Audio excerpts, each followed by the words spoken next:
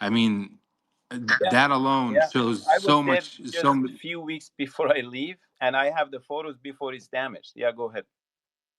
Yeah, and then imagine, then you have the, I think it was the Chechel Palace, if I'm not mistaken. It's called Chel Sutun, which is like 40 columns in Yeah, Isfahan. exactly. The 40 columns. Yeah, and then the Jami and the actual Jami Mosque of Isfahan, and then which was it Ali Palace? I think it was called. It's Ali Rapu, yeah. Yeah, Ali Kapu Palace. There you go. So all these things, and then they have the one near the Khurmabad Valley, which goes back to like I think 6,000 or 60,000 Yeah, around yeah, BC. yeah. So all these things is the same exact thing. It's like a copy paste of what they did in Iraq, what they did in Libya, Yemen, and it's just to destroy our history. So we don't know what our ancestors went through and what we lived and how we were living before. And then now they take us into a digital world where you have to have voter ID and you have to be this and you have to be this way or else you're a slave to a system. And it's very frustrating because I mean even the nuclear program like with Iran, like I mean the non-proliferation proliferation act of the treaty. I mean that went in effect in 1970 or 1971. I'm not sure. I'm sorry about the dates, but all they wanted to do is use it for their own means, and then they were willing to let go of a lot of things during the discussions. Then the sanctions came and let go of the sanctions and let go of certain things, but they were always being played. That's the thing. That's the thing about the United States and not the United States, the Zionists that control the United States and APAC and all that. So they play games, and then everybody's actually fed up. Whether it's Iraq, whether it's Yemen, whether it's Iran, whether it's Palestine, everybody is fed up because you know what? They're like they played us all these years. They colonized us all these years just by lies, just by showing brute force, and then we got scared because we have nothing to combat that brute force with. But in reality, a voice combats brute force. I mean, me myself as a child threw rocks at little tanks, and I felt like I was a king of the world, and then at that time, that's what true strength feels like. So the thing is, they divided and they conquered, and then we lost all that sense of let's stick together, let's do what we can with our voices, with our hands, with our minds, with our money, and then they took over the world. I mean, look at them. The one good thing that they do, I'm honestly gonna say, like you have to say the good and the bad. The Zionist entity and the Jewish people, what they do is all over the world because I worked in Latin America and Panama, the second largest free zone in the world, and it's all basically Jewish people. I don't want to say Zionists because I really don't know, but there were Jewish people. We made trade deals between us and them, and it was fine. But the one thing we realized is they actually stuck together as a community because they realized how low of a population they are, and a big portion of around 20 or 22% would go out into back into the occupied land of Palestine in order for them to gather all that money and keep it going and keep doing whatever they wanted to do and advance their cyberware and their technology and their surveillance and actually that was the one good thing. If us Arabs, I mean, when I say Arabs, I mean every single one in the Middle East or Turkey or Iran or we're all Arabs and Muslims in the end, and the sex don't really matter. But if we did that, we would have taken over the world, and not in a diabolical way, in a way where it's like we would have made this world flourish because we would have wanted the best for each other. And then there's a saying in Arabic that translates basically to a third of jealousy and evil eye is in the Arab states, and it's true, and I've lived it. You don't see an Arabic person or a Muslim person unless it's Christian. I'll say that the Christians they will want the best for you, but us Arabs and Muslims, when we see someone that's successful, we get jealous. we start saying, how did he do it? Oh, he's probably a money launderer. Oh, he's probably a criminal, or he probably sells drugs. And then you start your reputation gets ruined. And we really don't want the best for each other. So it really kind of sucks that they played the game right, and we could have played it right if we just didn't listen to mainstream media, and there was no TV, and people were just free thinkers the way we were 50 and 60 years ago, like back in the 60s and 70s. From what my parents tell me, I mean, those were the times, you know. So if there was no TV and everybody was just a free soul, a free thinker, and a person that really analyzes for themselves and not what just blind sheep following, I mean, the world would have been a completely different world. But this was Allah's plan and God's plan, and He's the best of planners. We just have to have the sabr and the patience to wait this out, because this is going exactly the way we want it, and it's all thanks to Allah, and thanks to Iran, and thanks to all the unification of the Christians and the Muslims. And that's what we got to keep doing and focusing on, because that's where that's where the real big war is gonna need real unity. And when they say this is a 2-3 week war, a 4 week war, I honestly see this as a holy war till the end of the liberation of Palestine, till the end of the liberation of the oppression from the Zionist state in every single country that's oppressed by them and controlled by them. So hopefully we'll get there real soon. And like I said, I truly believe what Sheikh Ahmad Yassin, the founder of the resistance of Palestine, said before he got martyred, and he was in a wheelchair. They put a laser on his wheelchair. Somebody was an agent, infiltrated agent from Mossad, put a spray basically that under his wheelchair. He rode his wheelchair, and then as he was walking out, he was saying, by 2027 is when the liberation of Palestine will start or will be free. And after a few hours, he was martyred. He was killed by a strike, a drone strike that only targets that specific spray that reaches the wheelchair that they sprayed it on. So so there's so many things that they played us on, and it feels like I'm rambling and talking too much and too many points, but it's so much to say and so much to explain. But slowly, I think I gotta get my points written down so we don't confuse people. Powerful, brother. Do I have a minute to elaborate? Sure, go ahead.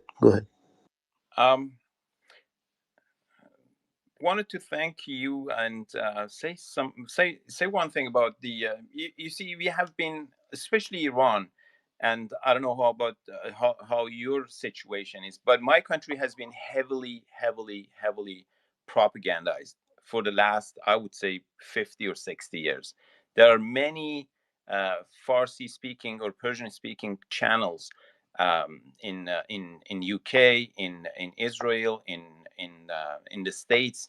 So for the people, it has become very hard to understand what's right and what's wrong, because when and the our own media has not done a great job. So a lot of people are not watching um, the state media because they did not deliver, and so a lot of people have been absorbed by these propaganda talking point stations. So and what has been seeded in people's mind is that the Iran's economy is bad because they spend all the money in Gaza, because they spend all the money in Lebanon, because they spend all the money in Iraq.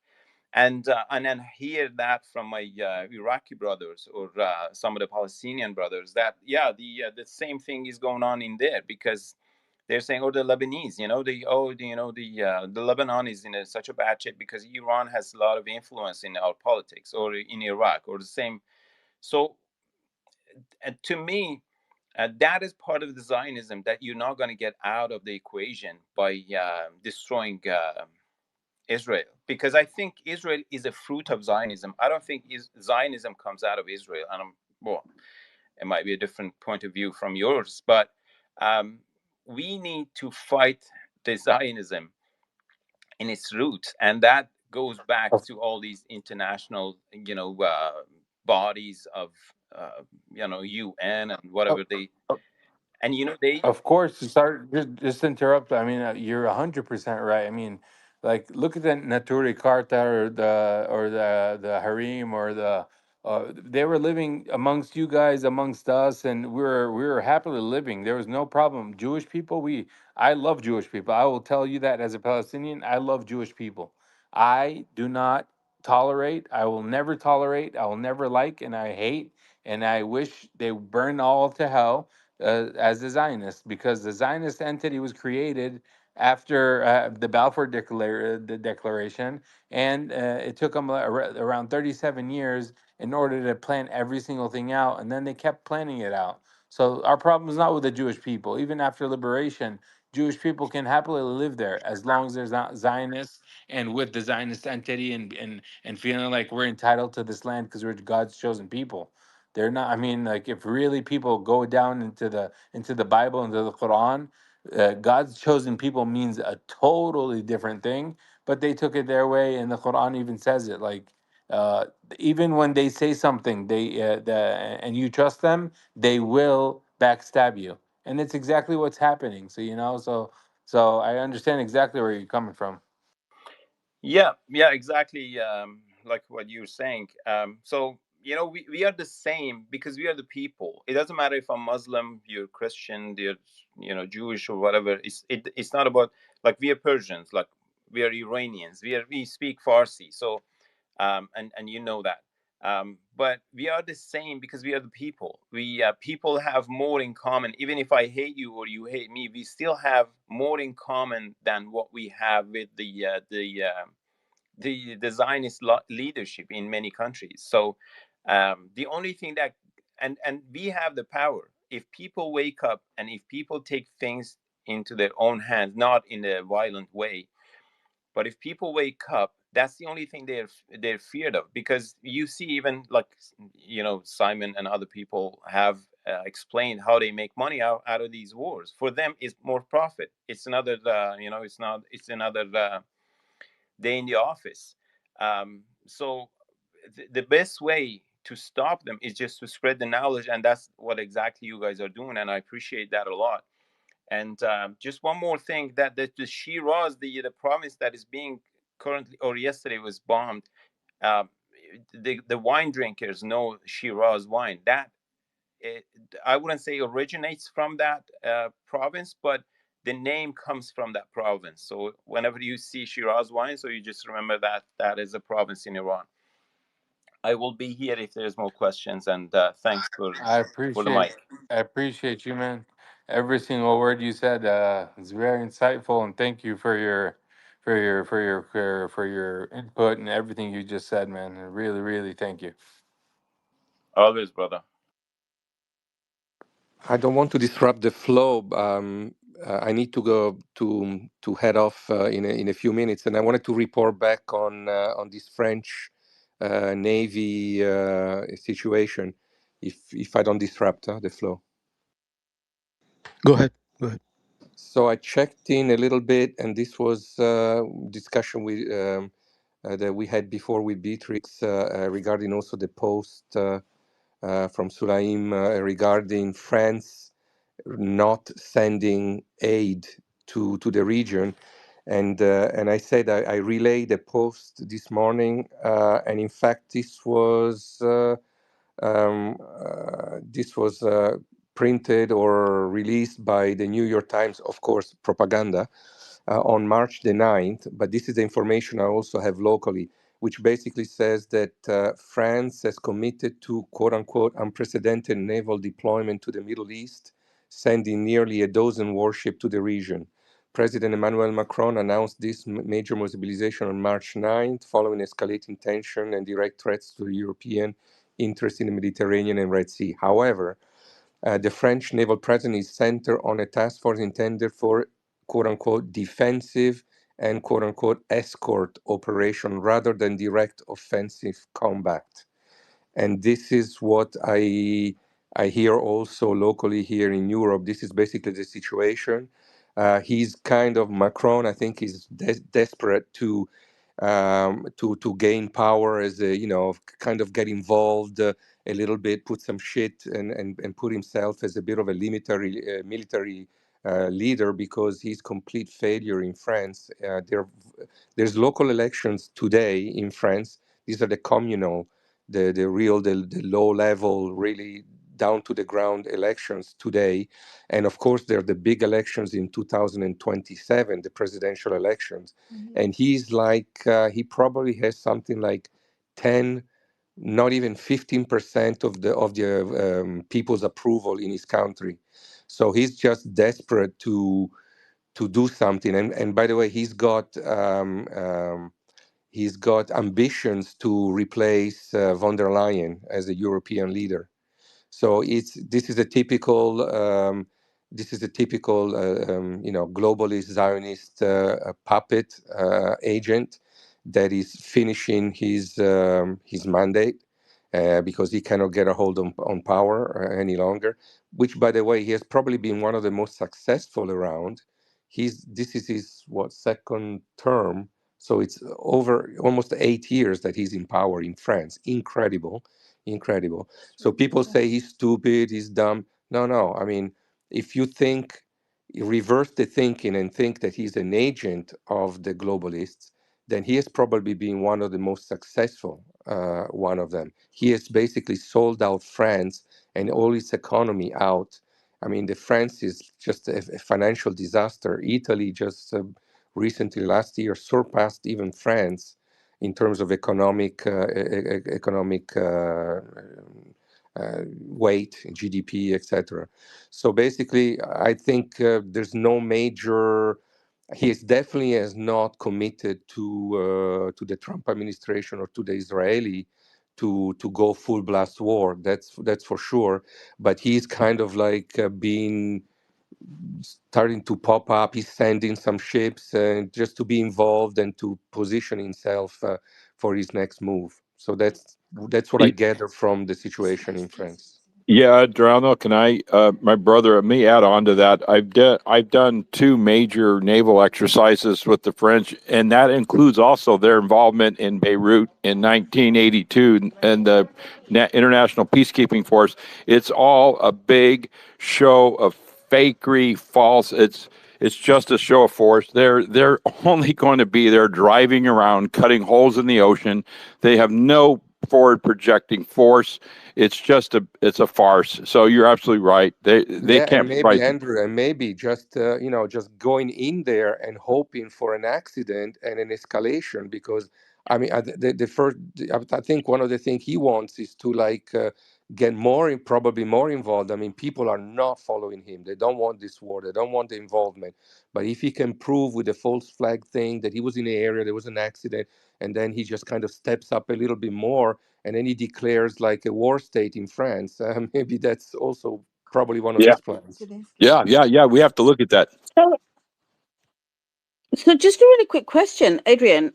Are you saying, if I'm understanding correctly, that Macron has come out on the record officially and said we're not sending warships? But are you saying they're still doing it covertly, but they just don't want people to know because they want the approval of people? They know people are against this war. No. He's sending some presence for defensive reason and to accompany the interests of commerce, etc. Plus, he's got some agreements. I don't know the details, but he's got commitments with some of the UAE and some of the other states in the region. Like Kuwait, I think. No, Cyprus is a UK based NATO base. Yeah. No, but he's got some commitments in the Middle East with some of those countries that host U.S. Military bases also. So he's kind of playing a little bit, and of course there's huge ties to Lebanon, historical ties, and a lot of people. And a lot of people are kind of like, why doesn't France step up and defend what's happening in Lebanon? So there's a mixture of a lot of things where he's kind of like, okay, whoa, I'm impressed. Plus, it's probably in my own interest to also position myself there, show that I'm a big international military chief, etc. So it's all bullshit, as you say, Andrew, I think. But it's being pushed in many sides. But he basically went public to say that he will support a defensive local presence, defensive. So he has not said. Yeah, that's different though. I understand. I don't want to conflate the two things. I'm asking you a really simple question. So let me, because it's for our listeners, I want to break it down. Well, you're talking about something different. Oh, by the way, guys, breaking news, explosions have been heard in Baghdad, in Iraq. And there's been huge explosions heard in UAE as well. So what I'm asking you about is France officially rejected Donald Trump's calls for help, saying it will not send warships to the Strait of Hormuz. I'm asking you specifically about that. That I is don't true, know. right? That I don't know. Well, that's what I asked No, you to it's find true. out It's true. because It's I true. couldn't The confirm French it. MFA it confirmed is, it. isn't I it, couldn't Adam? Yeah. confirm Yeah, it. the French. Yeah. The ship is only going to be near Cyprus in the eastern Mediterranean. So, but Trump is begging people to send their ships to the Strait of Hormuz. That's not going to happen. I Yes, heard you yes. last night. I heard you when I was driving last night, Adam. You were like, I said he was going to get on his knees, and the man's on his knees. And I was like, yay. So Adrian, the reason I'm asking you for that, right? Information, you're right about the defensive pact. So just for our listeners, the GCC countries have taken a position where they're saying we're going to defend our territories, but none of them have gone on the offensive to attack Iran. And what Adriano is saying is that France has agreed to provide them assistance, military assistance for that defensive pact because he's got a relationship with them. This specific thing about Trump, he's saying he's not going to send ships to the Strait of Hormuz. And the reason I asked you to find out what was the truth, Adriano, is because the UK government is pretending we've got no part in any of this, when actually we have. The American B-2 bombers, at the moment, they're using, from what I know, 3 of our bases: Guildford, Fairfield, and Cyprus.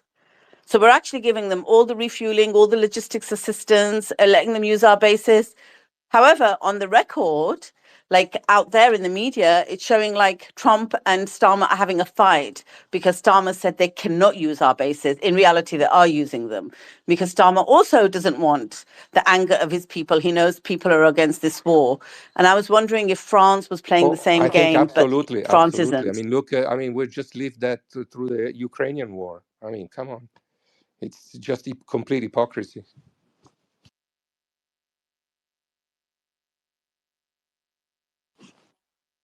Yeah. Welcome, Adam. I just want to make an announcement and I'll let Adam chime in. Guys, a new, and I'm a bit late with this announcement, so my apologies, but a new YouTube stream was started. You can listen to the space on the new YouTube stream. Go to Suleiman's YouTube profile. We'll pin the tweet in the nest shortly with the new link on it. But if you go to Suleiman's YouTube profile, and you can get to his profile by going into the nest, where you see myself and Suleiman on the space now. If you just go above that, there's a tweet there. It's got a link on it. Follow us on YouTube. Click that link. Follow on YouTube. Make sure you hit the bell icon. The bell icon will make sure you get notifications every time he goes live. It's free. You can subscribe to his channel. It helps enormously. So I really appreciate your help in doing that. So follow his YouTube, and there he's live with this space if you're having any difficulty here. So that did go live 27 minutes ago, and I'm just a bit late announcing it. So yeah. Oh my God! Look who's woken up. Inevitable. He's had a little nap. There Oh we no, He's I was go. come here the whole back. time. I was Yeah. listening. No, but no, I just wanted to, because you mentioned earlier how the GCC, Beatrix, you mentioned how none of them really retaliated at all for the attacks on Iran. And what I found interesting was how Pakistan had never attacked, they never retaliated either. Pakistan has a mutual agreement with Saudi Arabia that they signed last year. I think it was like in October. And any act of aggression against one is considered to be by contract an act against both. And again, that there were a lot of discussions about Iran's ongoing drone and missile strikes that were taking place. But despite that, you didn't see any activation, and I believe that that stems from Saudi Arabia not requesting or not or maybe even calling down any sort of offensive retaliation, because again, it is in the deal. It's even a bit more, from what I remember, it's a bit more um, provocative than Article 5 of NATO, from what I remember, where in NATO, when Article 5 is triggered, it has to be, by choice, right? If a NATO country gets attacked, they have to still make the choice to trigger Article 5. But in this defense agreement, from my understanding, it's sort of like an automatic, mandate of immediate and unilateral defense or offense, I guess, in this case.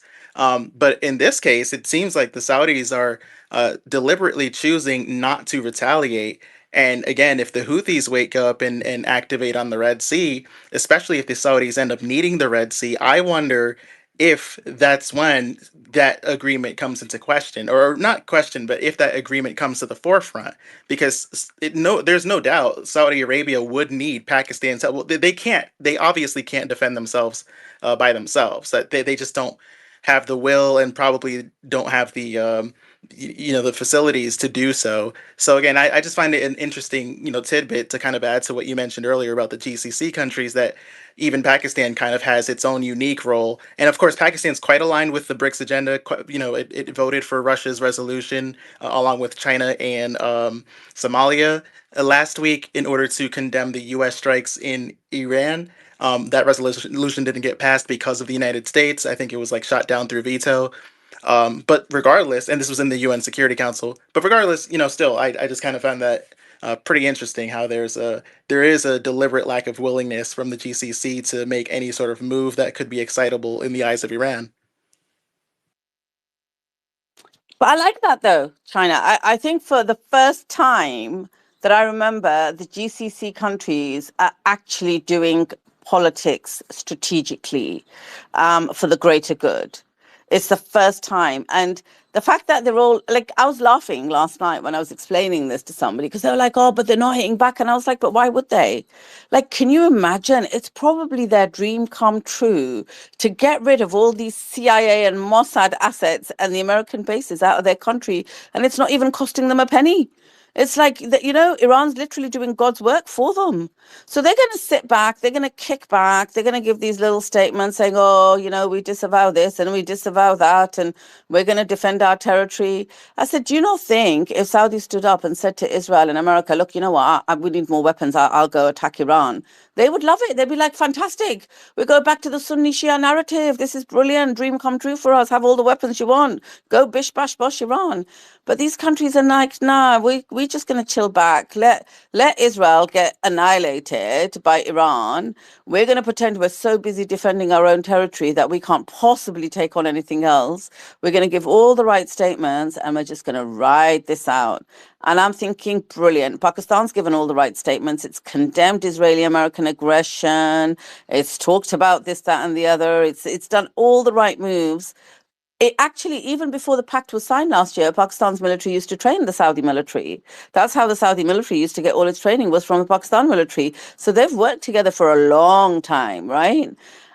They could easily step in if they want to, but they're like, nah. They all want Israel to be annihilated. That's what it is. Come on, that's what it is, right? China, that's what they want. They're just like, yeah, this is God's work being done here. Why are we going to interrupt it? We're just going to pretend we're so traumatized in our own country. Let them get on with it. I hope they all do, though. The UAE are the ones who I'm the most dubious about. But of course, no, I still agree, though. As a bloc, they are moving strategically, as you said, for what I hope is the continual greater good going forward.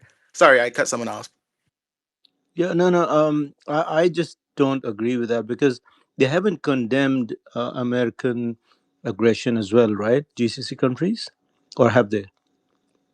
No, they haven't. But you know what the thing is, Ali? There's no need. Okay. Exactly. Tell him, Brother Omar, jump in. Like, what good is it going to achieve? Nothing. And they're going to have to then take a side, and then America's going to be upset with them. They literally want to ride this out with as much calm as possible. They're giving Israel and America zero reason to complain about anything, but they're just not getting involved. They're just going to sit back quietly, zip their mouth, pretend that they're so busy defending their own country. Iran, we agree with you. Yeah, Iran shouldn't be doing this. We agree with you. Iran shouldn't be doing this. They're giving the right words are being used, but actually, what are they doing? Nothing. They're letting Israel be annihilated. That's the point. Do you know what I mean? For the first time, they're using their head and they're actually playing this strategically. And I think it's beautiful. Yeah, and Israel and America are The complaining too. That's condemnation the is funny going to do part. nothing. They gave them nothing to complain about, but they are still complaining. Like Lindsey Graham, I remember you read his message, just crying about the Saudis not fighting, not going to war, which they would never. Saudi Arabia would never stand a chance, in conflict with Iran, even with everything that it has on its hands. Iran has just a few linchpins that it can target, and then just everything goes down. As far as their economy, but be that as it may, no, I found that funny, and of course, it's still, the West still has their abilities to inflict, like, intimidation and coercion, and I think they're going full speed on that. I do think that the West has a lot of tools in their wheel bag, or whatever it's called, their wheelhouse, right? But they can't. Again, there's a lot of reasons why it's not the right decision to continue. Like, nothing can ever be the same again. You can't return to where you came from, because you see where it got you, and it got them, destabilization and economic, risk, and that's completely of the volition of the United States and Israel. No doubt about that. And can I just jump in here, because I got a different take on all of this? Yeah, sure, HK. Just one thing I want to say to what China said. China, you're right, because Iran have been resistance fighters. Saudi have been like comfort zone, armchair kind of perspective watchers. They couldn't fight the fight with Iran. But yeah, HK, jump in. But the reason I think the GCC are not actually firing back into Iran is because of their own people. Because the second they do that, their own offensive and defensive, well, their military is going to be occupied somewhere, and no one's going to be able to take control of the home front. So a revolution can happen overnight, and that's the reason why they're not attacking. Now, in Pakistan's case, if Pakistan does attack Iran, the Baloch people, the separatists, they did state that they will fight the Pakistani army, including the TTP. They will start fighting the Pakistani army and the Afghan Taliban as well. So that's why Pakistan is, keeping clear of this as much as possible. They do say all these statements. They do all these condemnations. We stand with the people of Saudi. We stand with these people, and we condemn this and that. That's all they can do, because the second they act on anything, they're just going to get demolished.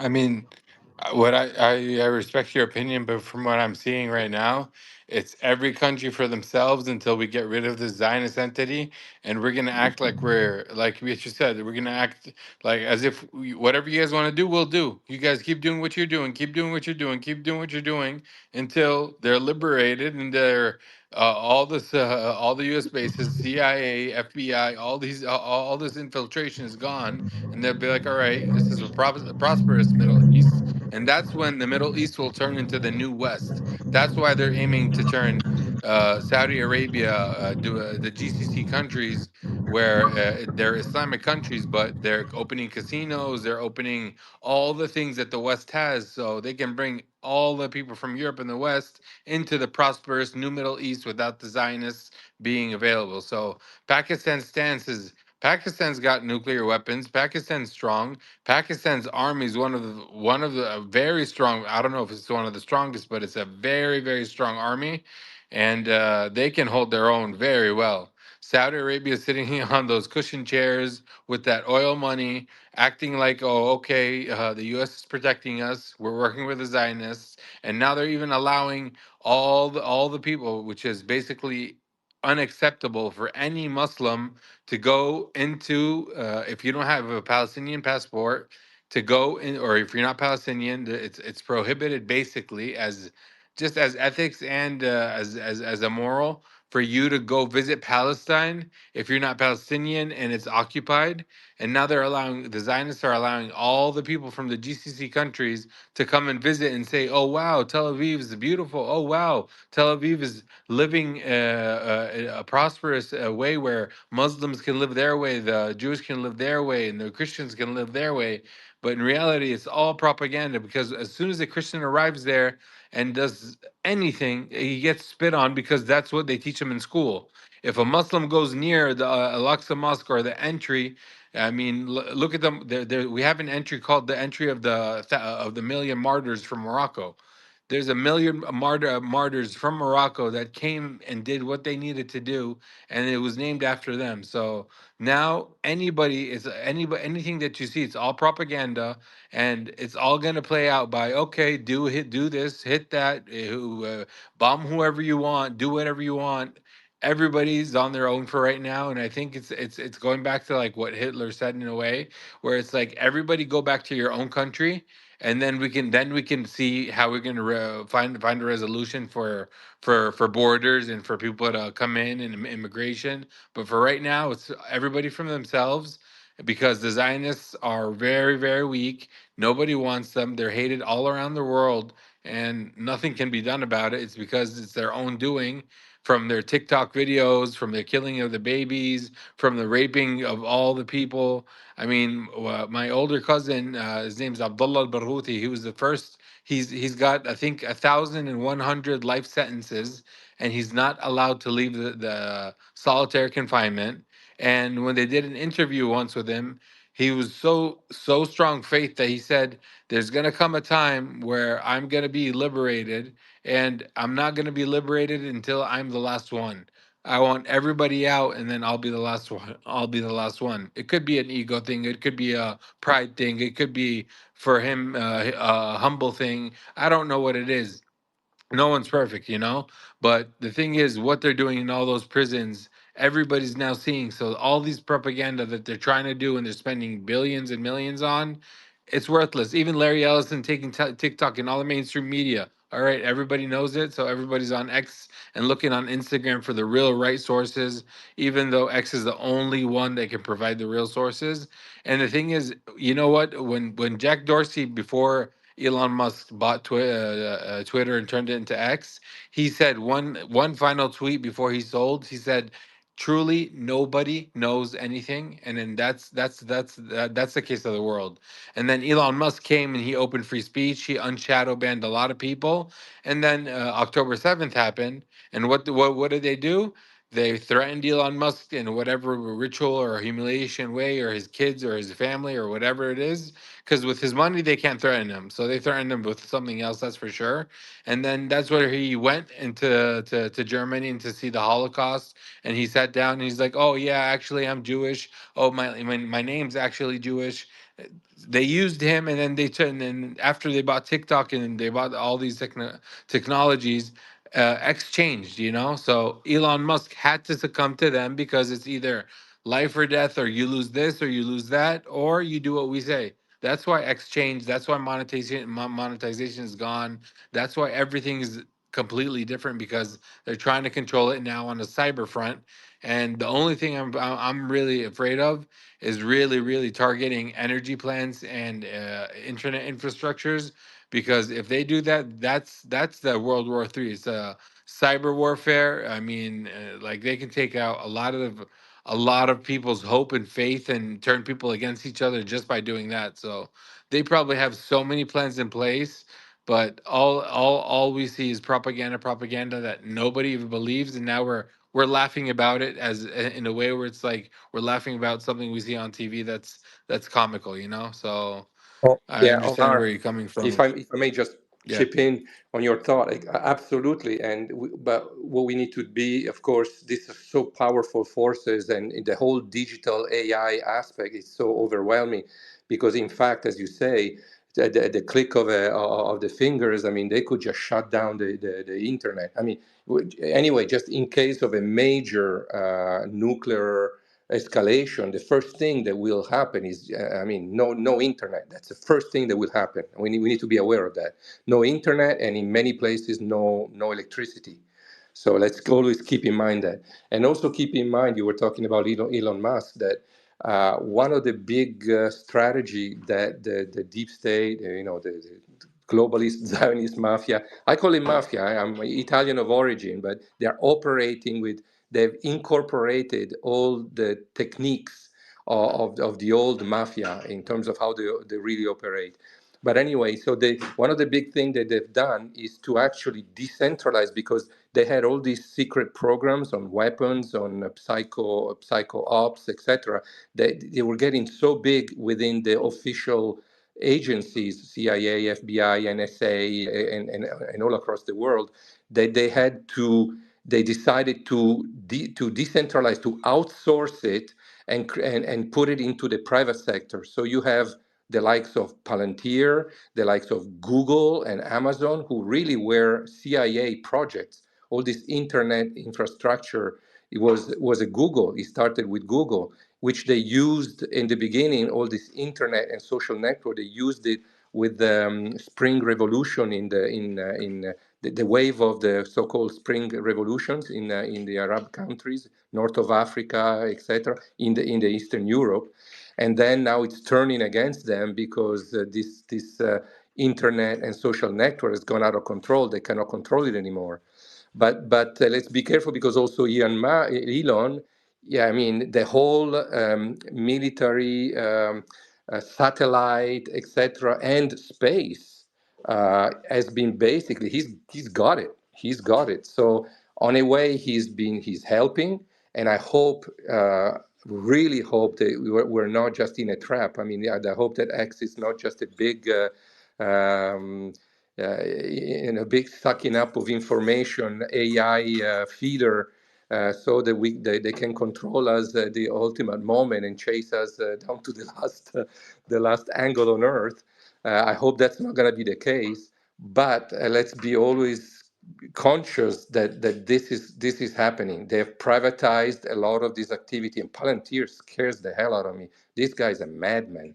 I mean, so these are my thoughts.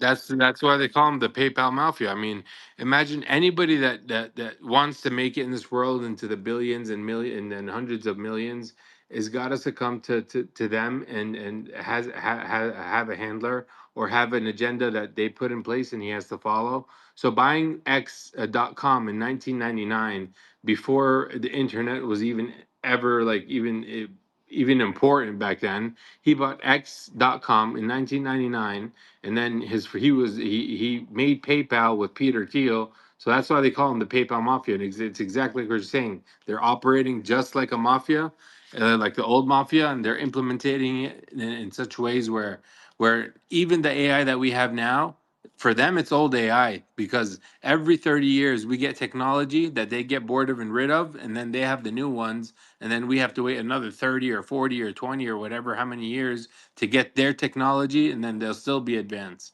But after after the Zionism control and entity's done, that changes, because humanity will become humanity once again. I'm not saying it's going to be purely love and love thy neighbor and do everything right, and it's not going to be exactly like that, because the world's good and evil, and some people are good, some people are bad. But we will go back to the original way of humanitarian causes, and actually being there for one another, and seeing how we can make the world a better place after all this destruction they have done throughout all these thousands of years. So Absolutely, and let's never forget that despite this is a great opportunity to be connected, to share, but it's digital, it's potentially fragile. Let's always remember to keep our local, our physical, our community contacts. That's also another very important safety network for all of us. And let's think about, should we be disconnected? Should we be broken up? How do we maintain a communication? Maybe a more physical, a more, I don't know. We need to be thinking, yeah, because this could be what we're living right now. This exact space, these conversations, could be very fragile. Well, 100%. I agree, my brother. 100%. Thank you, guys. Great discussion. I want to welcome Wajia Sharif to level 1 membership on YouTube. Guys, thank you so much. The guys are live, man. I think these guys on YouTube never sleep, to be honest. They're always on it. Thanks for all the news that's being posted on YouTube as well. Guys, if you want to join the YouTube, please do go and follow Suleiman's profile. The tweet is in the nest. The first post in the nest above where you can see Suleiman on the space is the truth about the Iran war. Follow us on YouTube and give it a follow. He puts all his interviews, his streams, everything is on there. And there's a great community that listen to the spaces, but they chat about the spaces and chat about all of us on there. Adam, are you with us? I want to ask if you just check your DMs for me. Sure. Thank you. Kay, jump in. Oh, thank you so much for giving me the mic. I just wanted to say this panel is amazing and how grateful I am for voices like Omar and Andrew and Inevitable, all of you. Absolutely amazing. And, you know, I don't mind. America needs to fall to its knees. It's, you know, we're not an easy country. We're not easy people. We're not as kind as, don't get the impression that the average American is so kind, because it's my country and we're not. We need to be brought to our knees. And along the lines of what Ms. was saying, yes, I've experienced myself firsthand wealth of very old money in here, in this country. Old wealth in Philadelphia region, Pennsylvania, and now I'm in the South. And I'm experiencing firsthand that they are complicitly silent. They have a stronghold on, you know, what they've been able to extract from this country and the people, and almost to the point where they're okay riding the coattails of Zionist Jewish people in this country that are now being attacked.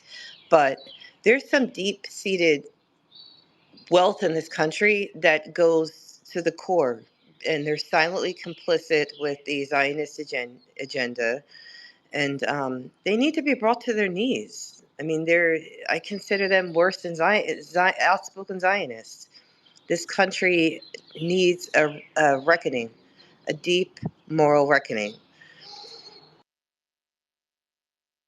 Wow, wow, honestly, thank you for that. I mean, I would never expect to hear that in my life, but it is what it is, and you're 100% right. But like it really like I just said before, I don't want to keep repeating myself and taking too much time, but it sucks because I know that it's not perfect and not everybody's as kind as we're thinking or we're saying, but for the majority part, the American is a patriotic person that loves his homeland, that loves his neighbor. That's how I knew the United States. That's how I lived it until it became a little cesspool.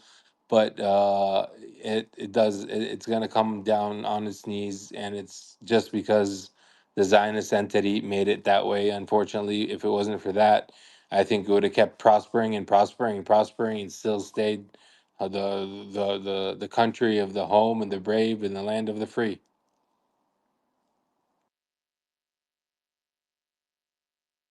If I may add a little, I as an Iranian, I still believe that the U.S., with all the wrongdoings that the government is doing, still the biggest hope for the humanity, because I think they got the Constitution right. They have the tools, but it got hijacked somewhere along the way.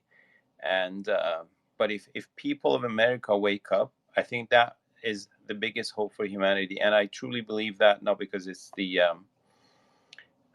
not because I'm here or but because I think they still, not just in the States, but even in my country, they still got the spirit to be free.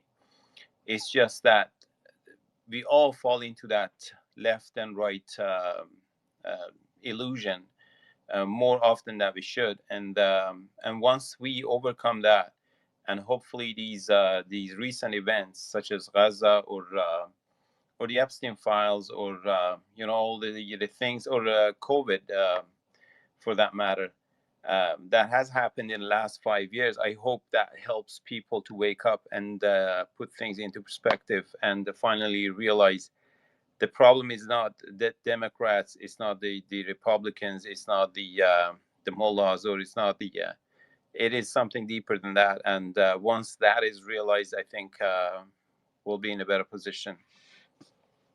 I think it's already realized, brother, but it's honestly, like Kay said, it's just too late. That's the only problem.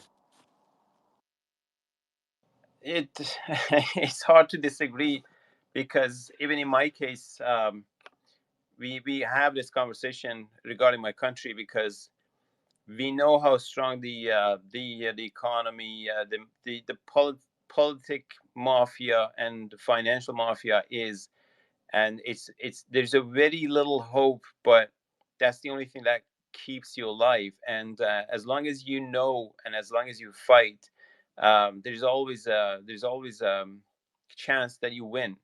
um, we are getting close to 2030, and for a lot of people that makes a lot of sense. That's why they have sped up the wars, and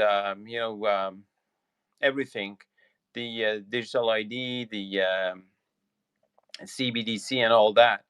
Um, but I think that's the only way we can, that's the only way we have, just to spread the news, spread the truth, and fight.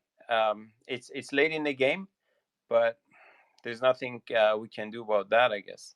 It's never too late. Yeah, I agree. And like I said, and I always say this, my duty is to fight. Maybe it won't be my share to win the battle, but I'm sure at the end of this road, somebody will win the battle, which is on my side. So right now, it's my fight. I'm gonna fight it like it's my last day, and I'm gonna give it 100%, if not 110. And I'm not saying it's late, because um, I just don't want to kill the hope. I know there is a way, and I know people can do it. So even though late, but at least we have the tools, I guess. And again, to the X, um, as as you mentioned, he is part of the PayPal mafia. He's for the longest time, he was one of the biggest contractors for Pentagon. He is part of the mRNA. He's deep in this thing, so there's no. I don't think that we should put a lot of hopes into this, but as long as we can use this tool, we should use it.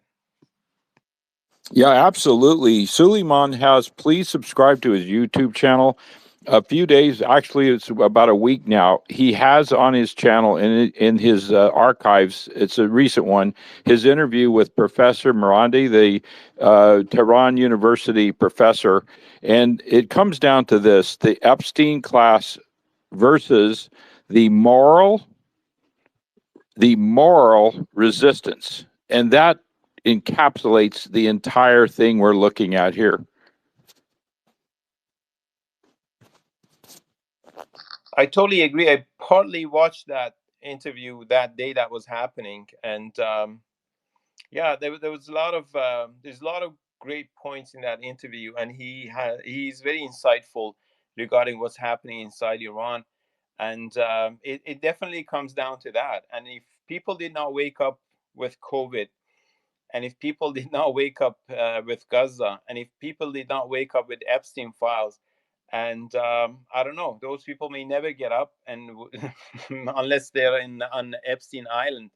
And I hope that we have enough people on our side to win this battle, and I truly believe we do. It's just that, how to organize, how to approach this matter. Yeah, absolutely. I mean, 100%. And I mean, and just by saying, I hope we have enough people. I mean, Iran, alhamdulillah, has more than enough people, and they're doing Allah's work more than anything. Imagine adding on to the people in this community, to Christianity and Islam. So there's more than enough people now, and we're all awake some in one way or the other, and we're just getting more woke in the right way, not in the woke mind virus, but woke in the right way, where it's like, okay, we got deceived. It's normal. We're humans. We made mistakes, but now let's do our due diligence on every single aspect till we truly believe in what they're saying or what they're telling us. So we got to that point, and if we got to that point, that means there's more than enough people to fight this fight. And Alhamdulillah, Iran is going to do the major part, and hopefully we can do our part and step in any single way we can and watch this show.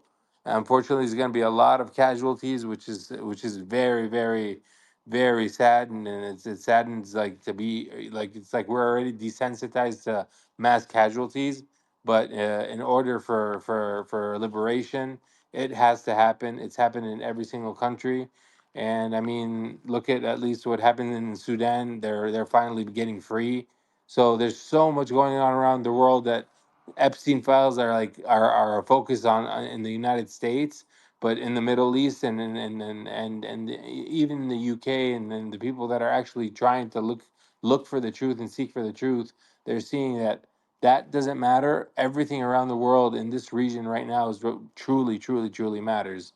And Alhamdulillah, I mean, honestly, all we got to say is praise Allah and praise God, and just unite, stay united, keep talking to each other, keep learning from each other, teaching each other, and having people like Andrew with all his experience and that compassionate heart, man. Like it gets to me every time. Every time you speak, it's like you go straight through my soul, man. So it's all love, and same to you, Mids Podcast. I mean, every single person that speaks and shares, it's an amazing thing to hear different thoughts and different trains of thoughts and different perspectives, because they all unite one thing in the end. So amazing job for everybody, and let's keep on going and hearing everybody else.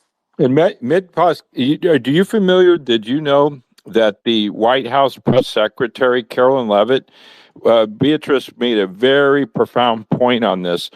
This space here, Suleiman space, was trending like 3 days in a row, trending, and it got the White House got notice of this, and when a White House press secretary Carolyn Levitt was answering questions, a reporter asked her, "Hey, you're painting this picture, but there's a complete opposite story coming out, radically different on X." She's referring to X, meaning here on social media. And Levitt, of course, they know about Suleiman Space. She lit up and came out violent and said, "No, that's fake news. Don't listen to that." Now, let's be clear on this. They have no, we've been put on notice. That means we just keep going. We are making a difference, my brothers. We are and sisters. We are making a difference when we speak out. And we're fighting a good fight. It's good versus evil. You know, they want to throw a label on you. Oh, you're a Hamas sympathizer. Oh, you're supporting the enemy. No, I'm supporting good versus evil. Those Islamists, they're not good. They're evil. Go beyond all of the rhetoric. Look at the heart of the matter. Who stands more justified before God? Those that slaughter innocent women and children, or those who stand against it and oppose this Zionist threat, this scourge? And I'll leave it there.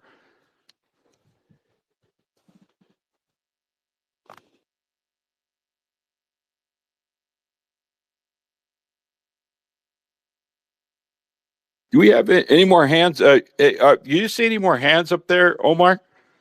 Or anyone else? No, I see no hands at all. I Trying to look here. may I add something. Yeah, go ahead, Mizo. I truly believe that they're afraid. They're scared of these spaces. That's the only thing they're scared of, because they got the biggest weapons. They got the biggest bombs. But the truth is what kills them, and 100% they do anything they can to bring down these spaces. You know, we have very, very small space, like sometimes 50 people, but even that gets reported constantly. People get dropped, and I'm sure you're experiencing more than that. And there are a lot of these independent journalists that I follow, and they all do experience the same thing. So anything that goes against their narrative kills them. And that, like, most of the time they win the wars on the social media. And this has been put out by Pentagon too, that I think it was 2013 or so, that they said that the next battle is fought in your brain. And part of that is the social media. And they greatly trying to control that. And again, Elon Musk coming to this, even, to the some point, even Tucker Carlson or others are, I think, I believe it's a limited hangout. So, and like even the who was the Linda Yaccarino was saying that you're getting freedom of speech, but not freedom of reach. So if you know how to manipulate their weapons, as they call it, unconventional war, unconventional weapons, this and other tools that they have. If you can manipulate that and use it against them, good for you. And I dearly appreciate that, and I've seen it because we are outside the country and we contact the people who are on the ground inside Iran. And when they hear that there are people out here who are fighting for them, they literally, they were shocked. The first time they talked to us, they could not believe that there are people out here, outside Iran. The diaspora has been such a disaster. Everybody inside Iran thinks that everybody outside Iran hates Iran, but it's not like that. It's just that they got the biggest megaphone, they got the biggest media coverage and stuff, and everybody thinks that people are happy to see their country bombed. So people who are inside Iran and see that, and they're fighting the evil, sometimes they're very desperate because they feel like the whole world is against them. And when we talk to them and we let them know that there are people outside Iran, even non-Iranians such as you guys, from all over the place, like literally all over the place, are siding with them, they become very happy, and they literally get a second life. So I appreciate what you guys do, every single one of you. All love, brother. We're all one, and I'm happy. I'm happy because everybody should feel like at least someone's standing up for them when they're in a tough spot. You know, the hardest thing in the world is being in a tough spot and feeling alone. But when you have faith, you're never alone.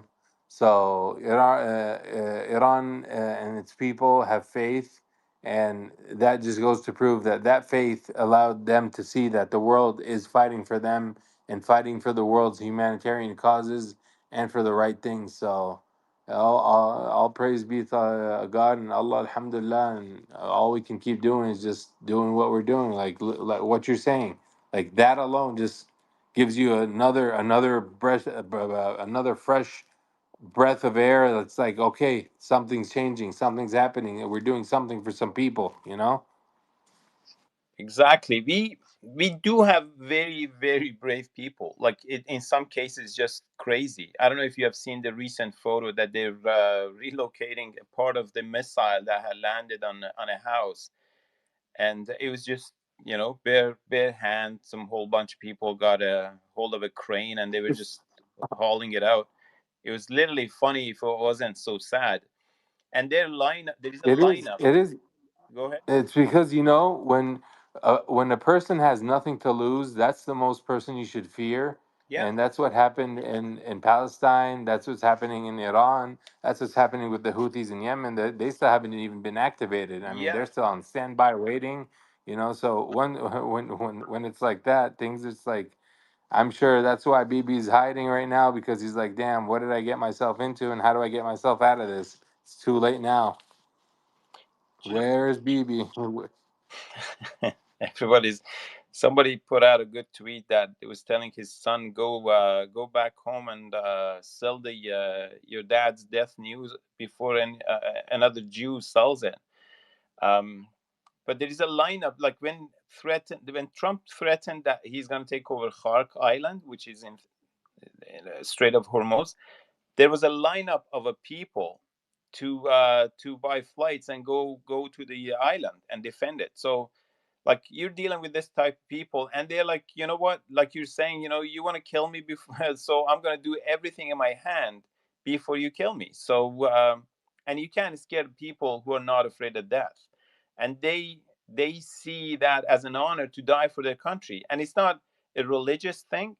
Even in the 8-year war we had with Iraq, which was a very unfortunate war, there were people, like, there were Christians, there were people, we didn't have atheism, but there were people who did not believe in anything, but they would go because that's their motherland, and they do anything, like they literally do anything to protect it. And again, that's that, add that to the religious part of it, and it's going to be very, very hard days ahead, but everybody is ready for it.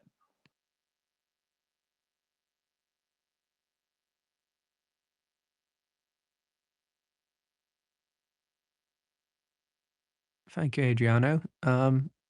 Is it just me, or is the panel, is Ali on the panel? I can't see any hands, but I can't see the full screen there, Adam. I can't even see you at the top. Are you co-host, Adam, up there? I don't see you. I'm not co-host. I'm just on the panel. Oh, speaking. Yeah. No, I can't see everyone. Are you there, Ali? Are you around? I suppose not. We have Raed, we have Ziad Kayali, Oh, we is Raed have on the panel? yeah, Adrian as well. And who? Adriano. Yeah. I can't see Raed on the panel. Is Andy on the panel and Hassan? Adam, they're saying they sent you co-host twice. Oh, I don't see it. Let me maybe. Do you wanna recycle and come back? Yeah, I'll try that. Yeah. And just 1 second. So sorry, guys. It is glitching. It is glitching badly.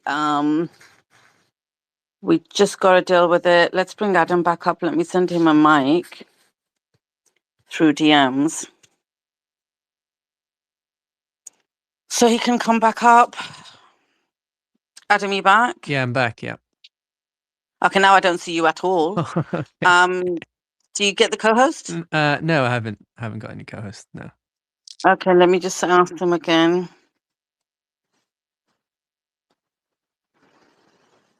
I don't know why they just won't leave us alone. They want this down so bad. They do, but you know, we just keep going. We will keep going. Why is that clown Reza Pahlavi speaking behind a bulletproof glass in Germany? Like, who's going to target him? He's such a clown. No one takes him seriously anyway. Like, what the hell, man? No one's coming after you, bro. Don't make yourself so important. No one cares. You know what I mean? It's ridiculous. That's exactly Adam, do you get it? trying to do. Yeah. They're trying to make him important because he's not. Sorry, you're talking about who? Reza. The clown Reza Pahlavi. Just Prince. 1 second, guys. Prince. Adam, did you get the co-host? No, honestly, no. I'm not seeing any co-host invite. That's wild. Weird. Odd. Yeah. Okay, let me try again. All right, so guys, Reza Pahlavi, that guy, you know, that Iranian frigging wannabe leader who's traveling around like Europe at the moment trying to rig up support. He's behind bulletproof glass. It's like, bro, no one after you, no one care about you, nothing. You don't need to. You can walk the streets and no one's going to do anything. Yeah, the president of Iran was walking the streets without anything. Same with the foreign minister and all the other senior leadership. So it just shows who's really unpopular. Yep. And I think that's what happens when people get attached to the materialistic life that we're living. They just fear for their life so much that they're willing to do anything just to preserve that life. So that's what we're seeing. And then you see the leader of Iran just walking the streets, praising the people, talking to the people, calming the people, shows true strength and it shows true cowardice. But in Europe, it's just another positioning. They want to make him feel important, and there is a terrorist potential and attacks and all this bullshit, you know? It's all a positioning, propaganda. When we went in the active duty Navy, when we went on an arduous patrol, we had a saying we adapted that came from the Vietnam War, is consider yourself dead, and that way you won't fear what happens. And I shared that, and very sadly with my son, same thing.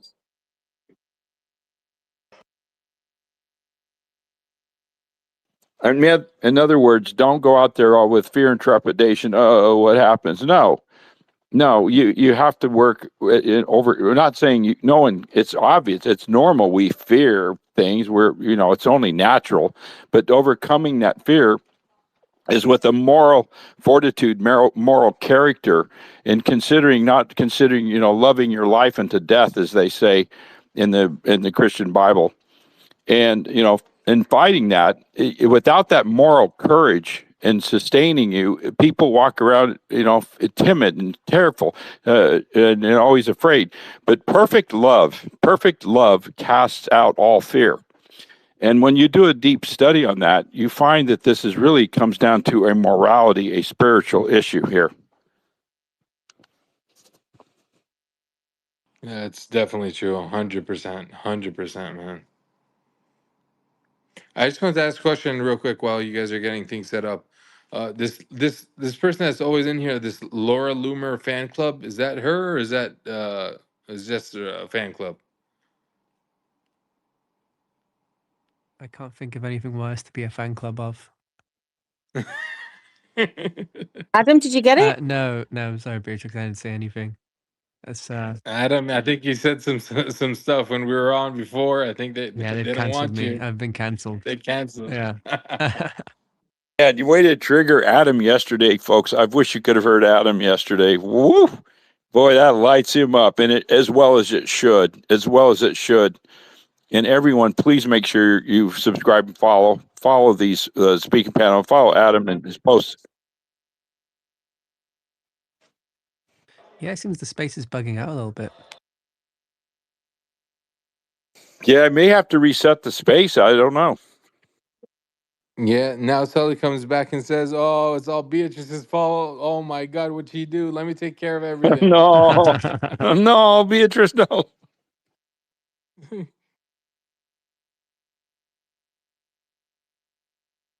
We got So, it. what's been happening since I've been away? I literally just came back now.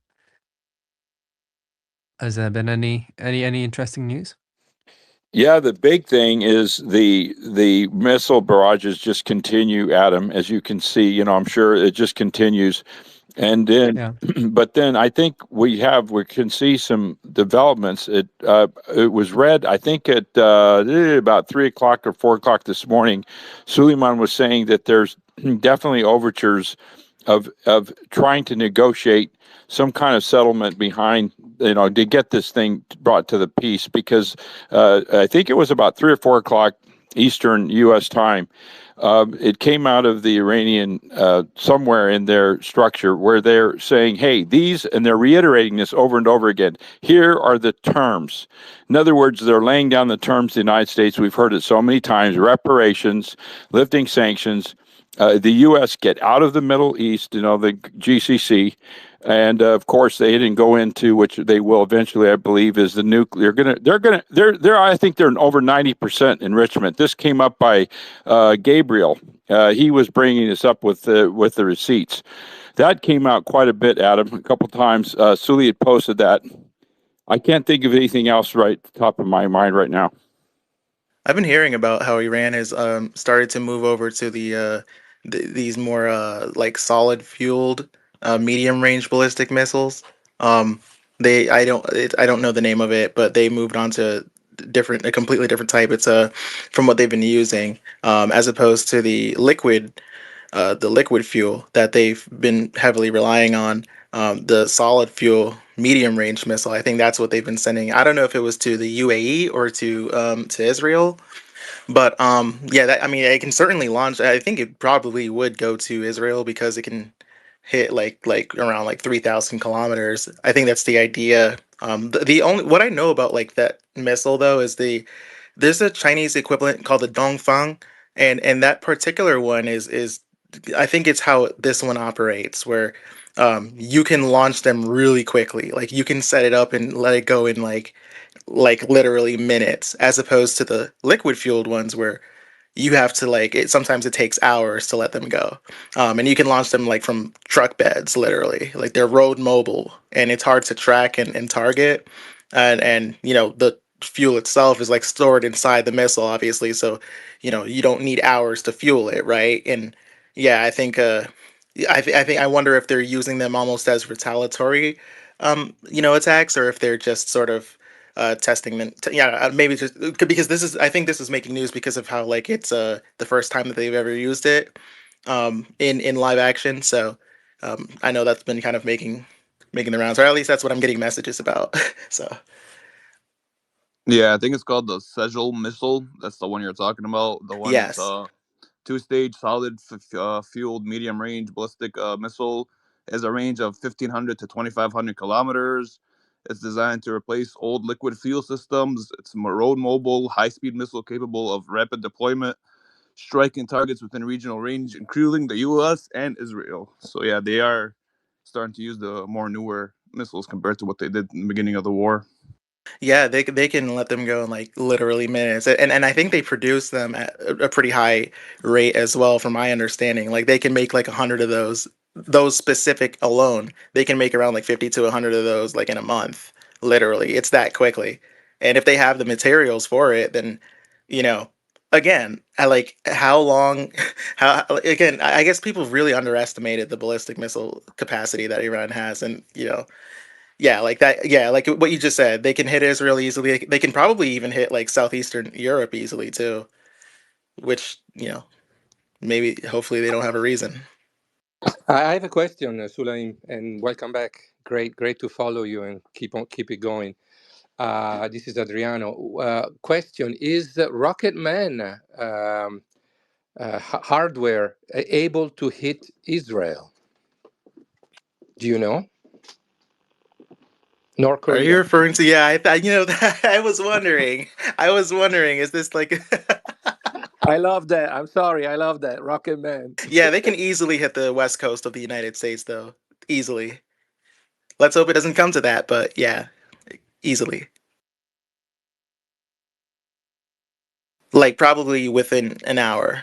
Maybe less. And of course, I'm sure the U.S. has some sort of defense capability, but it's not 100%, and all they need But is one. what about Israel? What about Israel?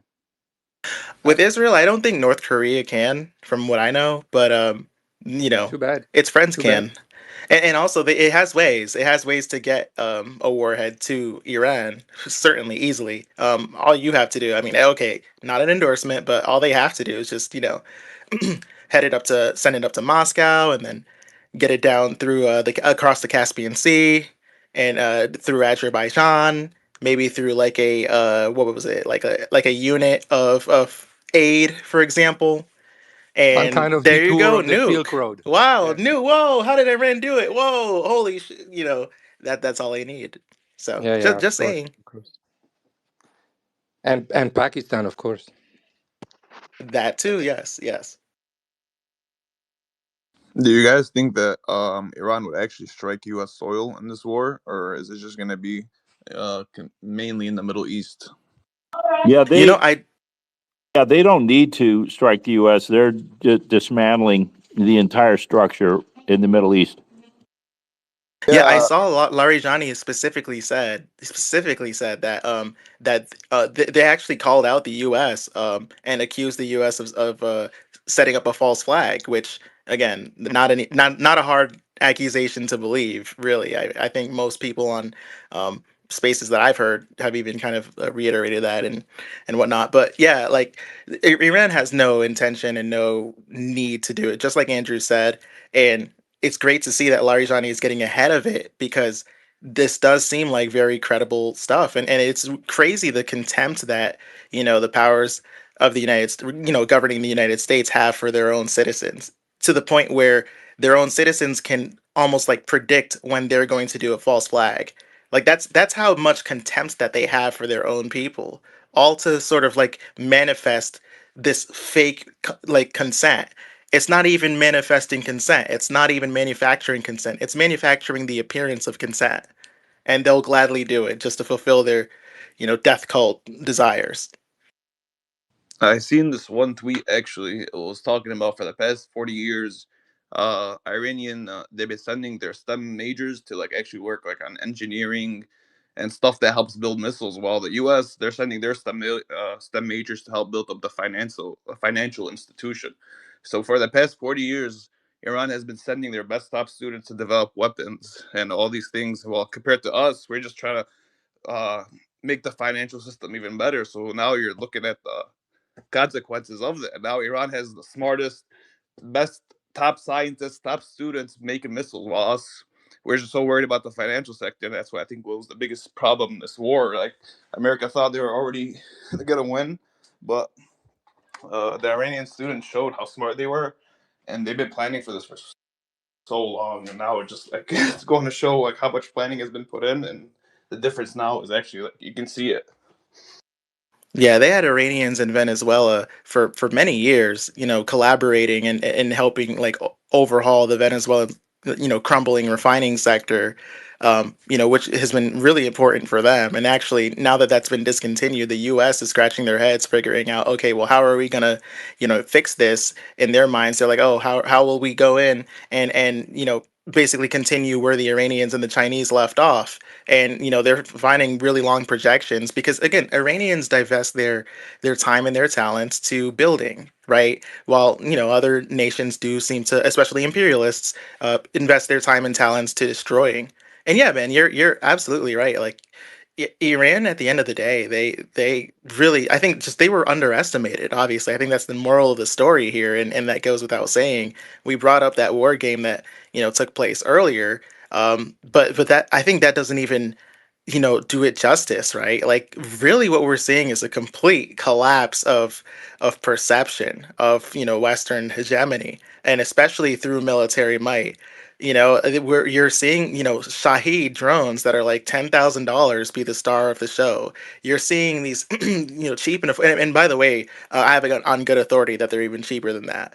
But you're seeing again just like a strategic, sound, effective victory on so many levels.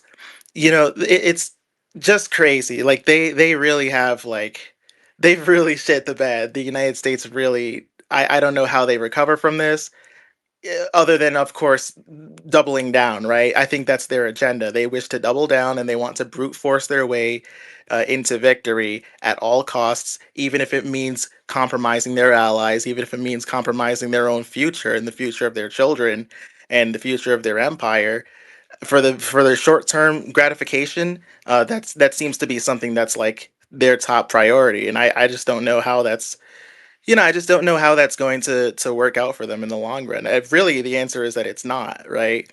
Even like even if they have so many contingencies, right? They have so many ways to sort of defend themselves, Iran, that is, from aggression and ongoing, hostilities. Yeah, man, I can't say enough. It's been a 5-star effort from Iran, and I hope more of that is to come. They have to be preventative. They have to be not just defensive, but also continually the proactive as well. Right? It's not enough to just simply react, and thankfully they haven't been doing that. They also have to be proactive. You know. But of course they've really won the world over again. The world, if they call themselves the most moral army, I think a lot of people would be on board, right? If they were the real most moral army. Um, yeah, like, oh, go ahead. Yeah, that's why Professor Morandi said that. He said we have to understand this is an existential war for Iran, and it comes down to this. And I'm sorry I'm repeating myself, but he said we're looking at the Epstein class, and there's a whole reason why he said that. In other words, an immoral, broken, reprobate, apostate, fake system coming against the moral resistance. Why do you think they burned those altars of Baal? Because Israel, in derision, was worshiping Baal. Yes, they were. No, they weren't. Yes, they were. I have the receipts. For 15 years, I've dedicated my life to studying the Bible, the Word of God, and the lies, the outrageous lies. And I'll just say this real quick. Inevitable. Remember the American, you could sense in his voice, and I love him dearly. I love my people. I'm an American. Do you remember his voice? He kept He challenged you with anger. Who's got the greatest Air Force in the world? No, Iran's not even on the map. You notice that inevitable. People are measuring this in a conventional war scenario. We are not fighting a conventional war. We are fighting a asymmetrical war, but folks can't wrap their mind around that. You're absolutely no. That's yeah, yeah, absolutely correct. And it's rubbing off in a bad way. And again, the GCC sees all of this, right? The US's allies see all of this, and they're being asked, they're being pulled in essentially to a conflict that they didn't start, and are being held responsible, I guess, for something that they really shouldn't be held account for, or have to account for, if you will, like that. Yeah, I couldn't agree more.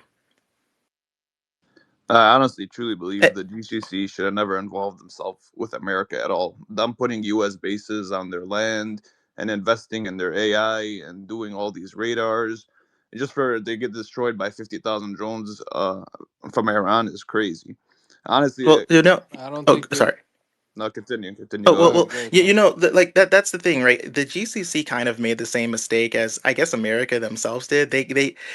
From the outside looking in, it really feels like they've overestimated.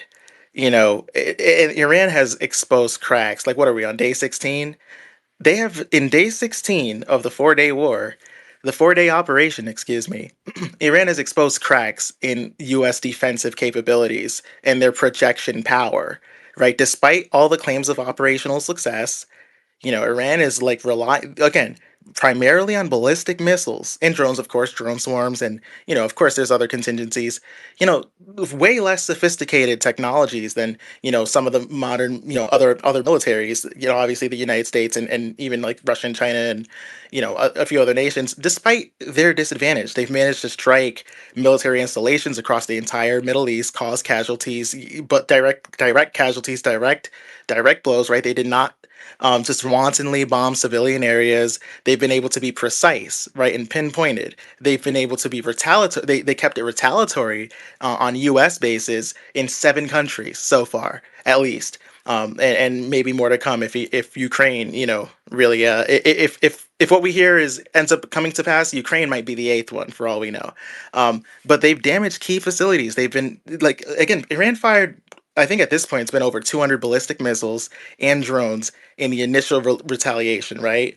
And the subsequent waves, we're on wave what now, like 50, 55? You know, we were on wave 30 when we were told that their stockpile has been depleted. Let's remember that. The US did not see this coming. They claim offensive success, and Andrew said it right. Like, again, is this if you want to compare, standard, again, like inventory versus inventory, sure. But if you compare strategy and just based off of like strategic planning, and what was your incentive, what was your objective, and was this accomplished? The answer for the US is clearly no. Iran has hit well over 6,000 targets. Their missile launches, excuse me, not Iran, I'm sorry, the US says that they hit over 6,000 targets, but from Iran's missile launches, they've been able to keep up the level of ballistic send-offs in a precise manner, right? It hasn't been this barrage all on Israel like we saw in the 12-day war. It has been a master class, a regional master class, not a barrage on Tel Aviv, and we're seeing those too, by the way, but not like this just dumping of missiles for the sake of causing max damage, but precise strikes. Even without Iran's navy, Iran's been able to sustain attacks, launch from dispersed sites. Like Hezbollah is activated at this point. The Houthis are at bay, still haven't even sent a single missile into the Red Sea yet, and the Houthis just have to sneeze in the direction of the Red Sea, and you might see the oil prices jump like another $50. And despite U.S. strikes, the repeated decapitation attempts, the over reliance is clear. They have over relied on offensive air power and have like wave their banner and march their flag on land that has not been claimed, essentially on a victory that has not been won, without ground forces, and they can't really succeed in a ground invasion at all. So what do they want to do? They want to get other nations involved because they know they need it. And the longer that this goes on, the less that this pretense of victory is able to be upheld and sustained. It's so clear. So yeah. They're playing chess. They're playing chess. Masters. Shout out China for letting Iran use all the satellite data to cause these precision strikes that you're saying inevitable. They were actually China's been giving precise locations to the Iranians, and that's the main reason why they have the ability to target things they want to do and not target civilians indiscriminately, like how USA and Israel does. Every time Iran targets, they send out multiple warnings. And they already told everybody in Israel to evacuate. So Well, and it's all Iran due has. to Oh, sorry. it's all due, like as I was saying, it's all due to Chinese satellite and the technology they've been supporting. Not necessarily everyone talks about like China and Russia. They really say it out. I feel like they're doing a lot of backdoor work that we have, yet to discover. And it's probably gonna show out later on in the war. Oh yeah, the precise locations and targets have from Russia in their case, as far as military and intelligence assets throughout the entire region, including Israel, which is a bigger than I think most give it credit for, the fact that Russia would do that in Israel. But the Baidu satellites that Iran uses, people have to also remember Iran has their own satellite. They have their own imaging satellite, right? Where they can, and they've been able to use it to target the refueling planes, especially. They've been able to use it to target more stationary assets like the refueling planes in Saudi Arabia.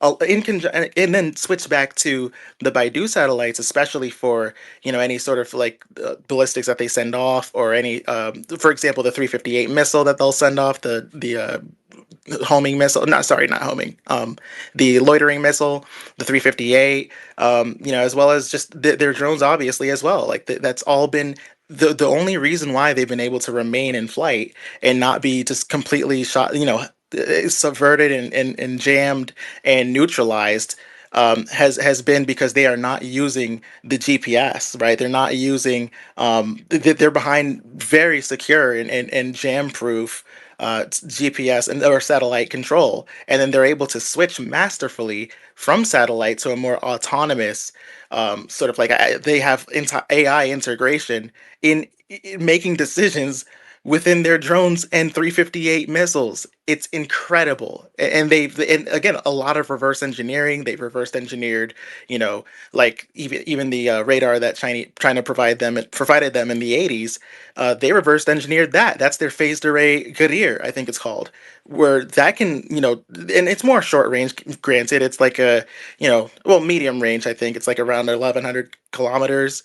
But that's been massively helpful, and they've been able to overhaul a lot of it and make repairs even since the 12-day war, when they had about like 5 or 6 of them shot down by Israel. And they've been able to revamp and expand on what was damaged and make new what was once broken. They have had a very heavy, self can do attitude. They've had an attitude of, okay, well, we're not just going to buy weapons, we're going to try to make them our own. Like, we'll buy some, for example, they'll buy from Russia, right? The S-300, for example, systems from Russia, right? They have their own Bavar 373s. And that's just reverse engineered, but it's also fit into their infrastructure, into their grid of, and their sphere of protection as well. So they really have like just, they have a full understanding of the region, of their homeland, their terrain, their, what their weaknesses and what their strengths are, and they've been able to accentuate their strengths while minimizing and masking their weaknesses, as far as like you know the strategy going so far. So I only hope for more of the same, and we might have a lot of surprises on the way. We'll see. And that shows the underlying intelligence of all this. And I think Russia displayed a similar approach in the Ukrainian war. It's not just blanket bombing, but very strategic, very precise, with a concern for civilians, etc. So I find good parallels between the approaches, and they are showing it to the whole world. You've probably heard about. Yeah. Oh, sorry. Go ahead. Yeah, no, absolutely. And I'm glad you brought that up. Adriano, I'm glad you brought that up. Here's why. We've had hundreds of interactions, and engagements with the Iranian Navy. The United States Navy has. Now, in those hundreds and hundreds, we don't hear about those, but they're analyzed. They are analyzed. What are the Iranians doing when they do these feigns, these mock attacks? They swarm. They're measuring the U.S. capability by every time they light up a radar, they measure those signatures, those ELIT signatures. They measure the frequency, the duration, the range, and they also measure our response time. All they're doing is measuring, stepping out, measuring the enemy. And in the asymmetrical threat, it is unfathomable to the average person to understand what the Iranians and Russians and Chinese have accomplished. The United States knows about it. Why do you think my dear esteemed Vice Admiral Ketcher, why was he fired as the director of the Joint Chiefs of Staff? He spoke up and said this is insanity. Now, I'm not privy to the inside word, but I know that he spoke against it. What about Admiral, a great man's man, Admiral Halsey down there at CENTCOM? He resigned. He walked out of the slow-moving train wreck. And Trump and Hegseth told in that horrific ritual of humiliation, hey, don't let the door hit you in the ass. If you don't like it, we're now war. Then don't let the door hit you in the ass on your way out. Get out of here. We don't want you. There was many flag officers fired and released. We know for sure Mossad has infiltrated our DOD. It's obvious. They're our DIA, that's intelligence. They're deeply embedded in our Pentagon. It's done. We are occupied. Yeah. Oh, go ahead. Oh, my bad. We've been occupied for a long time. Ever since probably JFK died, that's when I truly believe the Zionist regime took over America. JFK was the only one to stop the financial banking system. He was opposed of it, and they took him out. Ever since then, we lost. America used to be backed up by silver. Now we're not backed up by literally nothing. I think the only thing we're truly backed up on, correct me if I'm wrong, Andrew, is just the fact that we're just America and we just build stuff and we're the strongest. That's really what kept us, like, the economy growing. Besides that, I mean, we don't build anything in America. Everything we get from China. A lot of things are outsourced in America. The American economy, bro, there's this guy yesterday chat saying, oh, the American economy, the petrodollar keeps going up. I'm an American, I live here. If you're making $100,000 in America a year, you're still living paycheck to paycheck. So the American economy is suffering big time, and I think it's going to go even way worse. This is just the beginning, honestly. Absolutely. This was discussed we're in day 16 here. I've heard over 5 very gut-wrenching, deep conversations with financial experts in this space here. And what you said, is that Moffat speaking? Is that Moffat? I can't see you. No, it's Hamka. Who is speaking? I can't see this. Okay, is that you, son? Yeah. What we're seeing is, I can't. What we're seeing here. What you said, we have the receipts to back you up. I defy any fool to come in here and say, well, no, that's not true. No, we've got the receipts, a preponderance of evidence. I mean, just for gas prices alone, me and my family own a couple of gas stations out here in Michigan. And I'll tell you the prices of gas, like before the war started, my gas station was at $2.27. I literally hired it yesterday to $3.57, more than $1 jump, and it's only been like 2 weeks. So, I mean, if this war continues, we will see. It's already the national average is $5, but I think here in Michigan, because Michigan's like a 6% tax state compared to like everybody else, we're kind of like the cheapest tax. But even in Michigan, if gas gets to $5, it's over. Like, the people are already all broke. Nobody wants to pay $5 for gas. Cigarettes are like $17. You go to the grocery store one time a week, and then people call you financially irresponsible. It's not how it used to be growing up. That's for sure. Yeah, and even absolutely. Sorry. Well, go ahead, Adam. Well, even if the U.S. even if they found a way to back Iran maybe further into a corner. Like if they took the Karaj Island, right? Despite the choke points, despite the barrage assault, despite the drones that can swarm them, despite the 358s that can pretty much annihilate their aviation assault, their aviation mission, right? And basically render them defective, despite all of the tools that they have, the torpedoes, the subterranean unmanned underwater vehicles that can be both explosive as well as subversive as far as through electronic warfare. Even if you put all that to the side and the United States is able to overcome that and seize that island, if you push Iran further, they still have access to their well, the word is proxies. I think everyone calls them that, but it's really their allies. They still have access. The Houthis are again waiting in the wings. The Houthis have the easiest job in this entire show here. Like they can just they don't even have to send a missile out. They can just publicly announce, yeah, no go zone. Yeah, we're no access to the Red Sea whatsoever. They can literally just put out the statement. And insurers, Wait, you have to explain why they haven't done that already when Iran has been pummeled for 2 weeks. You have to explain that. Well, again, pummeled is your way of putting it, right? But again, because we're they're in a strong position. Well, you're right. Yeah. This is an asymmetric war. Look, Go ahead, you got it. What you don't understand, Manco, I would like to explain to you is that the Republic is playing a very careful game. It's only using the amount of force that it needs to use at any moment in time. You see, the playbook of the Jewish colony and America is to use maximum force at all times to try to subdue your enemy. The Republic's tactic is, look, we don't want to inflict death and destruction on the region. We want to be able to carefully calibrate, minimize the human cost. How can you say those words? How can those words be coming out of your mouth when the first thing Iran did was start attacking civilian ships in the Gulf and in the Strait of Hormuz, and just went weapons free on all the Gulf countries? How many people died? How many people died in those attacks? Including civilian infrastructure, not just limited to US bases. How many people died in those attacks? Have you got numbers? How many people died? They attacked the ships to stop that. Look, they warned them. Who cares? Look, who cares? They have every right.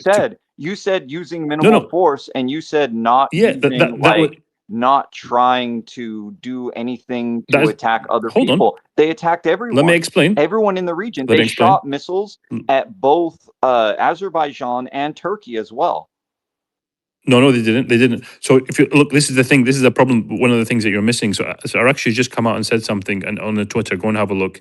He said that a lot of the strikes that took place were not actually us, and we're happy to put a committee together to understand where those are from, because one of the tactics IRGC, which he doesn't have command over.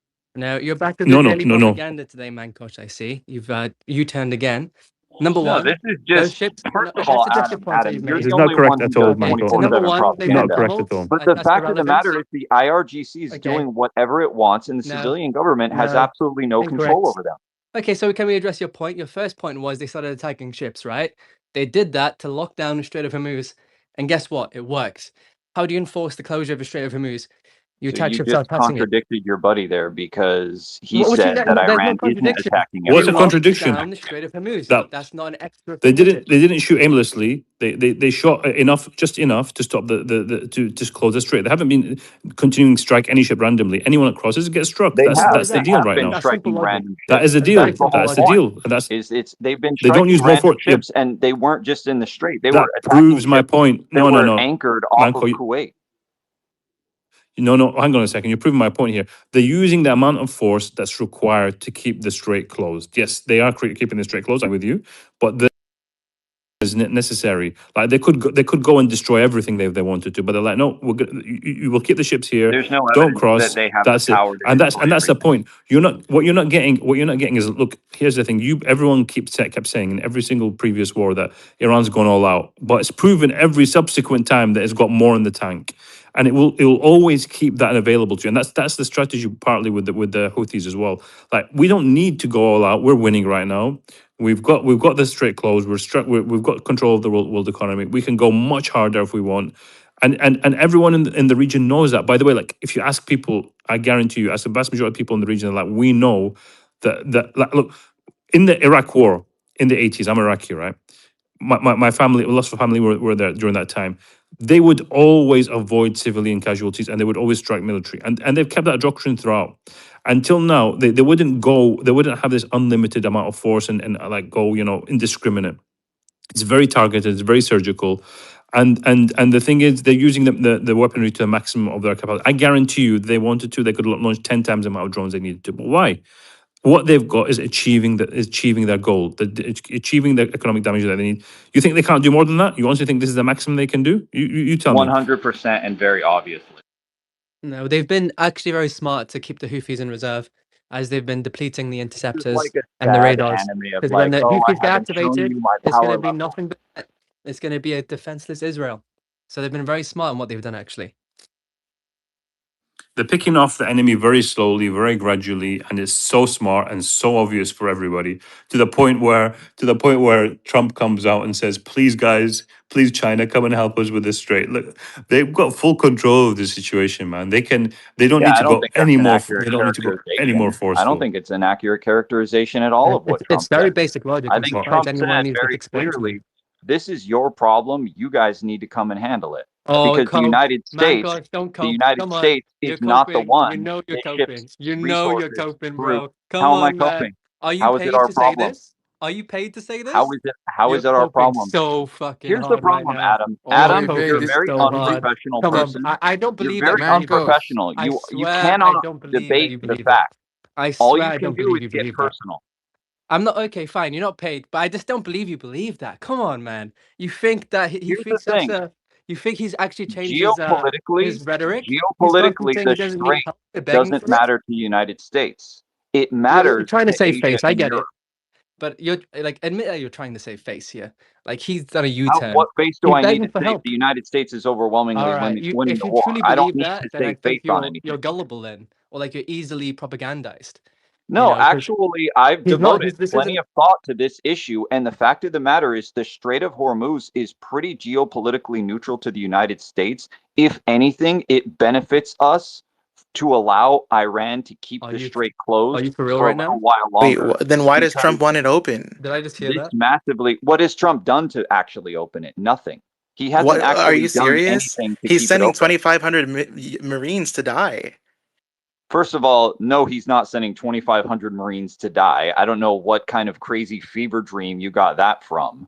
Why But is he he's sending them? Why is he sending he's them into the starting Gulf at 2 weeks all? in. 2 weeks into the fight, he's starting to send additional ships. Starting to. Because yes, It's so if the So funny. you just It's strait said so were to funny. stay This closed is He's comedy. in begging the for This is long additional pure ships. term, He's comedy. begging if the everyone to strait, send their ships. excuse me, if the strait were to stay closed in the long term, like for months, then eventually, yes, that would have negative effects on the United States through Wrong. indirect means. Wrong. But Much if the sooner than strait that. That's stays incorrect. closed for like a month, that's actually going to benefit us. You're conflating can I say something, the Mancos? financial effects with geopolitical effects. It's a geopolitical nightmare. It's No, it's the objectively opposite. It's a horrible. geopolitical boon to the United States. Mancos, I just want to Wow. say something. Yeah, I mean, Incredible. don't. I really mean this honestly. You don't believe this, and No, you don't know what I we're believe, all and I standing think with you the need to United debate States. the We don't. facts instead of trying to like think Can you you can let read my Can you mind. let a man You don't have speak, man? psychic powers, If man. It you makes could you. produce a It fact, it would be emasculates you. amazing It today. emasculates you when you cut off someone. This is a community of respect. It doesn't. I'm But just if trying to people let you come at know. me and You keep don't. interrupting me, I have to defend No, myself. You can't have a circular firing squad where you've got like 5 guys all jumping on me all the time. you're right. You're right. That's why everybody's nobody's talking. First of all, Adam was the one who was talking, so let him talk, and then we can go in turns. No, I made my point. Trump said he was going to close the Strait of Hormuz. He said it's going to be closed soon. He told the UK, "We don't need your help. Take back your warships." And now he's begging everyone to send their warships. He's like, "This should have always been a team effort. This should have always been a team effort." He's completely rolled it Do you back, know, pulled onto genuinely, back. Mancos, What's that, Hassan? Go ahead. genuinely, Mancos, I want you to be open your mind, open your heart up. Just look at how Hegseth is speaking. Look at how Trump is speaking. Look at how Rubio is speaking. These are not people in control. And if you genuinely think these people are in control, I honestly, I feel sorry for you. That's all I'll say. Yeah. Well, listen, not only are they in control, but Trump's statements are actually 4D chess, and you guys just can't see it.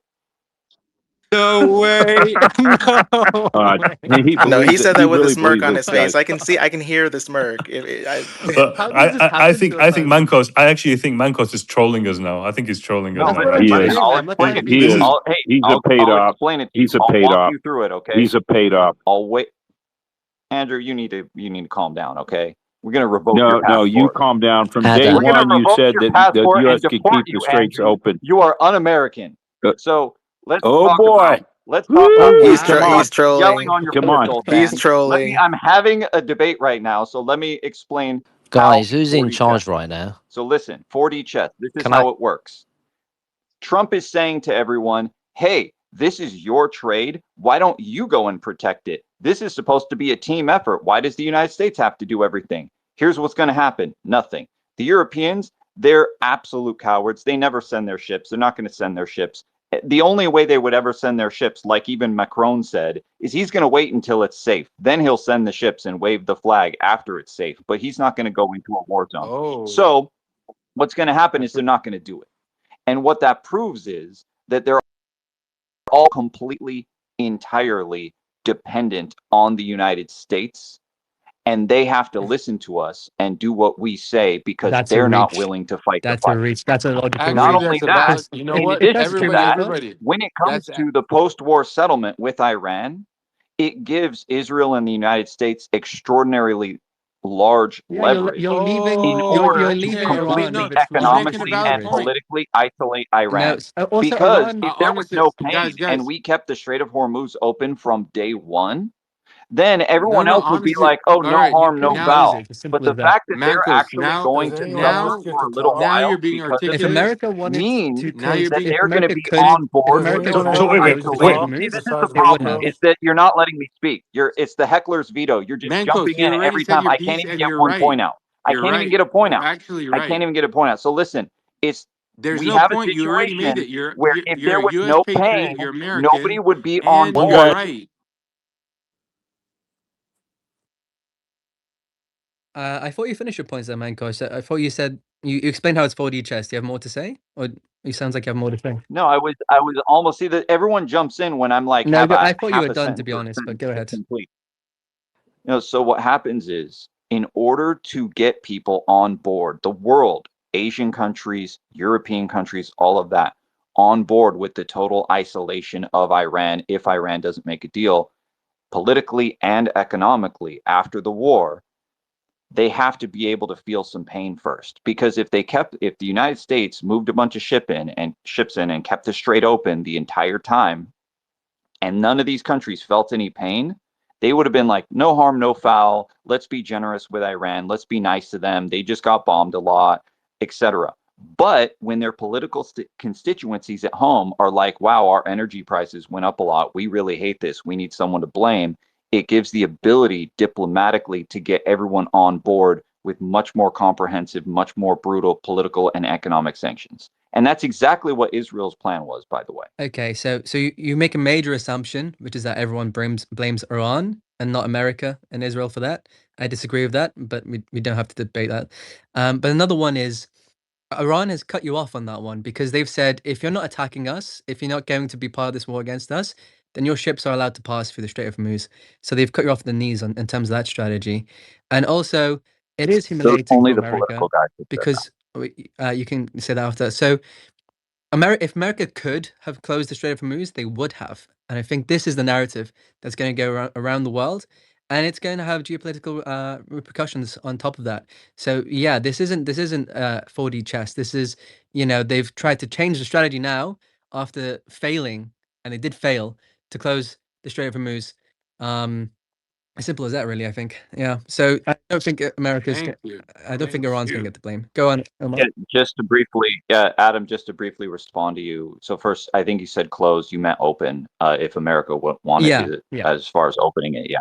So, and when it comes to Iran, so the political leadership and the IRGC are both contradicting each other and saying different things. The political leadership has been saying for over a week, the strait is not closed. We're going to let ships through, all this stuff.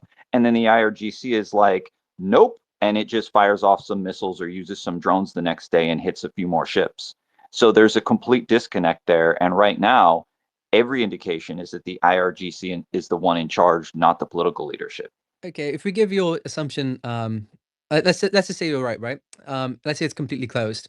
You're still giving Iran its key strategic leverage in this war of, you know, and it will affect America. Like the war, we've had many finance experts come on this panel and describe how financial Armageddon is the future. If you know if this remains open for even a month, never mind months, just for a month, you know, and that is you may think it may create some hate for Iran, but it's also going to create hate for America, and you can't close the Strait of Hormuz. That's always going to be a problem. And like you said, Europe isn't going You to help keep you. flipping closed and open. Europe isn't going to You help mean you. you can't open? What's that? Europe isn't going to help you. So Adam, you kept saying eventually, closed when you meant open. yeah, You had the words so for it. yeah, you can't open it. Hey, You can't open the Strait of Hormuz, right?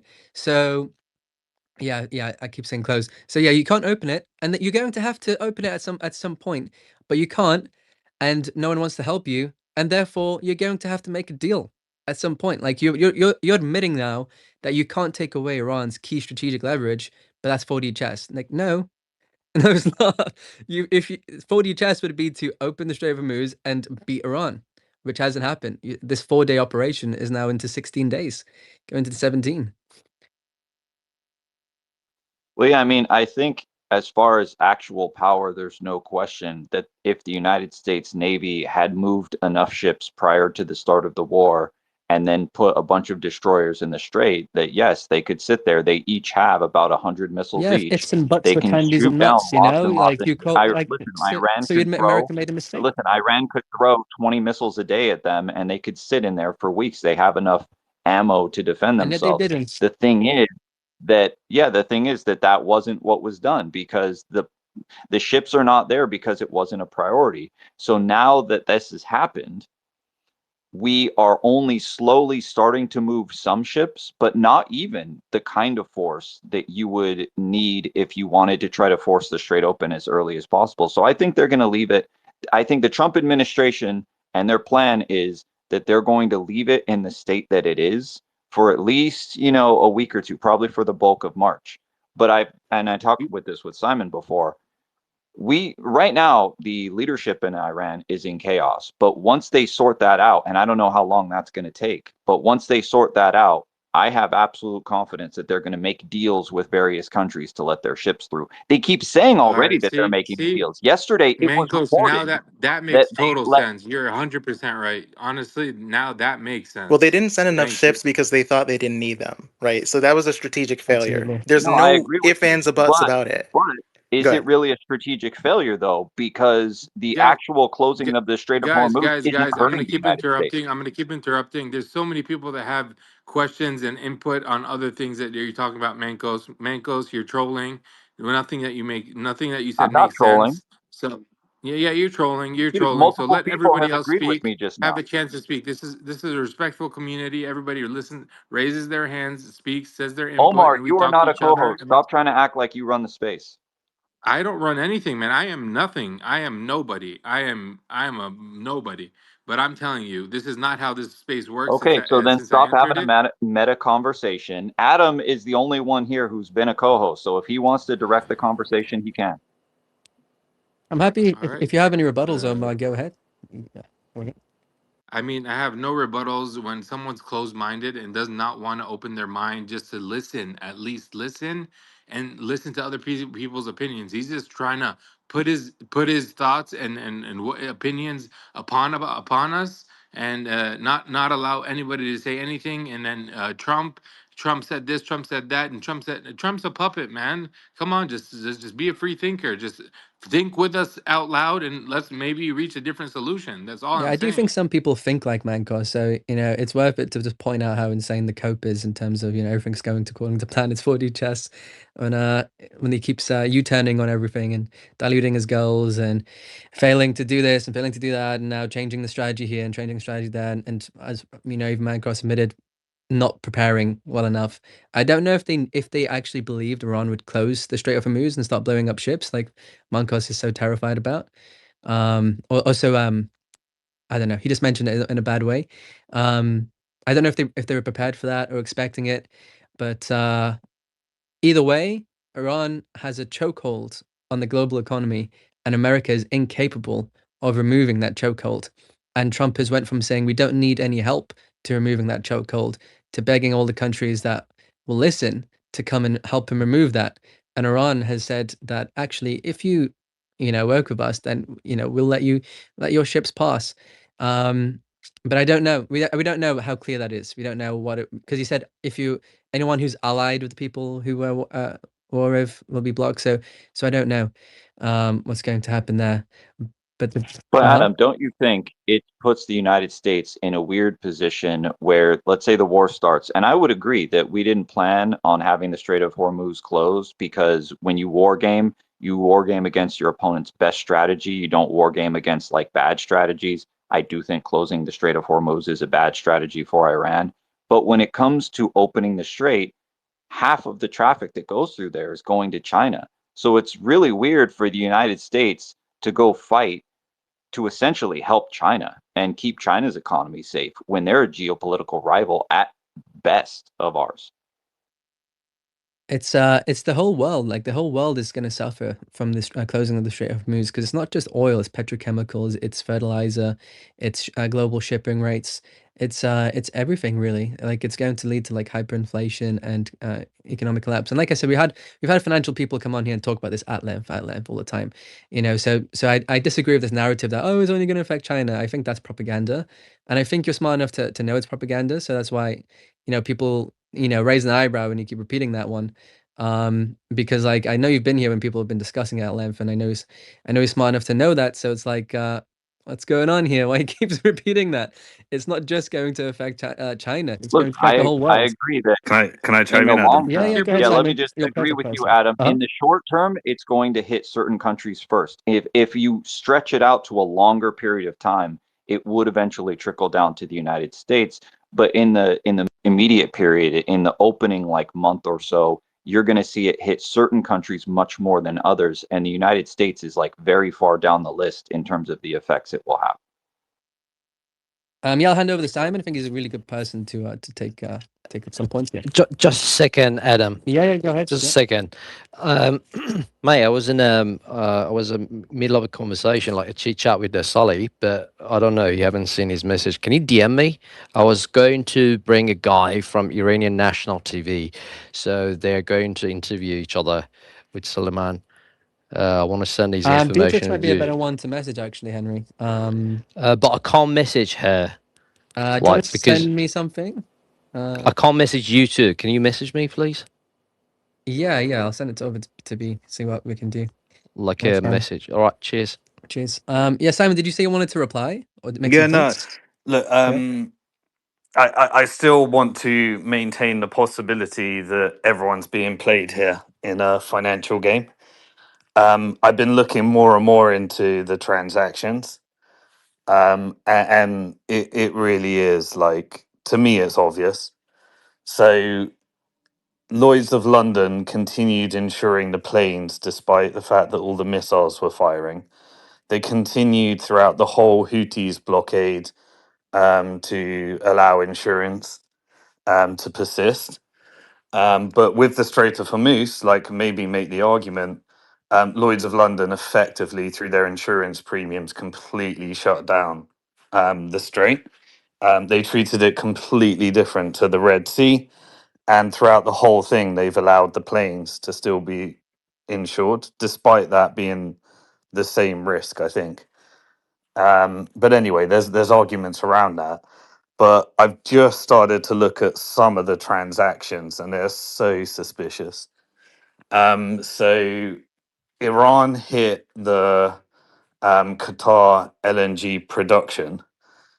They then claimed force majeure, which effectively said, because of exceptional circumstances, we can't fulfill any of these contracts. But if you look at what happened with Ukraine, Russia, obviously when Nord Stream pipeline was blown up, that took off the gas dependency from Europe, and then Europe renegotiated all of its contracts with both Exxon, Chevron in America, and Qatar. Now, prior to this, Qatar got a 70% stake in Golden Pass, which is a company that's 70% owned by Qatar and 30% owned by Exxon. And so it was a partnership with a minority stake. They're the one that is doing all the LNG export out of Texas. The refiners that are getting the Venezuelan refining contracts in Texas are 100% owned by Saudi Aramco. So after the force majeure, Qatar have now effectively all of the LNG that's being switched on from Texas to Europe right now. And then obviously they're relieving some of the sanctions. So Europe has significantly increased their imports from both Texas and from Russia. But they renegotiated at the higher prices. So effectively, Qatar did force majeure on their contracts at the lower prices, and they've renegotiated via this new entity in Texas at the 70%. Obviously, you know, there was that whole thing around buying Trump an airplane and all that type of stuff. And every target that Iran has hit, you can look, and I'm going through all of them one by one. You can find a similar deal that's already been pre-negotiated. So prior to this, you had to have the situation with Russia, Ukraine. You had to have the contracts in place. You had to have the acquisitions, and then you have to have the exact right targets hit by the IRGC. Like, you know, you can say I'm a conspiracy theorist, or you can just follow the money and understand that there is large scale coordinations at lots of different factions of power, and to make the Gulf countries look like they're economically destroyed right now, when they're actually exerting force majeure and using their bribery of the Trump administration in order to renegotiate contracts that reset these routes. And effectively, the U.S. military is a for rent militia to the highest bidder at this stage. It's completely corporate captured. It's got nothing to do with U.S. national interest. And the story is Israel's doing it all. That's just the perfect cover story for the Americans, when really every single oil route and contract is being renegotiated. And I think this is a financial industrial complex operation. And I think many of the parties have agreed to strategic targets that lead to renegotiation of oil and gas contracts. Can I speak? Go for it. First of all, I just wanted to say, Mancos, I don't know what the heck to even think about you anymore. For one, I remember the first days of this war when you said it was just going to be a couple days and it would be over. And I remember you saying that pretty clearly. Well, you have a Simon, I bad want to memory then, agree because with you. that's not what I said. Okay, you see, you can't even let me speak without interrupting, and Well, you don't lie about what I cried. said. You cry like a little girl when someone interrupts you. So stop. No, Anyways, if other I lie point. about what someone said, I There you expect go them to correct again. me. See, you just can't shut the fuck up. What's wrong with you? I think something's wrong with you. So I just corrected you. I did not say it would be a few days. I said from the very beginning and even before that it would go for weeks at a minimum. So yeah. That's a lie, Mankos. Is That's a is lie. No, it's Beatrix not. on I know there it's a lie. 33 Everybody minutes? knows it's It's a very lie. clearly Hey, the listen, I truth. can't Yes, even it's And fine. you speak just without you try to like interrupting me. chime in to say, look, don't lie about what I said. You can go back. You know what? If you think that I said that, Well, go is it a back. The war or spaces is are it recorded what is it, and give a Mancos? timestamp Is it a for when war I said yet? it. Go ahead. Knock Guys, yourself out. let's You're not keep going to find it. high IQ. Let's stop the attacks. We haven't got Beatrix to intervene, so we've got to try and self-moderate a bit. I have sit there patiently with my hand up, and I was even very respectful till he interrupted me. What I want to say is it a war or is it just an incursion? What is this right now, Mankos? You're free to speak. Yeah, I mean, it's obviously a war, and from the moment we knew that the United States was going in with Israel, we knew this was going to be a very I big don't need war, all that. Hey, I don't and it need would all last that. for a Hey, long don't time. gaslight it. Please stop, man, because I just needed a yes or no answer. That's all I needed to Yeah, It's a hear. I'm re- not it's Hey, obligated it's a to give you a yes global or no it's a answer, and you global didn't ask a yes reset or and a no question. renegotiation of all contracts. It's coordinated. and Simon, I wanted to kind of push back just a little bit with you. You're right about it being a financial war, and but you also are missing the point of who is influencing every politician and Trump, this a whole administration. Who has that influence? I'll tell you. Who's pushing all that money? We all know who it is. I don't even have to say it. No, it's not But man, Israel. It's not Israel. It's banks and I'm not. financial. It's banks and What, financial institutions whenever on you the get case. through, it's the banking systems, and who has the banking systems? The It's the US, the Jews. I'm US, sorry, the or US, it's the Israel. US It's public companies where Israel doesn't have any controlling Simon, stake. Simon, Simon. Stop, They're not. please. Show me how Israel controls the banks. Okay, very simply, I've been uh, through every single who cap is table, BlackRock? every single shareholder. Who owns BlackRock? It's a public company. You can buy it on the stock market, the US stock Yeah, market. all right. Never It's mind. owned by BlackRock, State Street, Vanguard, Yeah, institutional this is investors. not going to go nowhere because yeah, forget it. No, but you got to bring facts. I'm giving you the actual cap table. You got to tell me how Israel can. You got to tell me specifically either Uh, how Simon, Israel owns BlackRock. uh, did you know that? I mean, I think he was there's talking about Ian Larry Carroll. Fink, who called his desk Little Yeah, so, Israel. so Larry Fink is an executive. He has a job. He works for the board. The board is appointed by shareholders, and shareholders are the ones that effectively control. So Larry Fink is the All right, let's keep executive. going up. Who's those shareholders? I told you it's a public company with institutional investors. Who's those The biggest shareholders, shareholders Simon? are the sovereign wealth funds, BlackRock, State Street, and Vanguard, and then the pensions endowment funds, which is spread across millions of shareholders. But the most significant that's what I'm saying. There is you can find Yeah. Jewish wealth in Vanguard, but that doesn't mean that it's a controlling stake, and that doesn't mean that it controls it. You're being fed a story which is not factually accurate, because BlackRock I think you're manages trying its to portfolio defend. to create I wars and optimize profits. But it's not for Israel. Israel's a useful tool in their mechanism for creating these wars. It is odd that Larry called his desk like Little Israel. Like I do find that odd that he said that. That he calls it that. and not only that, who can But we who not? Who benefits? can it? Tell me how. Tell me how Israel. Gosh darn! I can't even speak without being interrupted. No, so I just wanted to say Listen. one So point. So over to tell you. me this: who controls? Who has more influence, financial influence, in our politicians in America? I would say so. You're talking about APAC, which is about the 14th most contributing lobby. The largest is the insurance, the pharmaceutical companies, the military companies, and the Hold up, financial stop. companies. You go down a list, but who has influence over pharmaceuticals? Well, are you talking about management? Are you talking about ownership? Or are you talking about control? Which one? Ownership. Ownership. They're Yeah, all US. all the They're all US above. public companies, mainly owned by BlackRock, State Street, Vanguard, Once and again, sovereign I'm wealth going right funds to the around the top. world. And we're talking Chinese sovereign wealth fund, Singapore sovereign wealth fund, Israel sovereign wealth fund is tiny, it's minuscule. Who's in charge of Vanguard? The Like who's the CEO of Vanguard or like the head of Vanguard? Who Vanguard is that?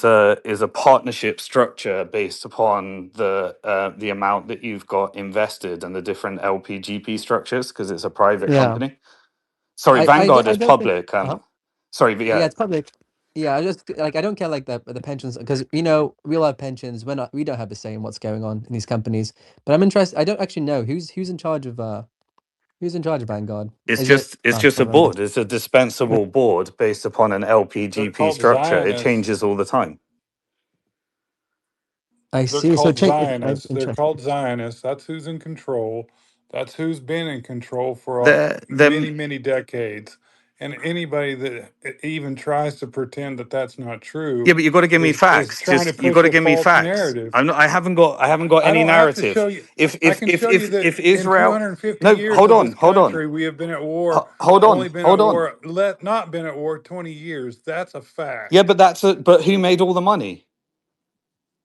Who made all the money from those wars?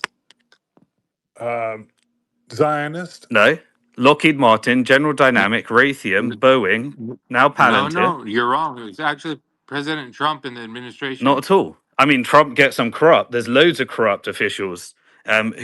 Whoever's. No, and Biden and Yeah, Obama. but They're the ones they're that not made the all the ones that money. make the Not real money. They're the ones that receive the lobby money, and the lobby money is for oh, U.S. okay. corporate interest, and it's global interest. Oh, Yeah, the so 0.1, the black. So 0.1% made all the money from all this stuff.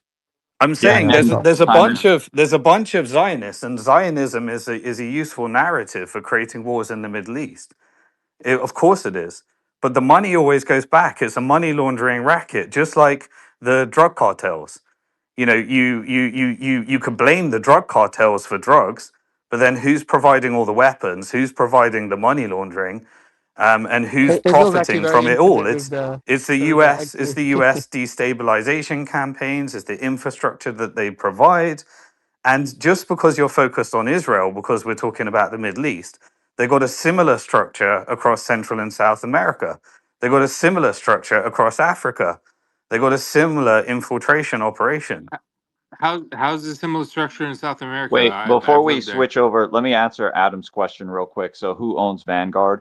Everyone who invests with Vanguard is a shareholder of Vanguard by yeah, default. I Because said that. I so if said we all you have pensions and stuff, but we don't have a say. Like I can't tell Vanguard what to do. Like if you Well, have We have if no you have a controlling Vanguard interest account, with us. a they It's pay true. to send play you system. So the more you invest, shareholder. the yeah, more Hold rights on, exactly. you. they send you ballots for voting and stuff. If you have a Vanguard account, they send you ballots and stuff and say, "Oh, here's your voting stuff." I'm sure most people don't do it, but But you're no basically a controlling part owner. interest, Simon. No controlling interest. No controlling interest, Mancos. Yeah. None. We have no Well, it is controlling because interest. if Yeah, you We if invest only you with will them, if you you have have a invest a vote. controlling small amount, interests. definitely you're going to have a smaller number of votes. That's how shares work.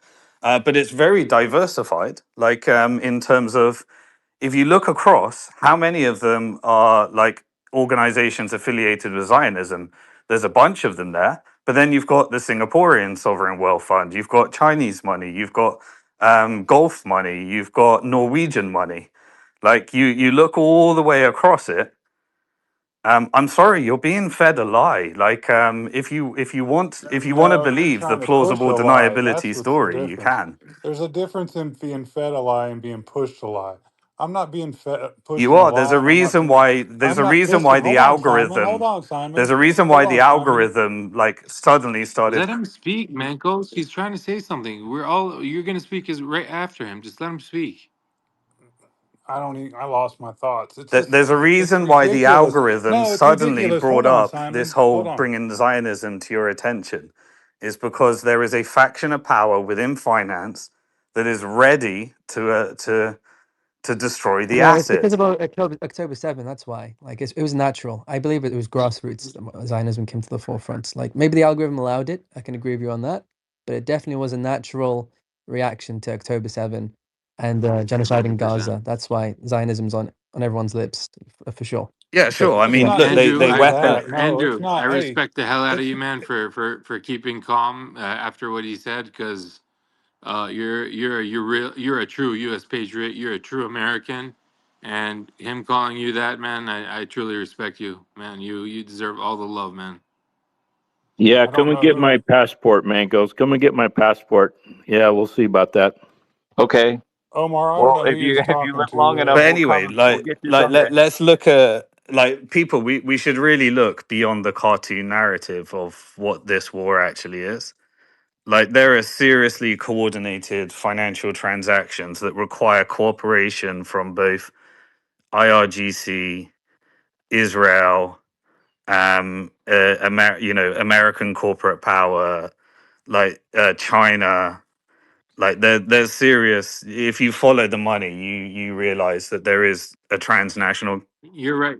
You're right. Follow the money, and you'll find out exactly Yeah. what you need to find out. But we're not talking about just the financial gains and financial losses for the 1% or for the people that are actually trying to do the financial game.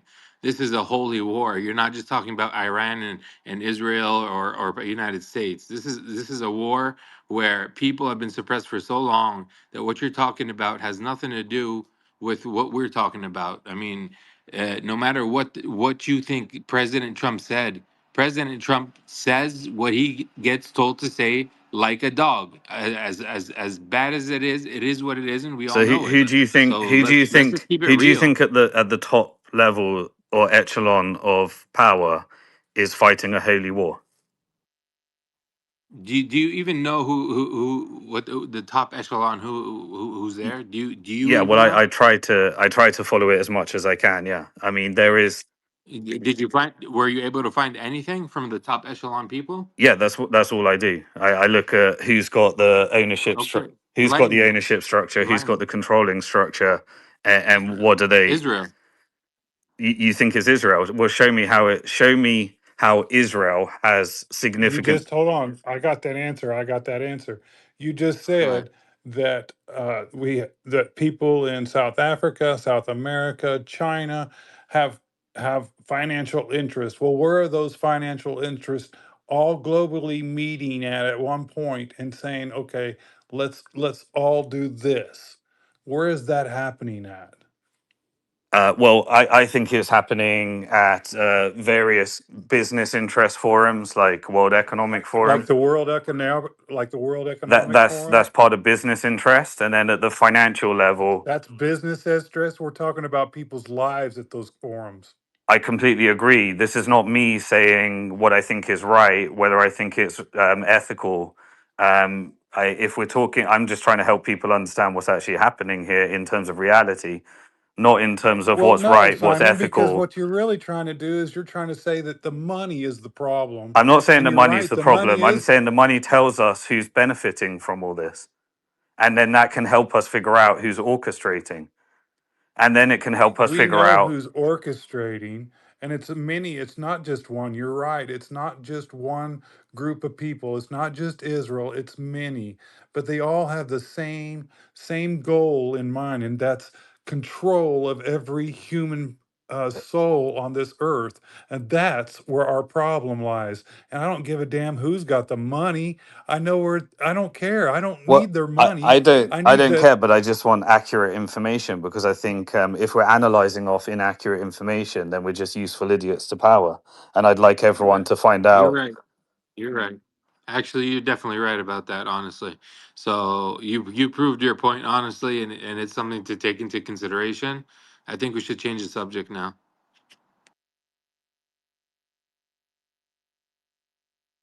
Yeah, I'm gonna ruin the mood even more because Netanyahu just posted a video showing he's still alive with 5 fingers. I know, man. That's that. No, but in terms of Zionism, like I don't know, I don't think anyone truly knows how it works at the top, but I know for a fact, like practically in our lives, like we can use Zionism as a red line. I think we all agree that like it is whether it's a tool of the elite or it's the philosophy of the elite. It's if a politician says they're a Zionist or lands of Zionism, like they're no good. It's a red line. You know, it's a blaring neon signal. I think we can all agree. Yeah, absolutely. It's a tool Definitely. for war. Like that's what Zionism is. It's a way of radicalizing all faiths as a tool for war.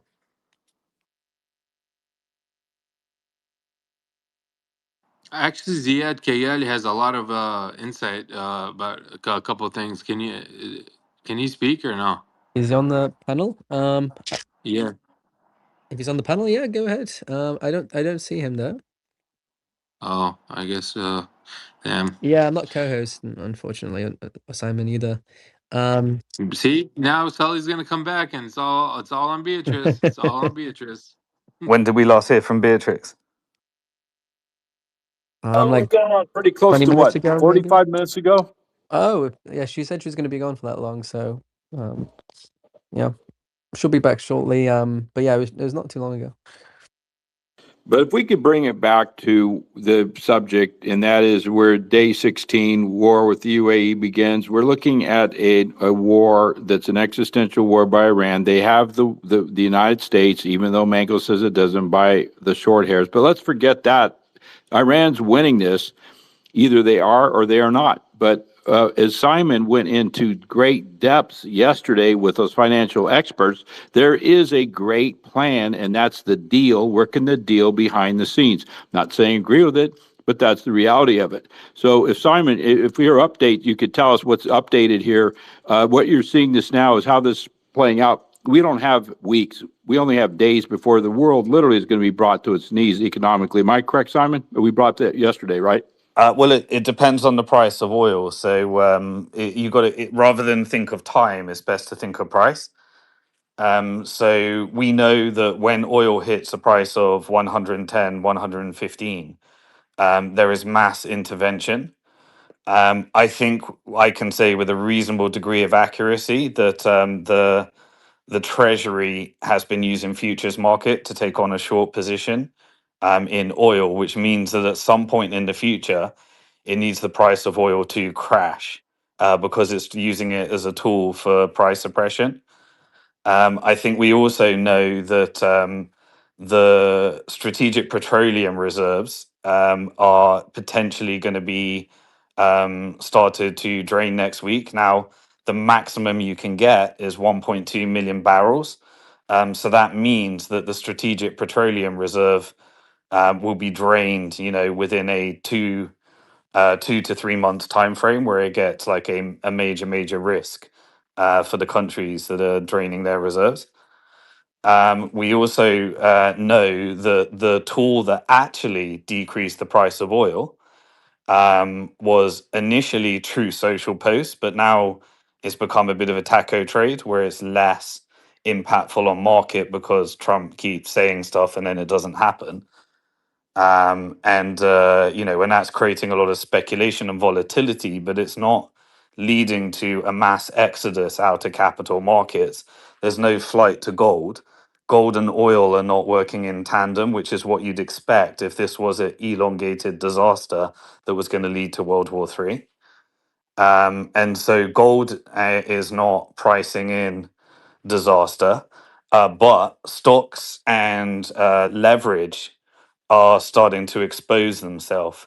America is rolling over 40% of its debt right now via a highly leveraged 100 to 1 Cayman Island hedgy carry trade, which also relies upon the Bank of Japan, the basis trade, which also relies upon a Bank of Japan carry trade, which is in a crisis at the moment because they've been increasing interest rates, which breaks the trade at the same time as now hitting this oil issue. And so Japan is also part of the syndicate that might be releasing strategic petroleum reserves. But estimates are some of these Asian countries have 1 month, 2 months, 3 months. India and Iran have been negotiating based upon allowing Iranian shipments to go through in exchange for Indian shipments to go through. And we're starting to see like these types of tit for tat. The issue is that the US stock market was being propped up by the AI and data center build out that was bringing up a lot of the new manufacturing, a lot of the but that trade stops working if you cut off two things. One is Gulf Sovereign Wealth Fund investment, which they obviously have been negotiating or using as a threat. And then the other thing is low energy costs. You can't power AI at these costs. And so the AI companies will be in serious trouble if they can't get the price of oil down. That means that America is pricing in an oil market crash. Otherwise, everything breaks.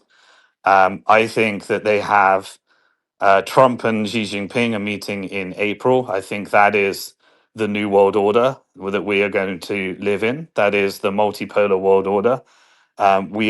This is, I believe, the managed transition where all the energy contracts get renegotiated. And according to every financial indicator, if we don't get an oil market crash in March, then everything that keeps the American financial system functioning is going to go through further and further stress. We're starting to see that in the private credit markets, which is an alternative to bank lending via institutions. Retail investors have been taking out withdrawals. They've been selling off assets in order to meet those redemptions. And we're getting more and more force majeure contracts in the private credit sector as well. So if the strait is not open in March, and I don't believe there is a way of America brute forcing it open, then a lot of things that prop up and roll over the US debt are going to start to break. Also, there is Russia, who the longer this goes on for, the more they benefit. They're the net winner of this war. The longer the prices are high. So you've got potential of, and by the way, Israel doesn't benefit from the fall of America. They'd crash harder. Gulf countries are pretty well hedged in terms of their US interests, in terms of the LNG and energy routes that I was trying to share. And so they've got a two-way bet because they're benefiting from US renegotiations in Europe. And then Russia's benefiting from effectively getting those energy routes over to Asia. The longer this goes on for, the better it is, I think, effectively, depending on how well hedged the Gulf countries are, Gulf countries and Russia. And so that's the play at the moment. If it turns out that US cannot brute force the Strait open this month, then their only choice is to give concessions to the IRGC. And there has to be a deal this month. I don't see a set of circumstances unless we are going to mutually assured destruction by all. And that includes China, Russia, America, the world, global financial crisis, which impacts everybody by April. This has a deadline until everything starts breaking and we head to mutually assured destruction phase. And if anyone Agree thinks the answer is 100%. nuclear, nuclear breaks everything, destroys everyone. Everyone would sell all their assets, and everyone would be the gold trade is the only thing that survives that. And so, if you And want to so, break absolutely everything, including Israel, including Iran, including America, including Russia, including China, then you blow up a nuke, and everyone buys gold. And Simon, the listeners who have not had the benefit of yesterday, there was almost 4 hours. This was hammered out in detail, sir. But I agree 150% with your analysis on that. There will be a deal worked out.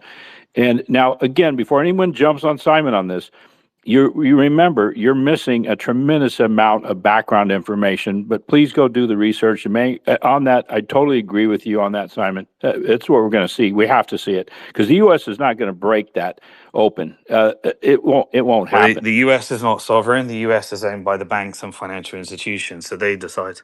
And they don't Exactly. want their investments to crash.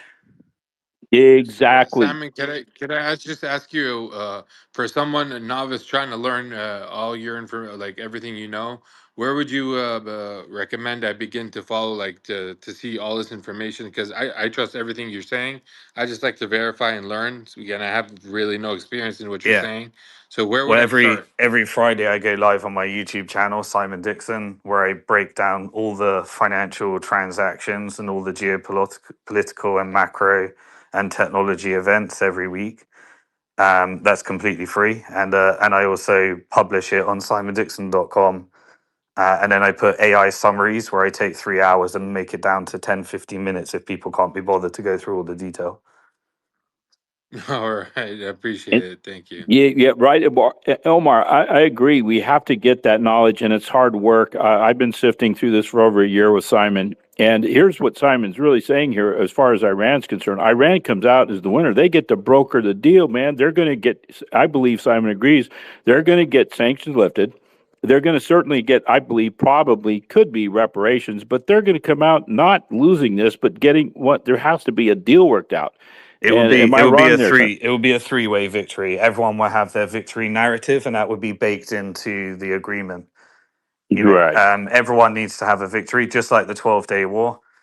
Trump needs to say we cut the head of the snake off.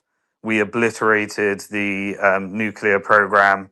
Iran is no longer a threat, and we've reached actually a deal with new leadership within the IRGC. And here's the deal that we've actually done, or what we're leading up to. Whether it gets announced in one go or not, I'm not sure. That might take longer to get through. On the IRGC side, they need to say, look what we did to Israel. Look what we did to the Gulf countries. We eliminated all the US bases. No one's going to F with us again. We have to honor the martyrdom of Khomeini. The IRGC is still intact, but we think, just like the Iran-Iraq war, we have to, this is the path forward, and no one's going to F with us again. Israel then comes along and says, we have eliminated the nuclear threat. The Iran is, they've got to transition from the military forever war narrative eventually to whatever the end integration strategy is. So I think the regime change doesn't happen at this phase, but the regime change probably happens after this. And then we'll probably and remember, what holds this together is China and Russia. Trump takes credit, but this is all China and Russia's work. China did this deal. China's been working on this for a long time. And China wants a regionally stable Middle East. They don't want Israel as a proxy for US military and agitation. They want the Gulf countries to sell them oil. They want Iran to sell them oil. And they want to rebuild infrastructure contracts and move to a new phase where effectively the GCC and Iran are part of a BRICS-facing, eastward-facing infrastructure, and America is retreated to a regional power with Europe and Central and South America. And the banks and financial institutions, they'll be looking to utilize the US military to try and get as many strategic choke points that they can control in negotiating with China. And so they'll try probably to get some kind of choke point in Strait of Hormuz or something like that, so that China and BlackRock in the end are able to, ensure this regional stability, so that they can fulfill all their investment contracts and transition this world to a multipolar world. That's what I think we're witnessing. Yep, clearly I see that. Yep. I just want to land one more thing here. Militarily speaking, people think, Israel must be put in check. Oh, they're definitely going to be put in check. I also think that, and I think Simon might agree, that there's a very good possibility that Iran will reach nuclear, reach nuclear, not what's the word I'm looking there, parity. They will. I doubt it. 90%. I doubt it. Yeah, that's where I think we disagree. But I think what Gabriel was saying, I think maybe they're 90%. via Russian nuclear enrichment or something like that. But yes. I can't. They'll get concessions in other places. I doubt that would be it. But who knows? It could be anything. Well, I guess the issue is, now that the strait has been closed, though, Israel or Iran fundamentally must nuclearize. And I think that's been the X factor, because Israel has the stance, and it is a very real stance, that Iran having nukes or even a ballistic missile system is considered an existential threat. Whereas Iran, especially after closing the strait, has no other sort of contingency for future aggression and being wiped out aside from nuclear proliferation and specifically being able to have a warhead.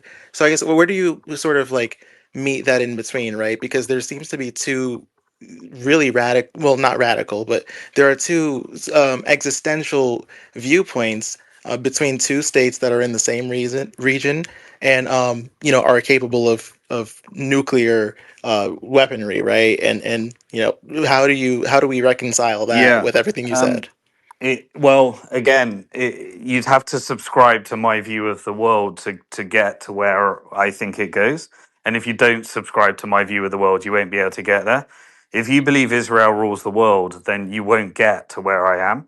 If you see Israel as an outpost for the military industrial complex, that has a check and control, and Netanyahu are just simply puppets, like Trump is a puppet of greater powers, then you come to the conclusion that there are factions of power that are being eliminated that benefited from the war economy.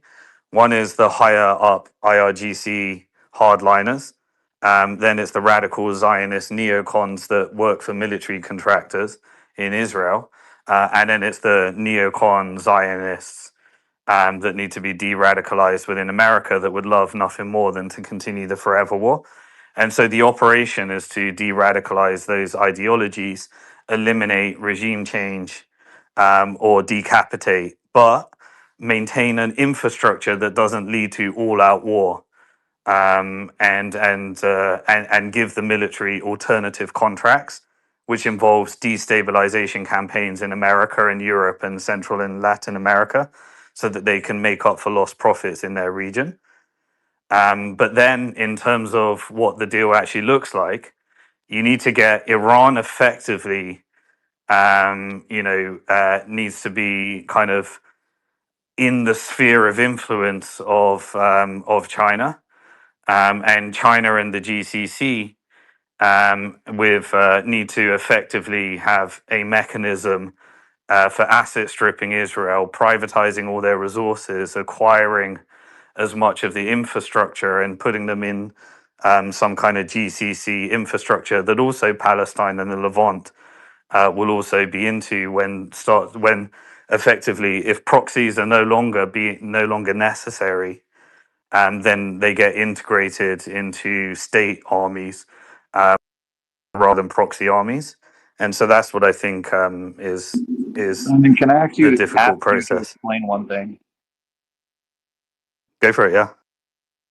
Yeah, so you said that the GCC countries are a big winner here. Can you explain the mechanism of that? Yeah, they own significant stakes in the LNG and gas infrastructure in Texas. So they've hedged their economic issues in the region. They've lost their US dependency. They get to renegotiate with probably China, Russia. They've got leverage in terms of propping up the AI trade and the investments in the US equity market. And then they've already hedged where they're receiving most of the net beneficiary from Venezuela refinement, and also the renegotiation of these force majeure LNG contracts in Texas. Look at I've just been looking at a few of the acquisitions that happened prior to this.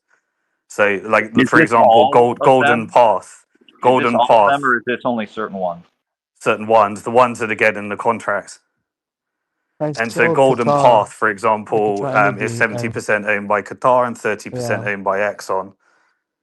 that's interesting. The Qatar thing, like they own 70% of their replacement. Interesting. Yeah, exactly. And so does Saudi Aramco in the Venezuelan refining stuff. Mm. I mean, that is a pretty standard move for people who are in that kind of industry, is to invest in their potential like competitors. Yeah, agreed. It's good. You could put it down to good hedging and financial positioning, and then whether you believe that financial powers are capable of resetting chessboards, which I do believe they do. they've continually done, and they still do to this day, then you can understand how they can use these different moves. And to me, the Trump, his leverage is affinity partners, which is all golf money, and it's a multi-billion-dollar fund managed by Jared Kushner, which bridges, the Israeli oligarchs that would need to manage this transition with the Gulf money that benefits from regional stability. And then on the Trump side, you can get him to, just use the US military in order to execute these big changes. And it started with tariff policy, which reset the entire global chessboard. And then we had all the moves that have been made since. And so, willingly or unwillingly, just look at Trump's lobbies again. Most people will focus on the Israel side, which of course it is, but there are two layers higher. Elon Musk is the surveillance state, police state, technical industrial complex, and then the Mellon banking family is the finance side, and then third you have Merriam Adelson, the military side, and the Israel side. Yep, exactly. And again, without the background knowledge, listeners, it's impossible to track what Simon's saying here. And also that's the past year I've been listening to this. And what Simon is saying, he's not saying, oh, no, Israel, don't worry about them. They're not a player. No, Zionism, the National Zionist Israel, is a tool of the unseen hand that's wreaking this havoc. But they're not the ones doing it. They're a tool. Imagine a toolbox. I guess if I'm oversimplifying it, right, Simon? That's the perfect way of saying it. It's a tool, and tools have to be useful to power. And they also struggle because they like to maintain their power. Just like right now, if you make in every economy, including Russia, IRGC, in America, there are people that want to benefit from the status quo of a continual state of war in various regions, and they signal change as losing their power. And within those power structures, particularly when it comes to these like wartime profiteering, there are many black ops that maintain the structure, just like the drug trade in America and the cartels and the partnership with the CIA and various other things.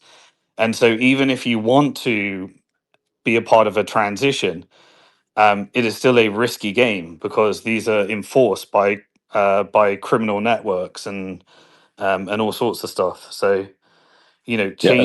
changing from profiting from war in the Middle East means that there are a bunch of power structures that either need to be eliminated or compensated in order to make that transition.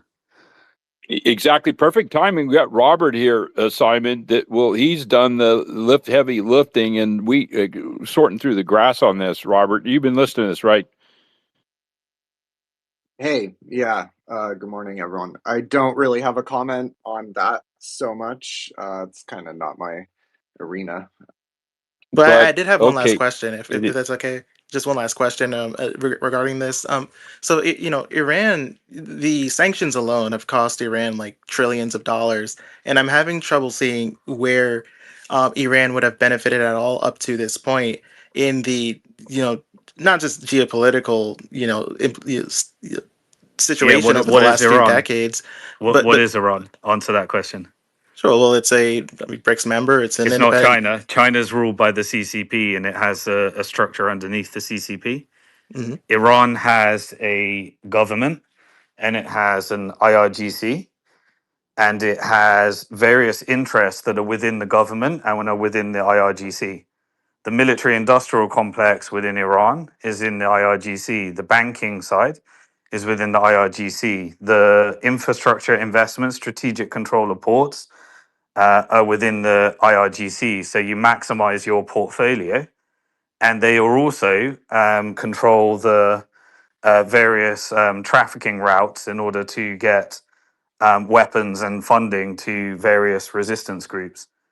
And so if you want to exert leverage then you utilize all of your assets in order to get to a negotiation. And if you want the removal of sanctions, then more power goes to the government and away from the IRGC.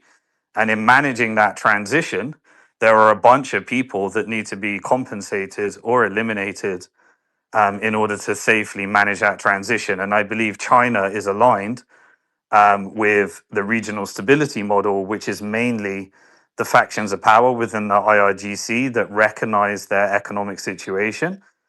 And then there are the ones that recognize what is our last negotiation tool? Well, it is our vast asymmetric warfare and weaponry, and it is the Strait of Hormuz. So now they are pushing those cards, and those cards will be utilized at now they have maximum leverage, and that needs to manage this transition towards an IRGC and government that's in line with China's vision that wants to normalize with the Gulf countries and expel through de-dollarization the US strategic interest, which is the military in Israel and the bases at the Gulf countries. But the IRGC and Iran, specifically the mullahs, have pretty much done everything that China could have asked them for. I haven't seen any instance of a real split in China's ideology. For example, like normalizing with the Saudis, for example. Go ahead. Yeah, but what if they wanted the removal of proxies and everyone had state armies rather than proxy warfare? That would be speculative, right? Only because I haven't seen any evidence of that, at least. Well, I've seen the IRGC stop supporting Hamas when it became a political wing, and Qatar took over the role of supporting Hamas once it became a political wing, which is obviously a Western ally.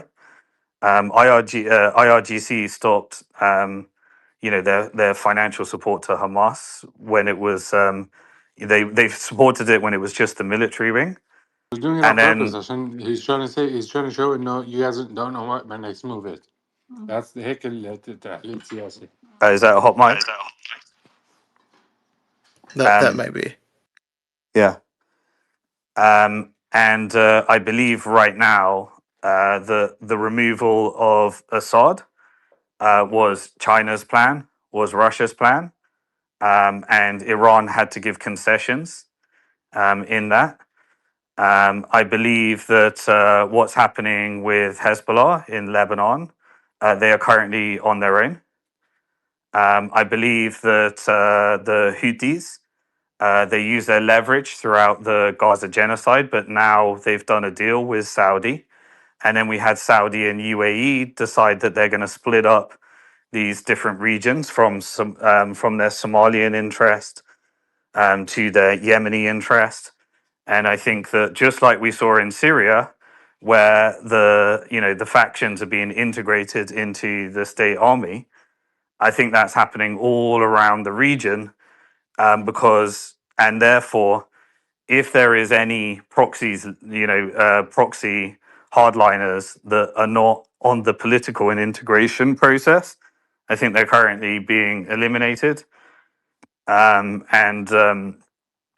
think it's the Western financial industrial complex that are able to use the US and Israeli military in order to execute that. I think Netanyahu switched from, he failed at achieving the ethnic cleansing and genocide that he was meant to achieve in order to maintain his power. And because he didn't, he had to switch side, get as much leverage to the banks, get as much land for the banks, and then negotiate his exit, leading up to this point that we're on right now. So yeah, I can't point it to evidence. I can't say here's an agreement that was signed between China and Iran, but I'm just following the monetary flows and I think the bigger vision of here, which is what was the overarching goal? The overarching goal was to free the Middle East from the US colonizers and rebalance power into a multipolar world, and engage in de-dollarization so that sanctions can't be weaponized again. And I think China has masterfully played that game, and everybody needs to come on board that plan, because if China stops buying everyone's oil, then the entire Middle East collapses. I So appreciate that answer. Thank you so much. Go ahead. You got it. yeah, so how come in your model, like you didn't see like the second war happening, but people who rely on a more like Zionist heavy framework did see that happening? How do you I explain saw that? the second war happening. I didn't see the first war happening. Oh, okay, okay. I was Uh-huh. I was insistent that this war would be the transitionary war. I see. During the Okay. 12-day war, I didn't see that one as necessary. But Yeah. then when I understood how the 12-day war worked, hmm so that at the end of it, you burden Israel with debt, you deplete some of their Mossad and strategic resources. You have decapitation campaigns in the IRGC, and then America gets to say they wiped out the nuclear program, and then you have an off ramps. And then everyone sits around the table again and moves to the next phase of negotiation. And in the next phase of negotiation, you need another war to manage the transition. All of those that are sat around the negotiation table are still alive today, and a bunch of them that were not on board with such a plan seem to be dead today. And what do you so Sully's point of Iran becomes a superpower with all these concessions and sanctions lifted, is that what you think as well? What happens next after this? I think right now they're going to be in a very economically weak position, and they've played their cards. And whatever is agreed in terms of the security guarantees afterwards, and then Iran. The way you tend to do these things is you either get the IRGC building up a sole plan in order to build a sole power structure, or you get countries that are on board with the collective plan and the collective regional stability. And I think that China and Russia and their partnership with BRICS and the GCC are going to be managing that. And what happens to Iran, I think, is eventually dependent upon its collective, and there of course will be internal power struggles within the Middle East between Turkey, Egypt, if they have less dependency upon the US, and Saudi and Iran. So I'm not sure what the next stages look, but I'm sure there'll be opportunity and power struggles. But I think without the US military industrial complex trying to create the forever war model, I think the Middle East looks different to anything we've known in our lifetime.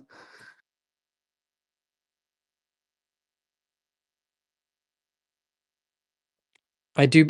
So parts of your theory that I do agree with are BRICS becoming more powerful and decolonization of the Middle East. Like I agree with that, and I think that's what's valuable, really valuable about like analyzing things from an economic perspective and like a demographic perspective and all that good stuff. So yeah, I completely agree on that part. I just have trouble believing like in the ideology thing, like that'll betray the ideology. But I'm ready to be. I'm watching. I think Because it's that's the basically hardest yeah. part, and I Yeah. don't think it's easy, and I think things can go wrong, and I think anyone that gets too ideological are the ones that are being eliminated, and the ones that are pragmatic are the ones that are being left behind to govern. Thanks, Simon. And I think I cut someone off there. Sorry about that. Yeah. All I was going to say here, real quick, is again, I know I'm beating a dead horse here, but the evidence is like when you listen to someone speak. All right, he is speaking on a preponderance of evidence that, like I said, I've listened to over a year about. Honestly, 80%. I haven't really understood. I have an economics major from university, and I still have no idea. But I had to stop and go through it, study it, and I still only understand about 70% of it, honestly. And it makes sense geopolitically, and also here we go. Eschatologically speaking, it lines up with Islamic and Christian eschatology on how there's going to be a major shift in powers. There's not United States is no longer going to be the kingpin, and I know there's individuals that think America's going to kick ass. No, we're not.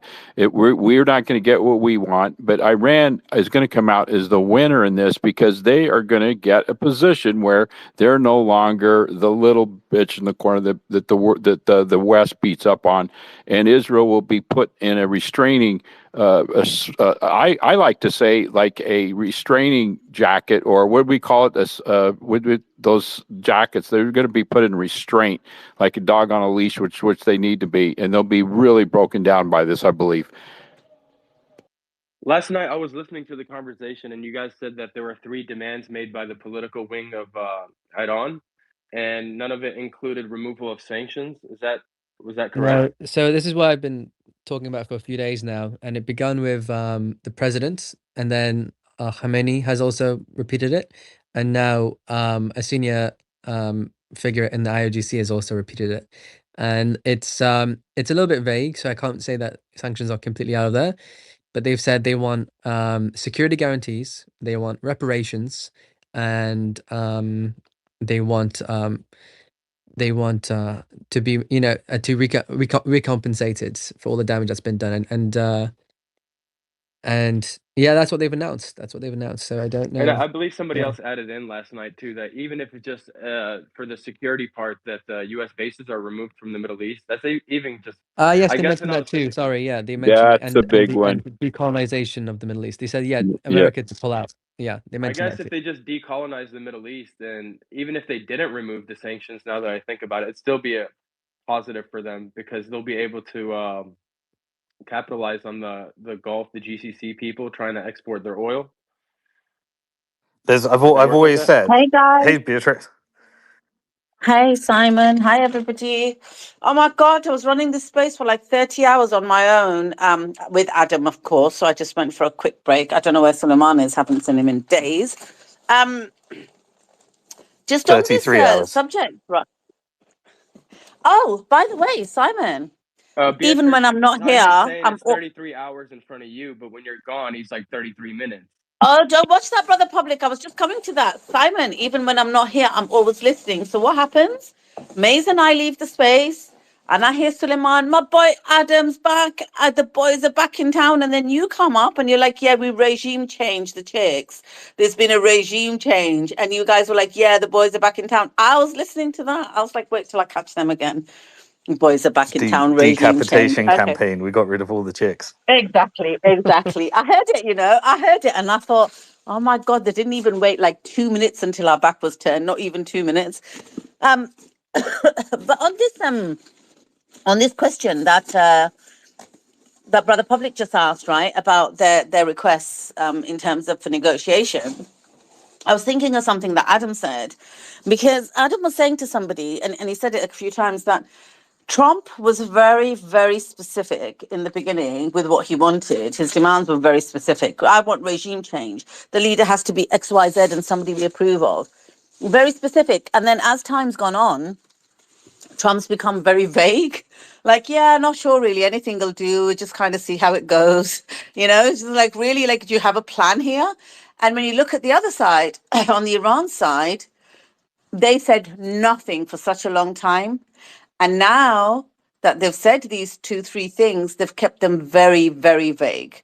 So they've talked about damages and reparations. Reparations can be anything. Reparations could be that, look, we're like, it's one cause. Iran, Palestine, the resistance, it's all one cause. So reparations can include all of that. Reparations could be lifting of sanctions. Reparations, damages could be anything. Any of this could be anything. The security guarantees, the future.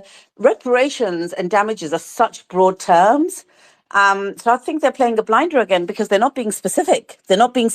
And yet Trump has moved from being so specific to being so vague now. So yeah, I think they're winning this hands down. Hey Beatrix, while Robert's here, to tie into the previous conversation, Robert, from a American economy perspective, how long do you think, if a deal's on the table, like how long do you think America has to crash the price of oil to get things to normality? And what happens if this war like persists for, let's say, the rest of the year or something? Could you try and do some American economy scenario planning? Yeah, I think if it goes on another week or two, we'll probably be okay. If it goes on past that, I think that things will get very ugly very quickly. You're going to get an initial pop in inflation here. If oil, a lot of it depends, like you were mentioning earlier, what oil does, and not only the price, but the duration at that price, right? Like the particular path that oil takes over the next year is really, really important. If you look at what the market is pricing in at the forward curve of crude, it is pricing in, like $80 oil. Basically, everything is going to be over in about 2 months, 3 months. That's what the forward curve is indicating. Now, markets can be wrong. And, I think that if the war drags on, I don't particularly see a off ramp or a victory here. The strait is still closed. We spend 125x on our military what Iran does, and that's adjusted for currency, by the way. We spend 125x more on our military than Iran does, and yet they've been able to close the single most critical shipping lane in the entire world for basically almost 2 weeks now. So I think that that's indicative of the uphill battle that the U.S. And Israel, is going to face here. Now, oil. If you have oil at call it 100 and it just goes nowhere and stays at 100, I think that a week or two of that, another week or two of that, and you start getting into dangerous territory. You have to look not just at the price of oil, but you have to look at the regime, the economic regime that oil price was occurring in. So now in 2026, we have personal savings for kind of the average American, the rate there being very, very low, near a record low. You have real wages, which have been quite weak for years now, especially once you adjust for real inflation. The real purchasing power of the average American is very bad. The labor market is completely different from 2022. 2022, we had an energy shock kind of like this in Ukraine, but it was a totally different economy back then. We had probably, arguably, one of the most red hot labor markets that the US has had in 100 years. Now we do not, right? Now we're a much tighter labor market. You look at, job openings relative to unemployment, that was blown out in 2022. Now we actually have more unemployed than job openings. So back then, I think there was at the peak 2 job openings per person, per unemployed person. Now it's like 1.1, 1.2. So dramatically cooler labor market. Dramatically lower personal savings, dramatically lower actual purchasing power, and kind of real wage growth.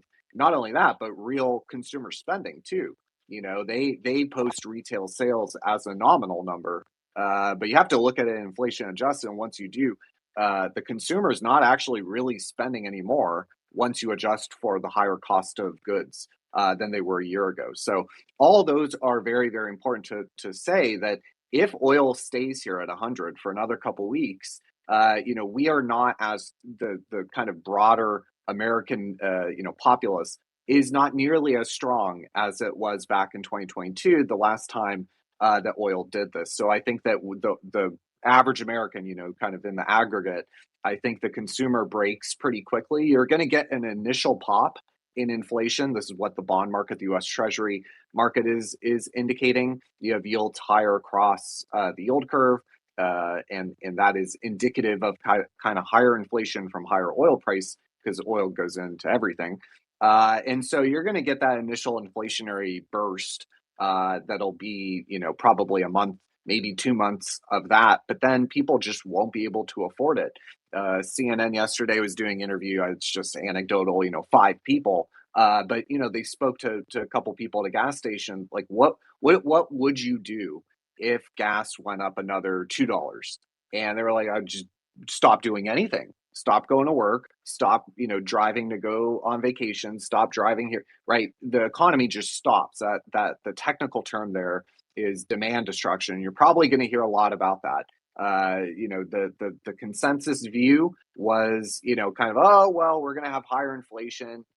but it'll be transitory, which if the conflict is over, that is correct. You get an initial burst of inflation, oil comes back in, and everything's fine. But if this goes on more than, I would say, another 2 or 3 weeks, remember there is a lag with which this sort of energy shock ends up hitting. Now, gasoline prices are already up, 12 days in, pretty significantly, but there is kind of a further lag, right? First, producers get hit, and you would see it in PPI. Then that trickles to consumers. But gasoline is pretty quick. Normally, that kind of inflation lag is months, but with energy, with oil, with gas, it's much quicker. So I think that you get that demand destruction and rapidly kind of spiral into a deflationary kind of recessionary sort of dynamic here in the U.S., which would cause immense problems. If you're talking about a year, yeah, well before then, you are in a global recession, a severe one at that. Europe is quite weak. Asia is quite weak. They would probably be hurt more and hurt further.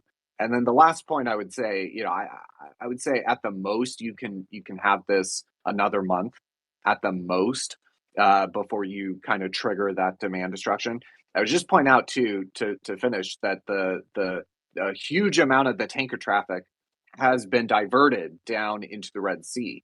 And I saw, it's not my area, so maybe you guys can comment, but I saw this morning yet another post or statement from the Houthis that they're looking at potentially closing the Bab el Mandeb. Excuse my pronunciation. But yeah, if they close that, it's game over. I mean, that would be catastrophic on an economic scale. Again, not just for the U.S., but for the rest of the world. Yes, the U.S. is a net energy exporter. That actually happened under years ago. We produce more oil than we consume, but that price of oil and that price of gasoline, it doesn't really matter, right? You look at oil production as a share of U.S. GDP, 1%, maybe 1.5%. If you're being generous. You look at consumer spending, that's like 65%. Right. So this whole argument that like we're going to be so wealthy and the U.S. economy is going to do so well from higher oil, it's just nonsense. It's Well, also not only I was looking behind the contracts, Robert, and a bunch of Qatar owns like a bunch of the LNG companies. Like it's 30% Exxon, 70% Qatar, and then Saudi Aramco's owning got 100% stake in the subsidiary that's doing some of the Venezuelan oil refinement. So a bunch of this Yeah, stuff. and Yeah. that Venezuelan oil is not the correct type that U.S. refineries are set up for. Yeah, not only Yeah. did we have the high oil prices in 2022, but what was much more significant in 2022 was the absolutely massive inflation that the United States had that was much broader than that. And our economy still came out of that. There was no collapse or anything of that nature. And the inflation is what did the damage, not the oil prices. Hold on. It broke Silicon Valley Bank. You had a bank bailout. It was the biggest bank bailout You since did have, Yeah, the 2008. inflation and did you did that, have a Simon. recession. You had 2 quarters of negative GDP in a bear market in the stock market. We printed more than $5 trillion. That liquidity was sloshing around. So totally, I agree about the inflation point, but like that inflation came out in a different. There were different types of inflation, right? We got both a supply shock in 2022, into 2022. We had the supply shock, but then we also had helicopter money. And we know that the average American has a very, very high propensity to consume, about 90% of every dollar. So the direct stimulus, the PPP, right, like all that, in addition to the liquidity that got injected into the financial system, it's just really totally different situation.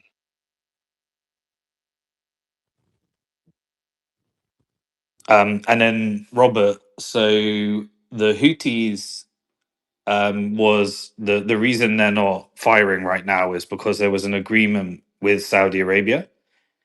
And that agreement was based upon the ceasefire of the Gaza genocide, which led to a 20-point plan by Trump. And Israel has basically consistently broken that ceasefire, but the agreement has still held. Yemen, where the Houthis are hosted, they've gone through quite a lot of structural change between the back and forth between UAE and Saudi, but pretty much Saudi is now in control and UAE traded out of the region. And then I think Houthis are effectively negotiating their own integration into the region because they have their own self-interest as well as their allegiance to the Palestinian cause.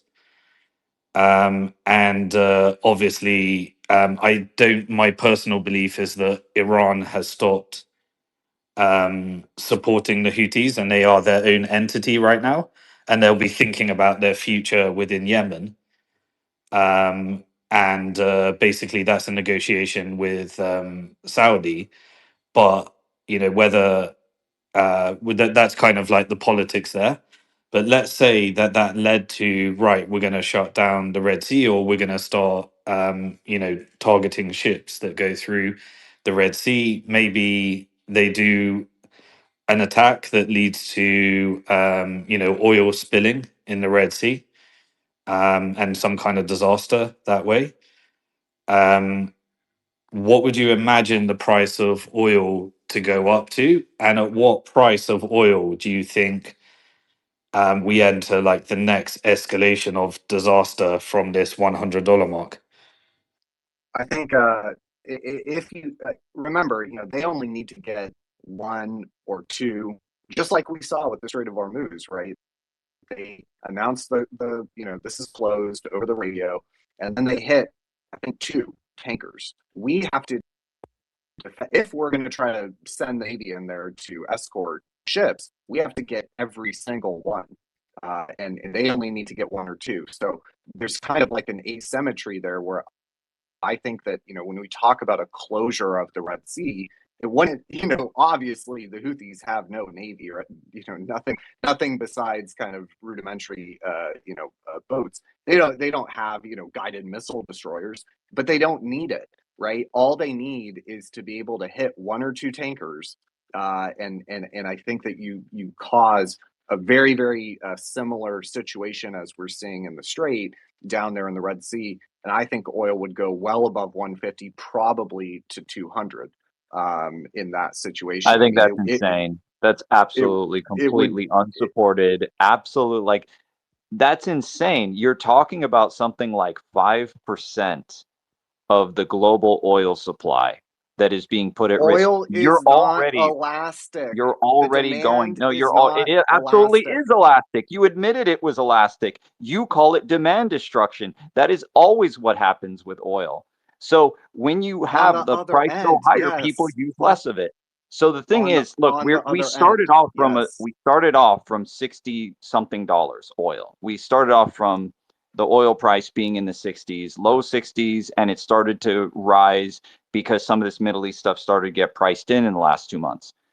You go from 60 to 100, you've already increased more than 50%. You're not going to go, when you're putting at risk 5% of the global oil supply, you're not going to go to a doubling or tripling of oil. That's just insanely off from how economics works. We're actually already pricing in a lot worse than what we're dealing with right now, just by being over 100. Then sell calls. If you're so sure of it, sell oil calls. Yeah, it's called. Yeah, put your money where your mouth is. What I just said is not a statement that the market is wrong. I'm not saying that the market has priced in. I'm not saying that the market has priced in too much risk. I'm saying that the market has priced in already high risk.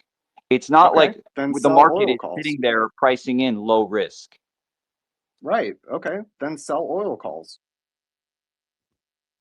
Yeah. Remember, so when Anis came up, his analysis was oil prices of $160 breaks everything into a global financial crisis.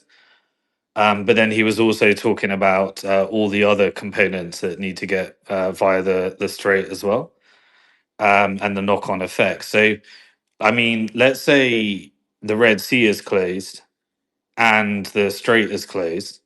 How does what is the alternative routes for like the Asian markets?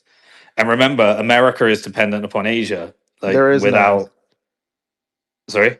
There is no, yeah, there's no alternative to your point. Well, there Yeah. So absolutely then, is. So what happens is you end up having the Middle East oil go through the Suez Canal, through the Saudi bypass, for example, that goes to Europe. Then that means Europe is buying that oil and buying less of oil from other places. There won't be a And then Suez that Canal. oil There won't be moves a Suez to Canal. Asia instead. So the oil just starts There'll shifting be a around. Cape Town. okay, so then you create an Egypt dependency, basically. Yeah, you But just what about? look, it's a commodity. It shifts around. So as more supply is available, for example, shifting from supply that would normally go to Asia shifts to Europe instead, then the oil that Europe would have bought, let's say from the United States, that shifts over to be sold to Asia instead. Yeah, but you left out the extraordinary cost increase of going around the Horn, of going the additional We're not talking costs. about And going around the Horn right now, Andrew. We're not talking about that. We're talking about oil taking a shorter route from the Middle East to You Europe will be and going around the selling Horn. there you will be. instead The of Red Sea buying will be from closed. the United States, for example, or The from Red South Sea will be America. closed. They've already threatened us. The Red Sea will be closed. It's irrelevant. They can't close the northern part of the Red Sea. They can't close the Suez Canal. Even if they close the south part of the Red Sea, that's completely irrelevant for Saudi exporting north through the Suez Canal. You think that the Houthis are going to allow that port to exist? Yeah, I don't think they have the power to close it. Correct. Yeah, right. Okay. And Disneyland is open. Yeah, and speaking of which, why have the Houthis sat by and done nothing for 2 weeks if they had all this power? They're waiting. They're waiting for orders. So that's Well, the it's thing. an I don't think you're escalation. It's an considering the second escalation order ladder, effects. isn't it? This is a coordinated negotiation. Yeah, I mean, I guess they're never going to get their orders because the Iranian leadership has been in chaos, and it's going to continue to be the case. It's chaos. Where did you wake up and find that out? I mean, Because that does the not exist leadership in getting Iran. killed, the leadership saying one thing and the IRGC doing There's a new another. leadership That's in there. chaos. There's a new, stronger, more determined But leadership in Manco, there. that argument's useless. They're literally making press releases. We know who all the old players are. Like, I really don't think that's a strong argument that they're not able to communicate and coordinate. They definitely are. Look what they're doing. I mean, if they're able to coordinate and communicate, why isn't it happening? What? No, but They this is don't. an escalation ladder. You're not. This is not like a shock and awe campaign. This is strategy, right? This is I a mean, they're getting steam cooker bombed by over that 1,000 is Saudis slowly a being day. What more pressurized escalation do you need? under their structure. This is a steam cooker being pressurized according to their demands and their orders, not according to anyone else. They've even refused Russia to go and be a mediator. These people are on their own. They don't care about anybody else. They don't care about you or me or Europe or the Egyptians in their Suez Canal. What are you talking about? The Houthis are looking at what is happening to Hezbollah right now, The and they Houthis would do not not want exist to were get it in not line for to be Iran. next. They don't want to get in You're line to be talking next. nothing. You're absolutely talking nothing. The Houthis would not exist But were it not for Iran. hold on. Let's put some facts here. So the Biden administration launched a war on the Houthis. It didn't stop them. The Trump administration launched a war on the Houthis. It didn't stop them. Like we've already Wait, how do seen you that define stop them, Simon? Because it they very kept clearly firing did stop missiles them. until it went to an actual ceasefire agreement. So, in other words, Trump did stop them because they're not firing missiles anymore. No, they No, did diplomacy. They didn't he went stop down them Well, there they to through would have cause war. had no reason to stop unless Trump bombed them first and he went bombed them down to there to submission. cause subjugation, and the guys fought That back and they negotiated a ceasefire. That's Manco, 50-50. that's really not what happened. Like both the Biden administration and Trump administration attempts to wage a war on the Houthis were epic failures because of just the structural nature of how they're set up. And what ended up happening is they continued to close the Red Sea and cause disruption. They continued to enforce the blockade. And it wasn't until it entered into a ceasefire agreement Yeah, Trump got on his where the knees and genocide begged. ended that He the got on his knees Houthis and said, then "We'll take you off the signed terrorist a list." settlement. And I just want to say, Trump got on his knees and said, "I'll take you off the terrorist list." He literally offered to make them not terrorists. Like that's how bad it was. Sorry, Simon. Back to you. No, that's a really good point. There was clearly a negotiation where the Houthis had strength. It wasn't a complete shock and awe annihilation campaign. They couldn't control the Houthis. And honestly, Simon, it's probably as simple as the Houthis simply saying the Red Sea is closed, and that's it. They don't have to send a single missile for everyone to get the point. They really don't. Yeah, well, we can do the same thing again, and then the insurance premiums kick in. Exactly. Which we saw happen in the Straits of Hormuz. And that includes the But north. hold That on, includes heading into. but Go ahead. also, I think there's a genuine assessment that we should make whether the Houthis or other could take out that port if it gets to that phase of the escalation cycle. So what I think we're saying is that Robert believes, and I agree, that the taking out of the Red Sea is an absolute disaster. But then Manco said there is still a more expensive alternative that hinges upon a port. And then we're assessing whether that port could be taken out. But anyway, the analysis is the same.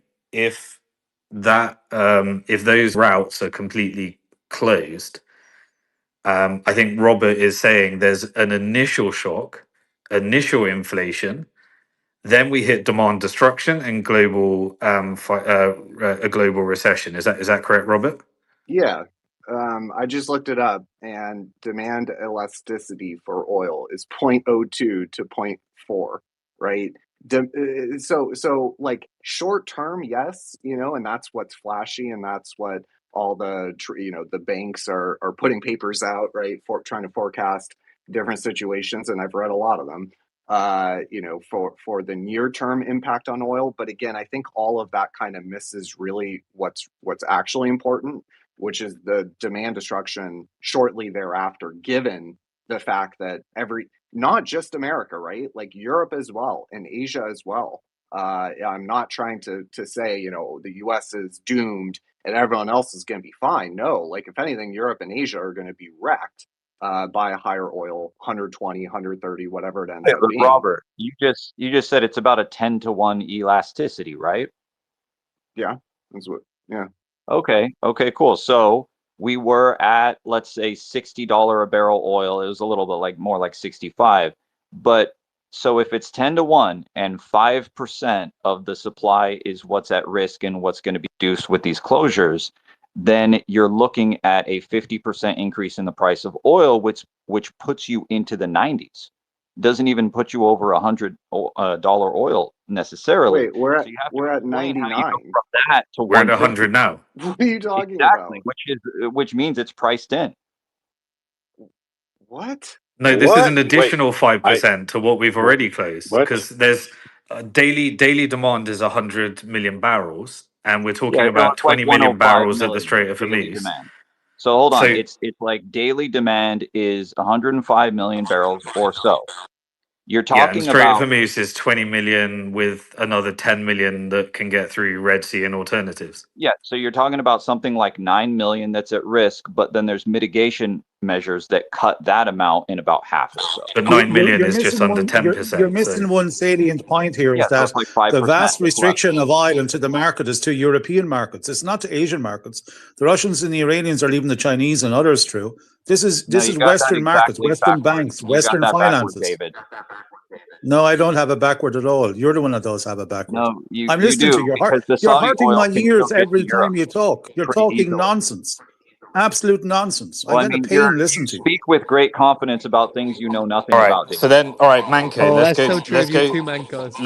let's go to the My next God, man, phase. are you looking in the mirror? All right, Manco, let's go to the next phase. The next phase that I'll ask Robert about is the interconnected nature between the financial markets in America and the Asian and European financial markets and the debt situation and the demand that America has to roll over its debt and the cost at which it can roll over its debt. So what would happen, Robert, if Asia gets wrecked, Europe gets wrecked, and Manco thinks like America is kind of fine and they win? What kind of web of interconnected financial issues are there? Well, I mean, just on an accounting basis, a trade surplus like Japan might run, current account surplus, that is going to be reduced if the price of oil, which is priced in dollars, not priced in yen, that they can print, the price of oil, stays elevated. Even if it just stays at 100, that's going to pressure their current account. But the other way of saying that, on the other end of that, the inverse, the mirror image of that current account surplus is the capital and financial account. Now, if you're Japan, if you're China, if you're a country that runs a surplus, you by definition are crediting to the rest of the world on the capital and financial account. There's outbound capital from your country. And the US obviously runs a huge current account deficit. On the order, by the way, of about $1.2 trillion per year over the past 4 quarters. So what that means, there's 2 ways of looking at that. $1.2 trillion current account deficit, that's mainly driven by our trade deficit. But the other way of looking at that is $1.2 trillion flows in to our financial assets. Now, U.S. Treasuries, are one of those assets that capital flows into. Real estate, financial securities, right? Like mortgage-backed securities, equities, those sorts of things, and that would dry up.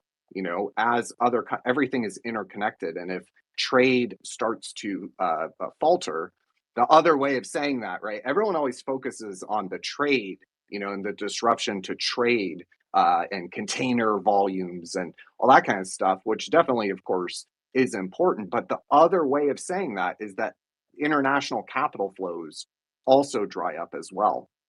So you could get into a situation, remember, the current account deficit or the trade deficit that we run here in America is the mechanism by which we get dollars out to the rest of the world. Everyone knows about the dollar's reserve currency status, but the way that we actually get it, there are minor mechanisms like swap lines, for example, but the main way that we get it out to the rest of the world is by running trade deficits. This is kind of Triffin's dilemma, or what he proposed back in the 1960s, that would ultimately cause a problem for the US, which is you have to run these huge, ever larger structural trade deficits to fulfill your international obligation, right? We have an obligation as the reserve currency to get dollars to the rest of the world.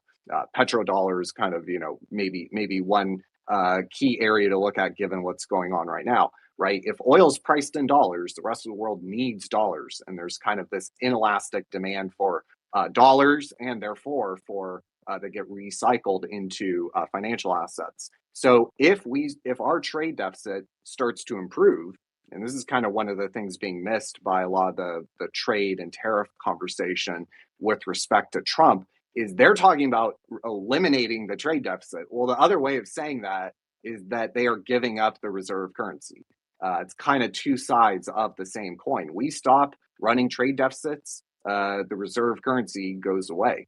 And there's major issues. You can get into a dollar milkshake kind of situation there. So yeah, like, when trade is impacted in a negative way, the other way of saying that, it's just the other side of the ledger, right? On a double entry accounting basis, the other side of that ledger is the capital flows, and those dry up. And I keep mentioning it, but the GCC, they're obviously being pressured right now on an export level. They have been a huge creditor to a lot of the AI trade, and a lot of that investment in CapEx has been coming from investment from the Gulf countries. This is where Trump goes around talking about that 14 trillion, I think he says, of pledged investment. Well, a lot of that, came from the GCC because, they normally are able to export, huge, staggering, tens, $100 billion surplus. Well, the other way of saying that is that, there is investment, right? They are accumulating resources. Well, we know historically that what generally the world would accumulate in the form of FX reserve was U.S. Treasuries. We know that that has been declining as a relative share over the past 10 to 15 years. But I think that this kind of accelerates it. I do think that in the near term, you could get kind of a short-term dollar squeeze, and that is what we're seeing. We are seeing the dollar, show tremendous strength relative to other currencies. And so I think that you could get into kind of dollar milkshake territory if this goes on, right? If it goes on and on, it's prolonged. It's going to impact not just the trade, international trade, but also global capital flows. And the U.S. basically the agreement that the U.S. made with the rest of the world, we will outsource our industrial capacity to you. You guys make the stuff. We'll buy it from you, right? That's the dollar, sending dollars outbound by the trade deficit. We'll send you dollars. You reinvest them into our stock market, into our U.S. Treasuries, into our real estate to some degree. And two things happen. Number one, you benefit, the foreign country. You benefit because, in general, the dollar gets stronger over time relative to your native currency. So you're making money there. But then you're also making money because we have the best capital markets in the world, right? The S&P 500 is parabolic and it always goes up. And we do anything we need to defend our financial asset prices, as we've seen for the past, my entire life, basically. So you're making money on the dollar getting stronger relative to your currency. And you're also making money because the S&P 500 is going up, or U.S. Treasuries historically were in a very secular kind of bull market with falling rates. So those did well as well for you. But what we have seen over kind of recent past is a break, and it didn't happen just some people try to claim for Parson points that Trump broke it and it just happened in the past year. That's not correct. If you look at the data, this has been occurring and kind of building for 15 years now. So, it could kind of really, I think, accelerate some of those kind of existing dynamics. We know that there's kind of been an effort to de-dollarize, and to some degree there has been, right? Just objectively, if you look at total U.S. government or foreign held debt as a share of total government debt, that peaked in 2013 with the start of QE3. And dollar share of FX reserves, that's been declining for 12, 13 years. So, it's already happening. Gold is overtaking U.S. Treasuries in terms of FX reserve holdings. So, a lot of this stuff is kind of already well into motion. I think that a global disruption like this, if it were to continue, would just kind of, create havoc and almost accelerate, kind of throw gasoline on those issues that, are kind of already well underway.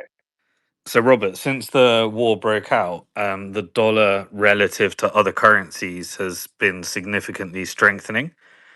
How does that impact, like if that continues and this goes on for a long time, how does that impact the whole build the manufacturing base, get strategic independence from China, figure out our, our own manufacturing industry? It does the exact opposite. So, part of the reason that we have hollowed out our industrial base, it's kind of been this like vicious cycle where, due to this kind of inelastic demand for dollars, you get a more and more overvalued dollar on fundamentals, on balance of payments, for example. You get a more and more overvalued dollar. Well, what that means, that's good for Americans if we want to import a bunch of cheap Chinese stuff, right? It's cheaper. The dollar's stronger relative to the yuan, so those imports are cheaper for us. But if we're trying to export, it's the exact opposite, which is the stuff made in America, because the dollar is so strong, the stuff made in America is, it makes less financial sense for the rest of the world to buy our stuff. So trade deficit grows wider. Well, what that means, more dollars getting sent to the rest of the world, recycled back into financial assets and not converted into local currency. And so you kind of get this, reflexive vicious cycle or virtuous cycle. If you're if you're in Wall Street, this whole arrangement has been great. if you're a multimillionaire asset holder, you know, the capital class, this has been great. This has been fantastic. This is part of the reason everyone was so up in arms with Trump and the tariffs. You know, there is a very, very small elite in America that loves this arrangement. Now, if you're a blue collar worker in the Rust Belt, you certainly don't, right? We know, for example, that not only has the Rust Belt been completely hollowed out and whole swaths of our country completely hollowed out, we know in the aggregate that deaths of despair are 3 times higher than they were during the Great Depression, right? We look at our people and they're, you know, over half of them have chronic diseases. So, you know, there are in the aggregate issues, even if, you know, look, I'm not making this argument, but there are some that look at the Rust Belt as kind of flyover country, look at the Midwest as flyover country, and they only care about what's going on in DC, New York, LA, San Francisco. You can't ignore the political ramifications of what this has done, right? We see increasing populism. If you go back to 2016, you know, and they did, mainstream media went to the Rust Belt, you know, the contested states, and they asked, you know, just average blue collar men, you know, who are you going to vote for? And they all said, a lot of them said, well, I'm kind of between Bernie and Trump. And it was like totally breaking their heads, right? These like Beltway people, it was totally breaking their head. But you know, you can't ignore the political ramification, which is you're going to get an increase in populism. You're going to get an increase in political polarization, and those sort of kind of second order effects you can't really ignore if you're America. But yeah, in terms of reindustrializing, I'll put it this way: you know, the Dixie, that dollar index Simon was mentioning, right now at about 100. Well, today at 100, the dollar on a fundamental, you know, purchasing power parity basis, on a fundamental valuation, the dollar index being at 100 today is even more overvalued than it was in 1985 when the DXY dollar index reached 161, 162. The dollar now is even more overvalued. And by the way, what did we see? In 1985, we saw the Plaza Accord, which was a concerted effort by, you know, a lot of the major economies to weaken the dollar, strengthen their currency. So yeah, if you're trying to reindustrialize, you need a dramatically weaker dollar. If you look at what the dollar did after the Plaza Accord, it fell by about 50% relative to other currencies. So you need that kind of you know, event to adequately reshore and adequately reindustrialize. And look, like, it's going to happen one way or another. Either we get kind of Plaza Accord 2.0, Mar-a-Lago Accord, right? This is what you hear. Either we get that where it's kind of an official thing, right? We all get together, we meet over a weekend and we decide this is what we're going to do, like we did in 1985. Either we do that, or it's going to happen gradually over time as de-dollarization moves FX reserve holdings out of dollars, right? Because the U.S. Treasury is just an interest-bearing dollar with an expiration. That's all U.S. Treasury really is. So when people talk about all this kind of stuff, you know, there are kind of slight differences, but it really, when you zoom out, it's kind of all one thing. U.S. Treasury is just an interest-bearing dollar. Well, as you know, China and other countries move away from the dollar and move to things like gold, for example, what that means is that gradually currencies are going to become much more valued on a balance of payments basis than they are on these kind of old dynamics, right? Talking about how it's been the past 5 decades. You're going to get a weaker dollar over time. It might take 10, 20, 30 years, you know, but it'd be more gradual than a Mar-a-Lago Accord. But one way or another, I think the die is cast, and I think that you know, the dollar, you know, generally speaking, to reindustrialize must get weaker. Otherwise, all of the issues plaguing America continue. Okay, so really, if you're looking at it from a policy level right now, Trump needs to crash the price of oil and get the dollar reversing this strengthening trade again. Yeah, And I that, mean, he gives conflicting statements, right, on the dollar. Like, on the one hand, you have Bessent, Myron.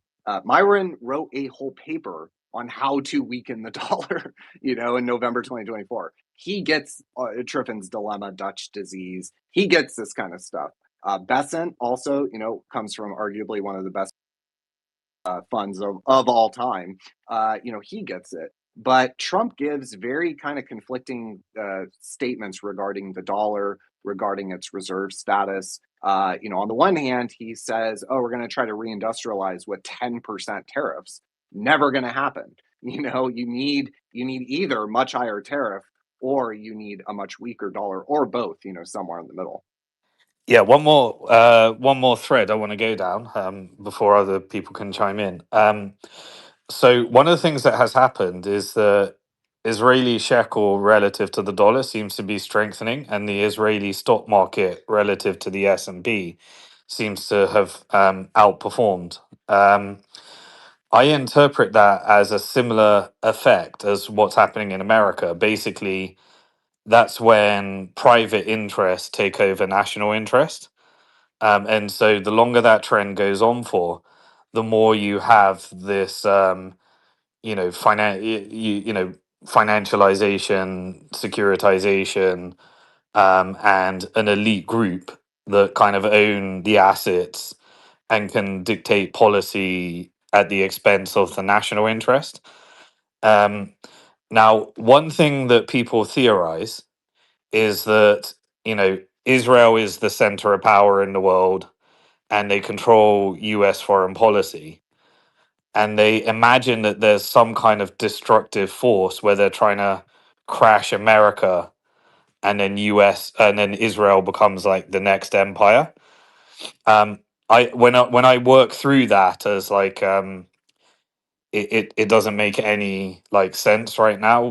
Could you imagine a scenario where like Israel becomes significantly stronger as a result of, you know, a US downfall? Yeah, I mean, it's theoretically possible. If you look, for example, at the dollar relative to the shekel, going back to the start of 2024, like I mentioned earlier, almost every currency in the world weakens over time, right? Generally weakens versus the dollar. But if you look at the shekel, it's actually gained 15%, which is a pretty major move in FX over, you know, 2 year time period. It's strengthened versus the dollar by 15%. And if you go back to the start of 2025, it's strengthened by 12% just in the past year or so. So the currency is definitely showing something I think is worth keeping an eye on. And if you look at their stock market, going back to the early part of 2025, it is outperformed the S&P 500 by 75%. Not the Israeli stock market went up by 75%. It's outperformed the S&P 500, which is one of, you know, obviously has been generally one of the best performing indices. It's outperformed the S&P by 75% just in about 1 year. So yeah, I think that you know, it's theoretically possible for Israel to become kind of the banking finance capital of the world. You know, really what you need is just an open capital account. You need, you know, very strong kind of rule of law and transparency and low corruption, those kinds of things. Right? Because think about it, you know, if you have $10 million as an American, are you going to go put your money in, I don't know, just pick a country that doesn't have, you know, the most reputable government, stable government? No, you're not going to put your money in their stock market, because remember, you know, when a foreign investor is invested in the S&P 500, you know, kind of generally speaking, they are long the currency, right? If you're a European, you have $1 million lying around, you want to invest in America, you have to sell your euro, your native currency. You have to sell your euro to buy the dollar, to buy the S&P. You can't go buy the S&P 500 or, you know, U.S. real estate or whatever it may be. Can't buy it in euros, right? You have to sell your currency to buy the dollar first, to then buy, you know, whatever asset you want. So you know, by being kind of by definition long the currency, you have to have faith in, institutions, rule of law. You have to, the capital account needs to be pretty open and transparent with very little questions, right? Like, for example, we don't know. We have run huge trade deficits against China for decades now, right? We don't know. And so by definition, what that means is that they own a huge amount of US financial assets. We don't even really know. We know they own equity, but we don't even really know where. And a lot of it is obfuscated even more by kind of satellite subsidiary kind of entities and like Belgium and stuff that makes it even more opaque. But we don't know how much equity in Northrop Grumman or Lockheed Martin, our defense companies that theoretically would be making weapons to beat China in a war. We don't even really know how much a stake China actually holds in our own defense companies. And again, this is just an accounting reality. It's not like an option or a theory, or this is just by definition how it works when you run huge trade deficits. The rest of the world accumulates your financial assets.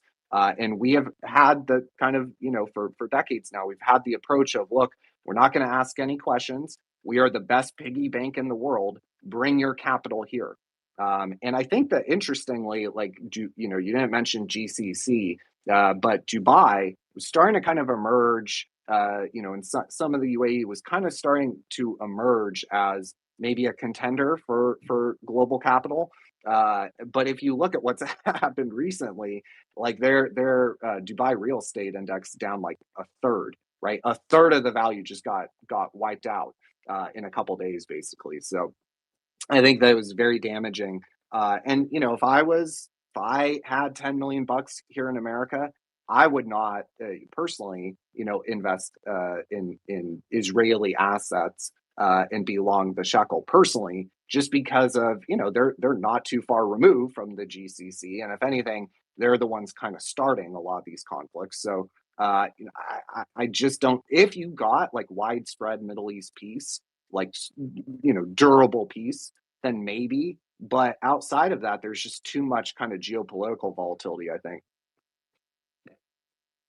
Yeah, so I guess what I'm asking is, let's say America crashes, which I know is a very loose term. Don't you think Israel's strength goes down with America rather than America getting stronger as a result of America getting weaker? Like, don't you think the two are tied together? He meant I'm Israel. not sure. You made a mistake there. What did I say? Simon, I think you meant, you said America getting, you said America instead of Israel. Yeah, so if America gets weak, doesn't Israel get weak with it under its current structural relationship? Or do you think there's an inverse relationship? Yeah, I'm not too sure. I mean, the only thing I would say is when it comes to kind of the global reordering that we've been starting to see. And again, it didn't just start with Trump. A lot of kind of partisan people try to make these points, that Trump is crashing the global world order and all this kind of thing. But it's not accurate. It's just not backed up by the data. This has been kind of in the works for a while now. I would argue going all the way back to QE3, back in 2011, 2012. So, it's kind of like all well in motion. The one thing I would be comfortable saying is that things, on a geopolitical, geoeconomic scale, things are going to be quite interesting, and there will be a lot of change over the coming decade. That's not to say that America is going to turn into a third world country or anything like that. I'm not generally, one of those kind of people. But I do think that, there will be huge tectonic shifts. The things to remember, people talk about the dollar's reserve status and that kind of thing. It's important to remember that these things don't play out over, hours or days or weeks or months. They play out over a decade, 2 decades, 3 decades. It's like a glacier on a mountain, right? It moves incredibly slowly, but it has tremendous weight to it, right? And power. I would equate, some of the things we're talking about with that, where generally you don't see kind of an overnight sort of transition. And when it comes to the dollar and what we've already seen, China has been trying to strengthen their currency internationalize the yuan and stimulate domestic consumption, right? Like this is not a conspiracy or a theory. Like we know that this has been an effort of theirs. Just as here in America, we're starting to realize, oh wow, we need to be able to actually make things again. This war, I think, being a good example of that. And but it didn't start today. It didn't even really start in 2022 when we seized the FX holdings of FX reserves of Russia. It started way back. And so I think that some of these kind of events that we're seeing now can be maybe an amplification, right? Like a magnifying glass on a particular issue. But I don't really think that it's going to be this huge turning point where, a month from now, even a year from now, everything is radically different. I think that things generally take a lot more time to play out than that. But I do think that is kind of amplifying, magnifying, bringing to the forefront some of the issues that have been decades in the making here in America. Robert, can I just ask a question? I mean, it's not even 8 years that BRICS has been put together properly and is now structured. I mean, we now have BRICS 7, bigger than G7. What we have seen even in the last decade is completely different to what we are seeing now. I mean, we were all around 2007, Lehman's, Bear Stearns. There was no BRICS. There was no agreement, to form an anti-dollar grouping, but there is now, and it's literally taken over, the majority of the population of the planet between the BRICS members, the BRICS partners. I mean, there's 56 countries who have wanted to join BRICS. I mean, this is not just normal day by day. This is a complete seismic change to the structure of the world. And they don't want the dollar. The de-dollarization is part of their principal core, even though Putin has stated just recently, we still like the dollar as the reserve currency. That is absolutely not true. He just said it for the press. He said it for the ears of some people in the States. But the objective of BRICS is to disassociate themselves from the dollar, and they're doing it accordingly. What is happening in Iran is their golden moment. What we are seeing now... I'm just going to say this. What we are seeing now is that Russia is orchestrating this embargo as well, directly and indirectly. They are accommodating Iran. They are beefing up their oil industry as we speak. They will get up to 15 million barrels a day. They will take over the loss that was sent into the Asian markets. Putin has pulled the last of the supplies into Europe last week. They're going to be turned off within 10 days. That leaves Europe in a desperate state with 4 million barrels a day that they cannot get anywhere else. America, unless it wants to supply Europe, will go without itself, which it absolutely will not. And in order to achieve that 4 million barrels a day that Europe is losing, America would take maybe 2 to 3 years to build up its infrastructure, maybe do a joint partnership with Canada and other. But we need to take a grip here. Tomorrow, there's a very good chance that the price of Brent and WTI is going to be $110. This is what is being expected. The Russians are expecting by the end of the week, it'll be at least 120. This is not going to take months. This is happening now, this minute. And there's other ramifications as well. I think we spoke yesterday about urea is down now 35%. I mean, the majority of urea, or AKA fertilizer, used to come out of Ukraine. But due to something happening over there, that is all but stopped. Russia is benefiting at the moment at $180 million a day to its capital budget. What they are expecting, and they're already talking about it, I can send you the links.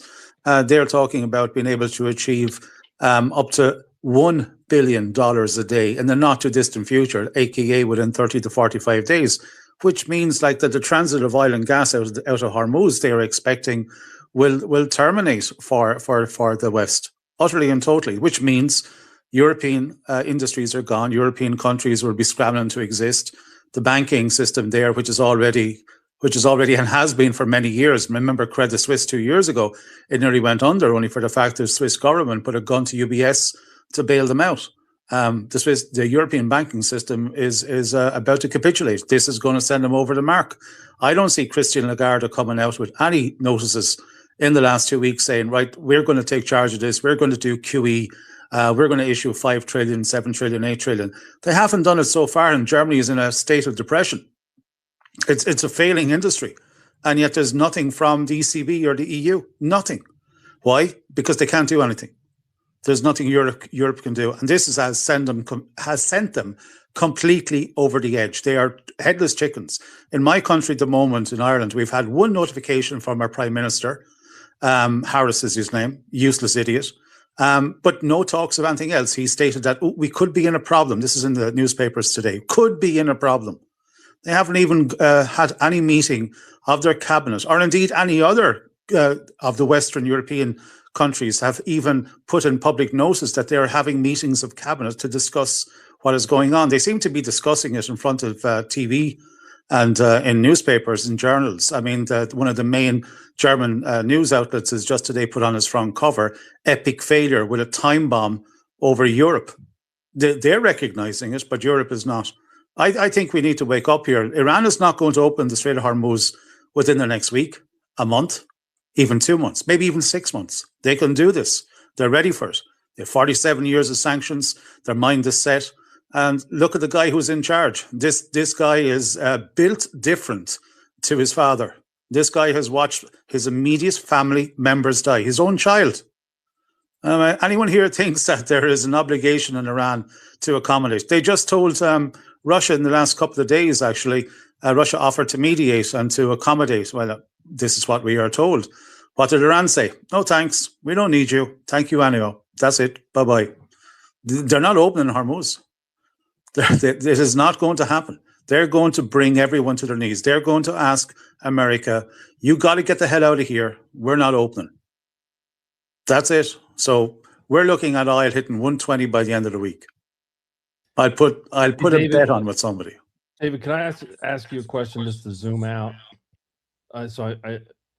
You have a unique perspective in terms of the voices that I hear on X. So I just want you, could you describe what you see, sort of the Wikipedia summary of the global geopolitical situation, say 6 months from now or a year from now? What's the world look like given what's going on now, without being specific about what's going on now?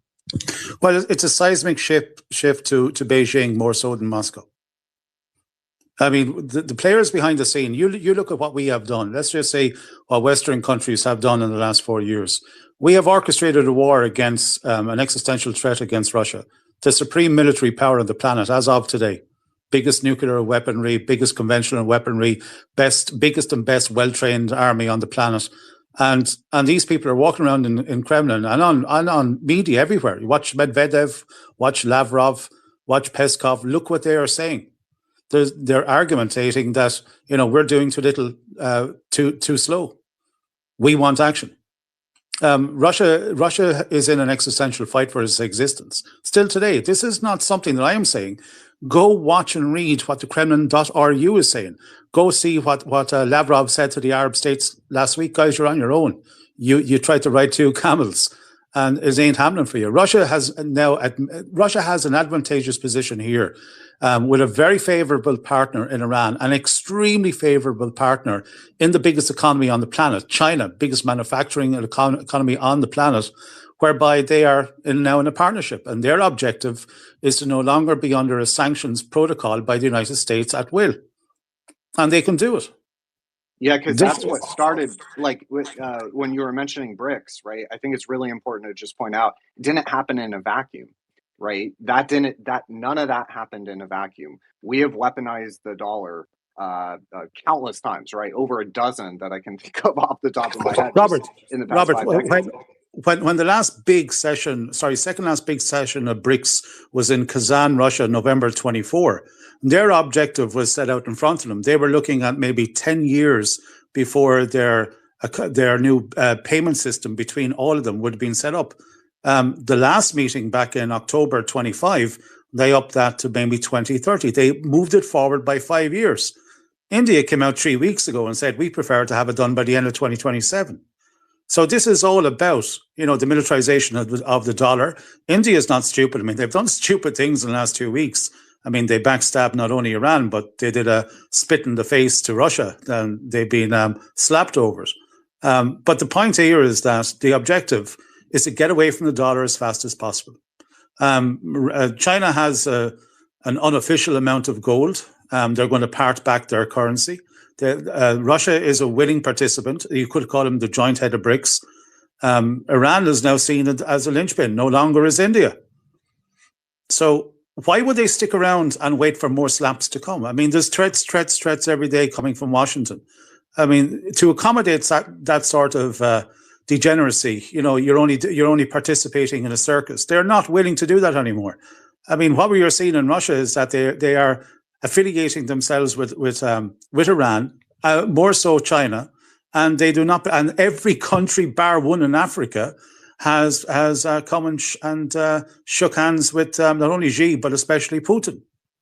I mean, Russia is in 17 countries at the moment in a military engagement, supporting and helping those countries. The Sahel is now not French.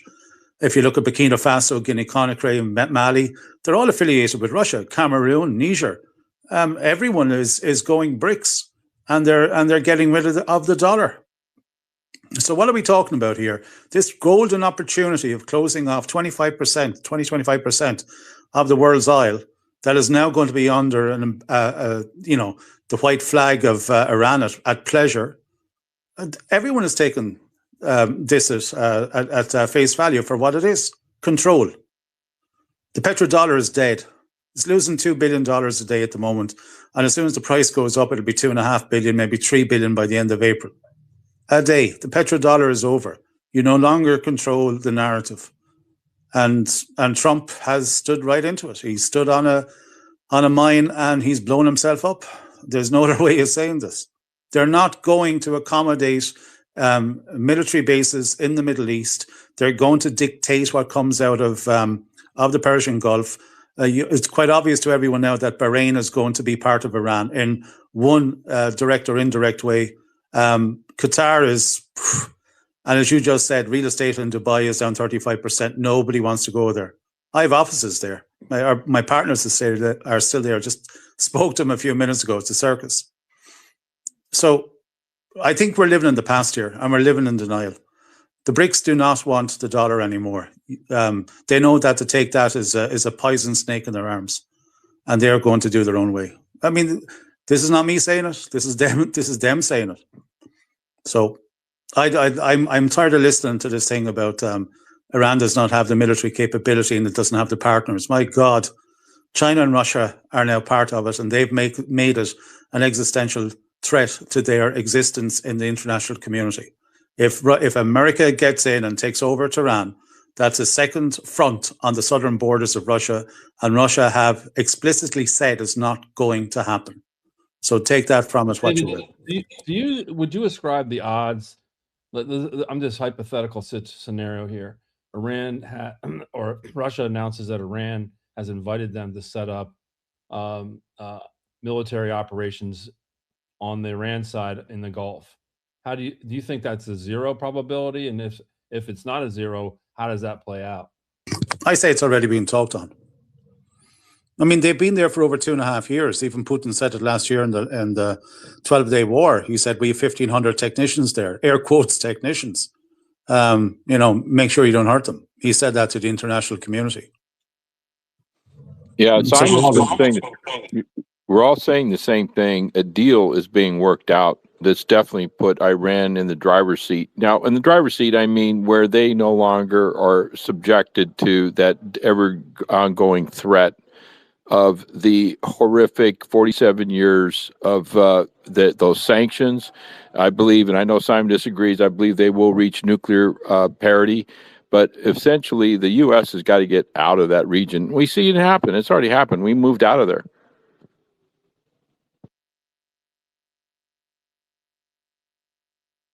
So a deal.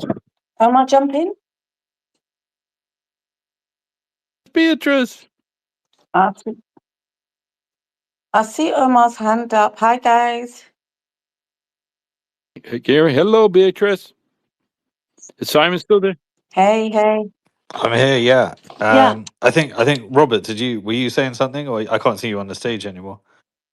Hi, Hey, Robert, good morning. Thomas, Darkside. Apologies, I didn't see you earlier, Robert. David, hi to all of you. I'm really liking this discussion, actually. So yeah, please do continue. Yeah, Robert, I think you were talking about 12 attempts to weaponize the dollar or something when. Oh yeah, we have weaponized the dollar many times over the past 4 or 5 decades. So when it comes, also the thing with BRICS that I think a lot of uh, jingoistic Americans miss is you don't need a replacement to the dollar as reserve currency. And what we're getting is exactly that, which is there's been a gradual move away from the dollar. If you look at FX reserves and then the breakdown within those global FX reserves, it used to be the dollar was front and center, U.S. Treasury front and center, huge share. But you don't need the yuan to be the reserve currency. In fact, what we're seeing is gold, right? A neutral, scarce, bearer asset is really what is performing well. Now, the yuan is gaining share, and I think that continues. But I think that instead of looking at BRICS through the American centric lens of oh, it's a failure, it's a complete failure. I think that the other important point that people miss is you look at who makes up BRICS, right? Russia, China, industrial capacity starts to actually matter, right? Can your country actually make things? I think that starts to matter really a whole lot. Here in the U.S., we're very good at financial derivatives and gambling and this kind of thing, right? But is that actually useful? Does that actually provide real value? I think that not only industrial production, but of course commodities, these sorts of things start to matter a lot more. Now the U.S.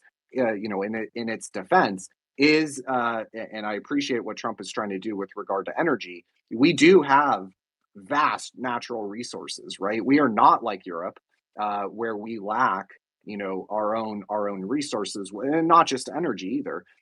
It's just that there have been decades of underinvestment, right? So America is not totally screwed. Like we do have here in California, in the Salton Sea, we have one of the largest lithium deposits, I think, in the world out there in the Salton Sea. But the problem is, it's in California, and we have the environmental kind of people like Gavin Newsom, right, and permitting issues and all that kind of thing. So, America, all that to say, America is not totally doomed in this reordering. I do think that it is a substantially different America than we see today, but that doesn't necessarily have to be a bad thing. Number one, and number two, I think that priorities are starting to shift. And I think that, again, like I mentioned earlier, this war is just kind of bringing a magnifying glass to, silly things like, can you actually make weapons, right? Do you have the resources? Number one, do those supply chains rely on your adversary, right? These sort of kind of things that had been forgotten, had been ignored for decades, start to really matter a lot more. And I think that this event is just kind of catalyzing a lot of that.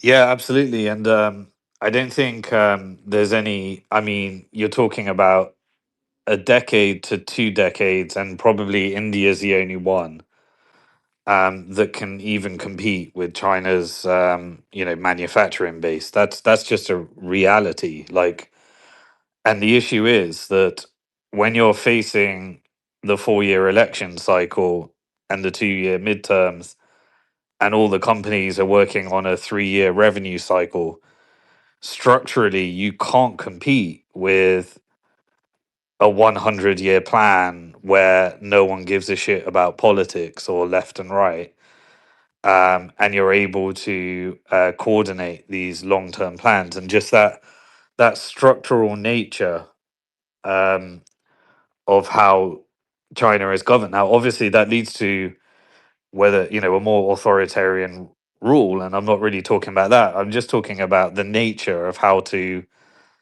execute what China has executed. That whatever Trump does, bondholders and foreign capital allocators and currency speculators govern politics, and the corporate capture is real when you have this hyper financialization and securitization.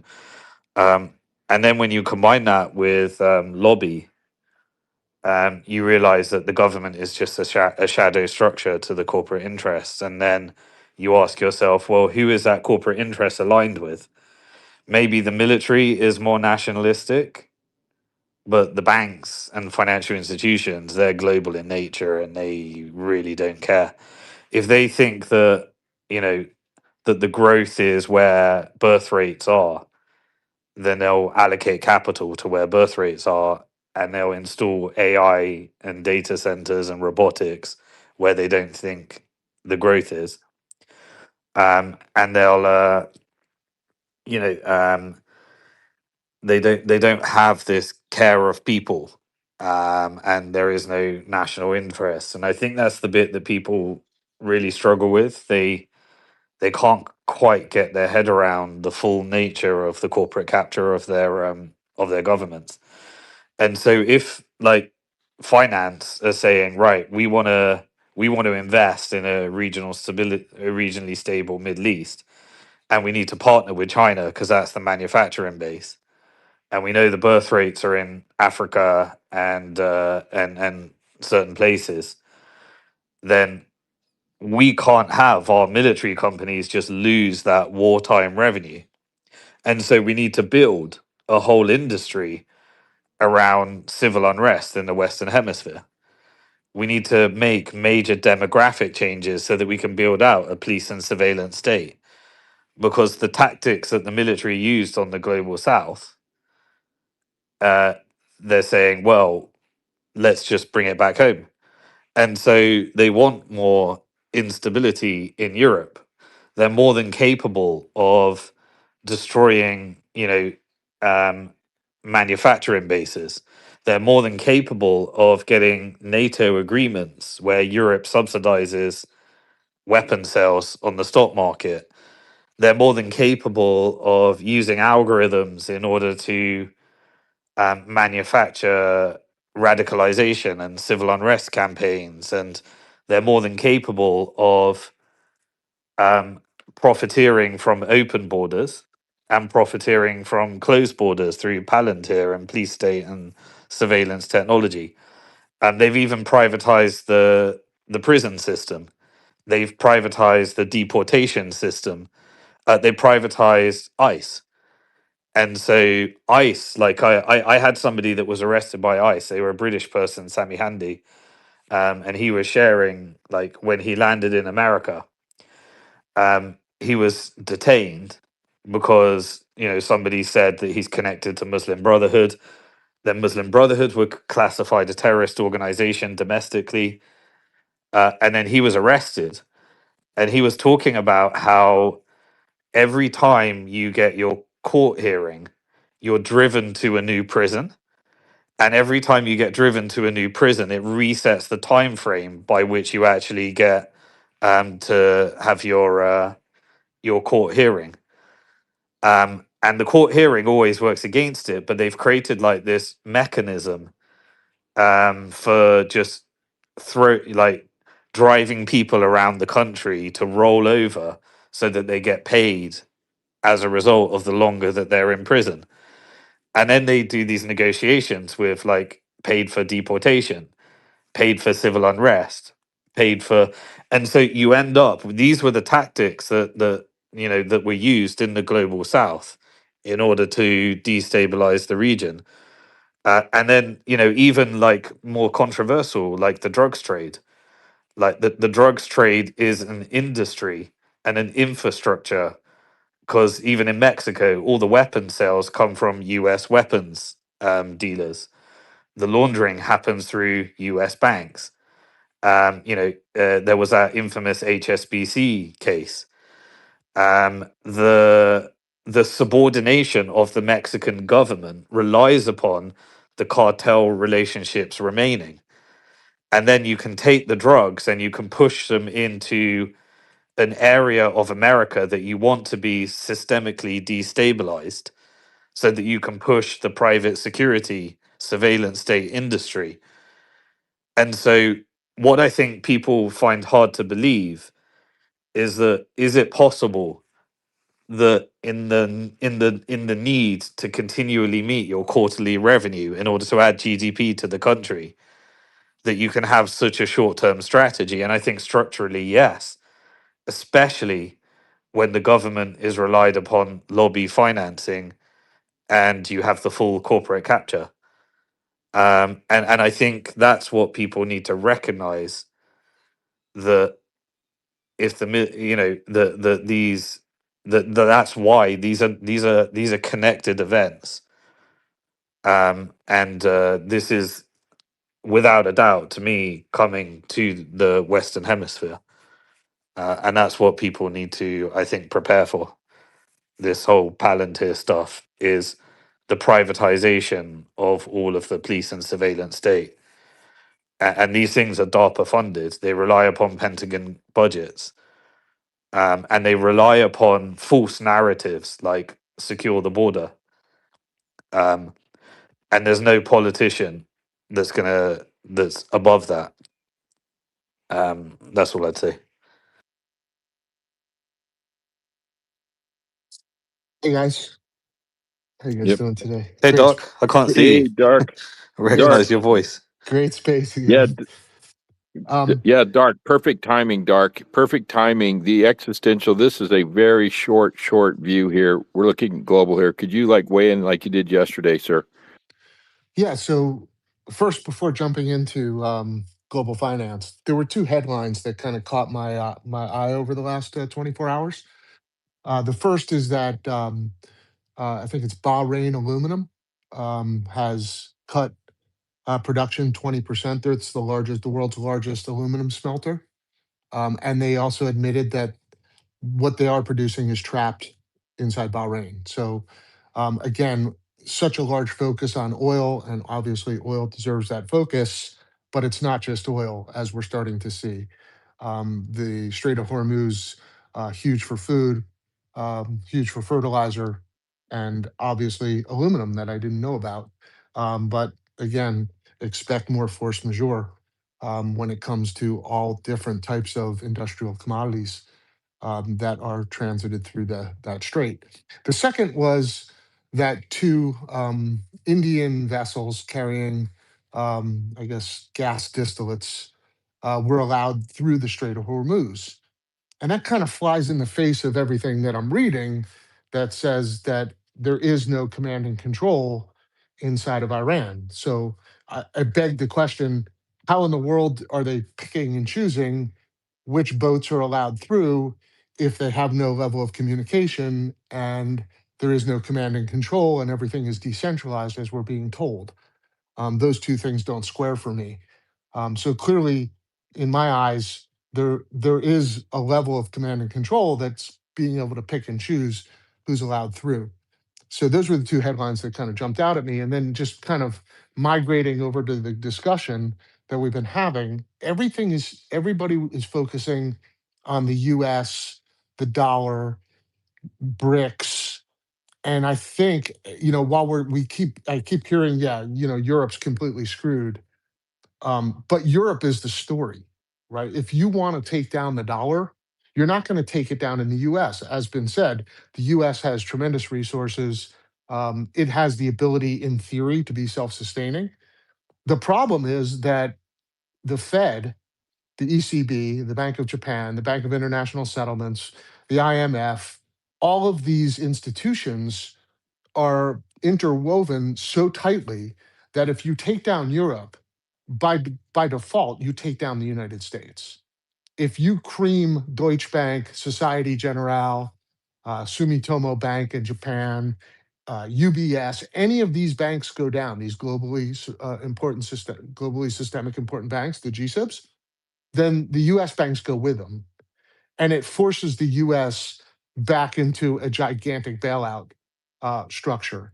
And it kind of I'm hearkening back to COVID, right? Now, looking back at COVID, and I heard Beatrix talking about this a couple days ago, not to fully born my tinfoil hat, but it does feel like this is COVID part two. And if the goal of the COVID scam was to force the devaluation of the dollar, then this part two could play that exact same role. Because if you do crush the European banks through a quadrillion dollars in derivative exposure that these banks have to each other, you will take down the American banks and force the Fed and the US government into a massive dollar devaluation, which again just continues to eat at the fiber of American life. I'm not sure America's in a position right now where we can withstand a large bout of inflation. And I mean that societally. So many Americans are up against it, living paycheck to paycheck, that a large bout of inflation would lead to the need for some form of universal basic income and just crash the ability for the dollar to be the world's reserve currency. And I do believe the goal of Russia, China, Iran is to damage the dollar. I think that is the gambit here, and it does appear that they have a good strategy. But just to kind of circle back to derivatives, um, all of these institutions are tied together. So UBS is tied to Goldman Sachs, which is tied to Citigroup, and I shouldn't be lost on anybody that they've been targeting banks. And I think that's more symbolic than anything else. But I think the weeks ahead are going to show tremendous stress in the U.S. banking system, which is already under stress due to a private credit crisis that no one sees coming. And I don't want to get too far into private credit, but we have a large shadow banking system in the United States called private credit, which is at this moment under tremendous stress, and any type of financial stress at the banks will sink the private credit market. So here we are. I think all of this is worth noting. I'll stop there. And vice versa too. Private credit issue is going to cause issues with the banks. Wells Fargo has like $60 billion worth of exposure. Yeah, exactly. And again, all of these banking issues, they can be solved because they can print more money. Now that comes with tremendous detrimental effects. But the one thing you can't print is aluminum. You can't print oil. You can't print fertilizer, and that's why I think it's obviously from America's perspective, they need to reopen the Strait of Hormuz.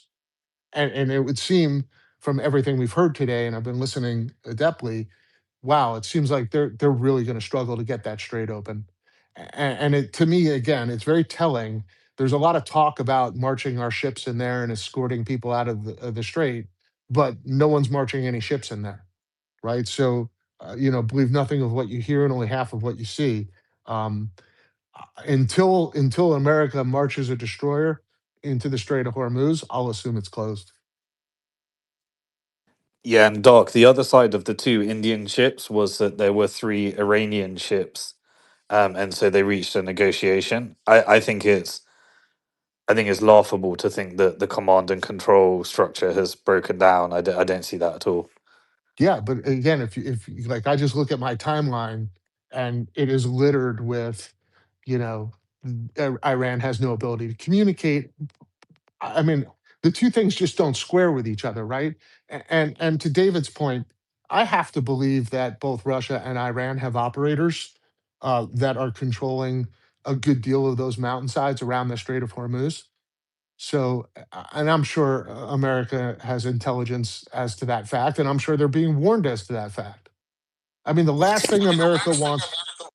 Oops, sorry. The last thing America wants now is a war or even a skirmish with China or with Russia. That's the last thing we want to do is open a second flank of the Ukraine war. But it feels like it's headed that way. Well, it's actually impossible because the if you've drained a lot of your supplies, you need shipments from China. So it's not possible to start a war with China right now. It's impossible. That's true. But on the flip side of that, it's possible for China to cause great harm to the US, right? So, we're not necessarily in the position to dictate how this thing plays out. And that's what's so scary about where this goes, right? One miscalculation from here and everything gets sideways very quickly. And that's what scares me the most, right? Like war is so unpredictable. You can go in with a perfect plan, but to quote Mike Tyson, everybody's got a plan until they get punched in the face. So scary times Can I ask you lie a quick ahead. question, Dark Side? Sure. Just your opinion on Japan, because it's and how super exposed it is to the oil price rising in general. Do you think there's a solid chance of Japan possibly either dumping U.S. Treasuries or just maybe even like just flat out spiking its interest rates in order to sort of combat the effects from the rising oil prices if it continues for like another 4 weeks? Look, I've been saying for the better part of a year and a half now that Japan is the linchpin, right? Because they underwent basically decades, multiple decades of yield curve control, and their financial system is a mess, and their banks are sitting on monumental unrealized losses from all of that debt that they purchased when interest rates were negative, and now they're spiking higher. And it's not just their banks, right? It's actually their central bank. Their central bank is sitting on, because they own 50% of their bond market, they're sitting on losses that are untold. And what's so interesting about that is you would think as these interest rates in Japan have gone higher, that their currency would have gotten stronger, right? As your interest rates go up, more money comes into your bond market, your currency in practice should get stronger. But that's been the exact opposite case. And that's because, in my personal opinion, because their central bank owns their bonds, right? So why would their currency get stronger? Their currency should be get weaker as they're sitting on more and more losses. So Japan could very well be the linchpin, the first shoe to drop of globally systemic important banks going down, and for that matter, insurance companies in Japan. So again, I don't know where the first shoe drops, but it feels like it's getting really close. And financial crises like this, they come out of nowhere, although they were obvious to see in hindsight. And I think if you're looking at the landscape like I am, it's obvious that something's going to happen, but we just don't know where it starts. Well, we What we haven't seen do, anything. Oh, sorry. Go ahead. what we do know is that once it starts, it cascades through the entire Western financial banking system. Go ahead, We have Enrico. seen something, and that's the mass request for redemptions of private credit funds. That is something that Yeah, started. but again, that started extraneous of this event, right? Agreed. So Yeah. yeah, what Yeah, I'm like talking about is there going to, as inevitables question, oil in Japan, is that the shoe that kicks it, right? Is that where things begin to break down and they're forced, or they just lose control of their bond market? And that, of course, kills the carry trade. I mean, all kinds of things go crazy. Their currency starts to crash. Um, you know, Again, all of that would be downstream from an oil crisis.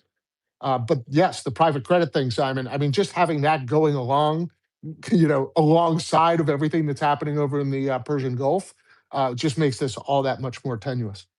Yeah, the thing Japan does have is massive amounts of assets and a massive trade surplus. So its type of intervention, I think, if I were Japan, selling U.S. Treasuries would be, if I were independent and I was able to make decisions in the national interest of Japan, which I don't think the Bank of Japan or Japan can.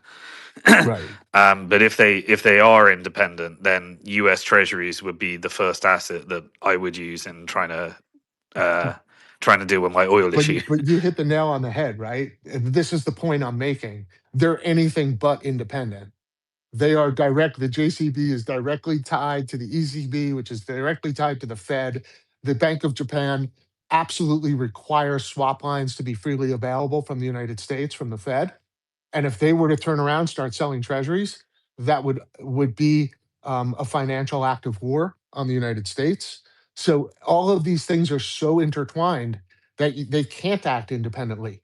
And for that matter, neither can the United States and neither can Europe, right? That's the seed that's been sown through financial repression through derivatives. all of these things are just so intertwined, and none of us, and I mean not just us, no one in the Western financial system understands what happens when one of the pieces of the Jenga tower get pulled out.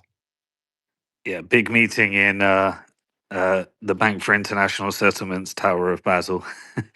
Exactly. And you can imagine at that meeting, it's a meeting where nobody knows what to do, right? Because this is the thing about fiat money, is that it's so complicated, it's so difficult to understand. It is a Jenga tower, and nobody understands what happens if you pull out this piece or that piece, because fiat money is just a construct. It's a construct of rules that are constantly changing, right? And everybody at the table knows that the system's a Ponzi scheme, right? So in a Ponzi scheme, when the first guy pulls his money off the table, what happens? The whole thing unwinds, right? The Ponzi scheme's fine as long as everybody's playing happily together. But the first second one of the large players says, "I want my money back," then what happens? It all unwinds, and it unwinds at an incredibly fast pace. We've seen that with gigantic Ponzi schemes. Bernie Yeah. Madoff, I mean, not to kind of knock on Madoff here, but he was the chairman of the Nasdaq. Like, this guy was running the largest Ponzi scheme of his time, and also was the head regulator of of small and mid-sized companies in the United States. That is a mind-blowing thing to kind of get your hands around, but 100% true. Got some news, and so I'll hand it right over to you afterwards. So in terms of the location of the USS Abraham Lincoln, one of its planes, the US Navy CMV 22B Osprey, took off from Prince Sultan Air Base in Saudi, and then it landed somewhere in the middle of the ocean, near outside the coast of Oman. So it's presumed that the location of where that that USS Abraham Lincoln plane landed is the USS Abraham Lincoln, and that means they've retreated over 1,000 kilometers away from Iran. So the Abraham Lincoln is actually retreating away from Iran and is now over 1,000 kilometers away from Iranian shores. Yeah, back over to you guys. Hey, Darkside, in your sphere of circle outside of this space, is there like a feeling that America's kicked ass, Iran is just completely defeated, like America's being made great again, we're about to take over the oil, we're going to own the Middle East? Is that like a sentiment that exists? Or Yeah, it's interesting. I think it's 50-50. If I had to take a poll in the kind of American financial community, and a lot of that's due to propaganda. Um, every once in a while, I'll just throw on Fox News, which obviously is the largest news company here in the United States, and you would think, if you watch Fox News, you would think this thing's over, that it's been won. It was won long ago. They're just I mean, it's Dude, full. it's wild. Yeah, it is It's full. Yeah, insane. it's insane. That's incredible. It's insane levels of propaganda. It's not even, yeah, and remember that their slogan is fair and balanced. Um, but there is no recognition at all that there's any potential for problems. Like, it's just everything's going according to plan. We're way ahead of schedule. And then you have the administration, which is just gaslighting the living daylights out of the American people. Now, look, I'm not a military expert. That's not what I do, right? I'm a finance guy. But everything that I see and hear, and just the obvious, just what my eyes see, right? If I just tune out the noise, like I said earlier, when you see the world's largest smelter saying, "Hey, man, we're trapped," and you've got all this, 33% of the world's fertilizer stuck in the Middle East, and then you've got the oil on top of it, I can't believe everything's fine, right? Like, those two things just don't square. But it's a great question, and I just think the level of propaganda we're being pumped with here in the U.S. is just so far over the top that it's hard to, unless you're truly a critical thinker that's willing to step outside of the noise and make your own determinations. then you're going to believe what you're being told.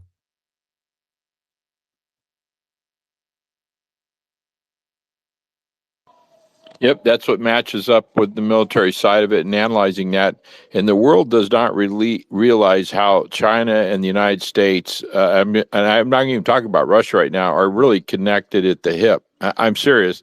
I give you the story. God is my witness, was in Beijing, China. This is about 10 years ago. I'm sorry, 12 years ago, and I'm in Beijing, and there's a ballistics conference on very high technical scientists and experts, science experts meeting on how to develop ballistics. And while in that meeting, and I'm not in the inner working circles of that, I'm not a scientist, they're way above my intellect, but I was invited to that for other reasons. But in the night, they were having a cocktail party, and there sitting there is an American with DARPA. And when I heard some American saying hi, I heard his accent. For those that haven't heard me say this before, I was sitting there and I said, "Whoa, you're an American. What did you say? You're with DARPA?" He says, "Yeah, absolutely." He said, "We're participating and we're working on this." What? I'm still trying to wrap my mind around it. We're like ancient Rome. All roads led to Rome.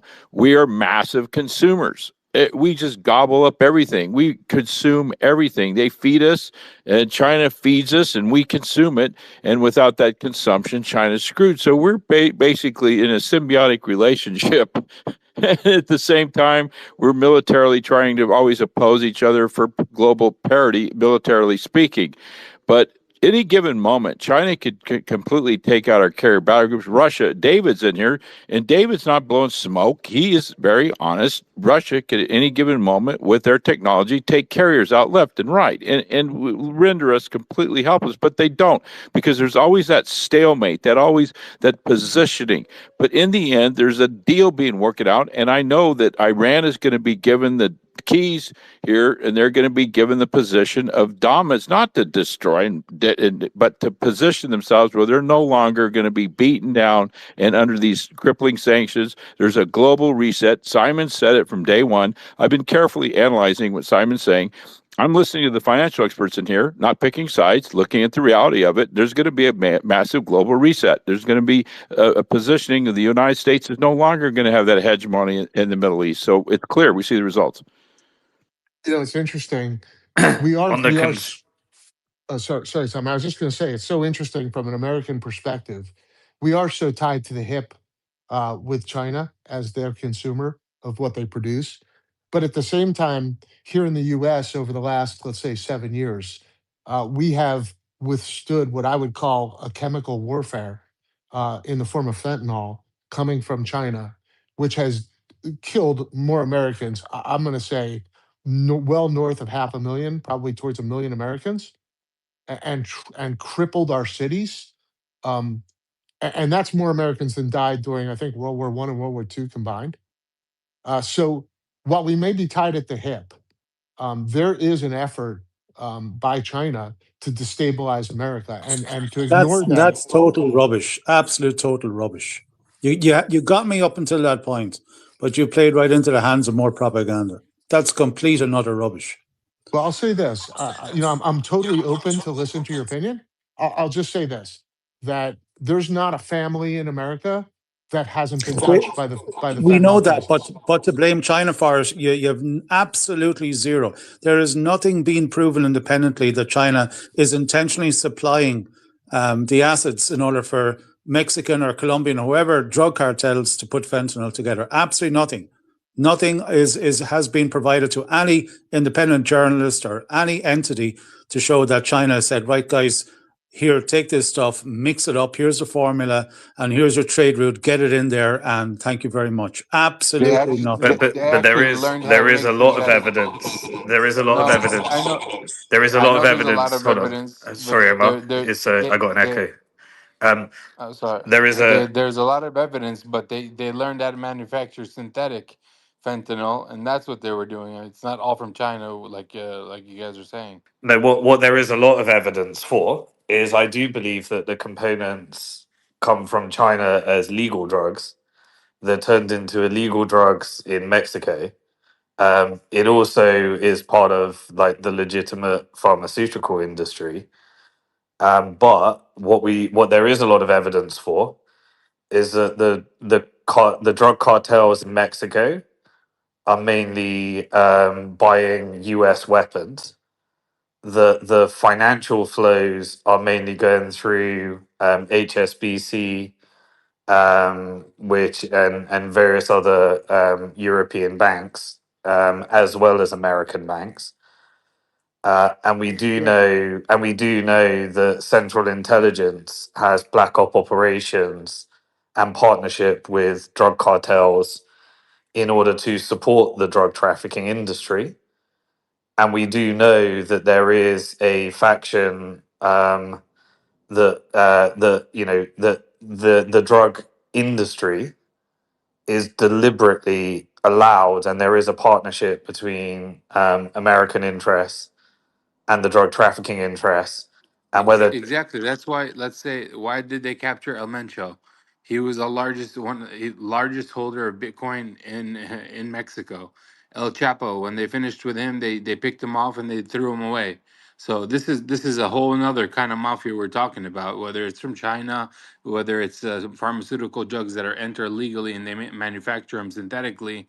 I mean, this is going on all around the world, and this is what's funding most of even the stock market, some of the housing market. It's funding so many things that we don't even realize, and it's not really part of the big problem that we're talking about here. What we're talking about here is what's going on in the region. What's going on in the region? China wants stability in the region for its prosperous future. And at the same time, there's always going to be an alternative agenda because that's how politics work. No one's going to say exactly what they're thinking. Let me go ahead and David, he has more insight. Go ahead. Well, I just want to add to my previous point in relation to the cooperation between Russia and Iran. Pepe Escobar has just done an interview where he disclosed some very salient information. He stated that 1 week prior to the attack on Iran by the United States, that Russia provided to Iran the U.S. battle plan, and that is why the operation, the counter offensive, let's just call it, by Iran back at its enemies happened within 30 minutes because they had found out everything. So, you know, there's another proof again. Russia and Iran are tied at the hip. Russia has the viewpoint that Iran is a critical piece of infrastructure, both security and financial, for Russia going into the future. You know, they shared the battle plan. How do you like that? I mean, we've just seen in the last 2 weeks, everyone in the Western media is crying over Russia providing them intelligence, information, maybe some physical assets. We do know they have supplied physical assets. And 4 years in Ukraine. Oh, well, let's just call it what it is. 12 years in Ukraine. Munitions, money, everything, intelligence has been provided to Ukraine to go and kill the civilian population as well as the military. So there you go. That was Pepe Escobar, who's sitting currently in Moscow, getting more information as regards proof of the Siamese twins, that is Russia and Iran. But David, wouldn't you agree that just like, and I think you're 100% right. I mean, certainly Russia has been undermined in Ukraine, and anything they can do to undermine the U.S. in Iran, I think, would be on the table. But wouldn't you think that China feels the same way, given that we just signed another $10 billion sales agreement with Taiwan for weapons?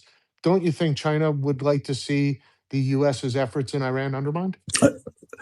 I first went to China in 2007 as Lehman's and Bear Stearns were falling apart, and I lived in Beijing, and I had to work with clients that are, let's just call it, I was in and out of headquarters, Bank of China, for these clients. And the narrative even back then, what was that like? I mean, 19 years ago?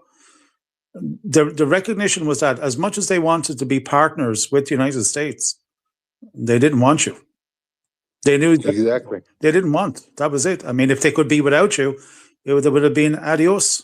And now in those 19 years since I first went there, it's a megalith. I mean, it's a society that is leading the 21st century by far. In 10 years' time, they will be the biggest military in the planet. Well, by 2040, they are stating it. But the numbers and their building, I mean, for every one ship China is building, for every one ship US is building, China's building 283 on tonnage. They are marketing ahead of everyone. They're 2 generations ahead of India when they were comparable less than 50 years ago. So, I mean, the belief back then was that we will do this ourselves. I actually was in a meeting once, and one of the main investors had a huge map of China in his offices. His offices contained the top 3 floors of a building that he had bought and put Bank of China in the bottom 3 floors. But it was a 32-story building, all empty except for the tree on top. He could not believe it. But he had a huge map of China up on the wall, and it was called the 542 plan. China has 542 little counties or statelets, and that was a 40-year plan to 2047. Sorry, 2045. And these people operate on a wavelength we cannot understand. We want stuff done in 4 years. They look at 10 and 15 and 20. Xi just did, what was it, in November? He said, like, they have their 5-year plans. He did a 15-year plan.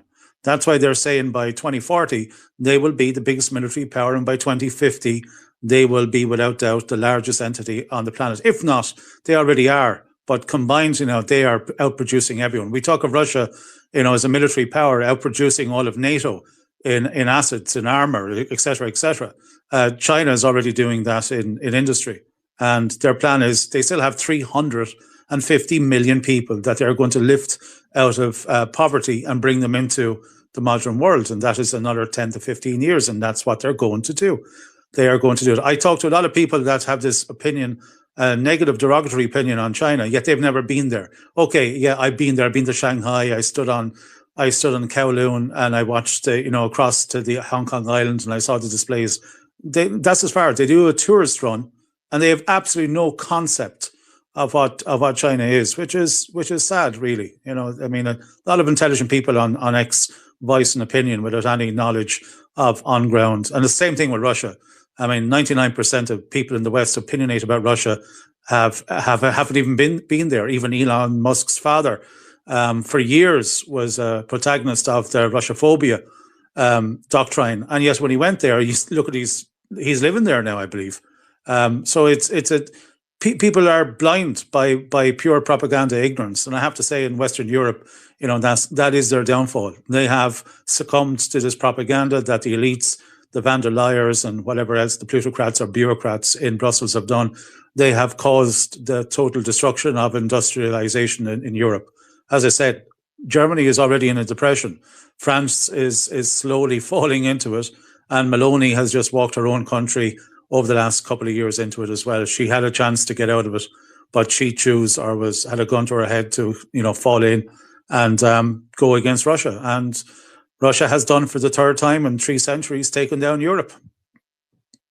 So, David, looking at I agree with you, David, and I believe every single country in the world knows that about China, and they're just acting like they can outproduce and outrun and outdo China, when in reality, it's very obvious to every single person that China, from Guangzhou to Fushan to Hong Kong to wherever you want, if you go and actually look and you see what the Chinese people are doing, I mean, without China, we would not be able to do anything. We would not exist. The economy would go down. The United States wouldn't be the United States. So it's obvious to all countries, but they're just trying to put on a show where it's like, okay, we can beat you. Even if it's to the moon, we can beat you. All this fake stuff that they do. People are hard-headed sometimes, don't want to open their minds, and this place is here for discussion to learn, to teach each other and learn from each other. And my second point is, when Mancos, with all due respect, we were talking, this turned into a complete chaos, and that's why Beatrice is here now. At least she can control it.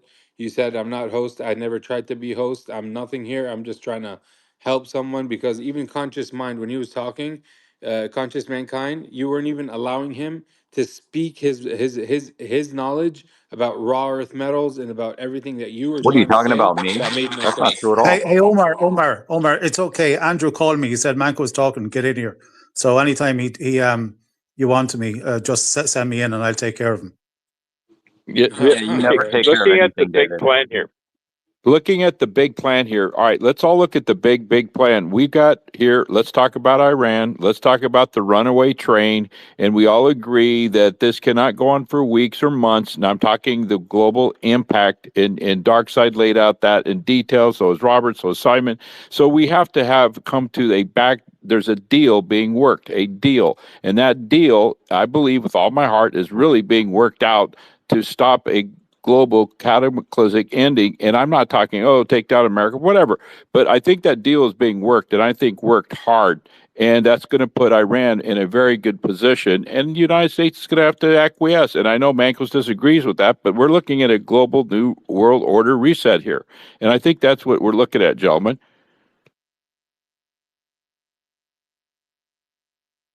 Oh, definitely. I agree with you. I mean, the transfer of wealth from the boomers to the millennials and Gen X, that's one thing, and the global reset's another thing.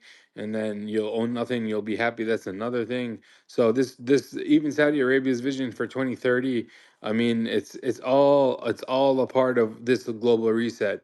And in order for this global reset to happen, no matter what happens with oil or real estate or this or that, when they want to do a full reset means a full reset. Everybody gets wiped out, and we go back to the Great Depression where people were selling their kids just for food and to be able to stay alive. Unfortunately, I Hold on, mean, Omar. I don't think that's what a reset means. It's no, not. no, It's I not know, I wealth know, I know, destruction. It's transfer. I It know. Yeah. just means world powers are changing. I know world Yeah. powers are changing, the regimes are changing. I'm not talking about that. I'm talking about the transfer of wealth, and then once the United States economy crashes, because it will crash no matter what anybody says. That's just my It humble doesn't have to opinion. crash, Omar. Like you could. No, There's a transition. Like the British Empire didn't crash. It just transitioned. no, no, I'm not saying it has to crash. Okay, let's say call it transition, whatever you want to call it. But when there is no more money in this fake stock market that they built, which is a scam, which is the Federal Reserve, which is a scam, everything is built on a scam. So how are you saying something's gonna continue being prosperous and the land that everybody wants to be in and never gonna happen? Nothing's ever gonna happen but good things. I mean, it's built on a scam. It's built on lies. It's built on the 1% being the richest people, and everybody else is basically a goyim that deserves nothing. So the power regime is definitely changing. So if a power regime is changing, then the economy is going to change with it. It's not going to stay all in the United States. And if it changes with it and it goes with to China and to Russia and to the Middle East, then I don't see the United States really coping the way it has been coping for the past 100 and something years. With all due That's what respect, I we're mean, saying. Yeah, that's what we're saying, Yeah, Omar. I would just add to that yeah, that there's such a perception out there of the United States as this global wealth society, which it is. But at the same time, when you look under the covers, and Robert was talking about this earlier, we're really up against it. The bottom 50 or even 60% of America is really struggling. So to Omar's point, look, it's a Ponzi scheme. Simon, you always called the debt-based fiat Ponzi scheme for what it is. But at the same time, there's this belief that a Ponzi scheme can unravel without there being tremendous chaos and destruction. And I'm kind of with Omar here. I don't see a way in which we can get through this without almost societal distress. And it feels like we're so close, right? Even amongst some of the, let's say, the top 30% of Americans, there's a real disdain for what America is. So we are really up against it as a society. And I'm not sure we can take any great financial shock the way we did in 0809. I just don't know what that looks like. Again, America's a heavily armed society. There's more guns here than people, and if things do go sideways, it could get crazy, and you could easily see the balkanization of the United States, because we are so different. I mean, if you talk to people in Montana and then you go and talk to people in New York, you will think you are in two different countries. The only similarity will be that we speak the same language. It's really wild. This is a big place with very differing opinions and differing feelings and differing emotions. And the agrarian society, the agrarian parts of our country have absolutely nothing in common with the urban areas of our country. And that's not conducive to a cohesive society. So to Omar's point, um, if you really live here, if you understand this place and you travel around the United States, it's a very, very diverse population, and we have very differing views on how things should be, and how society should be. So I have great concerns for what would happen in the case of a next financial crisis. And the one thing we know is there will be the next financial crisis. We don't know what it looks like. We don't know where it's coming from. I have my suspicions, but again, thinking of the United States as one homogeneous body, I think, is a miscalculation. I'm 100% with you, Mr. Thomas. And I mean, since we're headed to the digital economy, digital ID, even X, and Elon Musk putting X money, I mean, it's just going to show you that when Warren Buffett and Mark Zuckerberg and Jeff Bezos and all these people pull out all their money from the stock market and they're out of the banks as bank shares, I mean, it's kind of showing you they're betting on the banks failing. So if the banks are going to fail and we're going to turn into a digital economy, nobody really knows what can happen. But this power regime, once it changes, economy is going to change with it. I mean, nobody really hopes destruction on anything in the United States because, like we've been talking for days now, the United States has nothing to do with this if it wasn't for the Zionist entity and for the Rothschilds creating the Federal Reserve that lends money to the banks and funds both sides of the war. But hey, we're here now. It is what it is, and let's see what happens. So, Simon, when's the deal going to be? When are they going to come out with the deal? That I don't know, but we do know the constraints. I think oil price applies the pressure. I think my personal belief is that the deal is normally worked out before the transitional war, and then factions of power try to push against the plan and derail it. But normally the war is the execution of the plan, and so my personal belief is the targets that are getting hit were meant to get hit. The people that were taken out were meant to get taken out. And then you have false flags from other competing powers that try and take it off track. But that's how I think it works, which is why I always call it. People don't like the word theater, but I think there are pre-negotiated outcomes that are being executed, and that's why I think the market is not rushing to gold and things aren't crashing at the same extent, because I think those that control capital know the time frame on this thing. But that's the bit I don't know. I'm not sat around those tables. But I do know the constraints, and the game has been set up to have a time frame at which everything breaks. And if the plan is to break everything, or alternative factions of power are able to derail the plan, then that's what we're witnessing right now. I agree. Mr. Simon, can I ask you for a favor? Yeah, sure. Conscious Mankind wanted to debate with you and Mancos because it got too chaotic, and I was really interested in hearing his point, but I never really got a chance. So, if that's possible, would he be able to debate with you and Mancos in a fashionable manner, not like the way we were just going off on each other? I'm just about to break my fast, but I'm happy Oh, to do it in a bit. okay, no problem. Okay. Adam or Beatrix, have we got any latest news or anything you've been cooking up in the background? Or Hey guys, yeah, just the the fallout over Netanyahu's video. So on closer analysis, a lot of people are pointing out a lot of oddities like his coffee cup that doesn't spill and doesn't change the level after he takes a sip, and he doesn't have any wetness on his lips after he takes a sip, and the fact that his head and nose look different. I don't know. People are questioning it quite heavily, and I'm just going along with it because it is enough to question, but also he needs to come out and reveal his location again. So it's strategically an L for Israel that they haven't convinced people that he's not dead, and it matters to them enough that they tried to prove it and release this video. So we forced them to release this. They're going to have to do a bit better than that and show us again.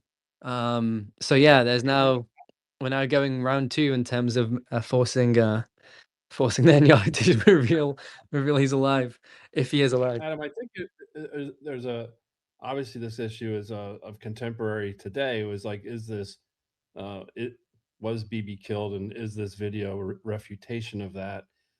Maybe, probably, but if you zoom out, I mean, you have to really start to say how much of what we see is part of the war. I mean, the essentially information war, propaganda war, and the use of advanced tools, the ability for the human eye to detect the very cutting edge of AI video generation is probably not as good as you think it is. And just because it was bad 6 months ago or a year ago, doesn't mean it's the cutting edge is bad today. In fact, I might argue you couldn't tell the difference on especially some of these low grain stuff, the low resolution videos that are coming out. And so you really have to step back and ask yourself, am I being manipulated by what I'm seeing? And if so, I would hit the pause key and have multiple independent sources before you come to a conclusion and allow your point of view to be adjusted. Was he killed? That's a data point. Let's see if we can verify that in multiple ways. The same thing happened when the Iranian leader was killed. At first, I kind of disputed that until they came out and it was multiple confirmations, and it's okay, now I can accept that. But this rush to be able to want to form a judgment immediately on the next thing is probably a risky thing, because you're going to be easily manipulated by the digital social media.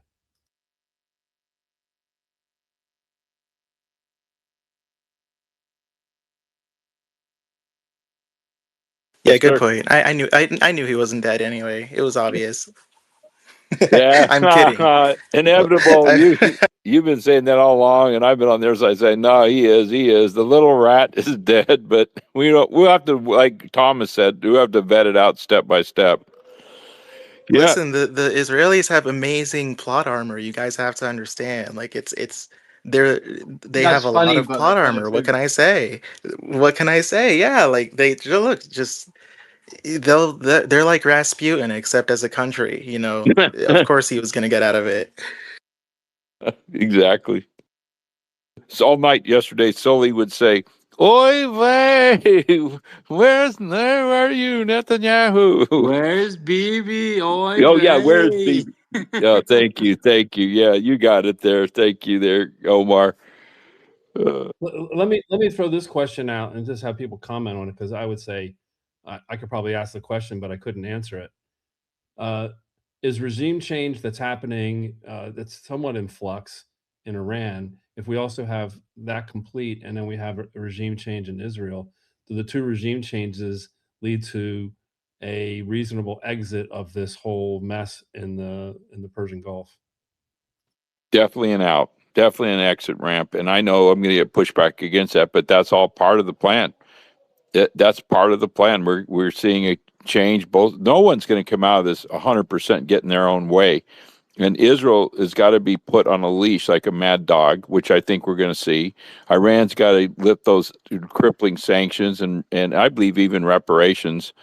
But I'll say it again, nuclear parity.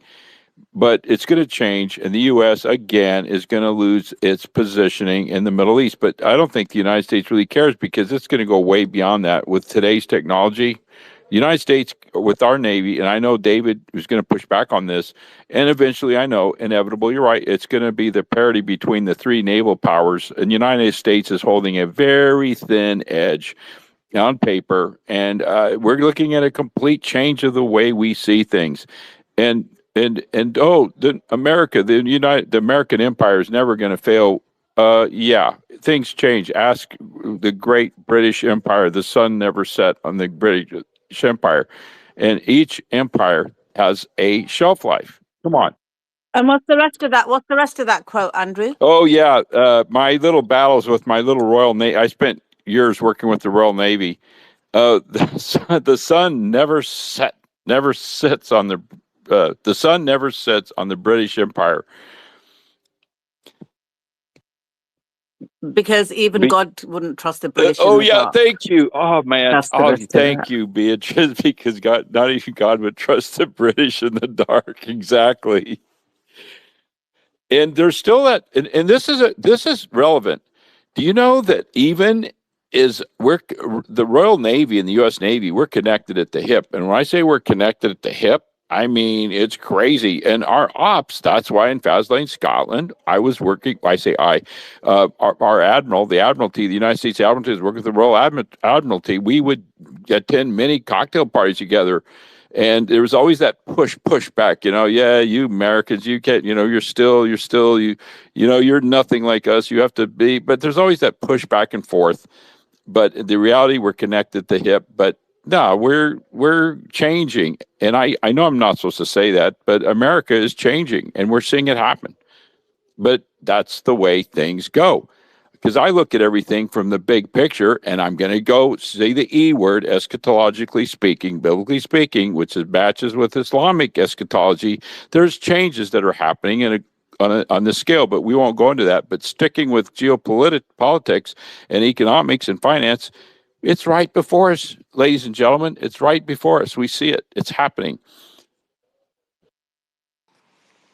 That's what I keep saying. It's like you said, it's right before us and it's happening. And sometimes some people like try and deny it or try to just to oppose it just because deep down that's not what they want. But you got to keep going, advancing with life and the way it keeps on moving. You got to move along with it and figure out the game and play it. I mean, you can't just sit stuck in the past and say, "Oh, this is never going to happen," or "This is never going to change," or "This person can't do something." I mean, the world's constantly changing since the dawn of time, and it's going to keep doing that till the end of time. So I think we should just learn how to progress. Yeah, Thomas, your question as far as Israel, I've had sort of a bull thesis for Israel's as far as their economy and why their market is booming, and I think, they're going to have to spend a lot more in defense if they truly plan on, entering into Lebanon and, in their words, fully eradicating Hezbollah, the threat of Hezbollah, because it's going to take and they have committed to this already. They've committed publicly yesterday to a full-scale ground invasion, as well as I think they called up around a few 100,000 of their reserves as it is. And a huge chunk of their economy is defense. No, rather it's tech, right? But it's more so cybersecurity. Excuse me, tongue tied. Cybersecurity, and AI, but AI more so in defense, right? So that's more of a specific niche, a sector that would be able to expand, and they have a decent they have a decently low debt to GDP, ratio, and just on top of the expansion, they've had this belief within for years where they feel like they're being held back by the U.S. industrial complex. Some of them do, so especially the Likud hardliners. A lot of them truly feel that they have a set of golden handcuffs placed on them, where they have to essentially rely on U.S. defense, contractors, and they themselves have to wait on things like anything from, I don't know, from planes, and they've had to wait multiple times. Multiple presidents have had them delayed when it came to the delivery of military equipment. For example, like Reagan had a huge delay. Obama delayed, I think, F-15s, I think it was, which was a big deal. They made a big stink about it. And so there is a growing sentiment of a defense export boom, right? That they want to sort of continue to build on. And they would have to militarize their economy and become sort of more of a wartime economy, whereas what they've been, which has sort of been like a startup kind of like a diversified startup, economy, if you will, right? And that's kind of going to attribute to Oh, possibly what their are you growth that they've talking already about? had. Israel has been in a state of war since like 2022. Yeah, but again, like I said, right, they've also had a lot of their production of defense be hinged to the U.S. industrial complex. So they haven't been able to Yeah, use. because they're not Okay, capable of making the things that we make that we sell them. and I'm telling you So, that Lycute, especially Lycute hardliners, completely disagree with you.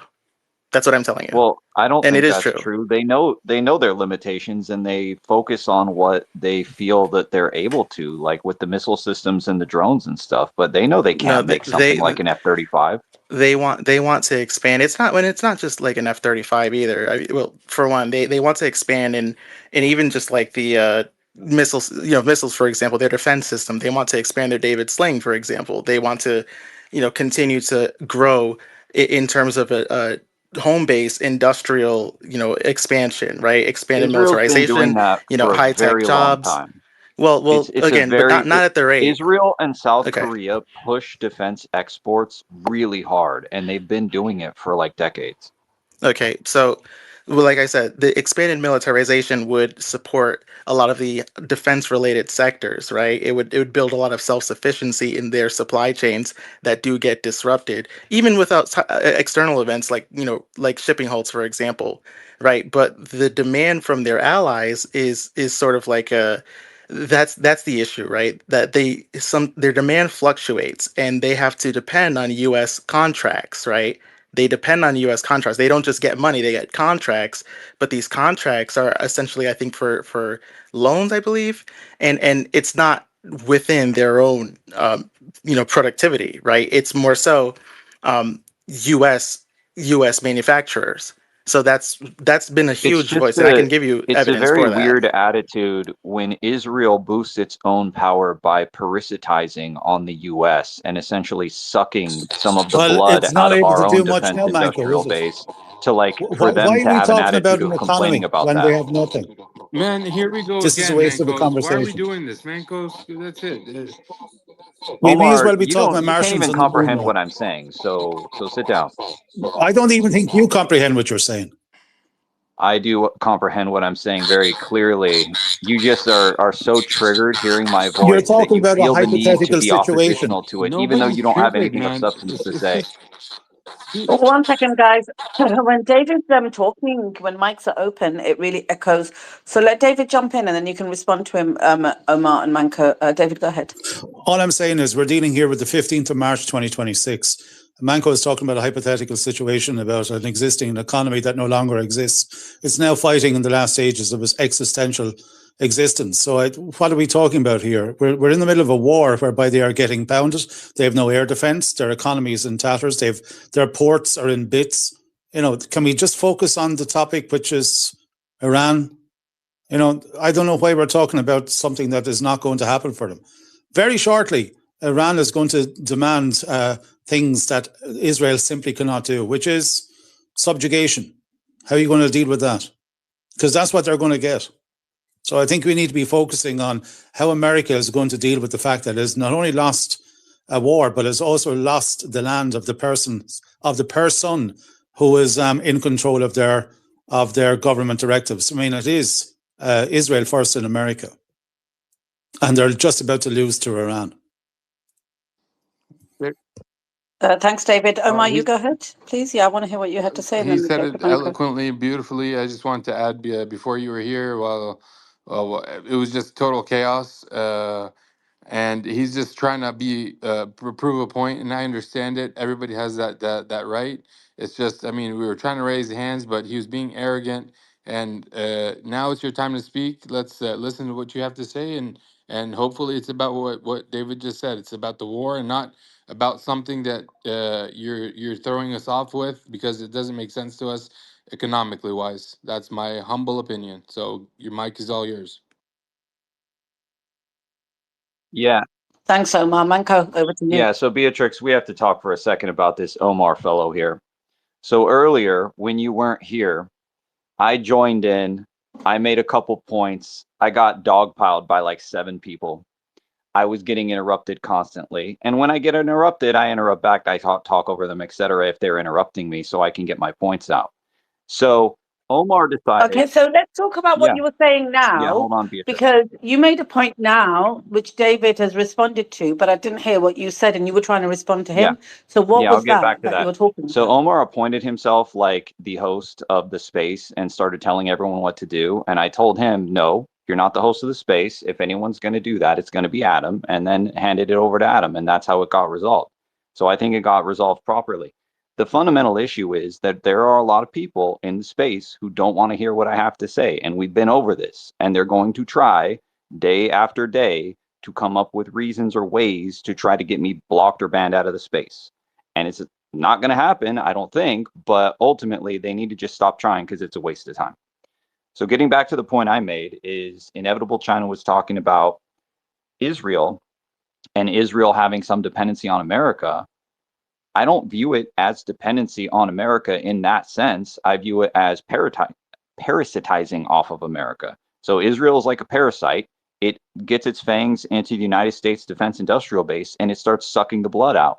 And it gets a bunch of high-tech equipment from the United States and it uses that for its own purposes. Now, there's some areas of research that that Israel also tricks the United States into paying for, like the entire Iron Dome system, which it got Congress to pay Israel billions and billions of dollars over several years to basically build their entire Iron Dome system. Every time they would get attacked by the Palestinians, by Hamas or whatever, they would run to Congress and be like, oh no, we're under attack, you have to help us. And then Congress would be like, oh, here's a blank check. How many billions do you want this time? So we paid for that whole system. And then do we even have any rights to it? No. So now that the But United Manco, States just a wants to quick buy question. some Does it get Iron spent Dome. back in America? Hold on. No, it doesn't. Not always. So not only did we pay for them to develop and build out their entire Iron Dome system, now that the United States Marine Corps says, well, we want low-cost interceptors to defend our troops with, we're going to have contracts and, oh, the Iron Dome is the cheapest one. That's cool. We want to buy it. We should get that for free, or we should be able to have it freely licensed because we're the ones who paid for the system. No, we have to pay full boat. We've got to go and buy it from Israel, even though they get their stuff for free from us.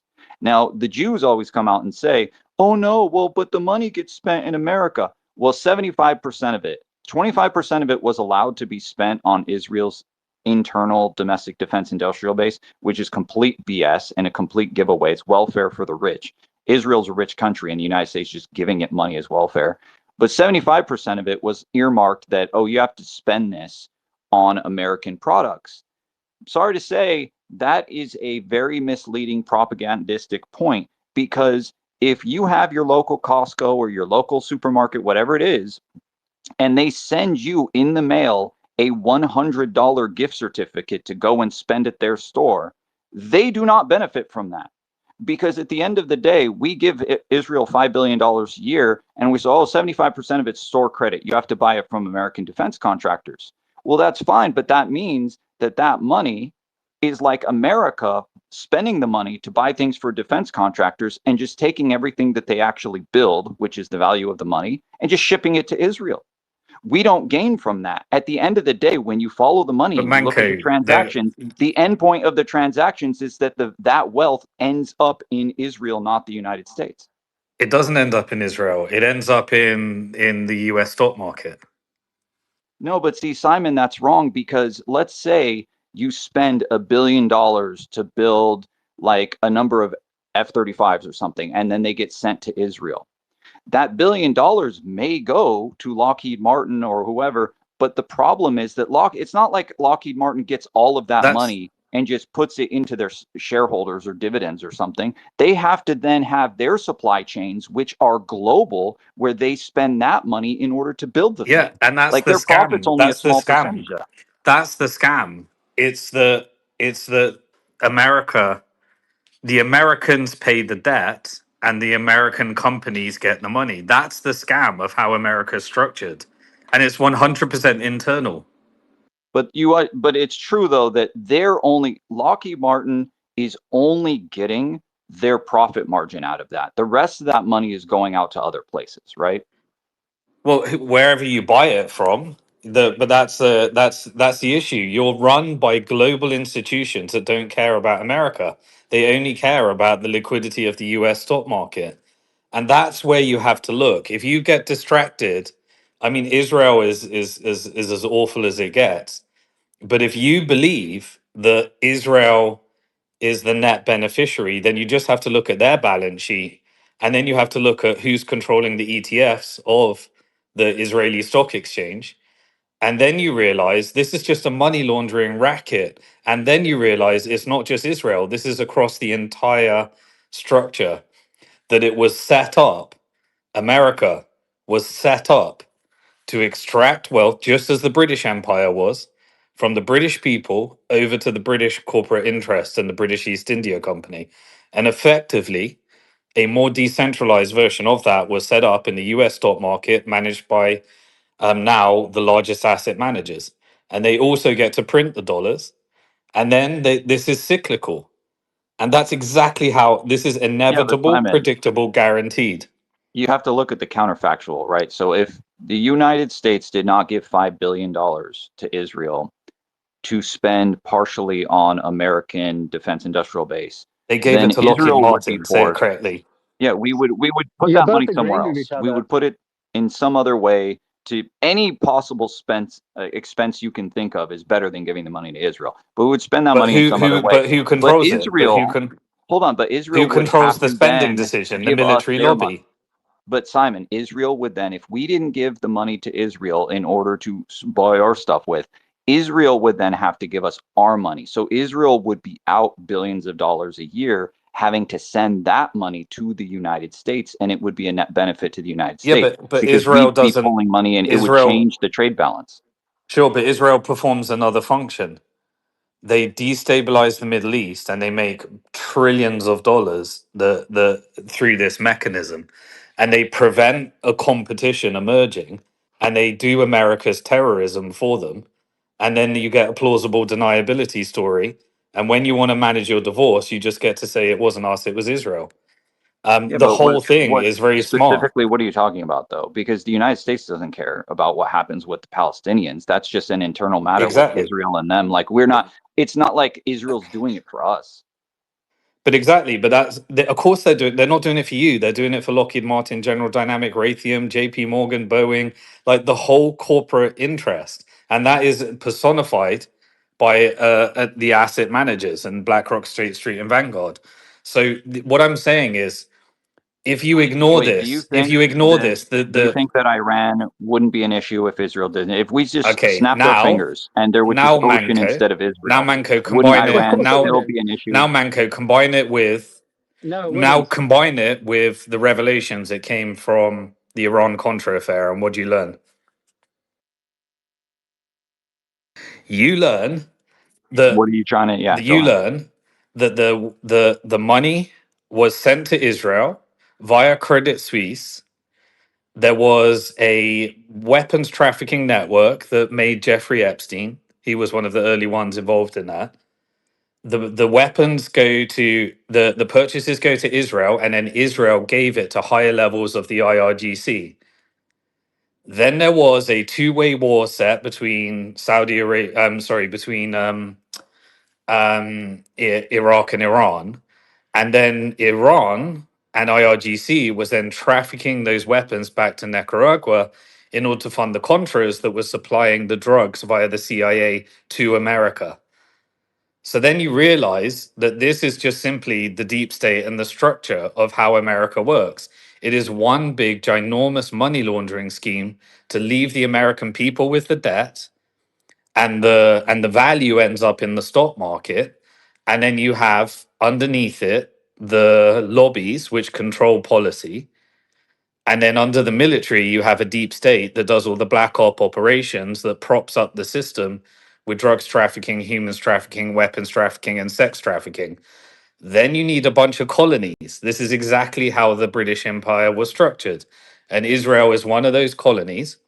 And then you put a relationship together with the Gulf countries and Iran and Israel that relies upon continual war and the forever war in order to keep the Ponzi scheme going. So you structure the theft It's one big criminal mafia network, and and you just it's architecture. It's exactly how the British Empire functioned, and it's exactly how the American Empire functioned. Now you then go down a layer and you realize that the dollar is debt and there's not enough interest to pay the debt. So now you realize you've got a structural Ponzi scheme that needs the American people to always go deeper into debt, corporate bonds and government bonds. And then you realize that this was always structured as a debt based Ponzi scheme that would inevitably, predictably, and guaranteed end in this result.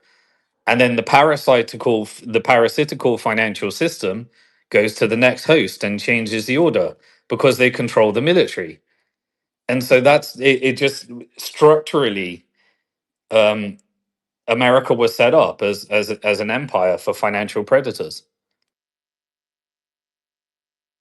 And that's not Yeah, I Israel. mean, Israel's just I one of the colonies of one of the missions.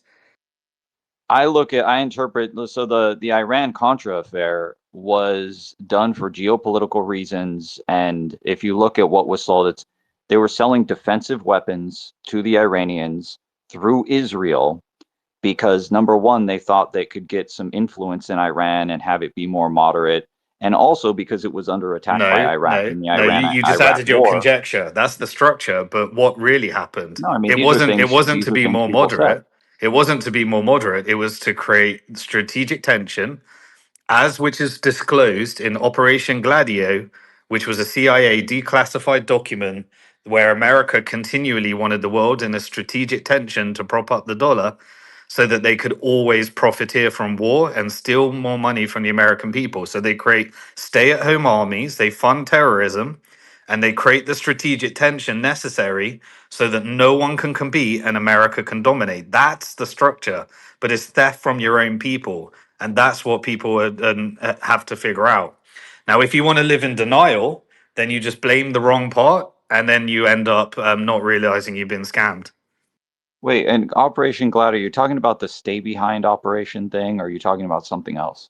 Operation Gladio was the concept during the Cold War of creating strategic tension and leaving militia armies in countries so that you could fund terrorism in order to make sure that countries would be forced into like the Marshall Plan and taking your debt structures and IMF funding and various other things.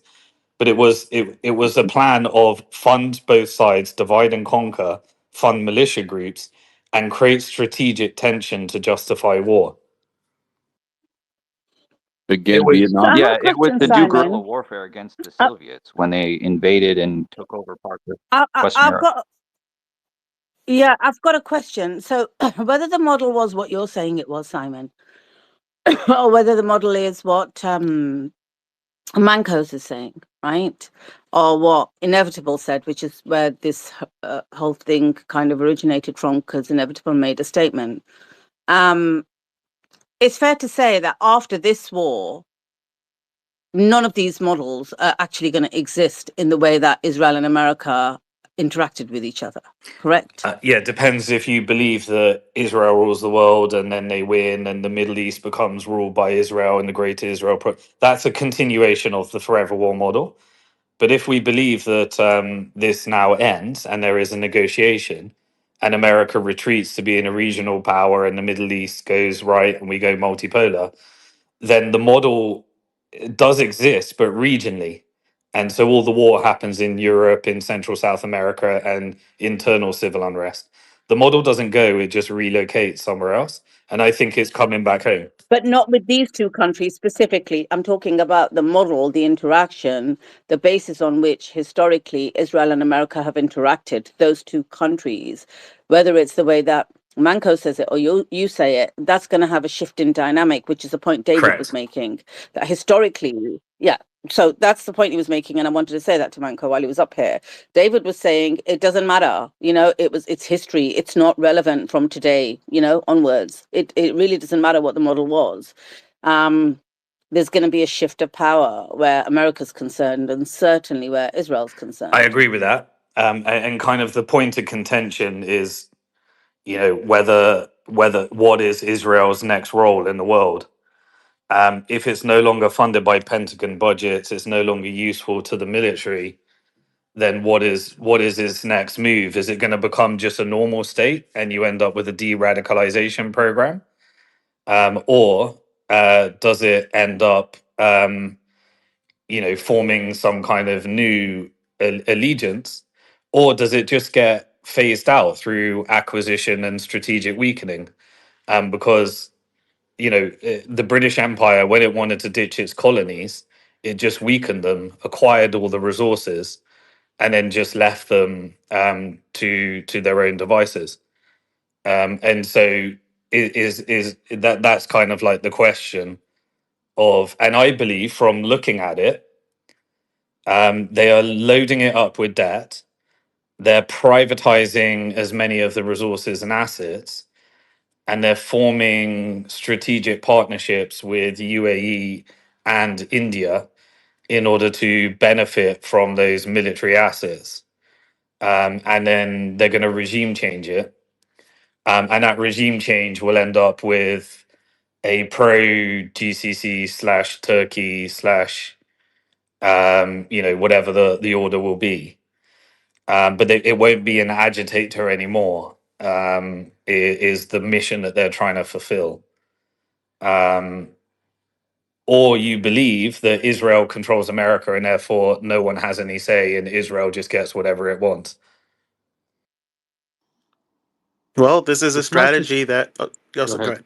ahead. No, go ahead, Nevo. Go ahead. Well, yeah, this is a strategy that was established 30 plus years ago with, again, Clean Break, that document, Richard Pearl, guys like Netanyahu, of course, who presented it, and it laid it all out pretty much sequentially. And Iran is that last stop. They've already been able to essentially just neutralize Syria. They've been able to neutralize Iraq. They've been able to neutralize Jordan. And the two key threats that remain are Hezbollah directly to their north, as well as Iran. And it's not, they rejected the entire concept of land for peace. But They want you got to Israel to add be that. hawkish. Sorry, Go ahead. you got to add to that.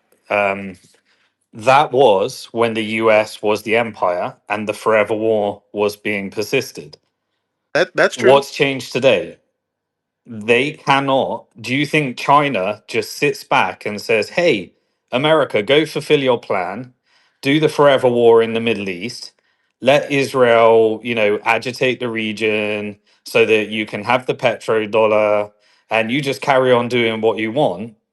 Or do you think China says, I've got an alternative plan?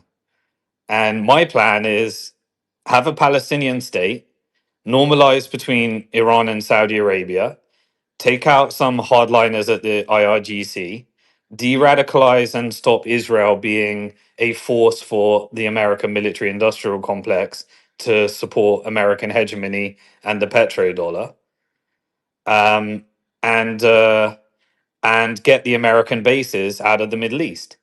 And so everything, what I find people do is they haven't got their head around that America's not the empire, because everything you analyzed in that plan was based upon America and Israel being able to do it.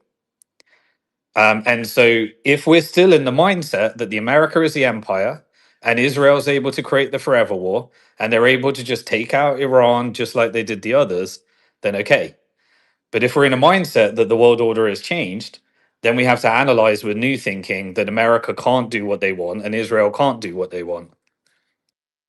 We're on the same page as far as China's motivations and BRICS in general, and the role that of interference from this otherwise dark agenda that would have carried out. I just more so I refer to that because I believe that the current actions in Israel, in Iran, from Israel and the United States are informed by the clean break doctrine, and they've carried it out pretty much step by step, from targeting Saddam Hussein to taking Syria out and containing it, and framing Iran even to this very day as the key enabler of all the aggression and instability in the Middle East. Meanwhile, it would be them that are the instigators of instability, right? And so I do consider Israel to be the brain in that operation, because they have been the ones who have written the doctrine. Not just Zionists in general have been the ones who composed the doctrine. It's a Zionist agenda that was carried out and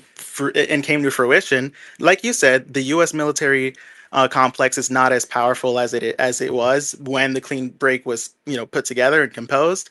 However, they, in their minds, in their view, they have accomplished every single task that they had except for Iran. All They right. are literally on the final stop, right? Now And follow the so they money. must see to the conclusion of this agenda Yeah. So by taking out Iran. now follow the money. Who profited from clean break memo? Three. Without question, the military No, industrial no. complex. Three Go ahead. factions. Three factions Yeah, profited from it. Raytheon. No. Go ahead. The U.S. military-industrial complex, hosted in America. The Israeli military-industrial complex, hosted in Israel. And the IRGC military-industrial complex, hosted in Iran. Those three factions benefited from strategic tension, and a power structure was built around it. The only place that I have to push back on is or maybe even just like question, is the IRGC notion, right? Why?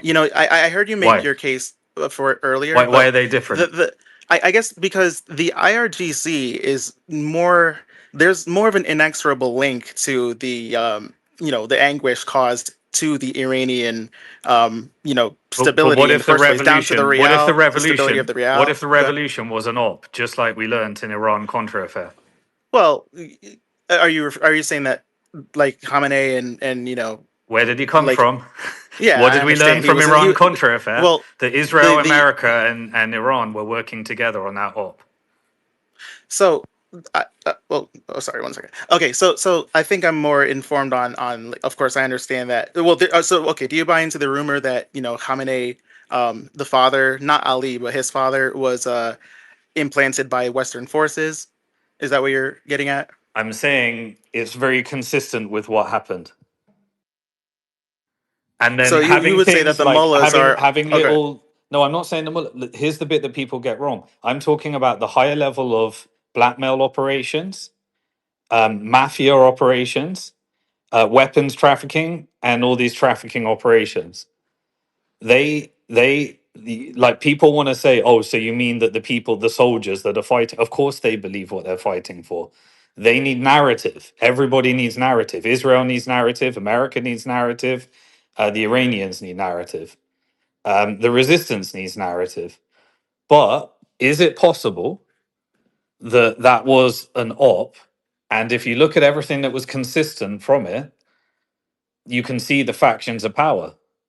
And you can see whose interests it served. It served American interests to destabilize the region. And when you have cartoon characters saying death to America, death to Israel, can't you see how that helps American PR to justify war? And is not very smart. It's to me, there is a lot of deception here, and people just don't want to believe it. Well, no. Well, look, I'm open to the idea. I guess so. In your view, the Contras are an example, or the prime example, of how basically it's sort of an inside job, like the For leadership 40 in the years, IRGC. for 40 years, Israel and Iran never went into a direct war, and mass proxy networks were funded that created lots of profits for military contractors on all sides. Yeah, but they also never had. Well, okay. Well, Iran had proxies, if you will, right? That kind of served a lot of that purpose. And look, again, I'm not rejecting the And are idea they using outright, those but it is a proxies very to get unique take. negotiation You can leverage right understand. now? Well, they have an actual. Well, okay, I understand in Hezbollah, yeah, but Hezbollah has become Hezbollah, such a force. Houthis, Hamas, Oh yeah, well, and that's still in the wings, yeah. has all of them. Mhm. Do they provide useful leverage for you when you're in your negotiations? Yeah, definitely, they do. Yeah, they do, and the thing is, though, I guess where I'm getting at with So good. could there be a three-way propaganda? And whichever side of the propaganda you sit, you think you're the good ones? Do you think Israel thinks they're the good ones? Iran thinks they're the good ones? And America thinks they're the good ones? Could that not be three-way propaganda that is disjointed from reality? What Well, I about would the say United it's more two-way, States? right? Because America and Israel are more aligned on one side, and then they're inexorably No, the linked at this Israel point. the Israel have their own propaganda, which they need to recruit the Jews to build an army so that they can engage in the ethnic cleansing of the Palestinians for the forever war model. So that there can always be a Palestinian laboratory for US to test its illegal crime and military weapons. You get a cut up to the Israeli elite. You get a jurisdiction that gives you criminal, protection, and then the money always goes back to the US stock market.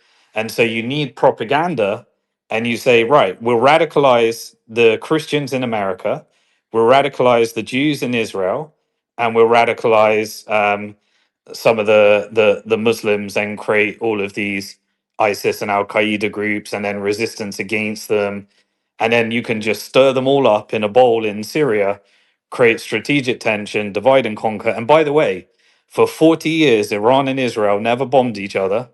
They just literally had rhetoric. And it was only until the final 2 years when China started to normalize that there were actual back and forth operations where they actually started to have damage. Well, So the strategic tension was always there, but they never ended up in a war Yep. until a war was allowed, a 12-day A war. 12-day war was look, can, allowed. can, can I give one last thing? I promise, Omar. I promise. Oh But like no, go ahead, brother. Go ahead. the U.S. So the reason why I find that there is look, here's the perfect encapsulation to the dynamic that I think informs my viewpoint here. In 2023 through 2025, Biden had put an embargo basically on munitions. And they were screaming from the mountaintops about how Biden is basically indirectly killing IDF soldiers, specifically because they weren't getting enough munitions that they felt like they needed when they were in Rafah. Sorry, I don't know how to pronounce that. I guess like Rafah. But so that's been an ongoing trend of policy, U.S. policy, being political influence, especially given the political duopoly, and of course the influence from their population and public consensus, right? Where Israel now has this standpoint of, hey, we need to deleverage or dehedge ourselves. We need to be able to produce more without these exclusive veto, contracts with veto powers that the United States has, and how the aid that they get must largely be spent on US made weapons. They consider themselves to be at a point where they're like almost at the finish line, and Iran was always going to be the most difficult target for them to dismantle and to destabilize and essentially take over. But when it is dismantled and taken over, essentially it begins sort of the Pax Judaica, a Judaica, concept that they've been fighting for well over 40 years. And so while I'm not saying that, the US and Israel is like the same brain, Israel is in sort of the driver's seat, and the United States is sort of just like the the logistical depot, if you will, or maybe like a glorified sort of toolkit for it to enact its agenda in the Middle East. And all the cards kind of line up that way. That's kind of where I'm coming from. And of course, I understand where you might disagree with that. But, again, it Right. seems I like just I just look at have who that. who who Go ahead. benefited from it and who initiated it and what the history of the British and American Empire was and how they do these operations.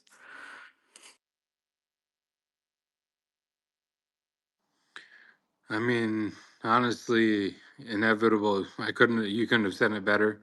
All I just wanted to add is let's go back to what we're talking about. No matter what happens with the economy, it's economy and politics are always attached. But the geopolitical situation we're in, the tensions that we're in, the overextended stock market, the no printing of money yet, uh, everything that we're seeing is just telling you that the power regimes are shifting. So the power regimes are shifting. Along with that is going to go with the economy. Let's just make that simple. That's my take on making it really really simple. And then going back to if you think that Israel runs the world or not, Obviously, Israel runs the world, but it's not Israel themselves. Who created Israel? The Rothschilds. Who create and the Rothschilds? You have the Rockefellers. You have the Van Guy's. You have the 13 or 11. I don't know how many families. Those are the people that are running the money. Whoever runs the money runs the world. And then getting kicked out of 109 countries, no one's going to accept them. So they're going to be displaced, dispersed all over the world. So Israel is running America. America is having all the money and printing all the money, since that's where the money comes from. So when you tie it all together, It Israel doesn't. is It the root of doesn't. all You got to evil. get. You got to get in the detail because Israel's not the shareholder of the Fed. Israel doesn't. It doesn't Israel have to be a receives some money. shareholder. When they control the president, and they control, and every single person in Congress is a Zionist, a Jew Zionist. That tells you basically the United States is the United States of America, and we pledge allegiance to the flag of the United States of America. But it's a narrative, right? That props up the petrodollar. So the No, whole. you keep going to the petrodollar. It's not about the petrodollar It about is about the oil. petrodollar. It No, my 100% is. The empire that changes that when the dollar weakens. I mean, okay, okay. Let's say the dollar, or everybody knew. I knew since 2021, and you're in the financial markets. You're an OG, and since 2006, you should have. You should have. I'm sure you expected so many things. I've known the dollars are going to get weakened by 2027 since 2021, 2022, right after Corona. It's no big. It's not big news. It's It not like is I big knew news. anything.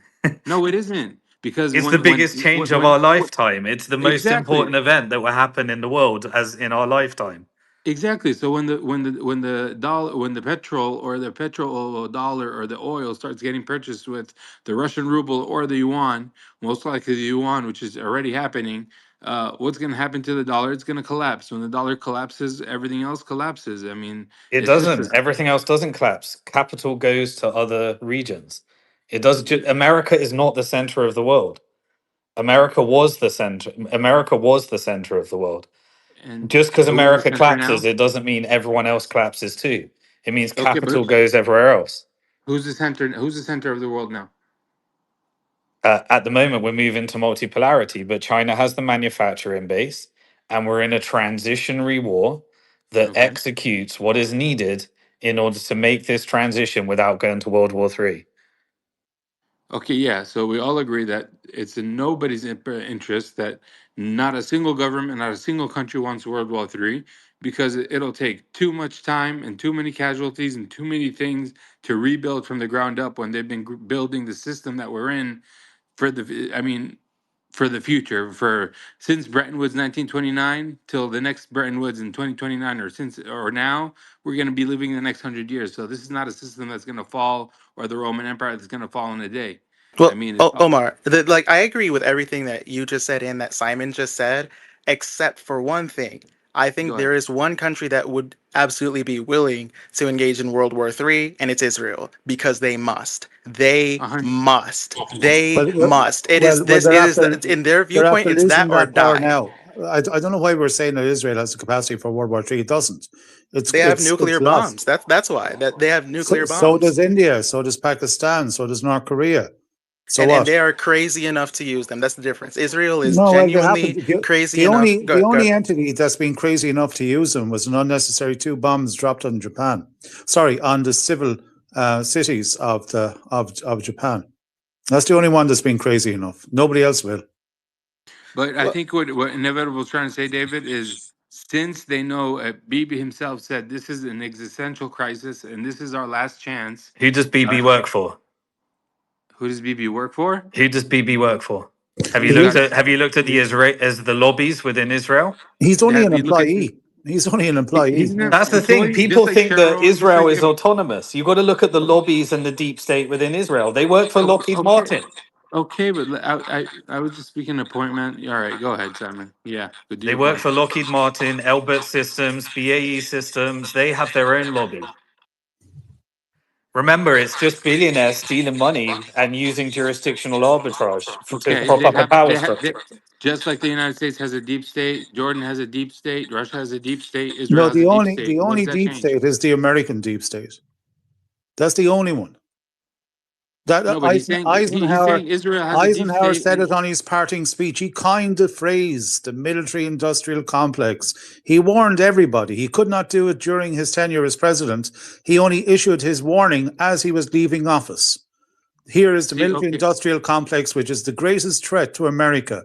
I mean, what is the oath of allegiance in America? To fight traitors or fight enemies outside and within? Well, America has its traitors within, and has had since 1961. I mean, 2 years later, they stuck a bullet in the back of Kennedy's head, and 4 years after that, they stuck it in his brother's head. Who's they? Who's they? So Who's they? that makes the perfect Who's they? Who's they? Deep state. Deep state. The Kennedy files. Okay, so the Kennedy files say very makes the clearly that it's perfect Israelis who did that. No, they made it very clear. Listen. I heard a very valid point from Simon. I don't know when you said, Simon, last November, when you brought up an argument with some of these idiots that were talking about the Israelis ruling the world, as it were. You mentioned 70% of American wealth was held within the hands of white Christian men. Yeah, I mean, then you have the Indians and the Arabs investing Chinese percentile. Chinese investment, Israeli investment is less. I believe you said less than 3%, 2.3%. Yeah. If I never checked up on it. 1% according to the studies of global wealth. There you go. So how the hell can 1% dominate the rest? It doesn't. I tell you a story that I was told once by a banker in Geneva, and I was sitting having a cup of coffee with him. An Irish guy, actually. That's the only reason I was talking to him. He was a history buff, and he was talking about how Switzerland was developed, how it became Switzerland, how it was given this magic wall around itself while Hitler was dominating Europe at the time. Ask yourself why Hitler did not touch Switzerland. Anyone have a guess? I mean, the roads of Zug and Zurich have gold underneath them. He could have gone in and robbed it. He didn't. Ask why. Right? Because they owned him. They made him under instructions from China. Here's a simple thing. I'm just going to say this because it's been said to me more than once, a million times. There was a family in Italy in the 15th century called the Medicis. Yeah, Shakespeare wrote about them. Everyone knew about them. They were the most powerful entity in continental Europe. They determined who was going to sit in the Vatican, what the policies of the Vatican were. They determined how multiple countries were going to be ruined, how they were going to be brought up and ruined and destroyed, and wars. They paid for it. They were the Rothschilds of the day. That's what they were. Go check it up. Now, they had a lot of money. They were bringing through the Silk Road. There was ships of gold arriving from Asia, China most especially, because they were always fighting amongst themselves. I had the pleasure of meeting two of those generational families when I was over there. My mouth was open for months when I was meeting them. Every day was a new story. It was just amazing. And they showed me proof as well, how for generations, the wealth of China, because they had civil strife, for thousands of years, they used Indonesia and the Philippines as their offshore Switzerland. And then eventually when Marco Polo came along and they had a transit route up around Cape Horn, they started delivering into Italy. And Italy were their bank and they invested accordingly. And they're still owed a lot of money, believe it or not, all these centuries later. But the point being is that the Medicis took on a certain group of people who, let's say, became their accountants. I have to tell you who that group of people were.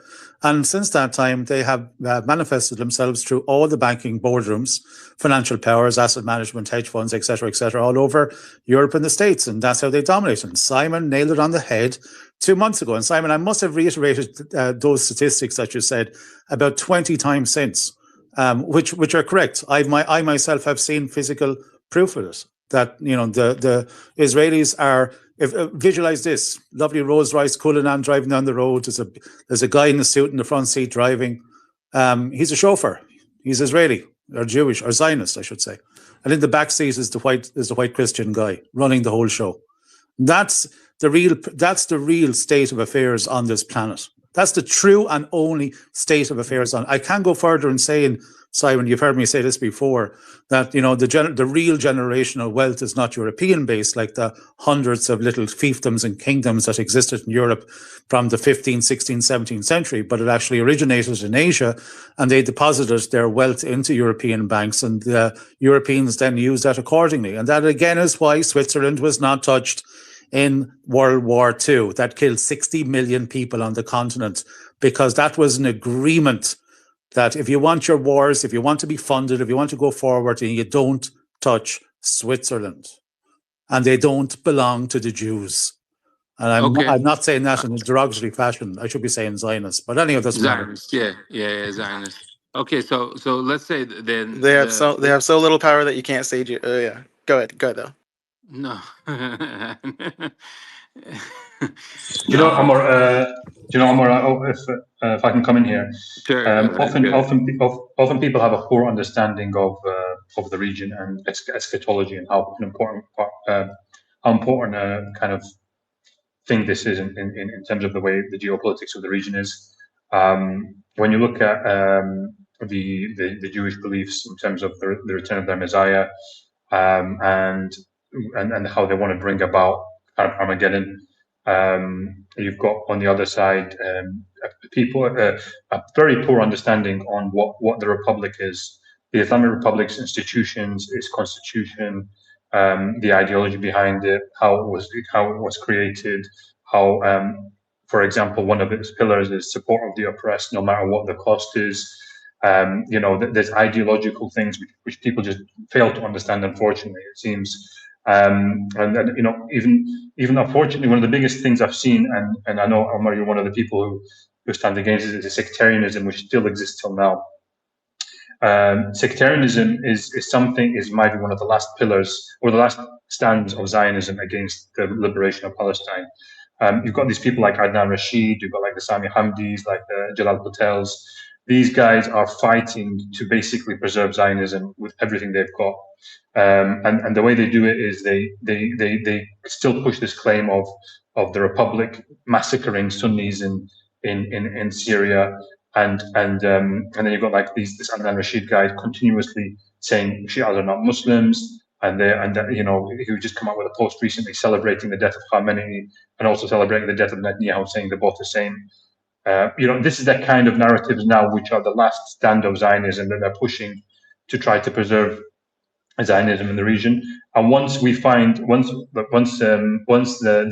falls and collapses, I believe the liberation of Palestine will be very, very easy, because they'll no longer have that support, that base to continue the infighting between Muslims, to promote hatred, within the region.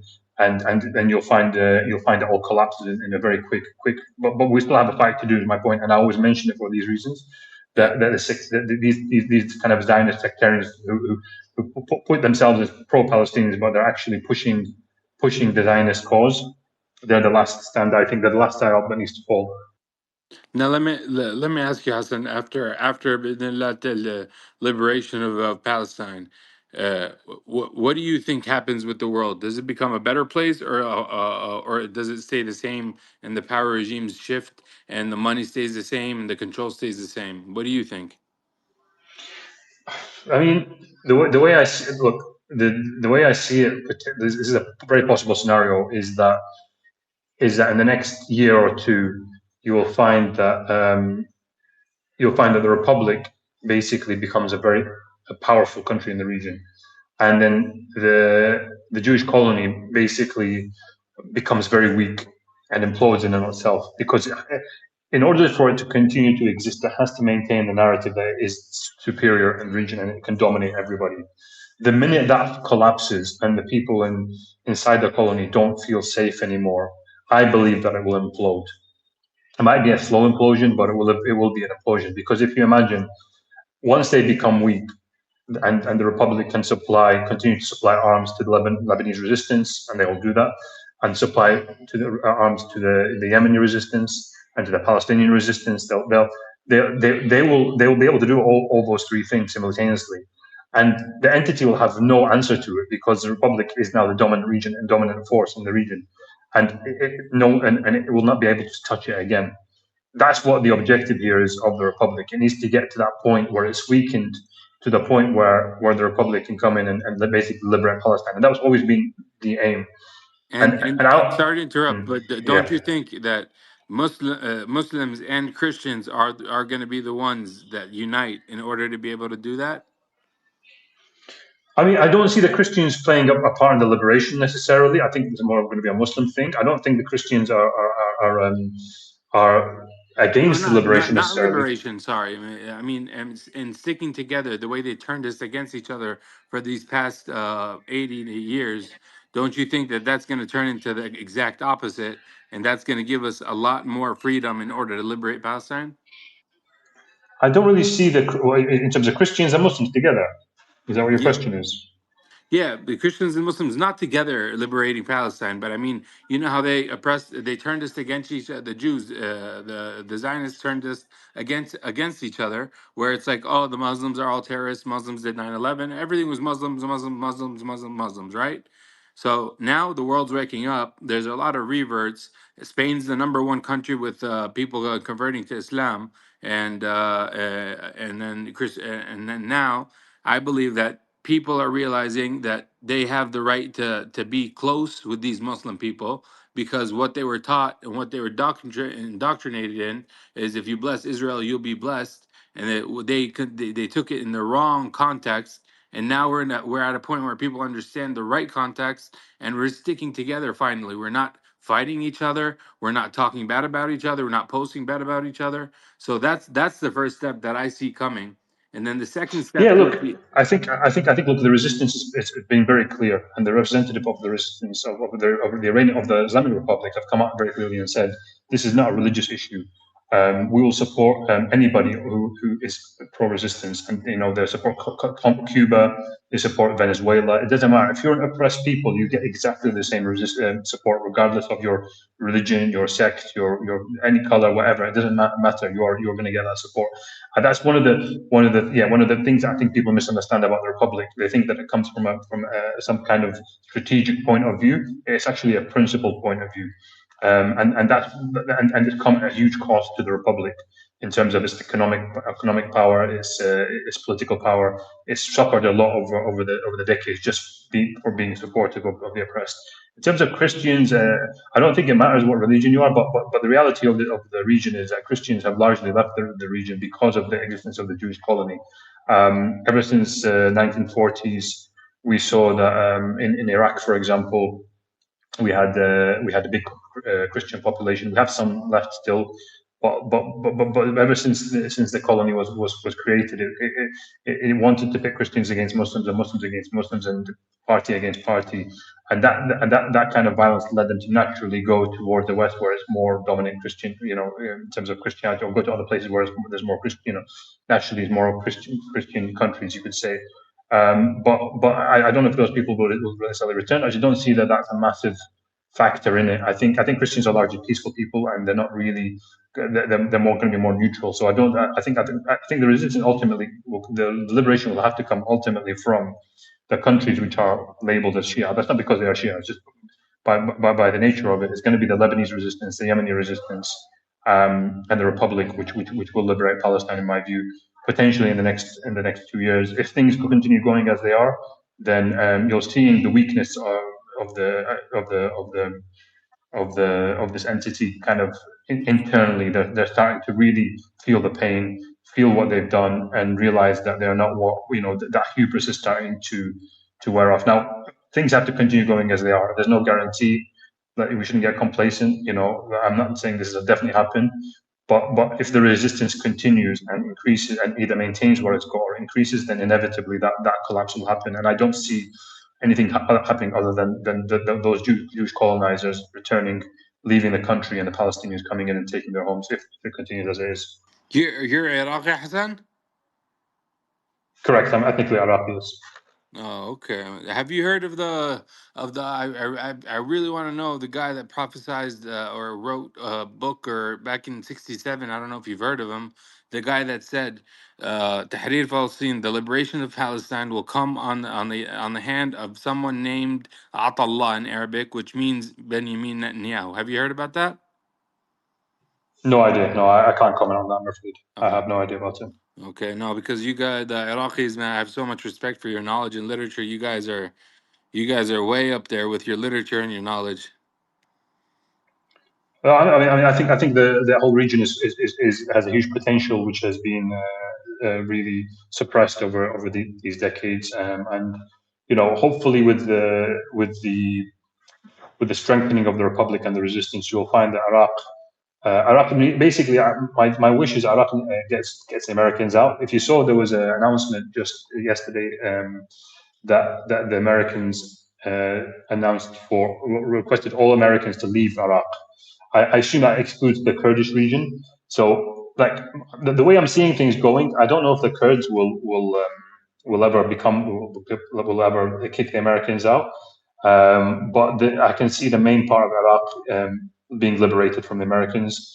It's like almost like Sykes-Picot is dead. You know, you're going to have redrawing of the borders in the region. 100%. You know, you're going to have basically Iraq being allied closely with Iran. It's going to be almost an extension of it, you could say. And up into Kurdistan, I don't know what's going to happen with Kurdistan. Are they going to remain autonomous? Are they going to be kind of liberated themselves from Zionism? I don't know what's going to happen there, because at the moment they're getting beats because they're Zionized as well, right? So the Kurds are fully Zionized, they're fully on board with Zionism. So I think I believe once you've Zionized, the only thing you can do in such a situation is you have to be liberated from it. You can, by force.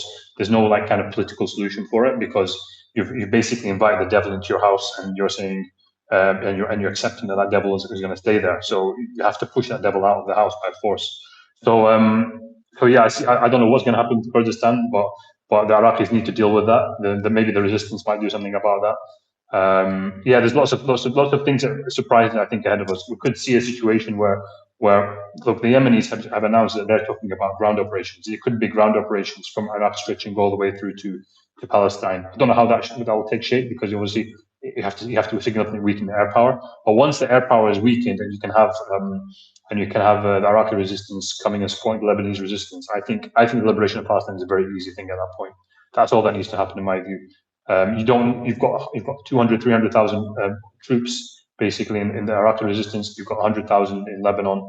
Yemenis, you have unlimited, basically. You just ask them to come along. You know, it's more difficult to transport them, perhaps, but I think you have more than enough people to liberate Palestine. It's just about weakening the air superiority. Once the air superiority is gone of this entity, it's over completely for the entity. That's finished.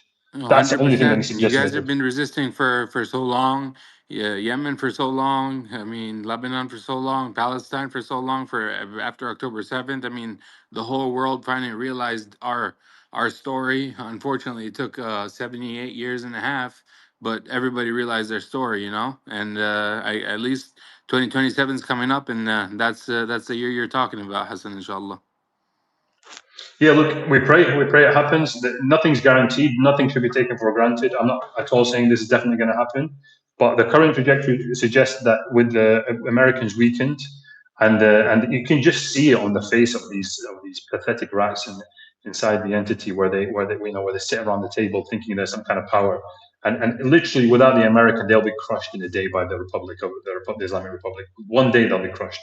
If they don't have the American air power and superiority, they're finished. They're gone. They'll leave the country. They won't stay on. You remember when because Saddam he challenged the whole Arab nation? I threw 39 rockets at Israel. I dare one more just to complete them to 40. No one else did since then until look how long it took. Yeah, I mean, look, Saddam. My view is Saddam is not somebody I support at all. I've seen. No, I'm not saying I'm supporting him. I'm just saying the concept. But definitely he was. You know, you could say he was not somebody who played ball with the West. He was an Arab nationalist. Unfortunately, yeah, he was basically a mafia boss running the region. He's nothing like the Republic in terms of its values, its kind of policies and ideology. But you know, look, in the end, the patience. There was a strategic patience. Lasted 40 years. Now the game's changed. It's no longer about strategic patience. It's an eye for an eye. That's a new equation now in the region, and people are going to have to get used to it, because this is a new paradigm. I think. Look, the world's changing very quick. I think the Strait of Hormuz is basically the nuclear option that the Republic has unleashed on the world. It's like, you guys have been sanctioning us, you've been warring against us, you've been conspiring against us, the whole world's against us. Everything, you know, we won't give us any chance to trade, to live peacefully, live in peace, have our science, our technology. That's it. Enough's enough. And you're gonna have to now. But alhamdulillah, they gave you enough time to prepare and make the whole world stand on their feet and fear Iran, fear Iraq, and fear the resistance. So every pro has its con, every con has its pro. Alhamdulillah. Alhamdulillah. And by the way, if you've seen the video that came out of the Yemen resistance, I think these guys are massively underestimated. every day that they're rebuilding, they are like Which resistance are you talking about, the Yemeni Brother Hassan? resistance. Yemeni resistance. Yeah, I want to ask you about that, right? Because do you think they're gonna when I joined here, I heard Simon say that they may negotiate like from their own like position as opposed to united with Iran. And I'm trying to paraphrase because I can't remember his exact wording. And people are asking, like generally people have been coming on the space asking, but I'm like, look, my position is that they've given statements openly saying we're ready, give us a call and we're ready, but they're staggering it because they're in it for the long haul. They're not going to play all their cards at once. Iran isn't, basically. They're staggering it. But yeah, if you could talk about that a little bit, what you think is going down there. I mean, if there's one set of people on this earth which are not driven by self interest, and not driven by political gain and power and achieving their own personal objectives, it's the Yemeni brothers. Anyone in the world, if you were to choose one set of people, it's them. Yep. They're literally, and you can see it, they're all hard. Everyone knows they're all hard. They are intensely moral, intensely pro-Palestinian. They don't give a damn about money. They don't give a damn about their own lives. They don't even give a damn about their own military successes. They exist to resist oppression and to help liberate Palestine. Well said. They have no other objective other than that, and they will not negotiate with America. They will not negotiate with anybody if it's going to be at the sacrifice of that cause. So the Yemenis are underestimated people. They have a greater potential, in my opinion, than even the Islamic Republic does in many ways, because the Islamic Republic has been in some ways infiltrated in terms of through West liberalization and so on, and the Yemenis don't suffer from any of that. So if they're given room to breathe, my God, they will be an unbelievable force globally, not even like just regionally. They're such a powerful people because of their ideology and their heart. So I don't see any of that happening. I think they will. Their cause is the liberation of Palestine, and they will not stop until that's achieved. I really think it's as simple as that. Well said, man. Well said. That's exactly what it is. I mean, who goes in the streets chanting "We want war" by the millions? We want war. We want war. Like, what does that tell you? Make it a world war, they said. Make it a world war. We don't care. Yeah. Literally, they're like, you know what? Make it a world war. Like, who cares? Like they're inviting the world to come and attack them. They're daring them to, and everyone that's tried just fails miserably, and they don't give a damn. They literally do not give a damn. And if you listen to their spokespeople, the answers they give are not political answers. They're not answers that demonstrate any kind of diplomacy. They're answers which show a deep sense of purpose, a deep sense of passion and love and religious belief. And so they're quite unique in the world in that sense. I think there's no one else like them, literally. And by the way, if you look in terms of Islamic history, the first group of people to convert to Islam, I don't want to preach about Islam, but they were the first people to group of people were the Yemenis. And the Prophet always used to praise them very highly and say that noble people. That country is a very pure country. There's so much sayings about them. Like as an Iraqi, and everybody in the region now just looks at the Yemenis and says, "These guys they're legend. They're not normal people. They're something else. They really are something else." Yeah, they're a force not to be reckoned with, and I really hope the world recognizes it before it's too late. And I'm sure they already do, since they had a couple of trial runs, which are baby runs, but the big booms are yet to come. And where's Suleiman? Boom, boom, Tel Aviv. Yeah, he's gonna be here soon. So you know what I wanted to say, because you guys were talking earlier, right? And I agree with you, Brother Hassan. I didn't realize the determination and strength of the Houthis, right? But when you look at okay, so I have so many thoughts during the day. Hamas released a statement a couple of days ago, and I thought the media didn't even pick up on it. Like literally, Netanyahu said Hamas had gone. There is no Hamas. So if they don't exist, how they're releasing statements? Flop, right? Wow. Major flop. And then they told us 6 months ago Hezbollah was no more.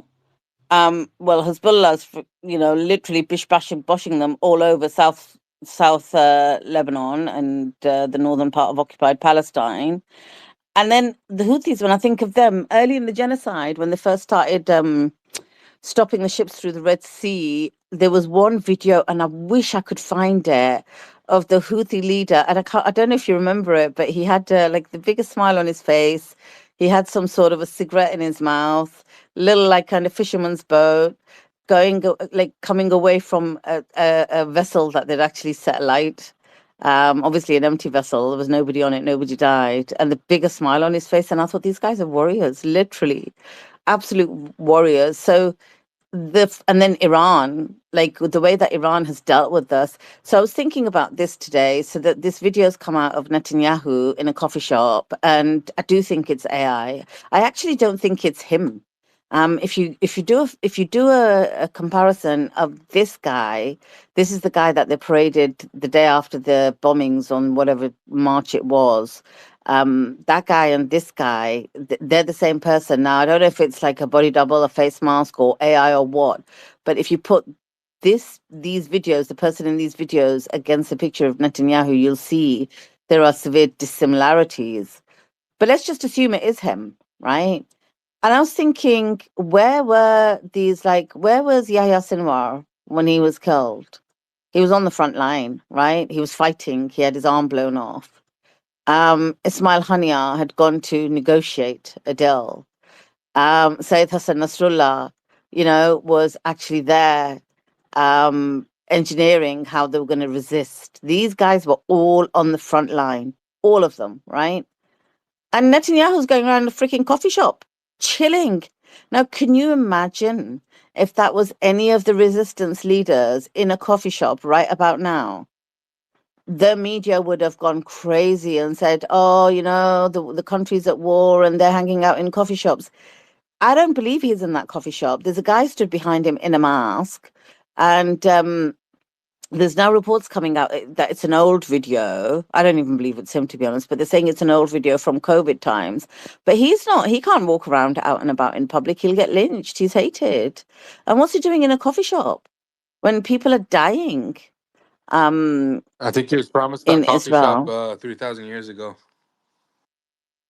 Yeah, well, funnily enough, I think Simon asked a question earlier. I mean, what do you think, like the future of Israel? I was asking him, and I think you should turn like Tel Aviv into a museum of war crimes so people can visit and always remember the war crimes committed by Israel, not just on Palestinians in Palestine, but the Lebanese, like Yemen and Syria, and they use white phosphorus in Syria and Iran and all across the Even Middle East, Sorry Iraq, to interrupt you. America.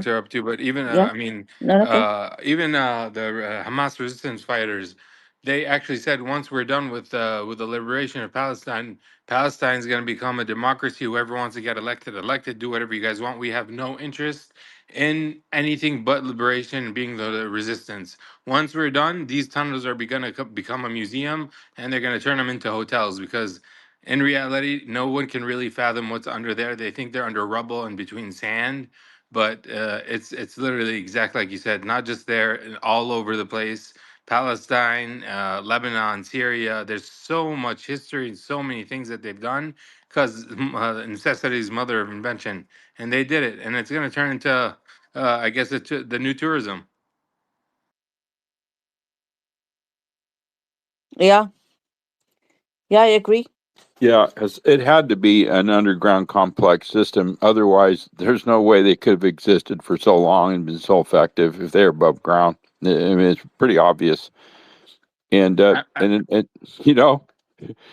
come on. And again, I go back to the Cu Chi tunnels in Vietnam. I've said this several times. I was shocked when I went in those tunnels myself personally. I was shocked. And this was done with basically hand digging tools. Yeah, it was astounding, and we had bombed the hell out of it for days. And I want Mangos to talk about that. We'd bombed it for days and days and days. Huge craters. When you walk there, you're going into a massive crater, and I'm like, these bombs did this much damage. Yeah, did it affect them? Nope, they worked just fine. I mean, imagine them right after October 7th, when they already had over 350. No, sorry, they had 600 kilometers already built. This has been going on since '04. Since October 7th started, they built another 186 miles, 350 kilometers underground, whilst October 7th was happening and the genocide was happening. So that's What? true resistance. Wow. Yeah, yeah, yeah. Wow. Oh, It is. man. It's That impressive. is, yeah. Oh my, I had no idea, honestly. Oh my God. Yeah, with today's technology, yeah, I'm not surprised. I'm not surprised. Wow. Incredible.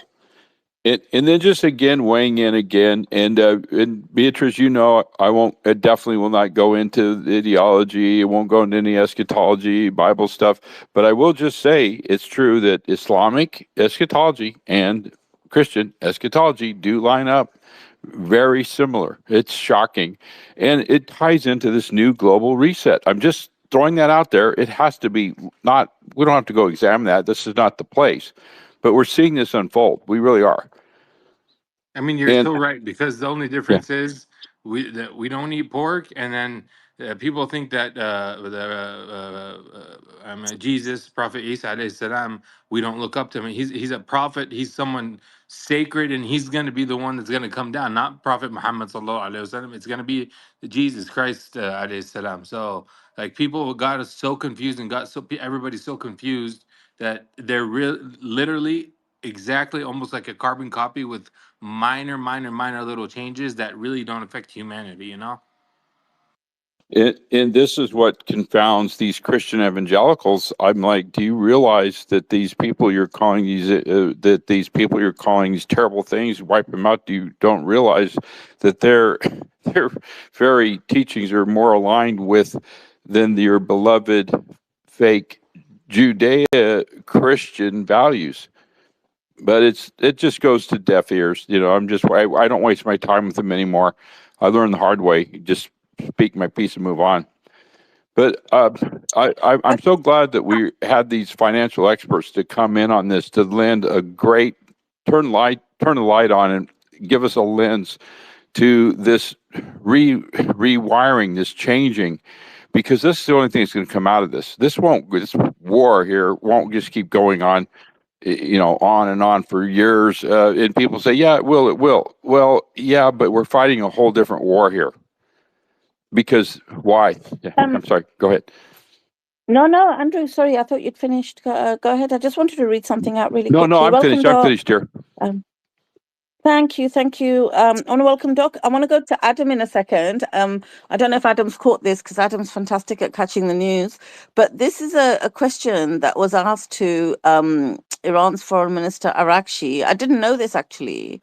I feel like when I'm not on the spaces, I miss a lot of the news. But the journalist says, at least 4 Americans are being held at Evin prison. Are they safe? Question mark. And Arakshi says, well, if the US and Israel don't attack our prisons, I guess they're safe. And I thought that is a mic drop answer, because literally the only real threat the hostages in Gaza had were from Israeli bombs, never from the Palestinians. So he's saying as long as they don't frigging attack our prisons, they've got nothing to fear for the Americans that we're holding. So mic drop. Adam, you there? I tell you what, these co-hosts, man. Well, we do get Hey, I chicks. can Gotta get the I can chicks. only listen right now. Can you hear What'd me? you say, Adam? Gotta get the chicks. I can only listen right now. Yeah. Sorry, Adam, what'd you say? Yeah, I can just listen. Oh, you can just listen. Oh, no problem. Well, at least he's there. He's listening. We're there. Chicks are holding it down. And Chicks, I the tell chick, you, actually, it's not the even chicks, chicks. man. I tell It's you, the chicks If are you need holding to it drop down. me so he can come, there's no problem. Who's Me, that? Omar. What did you say, Omar? Sorry, If I you didn't need to hear you. drop me so Adam can come, that's fine. Adam's on the panel. Oh, I guess I thought because he couldn't speak. No, he means like he's tied up because it's just after. It's not long after iftar, isn't it? Yeah, it's maybe an hour and a bit. So he's probably busy with family and stuff. He said he can listen for the moment, as in he can't talk. That's why I'm saying it's a solo chick holding the space down today. Simon does Simon goes from 0 to 100 on finance and oil and everything, and then he goes and takes a 33. hour break because he's done his finance stuff. I tell you, Beatrice, what are we gonna do? I mean, come on. I know. Let's see if Simon's then. He can bring some people up. Simon, you there? I think he's also breaking fast. That's what he said last time. Oh yeah, that's right. That's Yeah. right. I got myself organized. I broke my fast and everything, and I'm here running the space. Doc, how are you? Doc, how do you think things are going for do you know what? America, because I'm just trying to catch up with the news because I missed a bit of the news today, and I'm seeing all these statements coming out from the White House about how they're winning, and Israel saying they're going to keep this going for as long as it takes. And now I'm reading the Israeli government's preparing to increase the maximum level of mobilization of reservists from 280,000 to 450,000 people. That's what the Israeli Defense Force have asked, and the Defense Department is preparing for a possible ground operation in Lebanon. And this is coming out of Khan News, 450,000. Remember, these are 18, 19-year-olds, and I was saying earlier about that headline last night that someone showed me where it says that there's a record number of these young guys and girls in Israel who are committing suicide. And the headline of the article, it was from actually Israeli media, was like, I guess it's not normal for a 19-year-old to have killed 25 people. And these people are being sent to their death, these 450,000, just to satisfy the bloodlust of one man, which is Netanyahu. Also, guys, Hezbollah announces to have hit a third Merkava tank today in the Kiam sector. They're boshing these tanks. They're going to put them in Melita, in that Israeli museum, that beautiful, beautiful place. They're going to probably put them in there once they've collected them. What else is going on?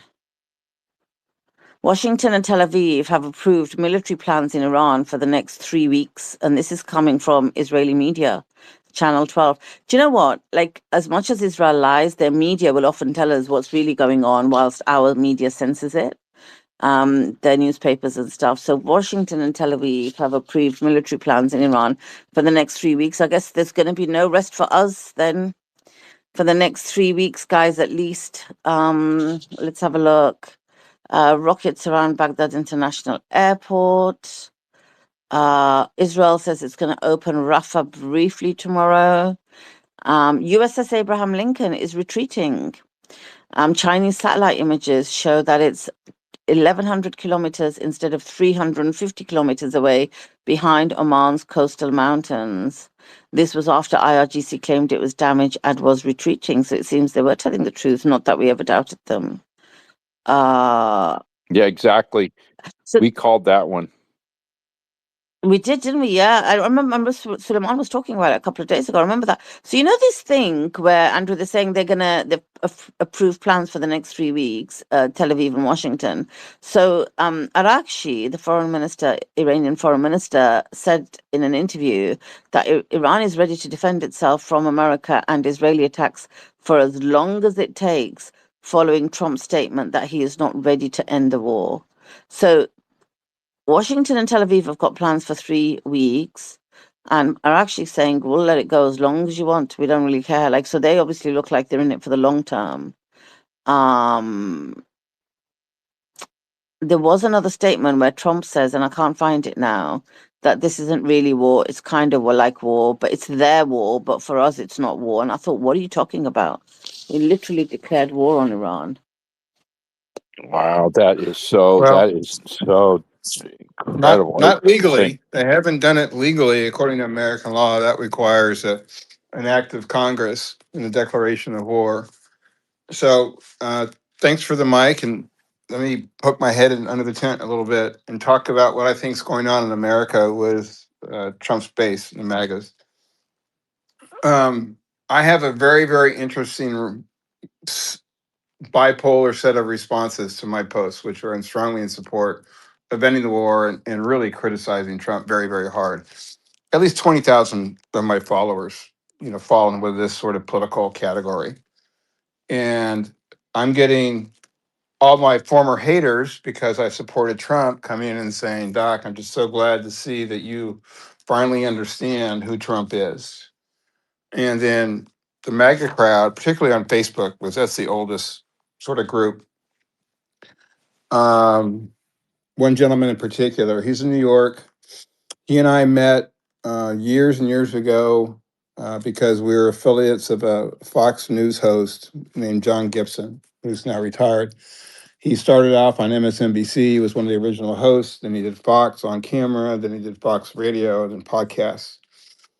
And I used to come up and speak in those spaces like I do here. And the just Who was he? Sorry, what was his name, Doc? John Gibson. Yeah, yeah. Yeah. And so this one friend of mine, his name, I don't know his real name, his name's Jersey Joe. I've been posting, reposting stuff that I post in here and post from Sully and others about how badly the war is going and that we're being propagandized, particularly through Fox News, which speaks to the conservative core of particularly the older Americans. That, as was mentioned earlier in the space when I was listening, you wouldn't know what was happening if all you watched was Fox News, because everything is great, everything is grand. We've destroyed the Navy, we destroyed the Air Force. Israel is attacking. All good, all good, all good. And this is what my friend Jersey Joe is coming back at me on. And so I follow an account, and I imagine a lot of people might in this group, called Zero Hedge. And they straddle the space and politics and finance in crypto, and usually very, for me, an accurate source. And so they posted that the MTA, which is the Metropolitan Transit Authority in New York, is closing some bridges and tunnels to truck traffic. And I viewed that as laying the groundwork for another red flag event here in America. And I think it's more likely to happen now than ever. Last week, we talked about in this space and other places how California had been warned of probably an attack by Iran, either through drones that are hidden or secreted somewhere within the state, or by terrorist cells who Trump is keeping an eye on, quote unquote. So now that sort of foreboding and propaganda, I'll call it, is reached into New York. And so Jersey, of course, he's a New Yorker. I posted this Zero Hedge post, which I believe is entirely credible, and I know that Joe has seen this source before. And he says, I don't know what happened to you, Doc.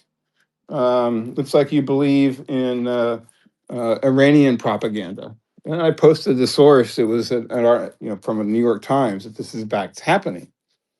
So those in New York particularly remember that this was a move that was done after the first bombing attempt, unsuccessful bombing attempt of one of the Twin Towers. I think it was some 5 or 6 years early. They blew up a bomb, supposedly carried in by a truck that had parked under the building underground. And so I think either New York or California is going to get hit. New York makes more sense to me. And here's this New Yorker, and we've known each other for years and respected each other, I thought, who just sees all this as propaganda because all he's watching is Fox News.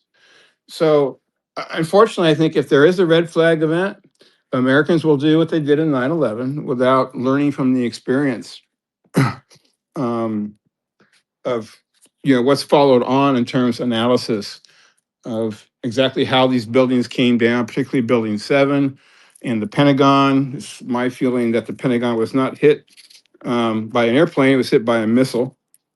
And of course, that's a conspiracy, quote unquote, conspiracy theory.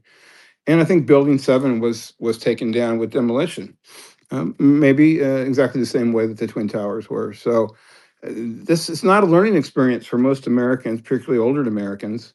And they're going to believe in the might and superiority of America and the fact that we're moral and ethical actors on the international stage.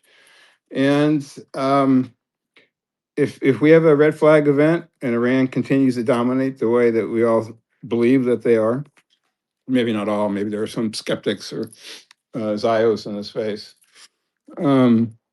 It's really foreboding. So I'm going to be out of the country starting Thursday, and I hope nothing happens. But as bad as the situation is getting, not just in the framework that I'm discussing, politics, particularly conservative politics here in America, but for all the reasons that the financial experts, David, Simon, I know there's a couple other accounts that there's very people should respect their opinion. And I've always given Simon a hard time because he feels these international conflicts are really all financially based. And I'm thinking, no, this is politics. This is internal politics of America, the conservative liberals, and overlaid with this religious fanaticism from all sides, from my perspective, because I'm an agnostic. So I think it's a very scary situation for Americans. And as Amanda and others, there's a woman who came up today. I didn't know her account. We're saying it's probably a good thing that Americans get whacked and humbled, so that we don't continue to act as the imperialistic power of the world, and that we become part of a broader community who will be more tolerant and less avaricious in our politics. So that's my view at the moment right now. Thanks for asking. I mean, Doc, Hey, Doc. go Hey, ahead. Doc, normally when you're on vacation like that, a getaway, I would say, hey, just get away from it all. Just relax, enjoy your time. But knowing this thing we're in here, check in every once in a while. I'm sorry, but that's the way it is. Well, if we get stuck on a tropical island while this all gets fought out, it wouldn't be the worst thing in the world for me. So, Yeah, that's true but too. I care about my country. I love my country. And that's Shortly, what I was going to tell you, Doc. I mean, I truly, as no matter what anybody says, I truly believe United States does not deserve this. I mean, it's not like you guys are trying to be the control of the world in a bad way. You guys are trying to control trade, control the economy, and that's what any government is trying to do. And you guys succeeded at it the best. Whether it was through wrong, right ways, the unethical, ethical, let's put all that aside. If it wasn't for the Zionist state controlling and AIPAC controlling every single person in Congress and every single person in administration, every single major law enforcement officer, I mean, if it wasn't for that, I don't think the United States would be having to bend to its knees to Iran real soon. And it's just a matter of fact. But thank God you're going to some tropical island, and hopefully we'll stay in touch.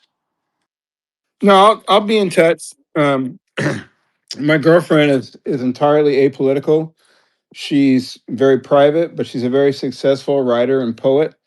And she shares my conservative sort of outlook, which is unique to find someone who lives, here in Beverly Hills and amidst the Zionist controlled community that I live in, that shares these sorts of opinions. But she doesn't like it when I won't get onto space when she's around. But I definitely will be checking in and certainly will be listening and commenting in the Purple Pill along the way. And thanks for that, guys. Thanks, Doc. I've got some news. Let me just read the news out to you guys really quickly. Iran's ambassador to Saudi Arabia, Ali Reza Enayati, says Iran wants a serious review, quote unquote, of relations with Gulf states due to the ongoing US-Israeli war on Iran. He denied Iran was behind attacks on Saudi oil facilities, saying Iran only targets US and Israeli interests.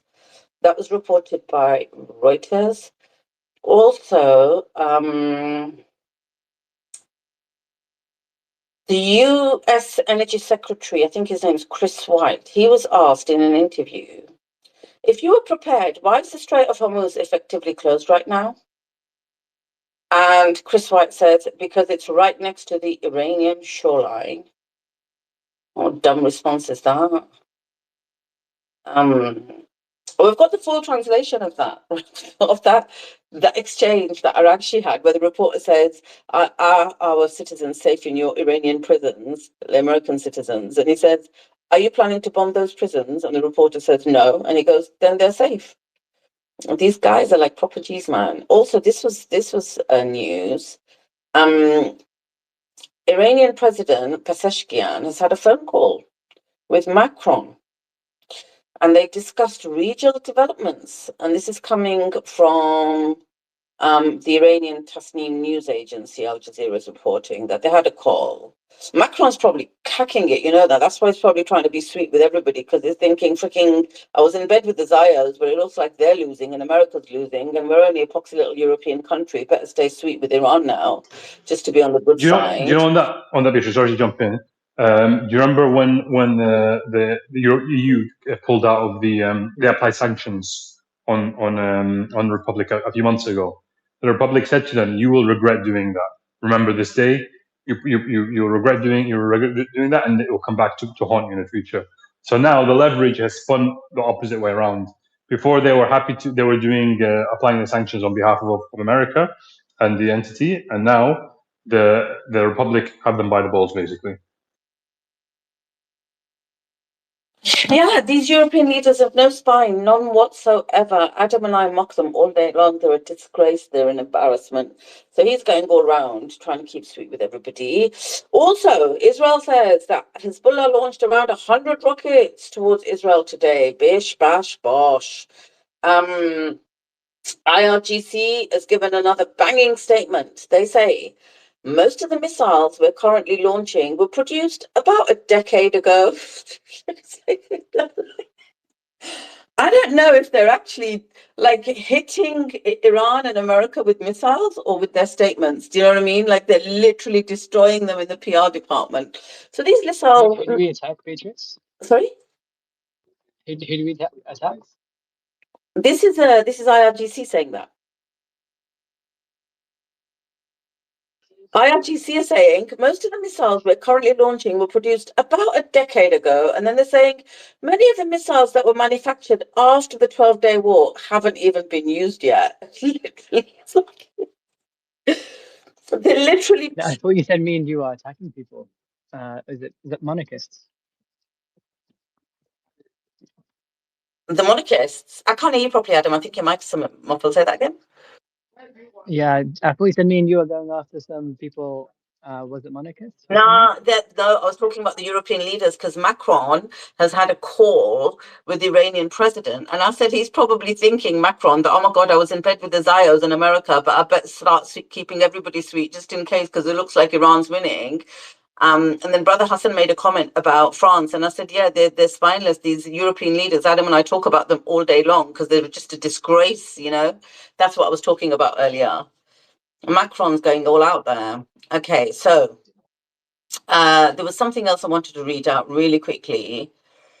Where has it gone?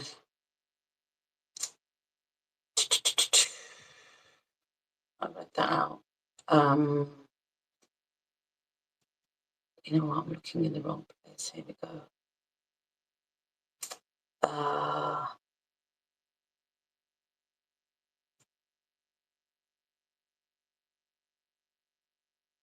Where did it go? I just had it bookmarked and I have lost it. I think yeah, IRGC spokesman says, didn't Trump say he had destroyed the Iranian Navy?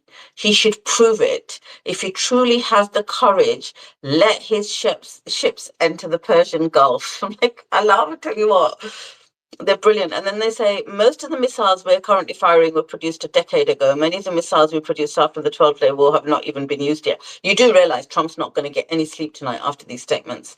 And then they say, many of our missile depots are still untouched. Untouched, they say. On a separate note, MAGA-tards will be happy to know this.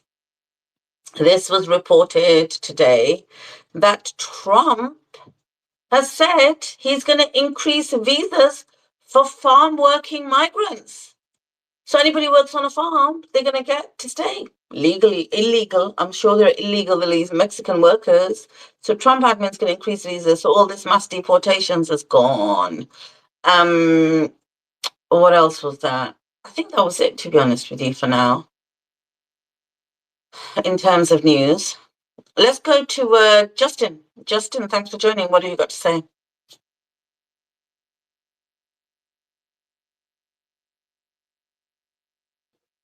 Well, Justin dropped quickly. Yeah, he shows he's listening now.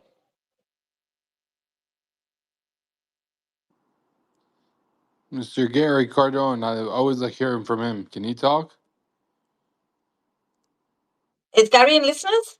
Oh yeah. No. Let me send him a mic. Gary, I sent you a mic in DMs. If you leave the space and join with that link, it should bring you up. I'm hoping Simon's back. Simon, are you back? Because I can't actually see mic requests, you see. Okay, I don't know where Simon is. We'll get this sorted, guys. We'll get this sorted. So, Doc, just one thing, Doc, on what you were saying about this being religious wars or religious fanatics. I disagree with that, because actually there's been no kind of fanaticism from any of the resistance factions. It's all about humanity for them. You know, they've protected, like in Gaza, they protected the Christian people who lived with them. In Iran, the Jewish community have actually stood with the Iranian leadership to say, we support you, you know, we give you our condolences for the death of the Supreme Leader Khamenei, and we support you to fight back on this aggression and stuff. So you can see all faiths united in these countries. It's just a war of aggression on them.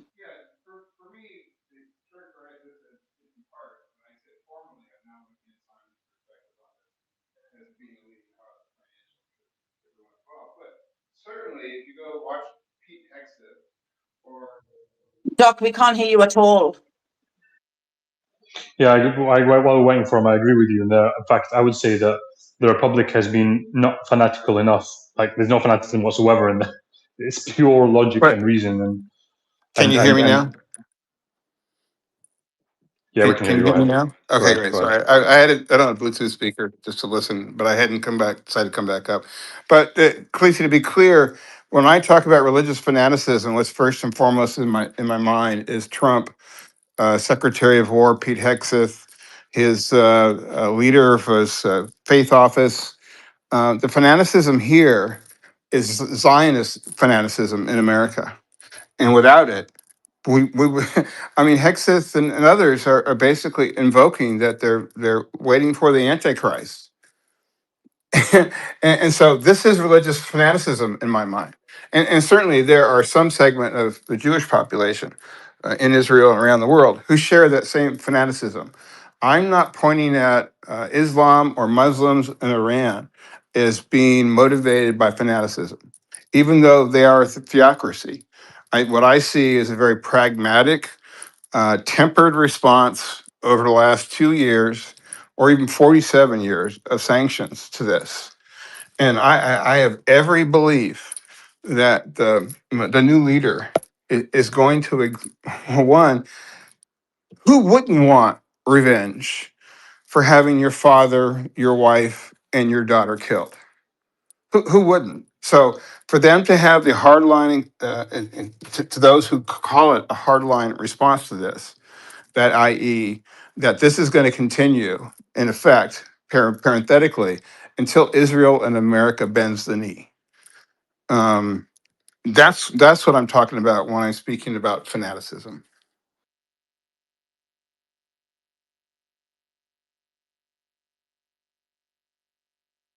I don't think it's fanatical to respond in an extreme way to your supreme leader being taken out.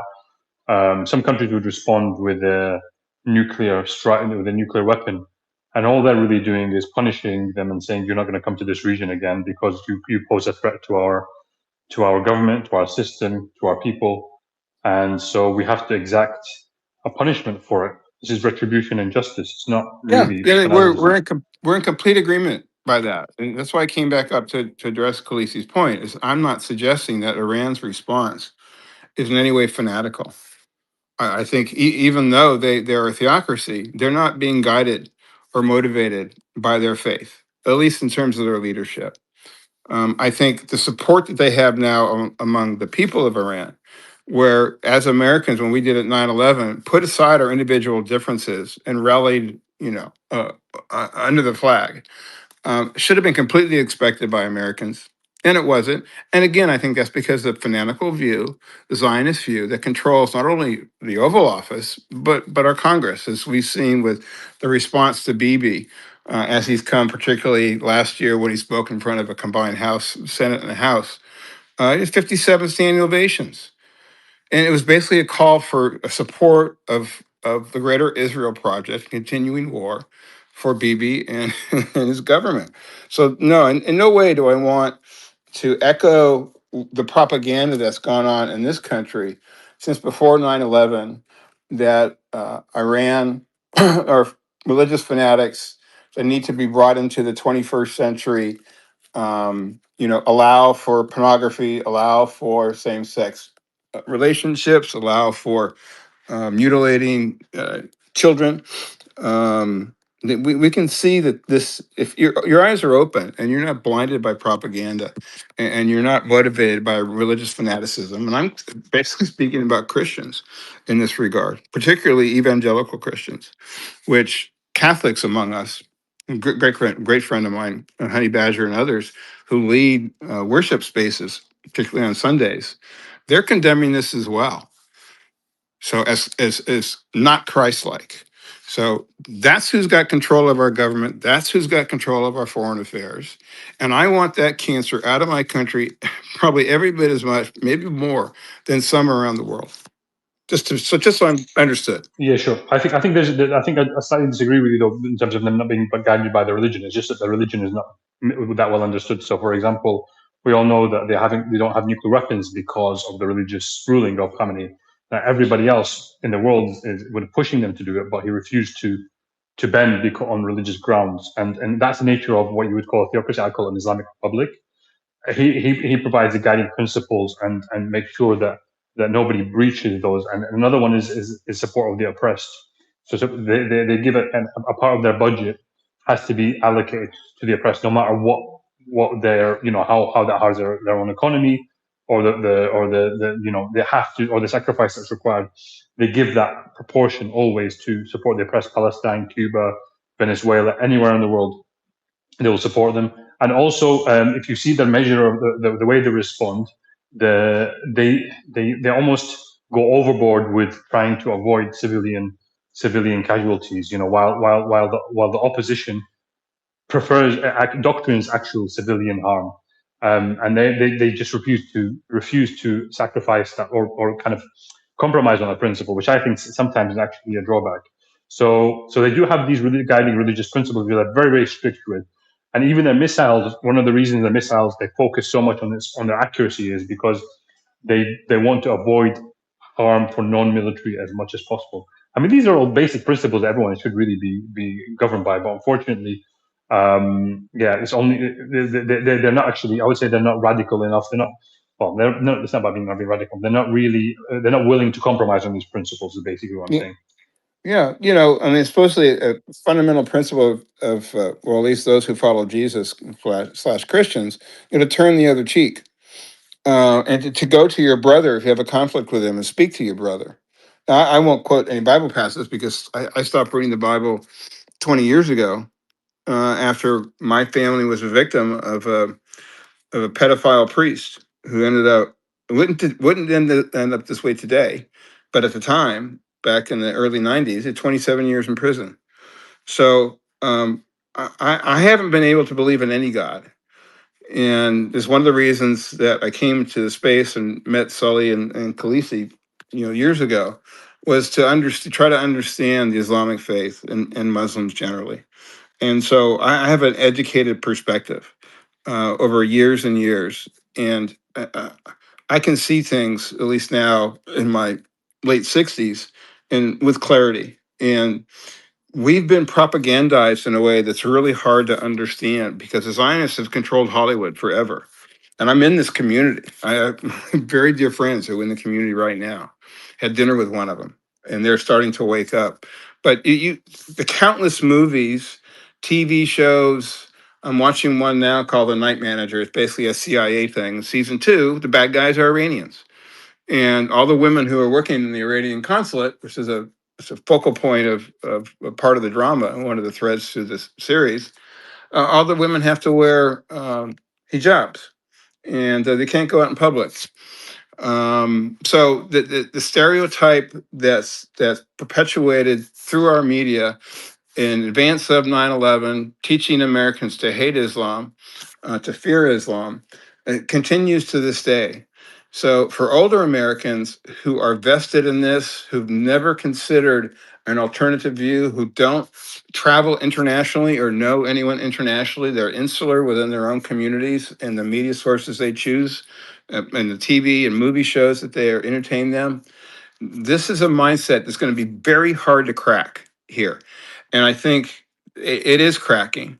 And people see the disparity between Trump's promises, which is why I supported him, of America first, no new wars, build up our economy, bring manufacturing production here into the United States. These are all the reasons why I supported Trump, and defended him through the impeachments and his support of the vaccines during COVID. And that's when it started to crack for me. But it is this all leads me back to my original point, which is I think we're getting prepared for a red flag event, and hundreds, maybe thousands of Americans are going to die. And it's all motivated by an effort to bring the American public behind the war, to avoid the political catastrophe that's coming if nothing else is done in November for the Conservative Party.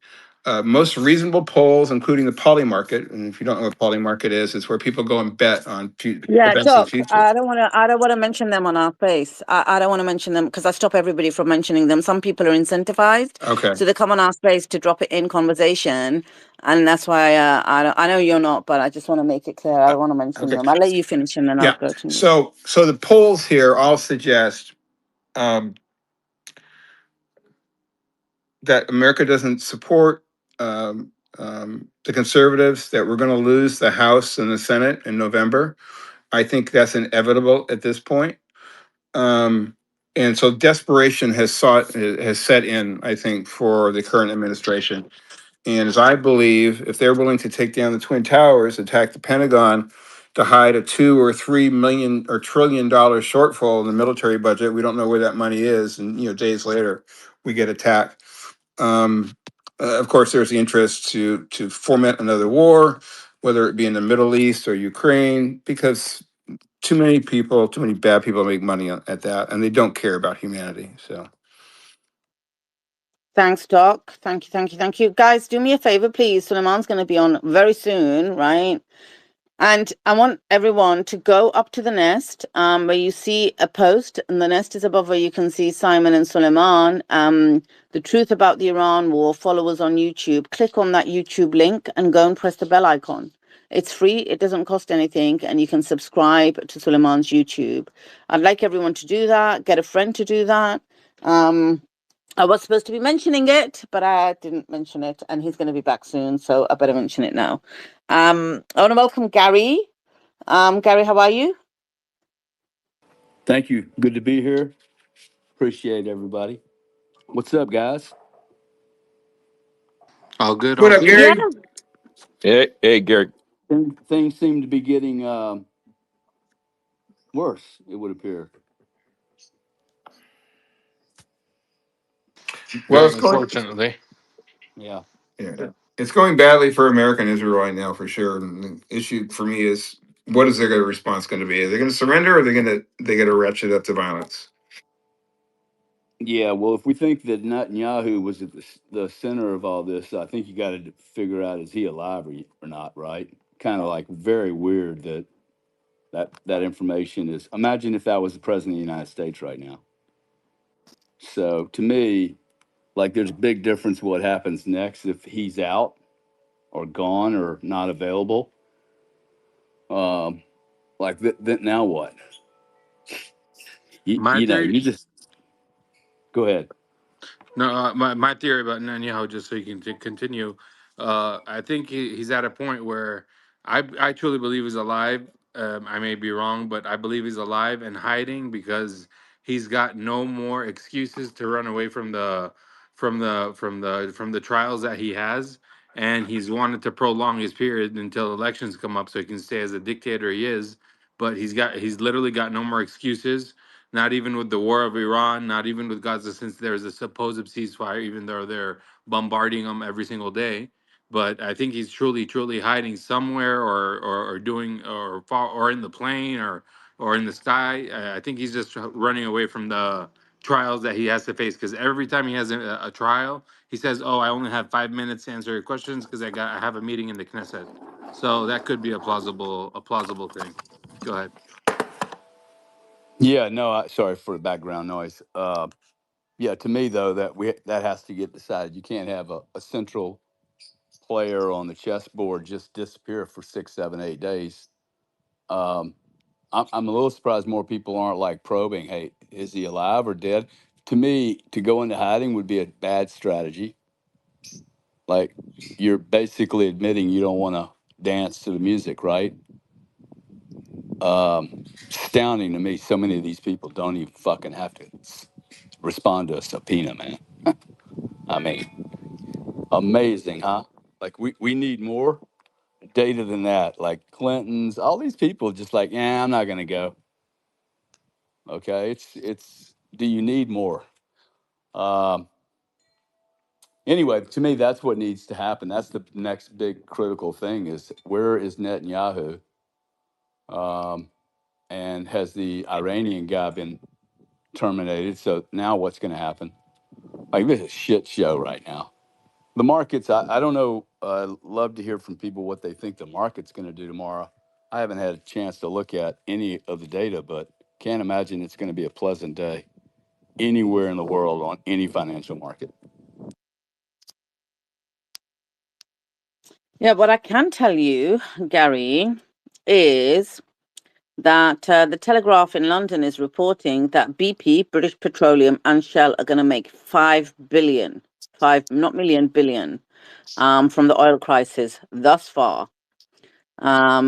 So I think some people are going to do well from it for Yeah, certain. I yeah. don't Look, think people will. most of those large producers, which by the way, the BP's, Exxon Mobil's, they don't even make the top 10 list. Okay, that's a big change in the energy markets today. You used to think of Exxon as, oh, they're God. They do not make the top 10 list. Okay, it's the sovereigns. Yes, they will make money because these public companies don't hedge much. But for every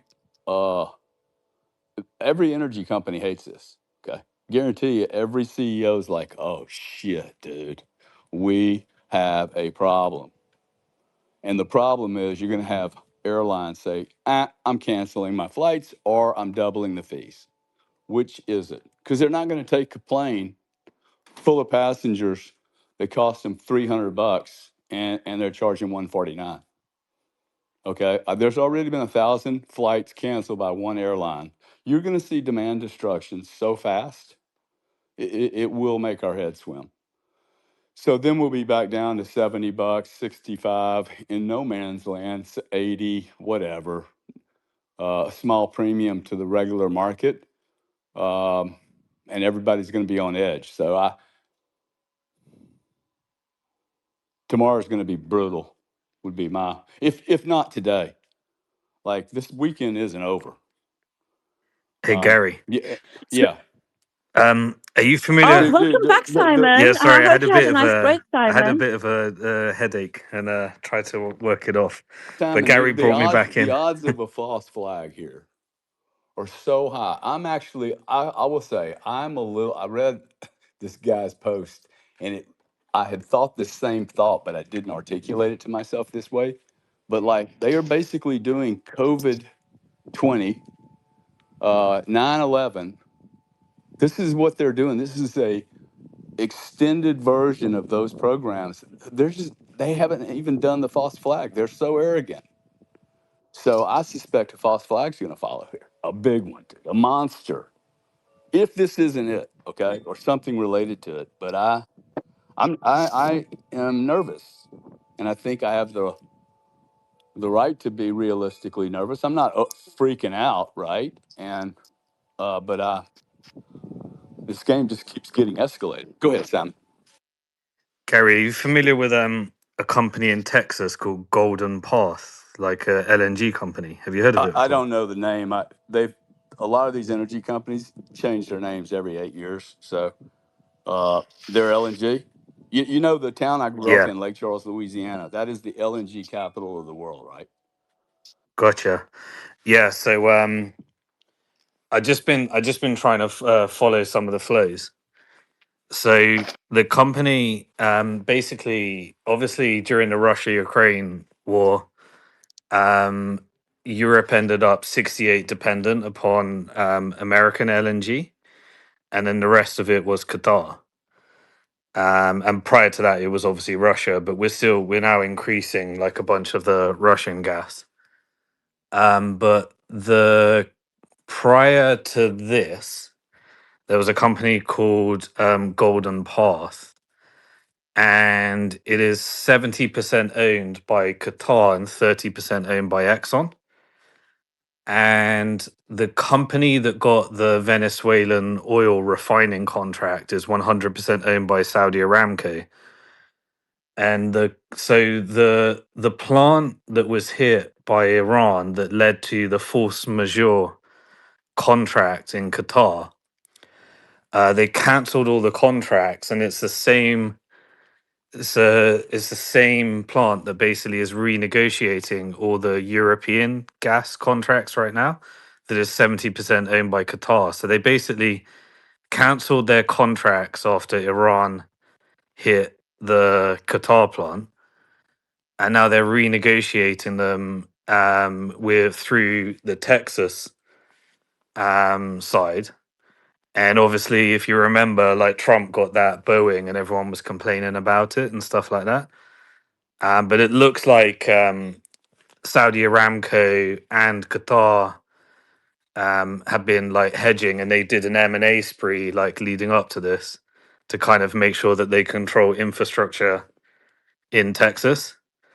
And so I think there's a I think they were highly prepared for this, and it seems like they're able to negotiate like some of these higher price contracts. I've just been looking into it a little bit.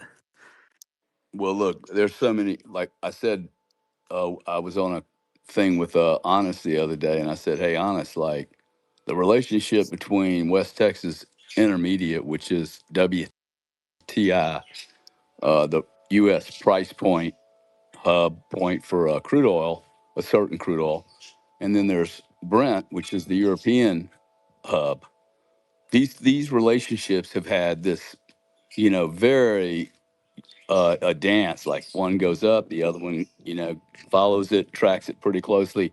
I'm looking at it today, asking why the hell is the United States priced at $96 when we have zero supply issues?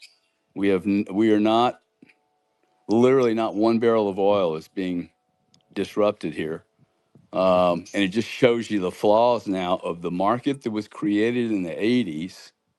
This market now is struggling to even make sense of the world it lives in, right? Because these relationships, which are like buttons on a coat, okay, they're really old. People have put these hedges in place and built infrastructure based on these spreads. Like everything's getting fucked up here.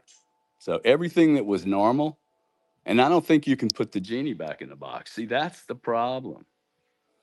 This game now has gotten so complex. There's so many players moving pieces on the board. I mean, it is fascinating. The most positive side of this for me is, wow, I'm living in history. Come what it may, right? But we are most certainly living in history.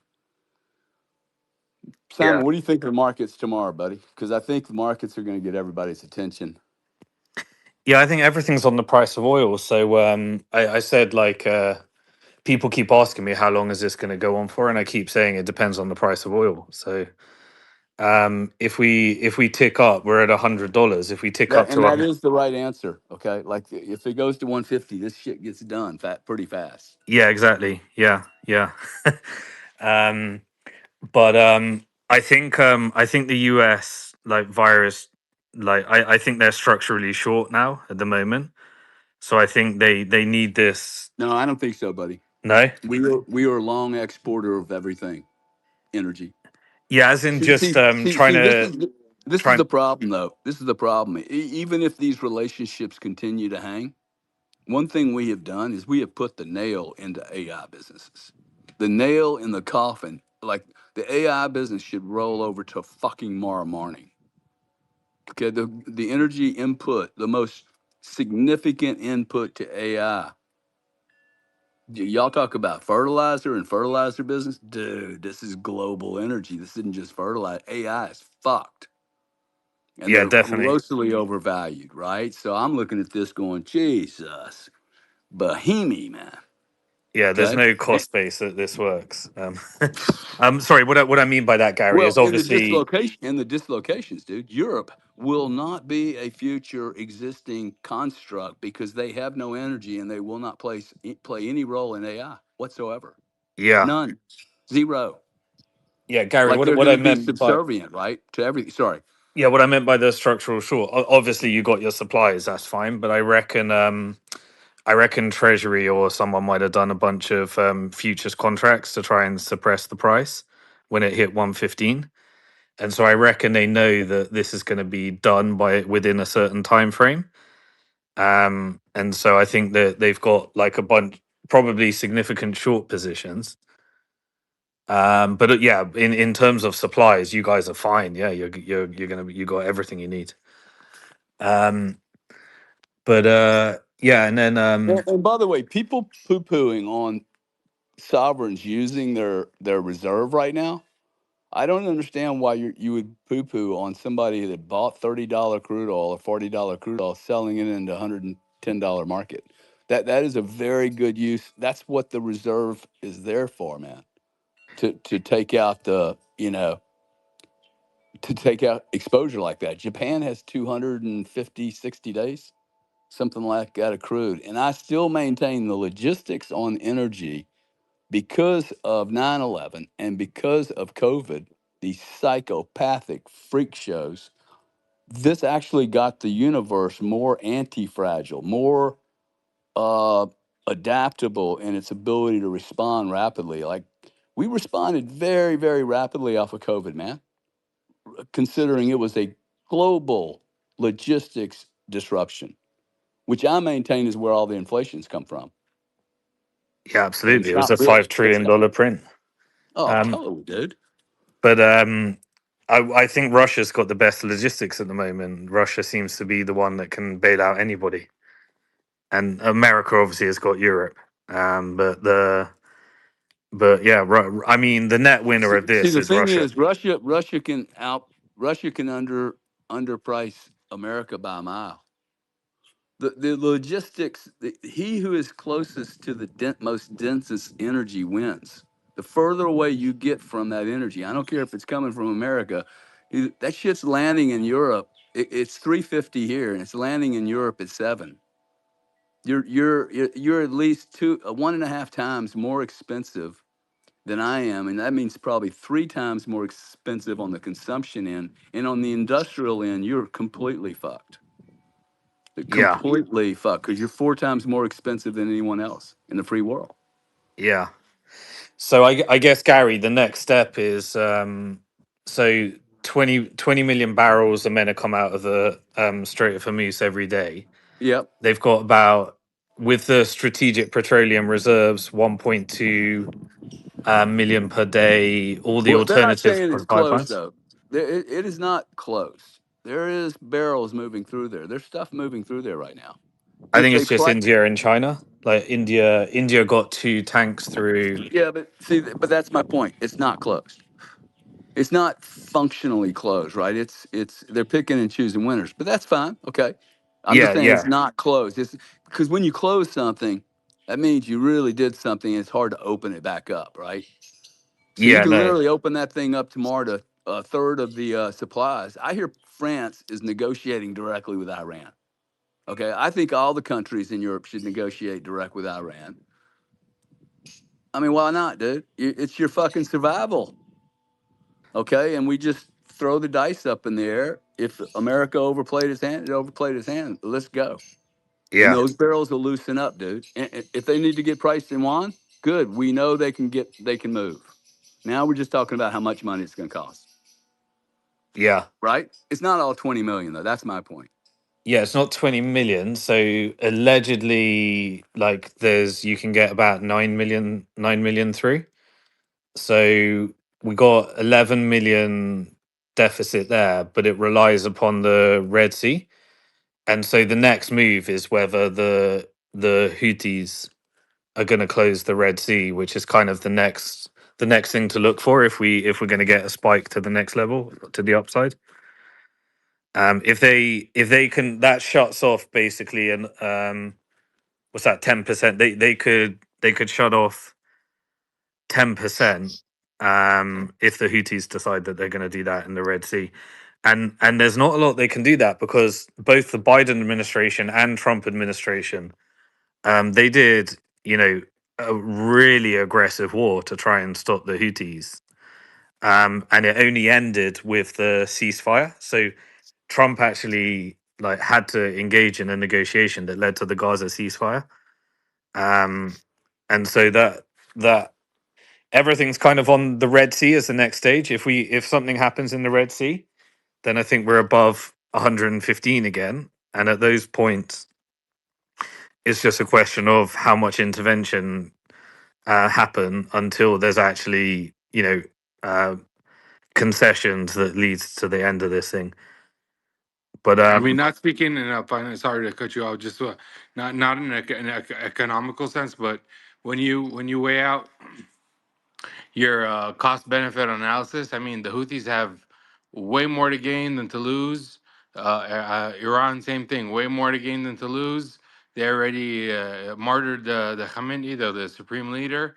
So, and they're challenging Trump in a way where it's like, if you say everything that you did, prove it. So people, so we can believe you, and your people can believe you. So the cost benefit analysis here, not from an oil price or what it's going to do, but it just seems like everything. The Houthis will do it. They will. Iran will control the port of Hormuz and only allow the people that aren't allied to the Zionists to pass through. So it's kind of looking like kind of obvious to me, but I may be oblivious, or I may be like I don't have enough knowledge in the markets to be able. I'm just looking at it objectively and in a macro way. well, the interesting thing is that the Houthis agreement was held by the agreement between Saudi and the Houthis, and obviously Houthis now have a one-time opportunity to seal their fate in terms of their role within Yemen. Why is that? I mean, they've been fighting Saudi Arabia. Saudi Arabia hasn't been able to do anything to them for the past 15 years. Yeah, this is their maximum leverage point. Basically, they could take down the entire global financial system, No. and that only lasts for the next 2 weeks or whatever it is. So they have a 2 weeks window to get whatever they want. I mean, we're at day 16, 2 more weeks. There's a lot of time to do a Yeah, lot of things. So I'm just saying if once you play the card, you kind of lose your opportunity. But if they want to use their leverage in terms of whatever their aspirations are in Yemen, and whatever the aspirations are for Gaza, and then literally, if you lose the next 2 weeks, you don't have the leverage that you had prior to this. So you got 2 weeks as the Houthis to get whatever you can, and that's what I'm saying. So they play an important role in terms of, and they will never get this leverage again after this. but I'm just having a hard time. I'm like, consider me slow, but why is it? Oh, they only have 2 weeks. Well, I think that, I mean, basically, if America can't and the global community can't suppress the price of oil, they need a deal done within the next 2 weeks. Now, either IRGC is going to be negotiating their deal, and the Houthis get left behind. It's kind of like a prisoner's dilemma. or the Houthis figure out, are they going to allow this to continue to flow through, or are they going to get leverage for what they want? And so if you followed game theory and Prisoner's Dilemma, the optimum outcome is if you stay on the same team. But if you deviate because if both of you default, then you both get the worst deal. But if one of you defaults, then you get what you want and the other gets less. So it's kind of like a game that that is always paid in game theory to try and turn people and stuff like that. So that factors into the equation because Houthis have their own aspirations in terms of their goals for Palestine and in Yemen, and also Iran has and IRGC have their goals. So really, there is a time frame on this, and if you control whether you spike the price of oil but above 115, the market has already indicated that financial markets will not tolerate a price above 115, and they'll do extreme measures, including lifting sanctions on Russia, pushing out strategic petroleum reserves, using FX reserves at Treasury in order to engage in futures contracts.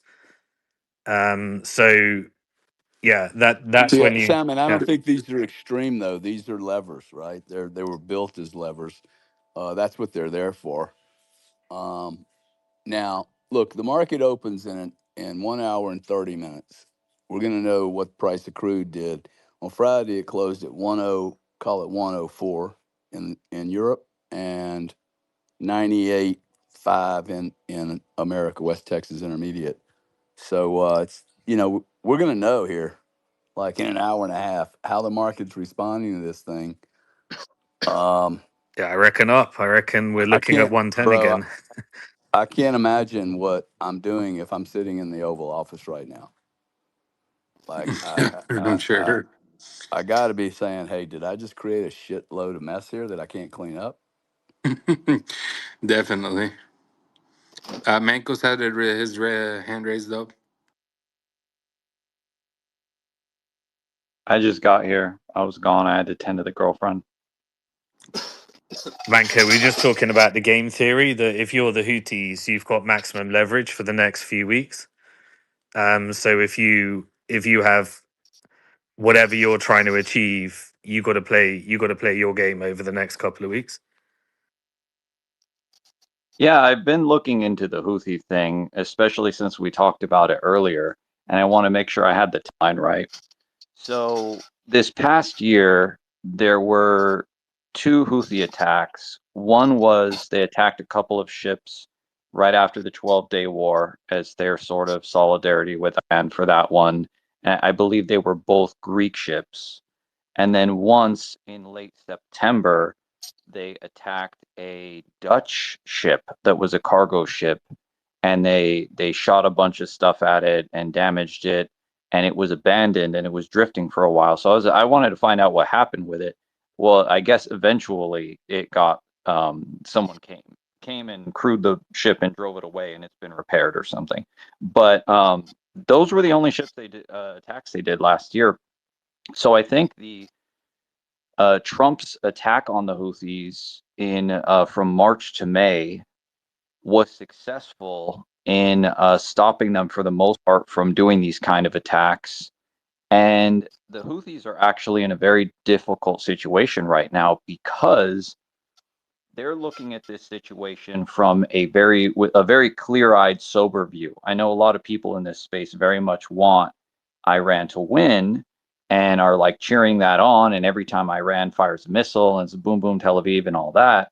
But at the end of the day, the bombing is continuing. The bombing doesn't show any signs of letting up anytime soon.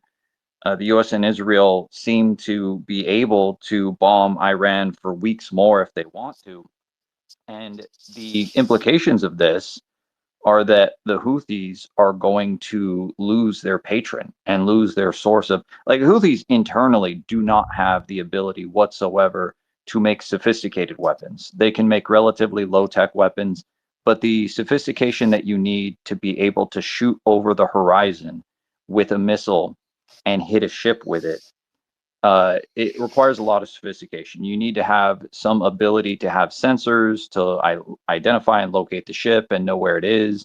And then you have to be able to make a weapon that has sophisticated sensors on board the weapon so that it can lock onto the ship and hit it instead of missing, which actually a lot of the Houthi attacks, when I was looking through all the timeline of all their attacks, the vast, vast majority of their weapons miss. They do get hit sometimes, but they'll say like, oh, we fired 17 missiles at this ship, and they hit it like twice out of 17 missiles, something like that. So if you're the Houthis and you're facing getting cut off of your supplies from Iran, because I guarantee you during all this, you're not going to be seeing Iran doing weapon shipments to the Houthis. You really don't want to put yourself in a position where after the United States and Israel are done with Iran, that you're the next target and that they just start beating you down like really hard, because the fighting that Trump did with the Houthis the previous time was relatively limited. It was limited to shooting particular military targets, some leadership, stuff like that, but it was a relatively limited campaign in terms of the targets that they were going after. If the Houthis were to stir things up now, if the Houthis don't do anything now, I think they're going to be left alone completely. I think they're basic, or if they only shoot at Israel, which I think is much more likely for them to do, is do like limited attacks against Israel.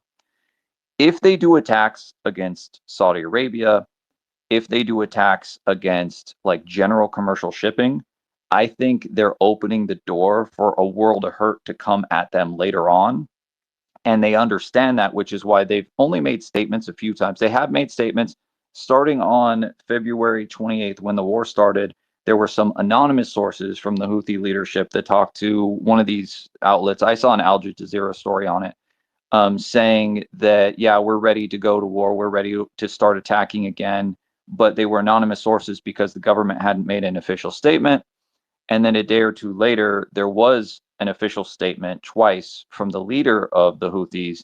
And he basically said, we are standing in solidarity. We're standing in solidarity with Iran, but we will decide what we do based on escalation as the circumstances require. So he didn't make a commitment to doing any kind of attacks. It was a very measured response. So I think at this point, I don't see the Houthis doing attacks. I think they would have done it already by now. However, if there is a situation where, let's say, the Israel starts bombing and hits a bunch of civilian targets and kills a bunch of people, not just a single accidental strike like you saw in the opening day of the war, but you see a bunch of civilian targets and a bunch of civilian casualties, and it becomes something that's very much in the news cycle.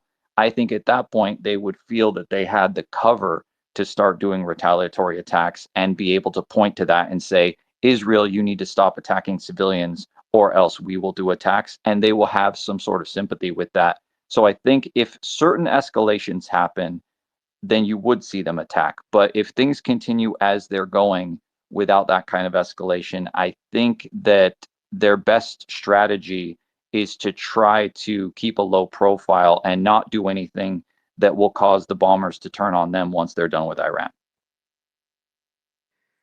Yeah, so most of, from memory, most of the action with the Houthis happened during the Gaza genocide. And it spread from the Biden administration to the Trump administration. And effectively, Israel had to create like an alternative route around Africa because the Red Sea was closed for Israel and for America. The blockades worked, and it was enforced throughout the whole thing. And then there was a joint coalition between the Biden administration, the British RAF, and they had like a bunch of plane strikes, and they were at it for ages. And it didn't stop the rockets being the blockade. Then there was then it went into the Trump administration, and then this was the main thing that got to the Gaza ceasefire agreement, and then the Houthis stopped firing, And then they had an agreement with Saudi Arabia based upon like the UAE action. But you did the second half. But the only thing that actually stopped the blockade was when the the actual agreement between Hamas and Israel and America. But then the ceasefire happened, and then Israel just continued doing periodic taking down of buildings because they're getting ready to rebuild what they want to rebuild next. But they from my memory, and others can add to it, the blockade definitely was enforced, and there was serious attempts to stop the blockade by both Trump and Biden, and it didn't work until a ceasefire was agreed. Yeah, just to clarify that. So there are two real things, two completely different things I would say with the Houthis. One is attacks on commercial shipping, and the other is attacks on Israel. There were very limited attacks. Like I said, there were basically only 2 attacks last year, 2025, from the Houthis on commercial shipping.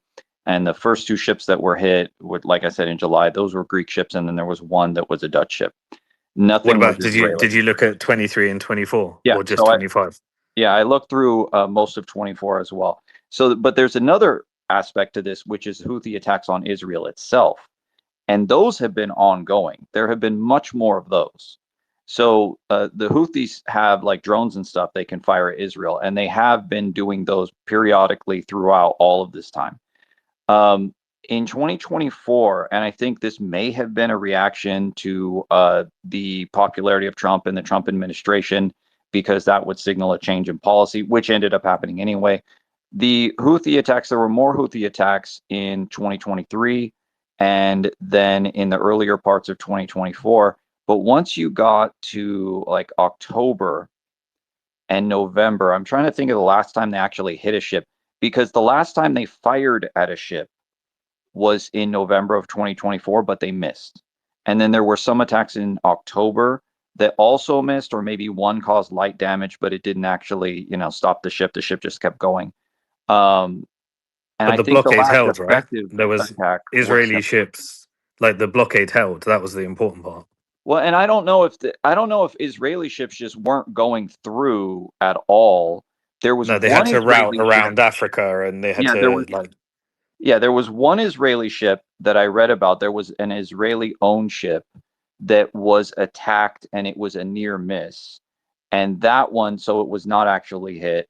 But other than that, every other ship that I saw talked about all had like they weren't involved with Israel or the United States at all. In the United States, like if there's basically zero United States shipping. The only ships the United States has are ones that exist because of the Jones Act that only go, domestically here in the United States. The US basically doesn't exist in international shipping. But even with Israeli ships, I only saw that one that got mentioned. Most of the Houthi attack, I would say all the Houthi attacks are against ships that were not involved in what they say that they were attacking. And I don't know if that's just misidentification or what was going on there. But yeah, it had started to wind down at the end of the Biden administration. They didn't do any attacks once Trump came into office. Then Trump came into office. He started doing his attacks. There were no attacks during that period, obviously, because they were being attacked regularly for a few months. And then once you had the ceasefire that Trump negotiated, that held for a couple months until Israel did the 12-day war. And then after the 12-day war, they kind of had to show that they were going to do some attacks. So they attacked like a couple of Greek ships. And I believe those were successful attacks. And then there was nothing after that for quite some time. And then there was one attack in September. So they've been pretty quiet for the past year. Yeah, that sounds about right. It did coincide with the 12-day war, the ceasefire, and then the UAE Saudi action.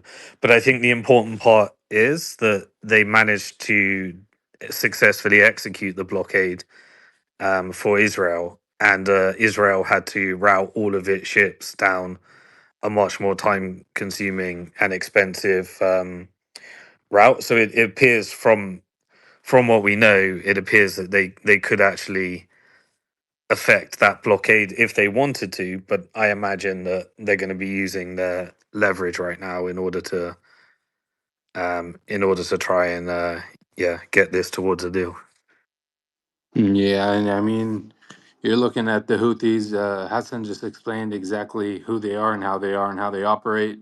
They're free soul, free thinkers, not attached to life or materialistic things, and they're just doing what they got to do to end oppression, not just for Gaza, not just for Iran, oppression in general. So let's put that one aside.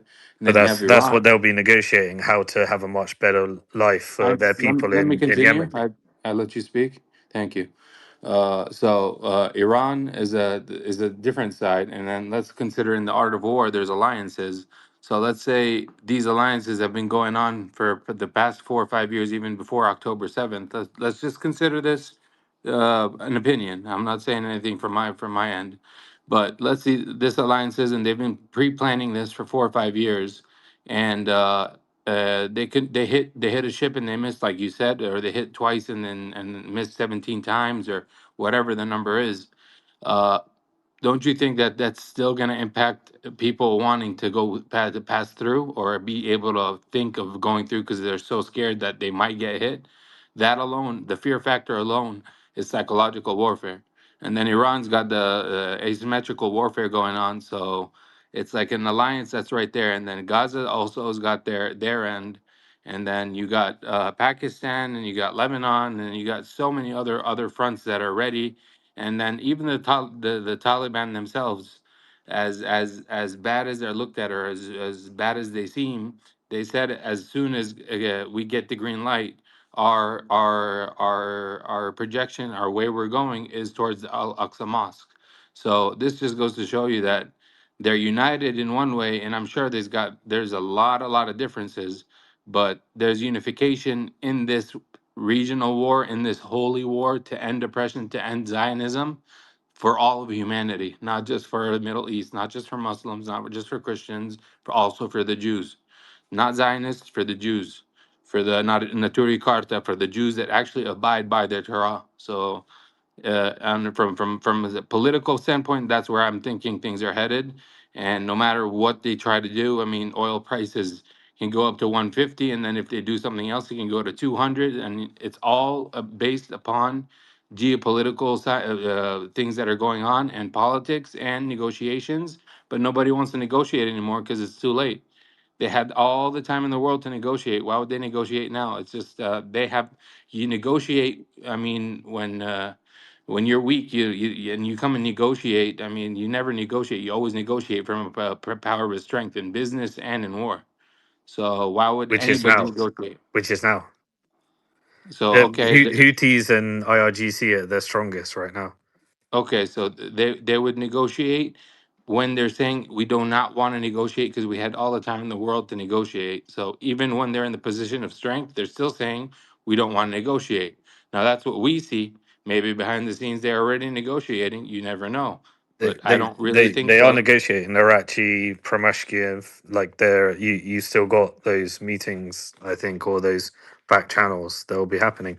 But you have to use your leverage point when it's Mhm. time sensitive and you're the strongest. That's the best time to get a deal. When it absolutely has to happen, oil price is skyrocketing.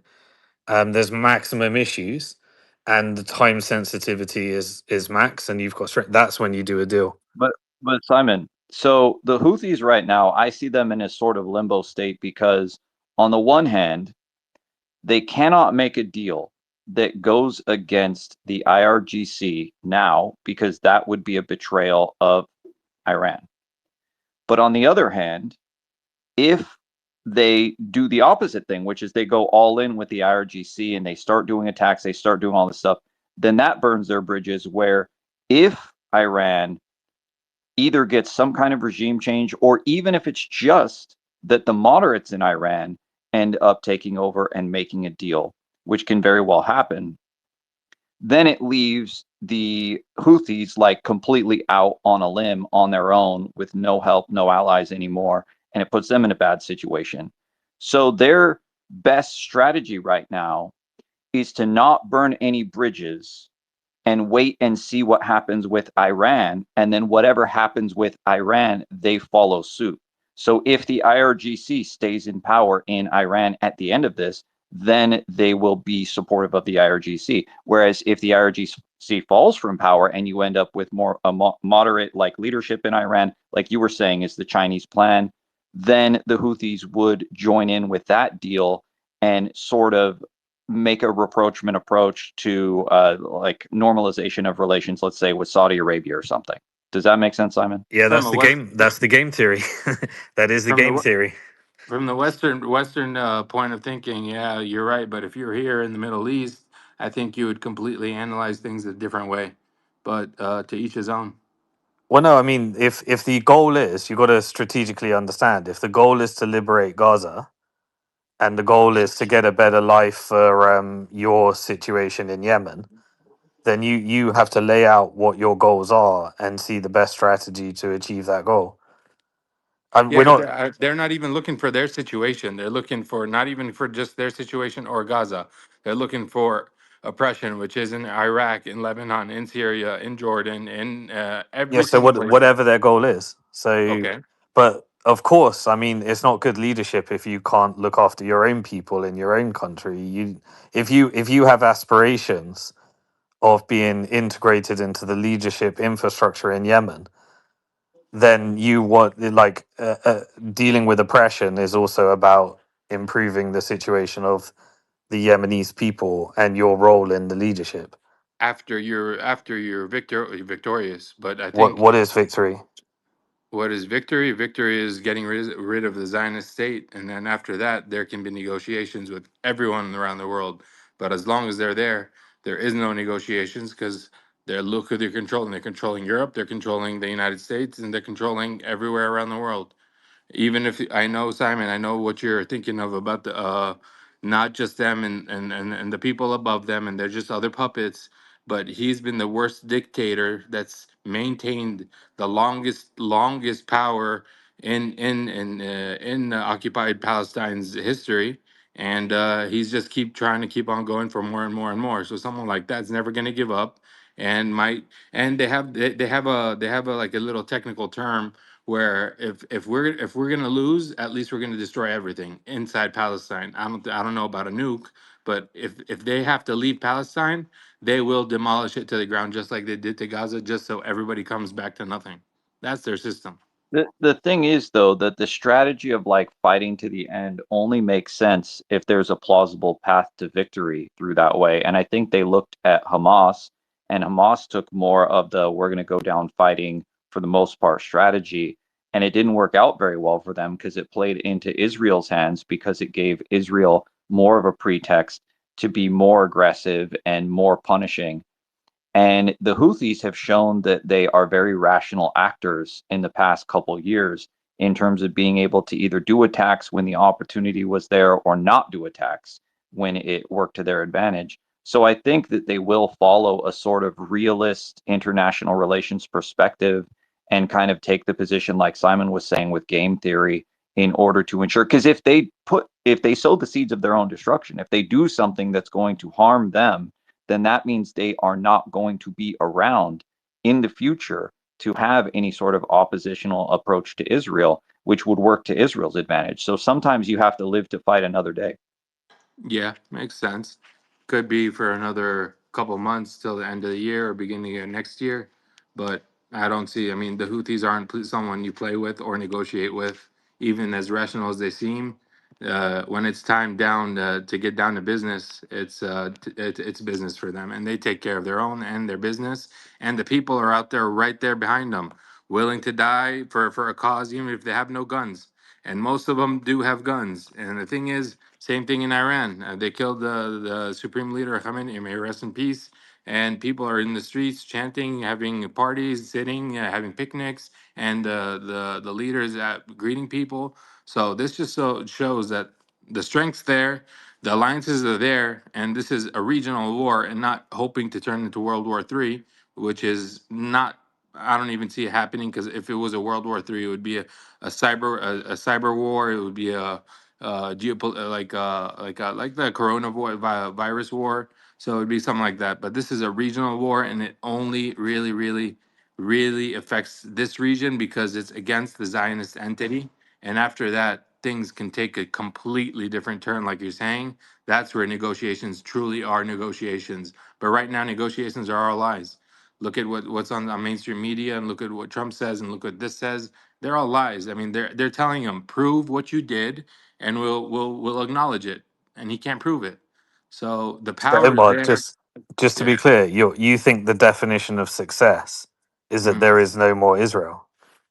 No, no. Israel does it. Look, in the Torah, they have no land. They are a dispersed people. There is no Israel. No, Israel. I get the frame, but I'm saying you think the strategic objective is Yes. the Israel turns into Gaza and the 9 million people leave, or the 7 million leave, and No, and Israel becomes Palestine again. Is that what you think the goal is? it's not what I think. It's what I know, and I guarantee you that. And I put my reputation on that, and my family's reputation on that. But IRGC have outlined their terms, and it's not said that. I respect your opinion, but I stick to mine because I know where things are headed in my own way. But I could be wrong. I mean, I think that's the right thing to happen. I just don't think that's reality. This is that's where miracles come into play, and that's why I consider this, and I keep saying this is a holy war.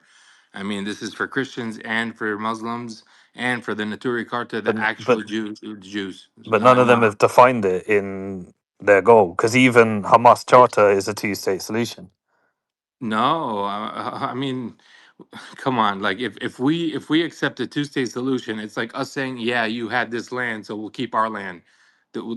That's just not No, feasible. I understand what you want. I'm just saying the Hamas Charter says two-state solution. IRGC haven't asked for anything to do with Palestine in the three things that they said they're negotiating. And Don't you think that's on purpose, though? so you think they're basically pretending what they want, and they're going for the complete expulsion of Israel and the return to Palestine. No, they don't want to return to Palestine. Iranians want to stay in Iran. Palestinians want to go back to Palestine. Yemenis want to stay in Yemen. Jordanians want to stay in Jordan. I mean, everybody wants to go back to their country and stay in their country.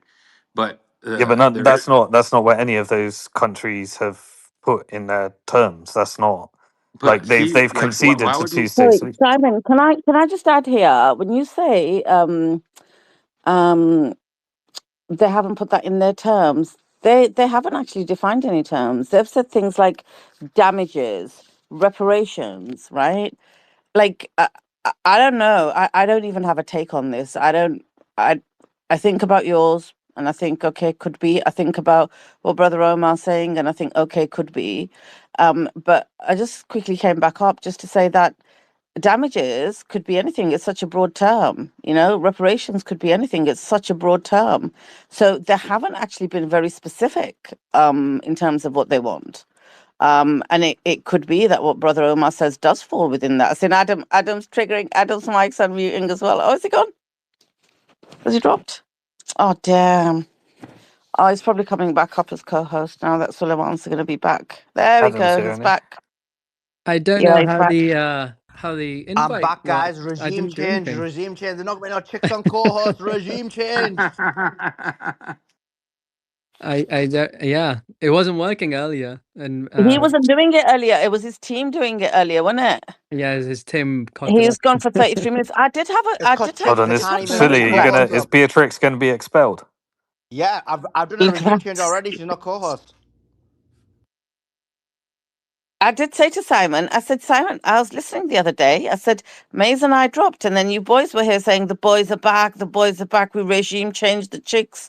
It's a boys' space now. I was like, I heard it all. You regime She changed held it us. down, and she was plugging the YouTube. She was plugging the Twitter. I just got to say the truth, man. Come on, it's Well, Beatrice. I just looked Don't at the do it. YouTube and hardly anybody followed. So either she did a bad job or just nobody wants to listen to her.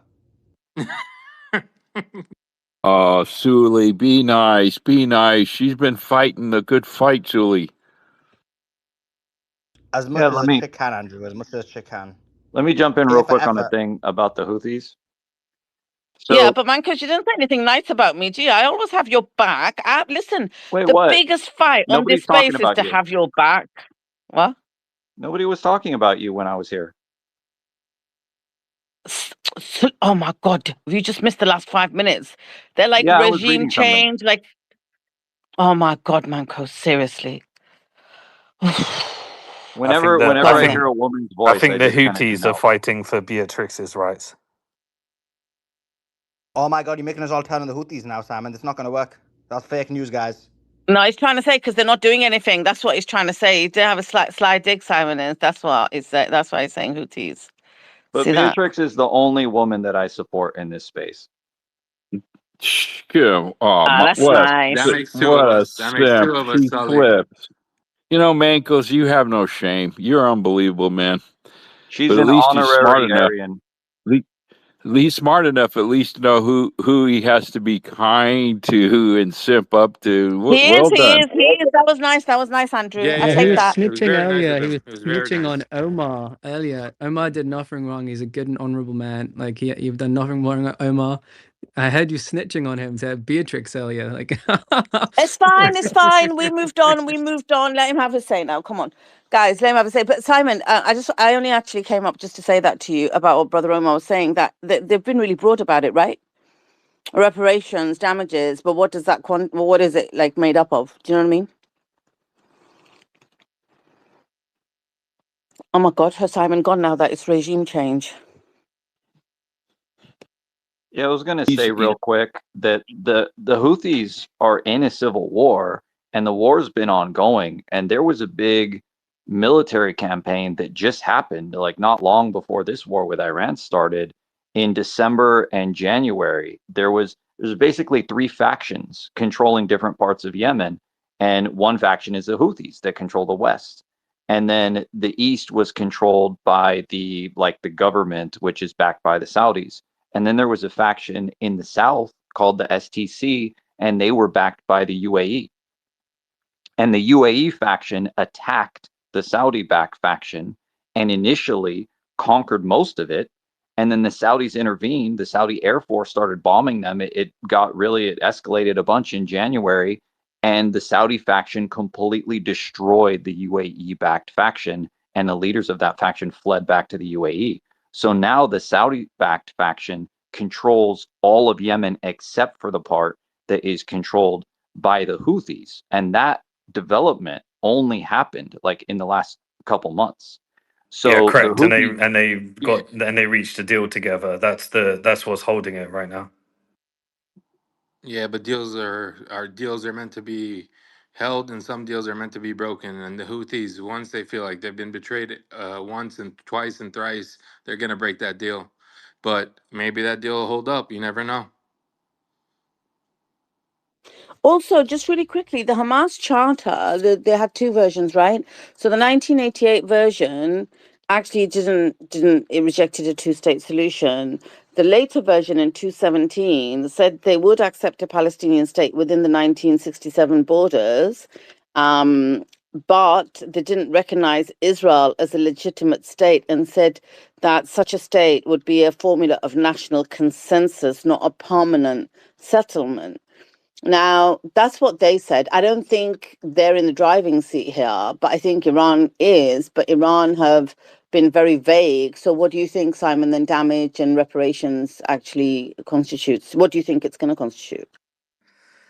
I think I think there will be a state called Palestine. Whether that gets defined in whatever deal ends up going, I don't see this as like a battle to the end and we see like a Nakba of the Israelis. I mean, I think that's what we'd all like to see.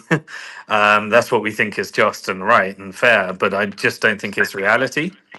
And so I do think there is going to be a Palestinian state,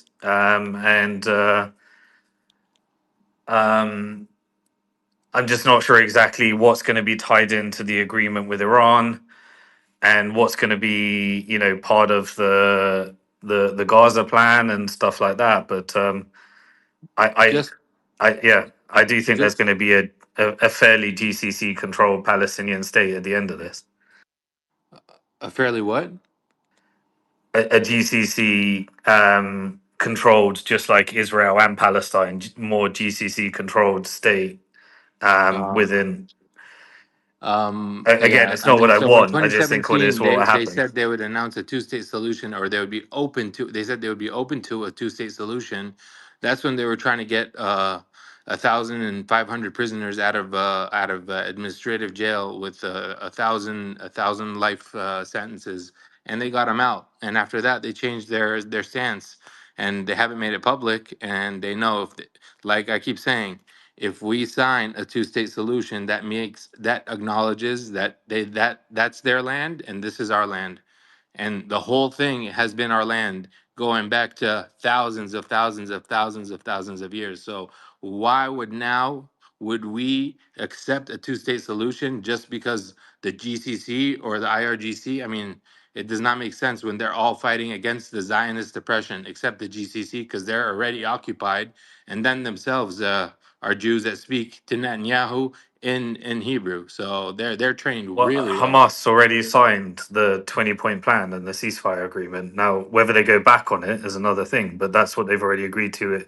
the Well, current state of Did effect. Israel and Trump go back on their plan on the No, ceasefire plan? sure, anyone can go back on a plan. I'm just saying the current state is that that's what Hamas have accepted. I don't think they'll go back on it. I They're, think they're honourable people. But you know what? I can't remember the 20-point plan, but I do know that when they say when you talk about two-state solution, right? I think in some ways it depends what you mean by two-state solution. So I suspect what Israel and America would probably mean is we'll give you a little sliver of land, i.e. Gaza, you take it, we're still going to control everything the way we currently do. I think if it was about equity and it was a truly sovereign state of Palestine, things might be a bit different. You know what I mean? Where they can have their own trade deals, they can have their own airport, they can have their own military.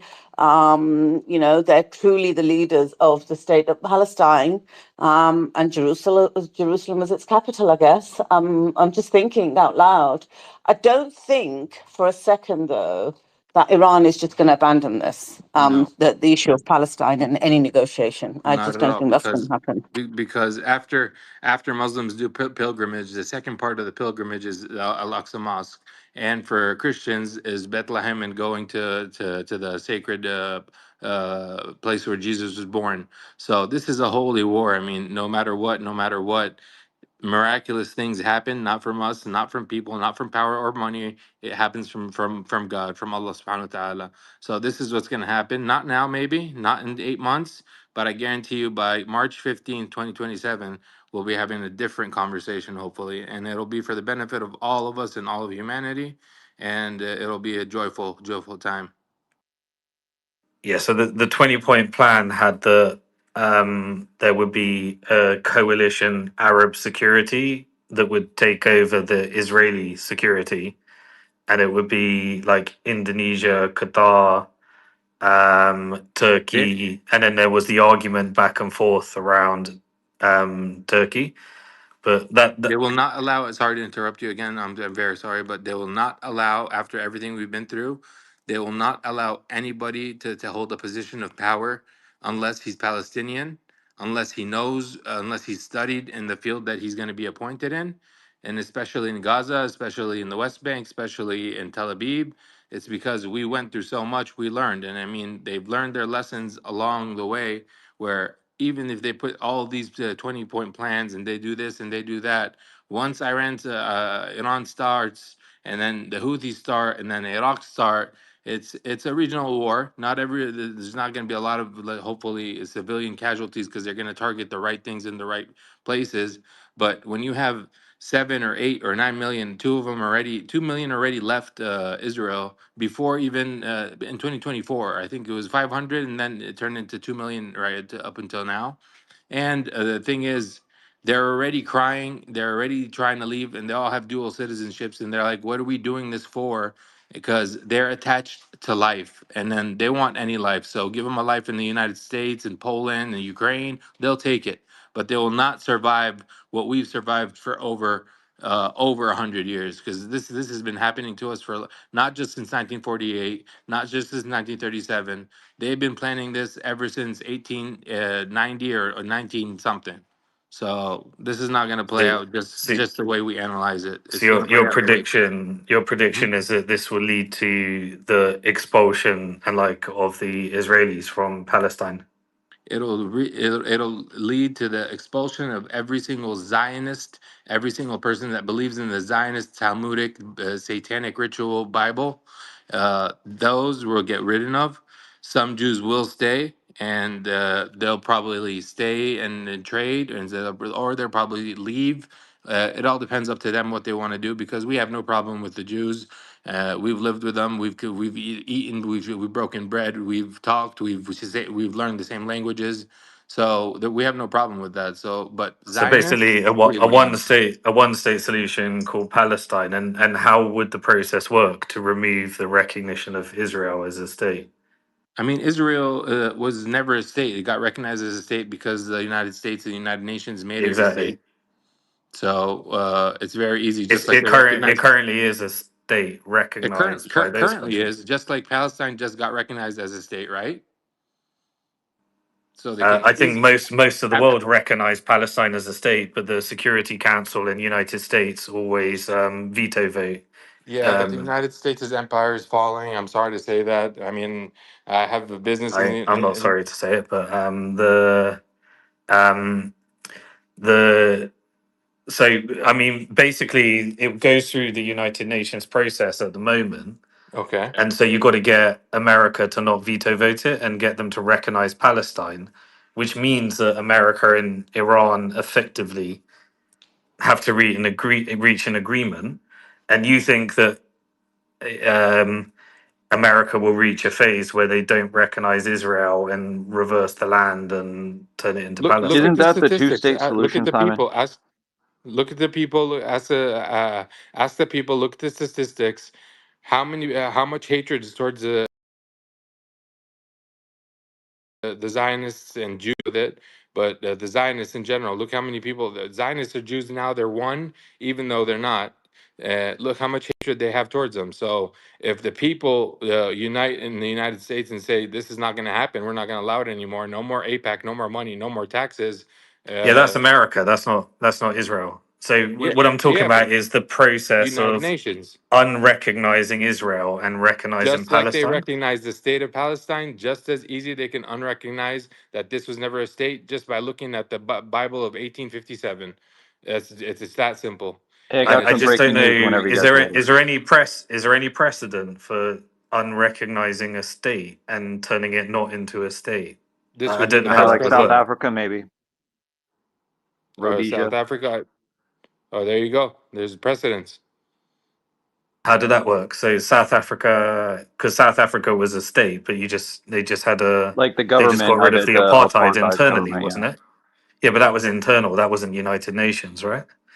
Basically, it was I mean, outside pressure threatening them with a lot of sanctions if they didn't do what the international community wanted. Yeah, but they didn't take South Africa and say your country now belongs to Nigeria. They took South Africa and South applied pressure, and there was all the BDO and all that. And then eventually they changed it where there was no apartheid and black and So, white Simon, people had the. if you apply that model to Israel, it would work like this, right? You have increasing international pressure and sanctions on the state of Israel, which I think would be very effective because Israel has massive dependencies on other countries. And you essentially tell Israel, it's the same issue that Israel is an apartheid state because of its oppression of the Palestinians. And you essentially tell Israel that they have to incorporate the West Bank and the Gaza Strip and give everyone in those populations voting rights, which would end the Jewish majority in Israel, and it would make it a majority Muslim state.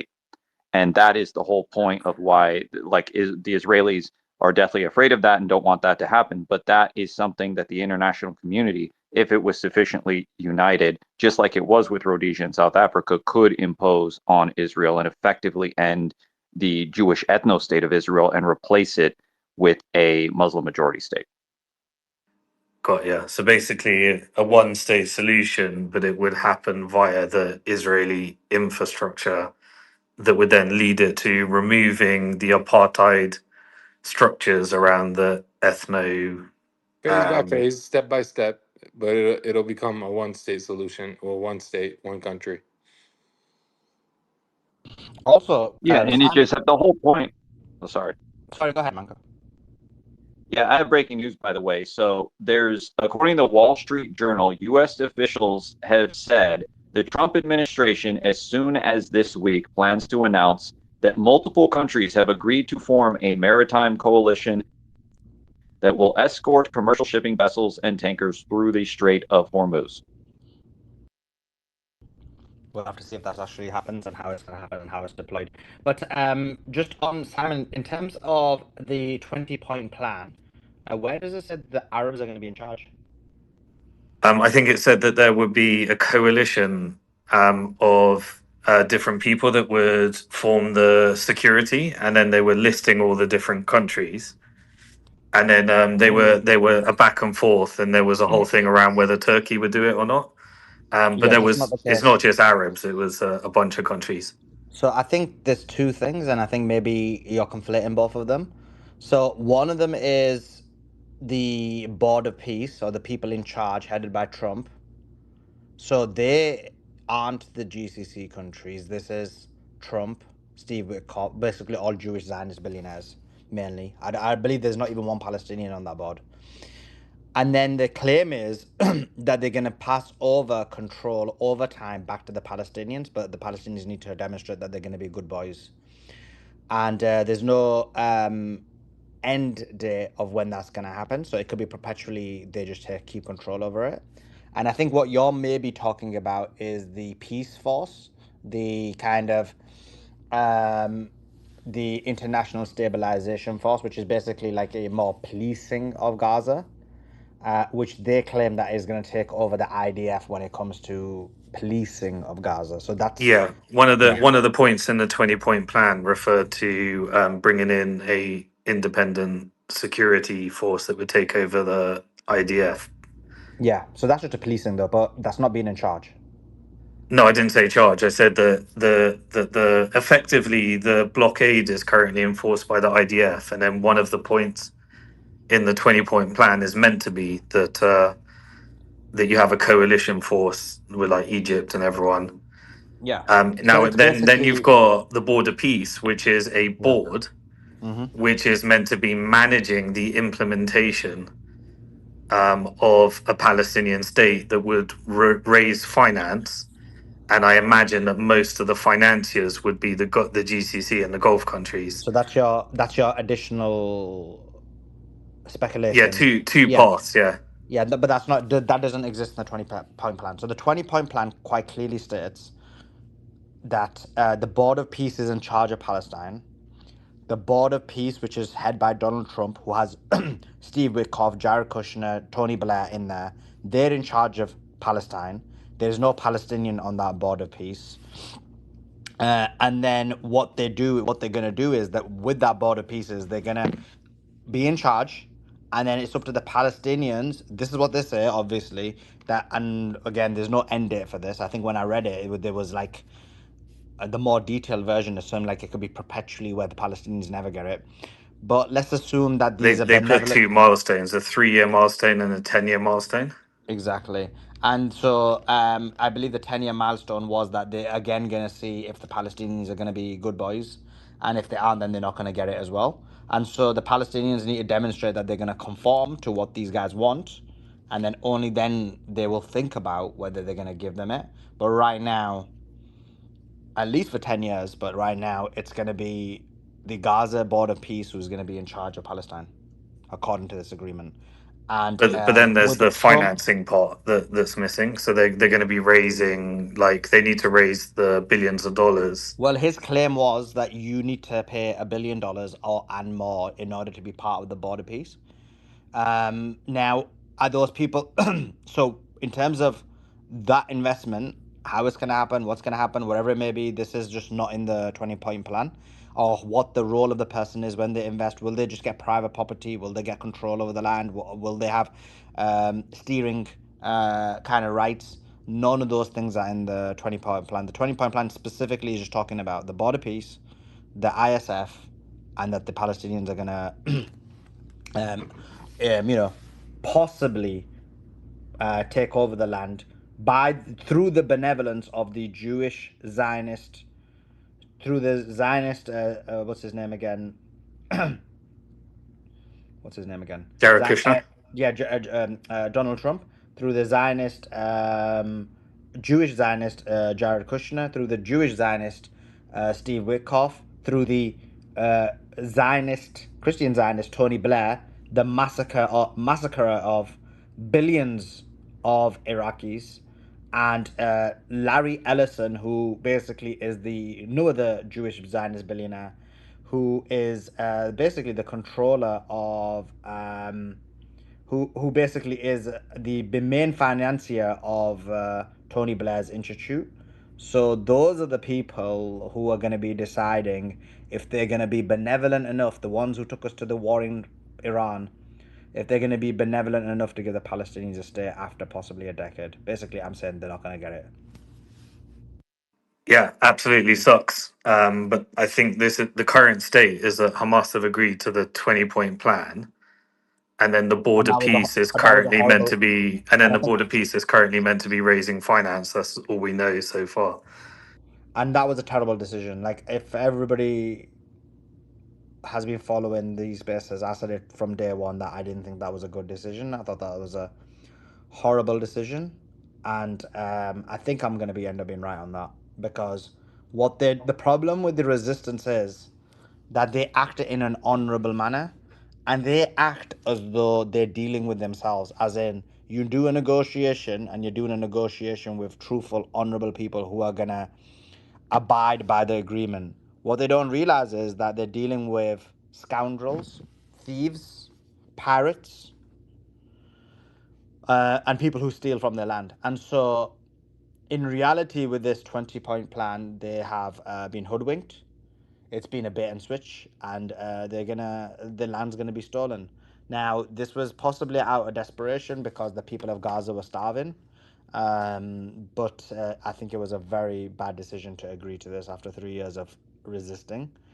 But look, I guess I can't speak for the Palestinians because I wasn't in Gaza getting bombed.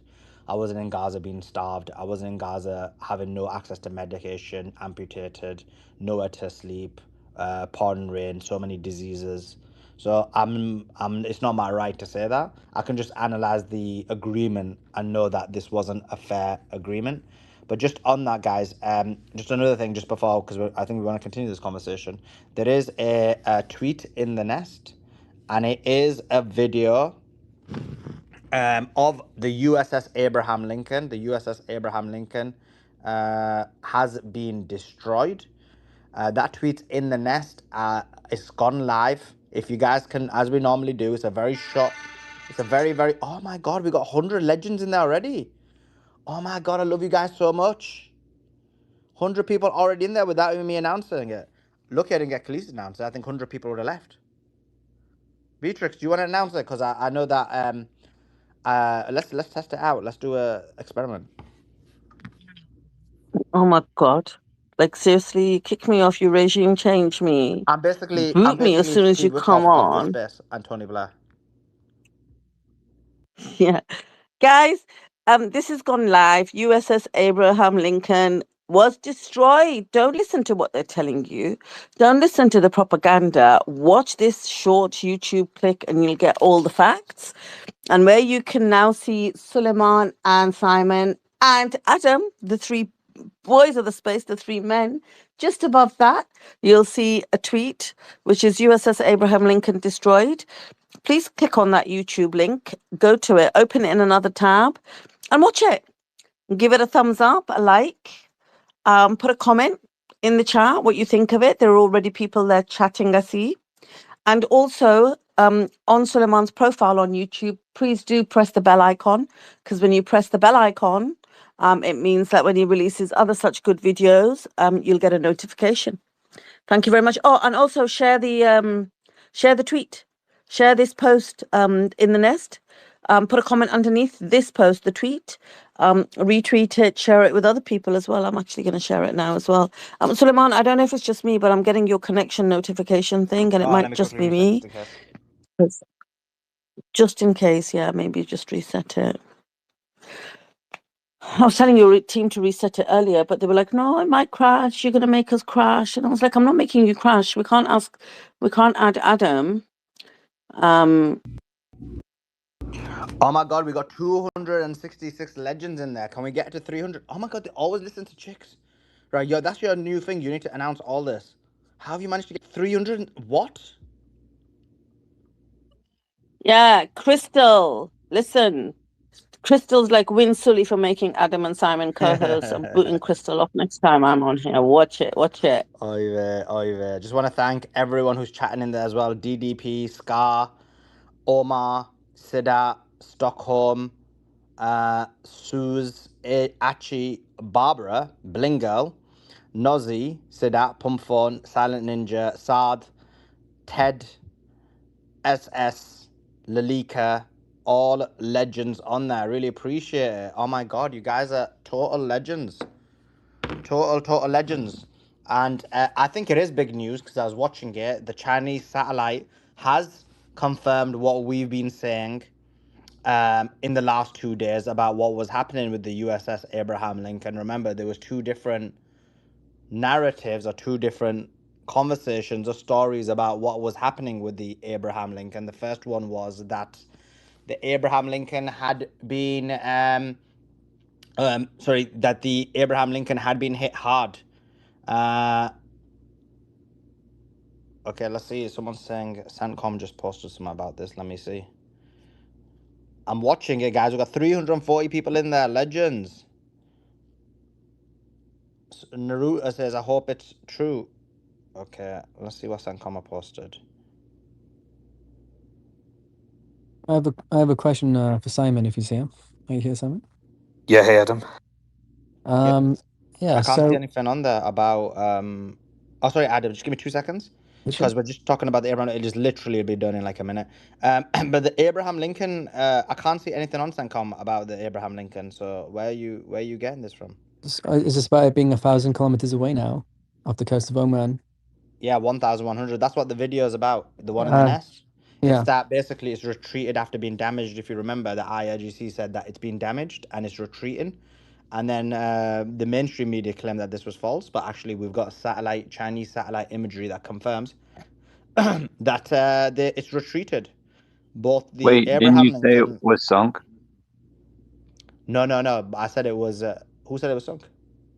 Wait, didn't you guys say just a few minutes ago the Abraham Lincoln was sunk, or were you just joking around? I didn't hear that. I didn't hear anyone say that. But unless I was joking, but I don't even remember saying that.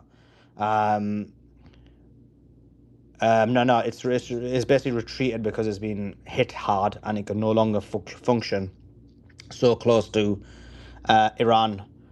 So they're trying to get it out of the situation. This is what the IRGC had claimed. The IRGC had claimed that it had been destroyed. Not destroyed. The IRGC had claimed that it had been damaged. The Americans claimed that it hadn't, and this does definitely seem like the IRGC were right. Stockholm says, we are all legends except Manco that likes to lie. That's funny. Ahmed says, God is behind the truth always, and that is why, despite their strength, they're losing heavily. Hello and much love from Alaska. Oh my God, are you from Alaska? I would want to come there, but I heard it's so cold. I heard it's freezing in Alaska. Hello from Texas. Where is everybody from, actually? I'm reading this chat. Mango is currently sitting somewhere pinkying up. Beatrix is the only chick I respect. Mancos. Oh, I don't know. Are you insulting? Is it Muhammad Jama? Are you insulting Beatrix or Mancos or both or praising? I actually don't even. I can't ascertain if that super chat is a praise or an insult. Me don't know what's going on there. He didn't even add Mancos's name. You're just adding that on. He just said, I came because of Beatrix, the only chick I respect. I can read it, Suleiman. You're being so mean. Which one are we talking about here? The super chat. He's done a No, super it says chat. Beatrix is the only chick I respect. Mancos. Yeah. It doesn't say It does. Mancos at the end of it. On the super chat on It YouTube. does. Yeah, it says Mancos at the end of the super chat after the emoji. Chicks can't read past like four words. We must be reading a different one then. We must be reading We're a on the different one. video. We're on the video, the one that you promote. No, I'm on the actual your live chat, your other from So your we're on the live. video, the one you announced and told everyone to go to, and you're not in yourself. I did go there. That's why I know. But I went back to the chat. Because I went to post a link there. Somebody was asking for the link. Yeah, I forgot to do that. Good smash. I see there. I did it. That's why good you one, see. Good one. Good move. But yeah, that's it. That video. Do check it out. Great news, great information.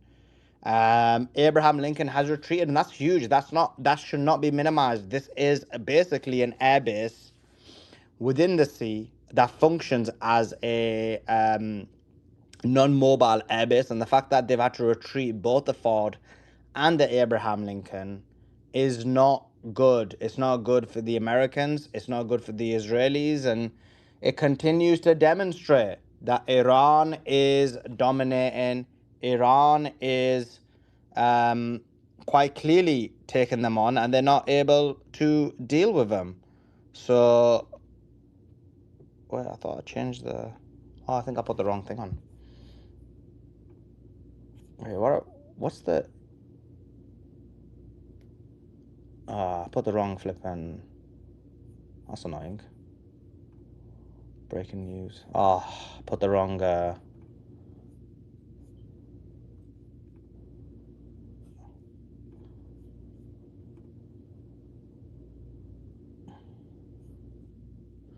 Mohammed Jama says, only thing Manko said that I can stand behind is that he said about Beatrix. Okay. So you are praising. Come on, Mohammed Jama. It was better when it sounded like you were insulting. It sounded better when you sounded like you were insulting. Now I'm not sure what to do with that. Disavow. Now I'm not sure what to do with that. Okay, let me do some of these live chats, these fundings as well while the video is going on, because I want people to be focused on the video. Someone said, W Josie, that's Josie herself, trust me.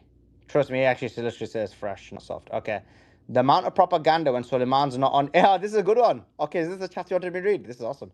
The amount of propaganda when Suleiman's not on here is crazy. Actually, I didn't read all of that.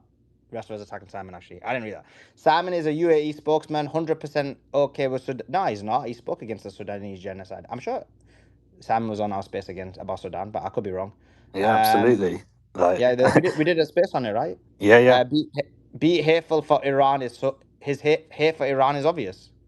I absolutely don't hate Iran. I just analyze what I think reality is. I don't hate Iran at all. Yeah. I'm pretty sure when we did that space on Sudan, you were on here, Simon. You co-hosted. Yeah, again, I always try to have to say this, but what I analyze is not what I advocate for. Like, the world that I want is completely different to what I think will happen. Exactly. It's basically Yeah, I think the world you want is different to what you think is actually happening, is basically the point, isn't it?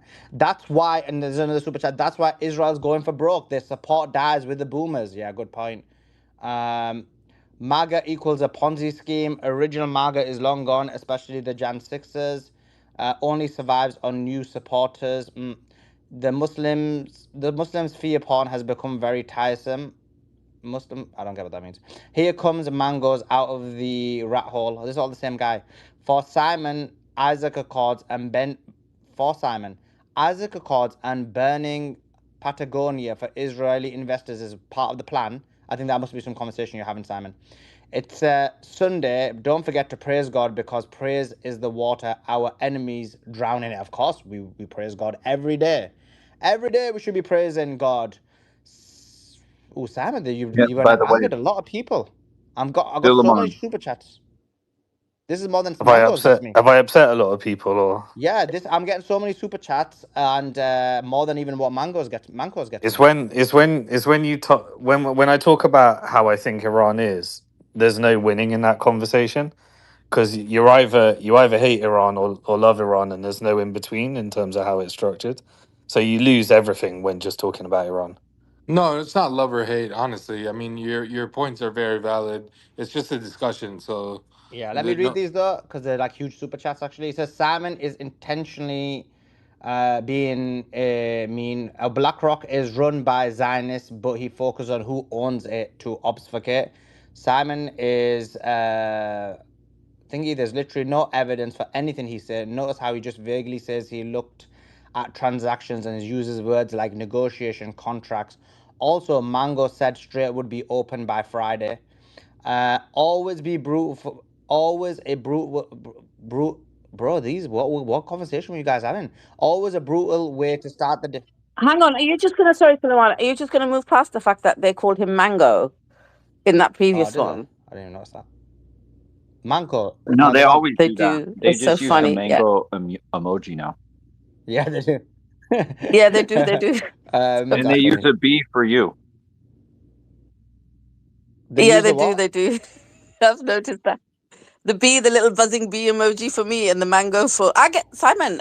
Like you're not the only one. I get smashed on the chat as well, and so does Mango. Like literally, I'm not Yeah, but Always, joking. Manco deserves it. always a brutal way to start the day. Oh Waking no. up, joining the space, and hearing Mango. Mango Simon are just making me back right now. But the straight. This is another one from Simon. The straight up. No, actually, I'm not sure if it is. The straight absolute master of the US. It's a global market LMAO, and our refineries are built for Gulf oil. I worked in oil and gas. Manco has no clue what he's talking about. Only oil companies will benefit. The country as a whole will be devastated. So that's a huge super chat, $100. So I don't actually know who's actually. I think Manco wins it with the amount of super chats that came through compared to Simon. But yeah, there was a lot. There was a lot. That's interesting. Okay, so I think I covered that. And guys, thank you so much. Thank you so much for all 350 of you who went to the Thingabob, the YouTube video to watch it. That does really mean a lot. It does help a lot. It boosts it on the algorithm. Everyone knows about it. And everyone's going to know the truth because of you guys. And that's the most important thing. And that's why we're here. So I really appreciate all of you guys. Breaking news. So, or Suleiman, can I make one suggestion? Yeah, of course. I got okay. So your studio, you got to get some posters or something to put on the wall, so it's not just like a white wall behind you. Oh, okay. You don't like the white wall? Well, you can. It's just space you could use. Like you can print out posters that are in your theme of your channel and stuff. You know how you do your thumbnails and everything. Yeah. Oh, this is because I'm using a props studio while I'm in the US. But yeah, when I'm back in the UK, I normally have my books behind. But hopefully, I'll get like a studio sorted. But yeah, thanks. But listen, I'm not very artistic, so like, yeah, any advice from anyone, I will definitely take it on board. Okay, let's get back into the conversation. Adam, I believe that you had some breaking news and you had some question for Simon, and then we'll take it from there. Yeah, sure. So the breaking news was, and this might affect oil prices. The Wall Street Journal reports that the US is set to announce a coalition of multiple countries that will escort commercial ships through the Strait of Hormuz.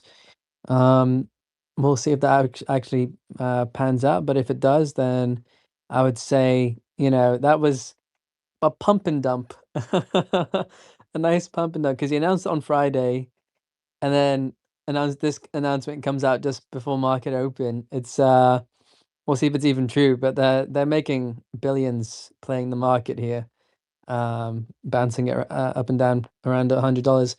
But yeah, my question for Simon was Just before you go to the question, Adam, just another brilliant super chat from Kathy, $50. Appreciate your support of the space. It means a lot. We're only able to do these spaces because of the support that you guys are giving. So it really does help a lot, and it does mean a lot. Really appreciate you. Sorry, back to you, Adam. Yeah, thanks, Solomon. Yeah, so how do you square with like if it's financial capital in charge, like it's financial industrial complex, all that stuff, like how do you square the fact that Zionism is like killing our free speech in the West? Like they're coming for our free speech, like they're arresting people in Argentina, they're arresting people in Australia, they're trying to outlaw criticism of Israel and Zionism, like if because I thought like you were saying they're going to drop Israel, or Israel is no longer a profitable enterprise, so it's on the way out kind of thing. But it seems like, this is contradicting that. Yeah, how do you square those things? Yeah, so you got the financial industrial complex, which I believe sees Israel as a toxic asset at this time and is looking for regional stability and alignment with the Gulf sovereign wealth funds, and is executing a plan. And then you have the legacy faction, which is aligned with the military industrial complex. And that's the ones that represent neocon Zionists in America, and the forever war model in Israel, and strategic tension by funding militias across the region. And there is a power struggle at the moment between those two versions. The legacy military industrial complex, I think, still sees like a version of regional stability, and then I think the financial industrial complex, they try and push a plan, and then they hedge their bets so that every outcome, because whenever they try and launch a new covert operation via military, many of them go wrong, and they hedge their bets, and so they bet on both outcomes. But that is the two factions. And I think one faction is engaging in all the censorship, and the other faction is deliberately allowing Zionism to be exposed and strategically weaken it. And that's what I think the two different factions of power and the strategic tension.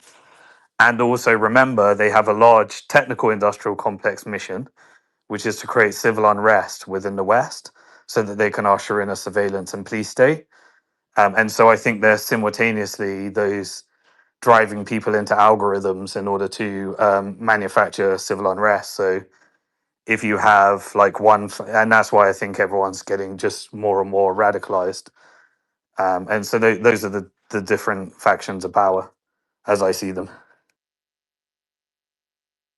Thank you. So you're saying that it's a military-industrial complex still believes in Israel, is what you're saying. So that's why they're pushing all that stuff. So it is.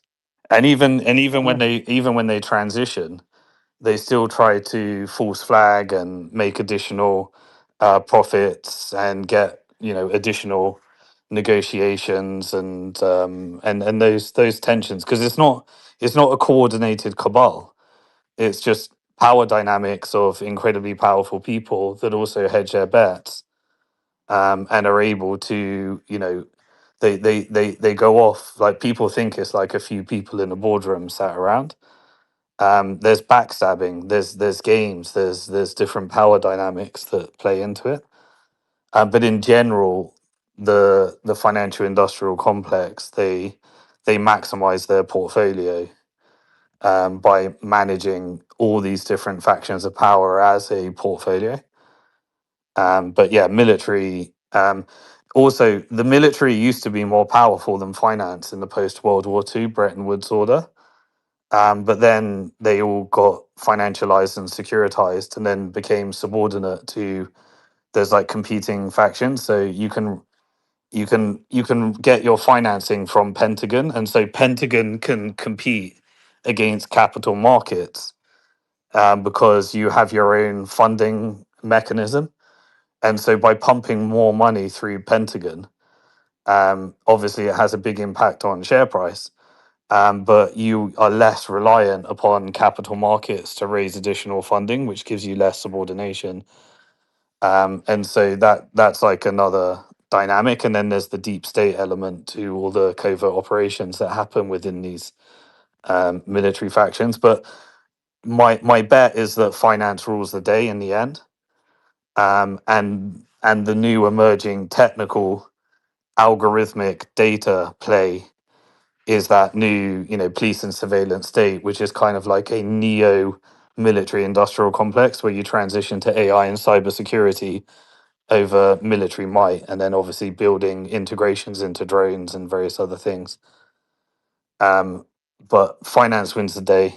All are subordinate to finance is my bet. Yeah, it's interesting. So you know, Larry Ellison, for example, you know, would you would you say he's with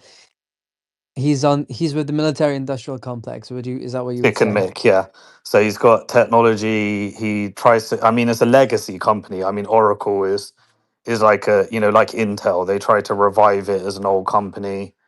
They did a massive pump and dump on the share price, but then they tried to pack it with like different assets, try and revive it. But it's still an essential part of the infrastructure because it does all the military industrial complex data plays. Like Palantir has obviously become the main one there, but Oracle has like a lot of the military contracts in order to host all those data centers.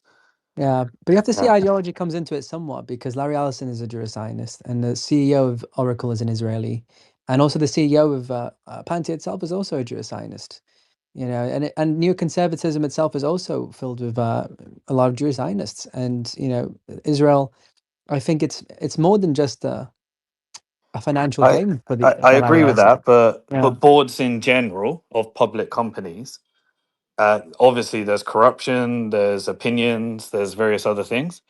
But in general, the shareholders appoint boards. The boards put oversights over governance, and then you have independent committees to try and stamp out as much of that. Like if you're a private company, you can just use your ideology to run your company.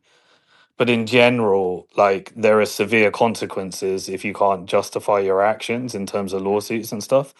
And so if you create like a suicidal mission for the company and you do it for ideology, for like foreign interest, if you can't justify why that led to an increase in maximizing shareholder value, and I know it's a hard thing, but in general, there's a lot of governance in public company structure to prevent someone running a public company purely on ideology.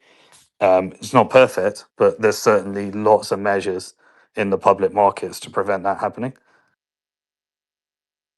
Yeah, thanks, Simon. I think yeah, this is where we can agree to disagree, which is fine. It's respectful. I think I do think he is. I do think he can run his company with, you know, how he wants, and I think he does have an ideological goal. That's why he put Barry Weiss in charge. Like, you know, who's a Jewish Zionist and a terrorist and a murderess, in my opinion. And then made the anchor of CNN like someone who was also a fierce Jewish Zionist as well. And it's like, you know, they're becoming like Israeli state television, and I think they can do that without justifying it in terms of maximizing profit. Yeah, the thing with Yeah. Larry Ellison and Oracle is he's got a significantly large shareholding in his own name.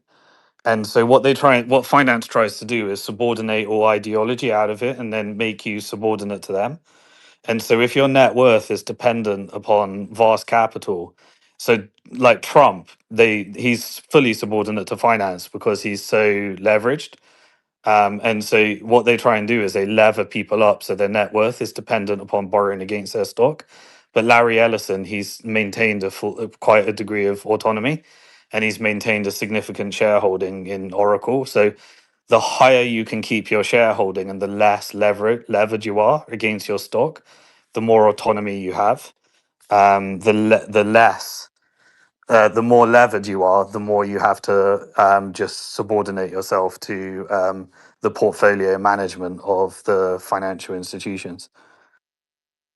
Yeah, cheers, Simon. I think we can agree, like, you know, military industrial complex and Zionism, you know, they're going hand in hand, and Ellison growing his media empire and now buying Warner Bros. Is just terrible for society overall. It's part of this nefarious agenda. Like you I mentioned, think it would be a bad yeah. investment, though. I think it's legacy media, and I understand why you'd want to get that much control, but I do think that he's overpaid, and I don't think it's going to work out as a good investment in the end.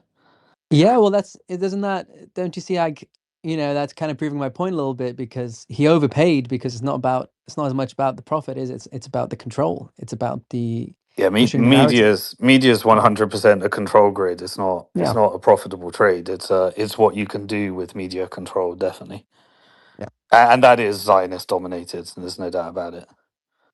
Awesome. All right. Thank you, Simon. That was my But question. also with the control of media, you can still make more money, right? So like, one would hazard a guess that since Musk took over Twitter, like, I know people say he made a huge loss, he spent 44 billion, whatever it may be, but actually the amount of money he's made, I believe, based on the fact that he's an owner of Twitter and the level of power that has outside of Twitter, has been exponentially more. This is why he's almost close to becoming a trillionaire.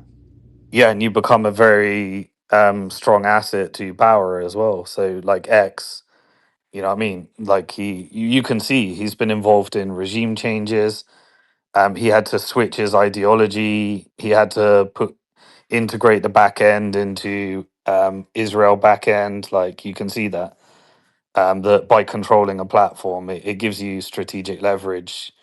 And then the problem is that he borrowed against his stock, which means you're fully subordinate to financial pressure at that stage, and your net worth becomes contingent upon subordination to financial houses. Facts. Back to you, Adam. No, Is that there was any more it. news? I covered my questions. Thank you, man. Adam, can you just check your DMs for me, Yeah, please? no worries. Okay, let me give some news as well then, guys. Am I gonna get a boom boom?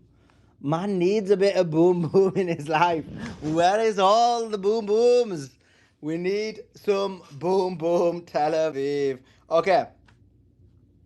Bloomberg says that, citing European officials, says Trump's statement about destroying Iran's capabilities are exaggerated and may pave the way for declaring the end of the operation. So they're basically saying that this is Trump's off ramp, and that's why he's saying it. The IRGC said, "We have accurate information about all the enemy's facilities, and we have effectively and decisively targeted any hostile facilities, and some of the enemy's Israeli-American facilities have been targeted 3 or 4 times. The targets include command centers, research and scientific facilities, defense ministry, military complexes, air bases, army headquarters and military sites, radar systems, ports and power plants.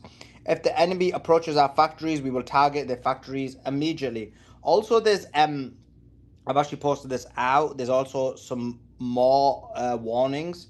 The first one is, we mentioned, Manko said this, Trump is pushing for and preparing a multinational coalition to escort ships through the Strait of Hormuz. So this is like the kind of coalition during the Iraq war. He's trying to get something similar going here. We saw cluster missiles launched by Hezbollah falling at Metula, Israel. Iran issued evacuation warnings for Dubai Marina and Arabian Ranches. Wow, Arabian Ranch is like such an expensive area as well. Iran issues an evacuation warning for certain areas in Dubai, Doha, Qatar, and the UAE. They're coming, guys. They're coming for you. And I did read that the warning for Qatar was significant. The IRGC said most of the missiles we're currently firing were produced a decade ago.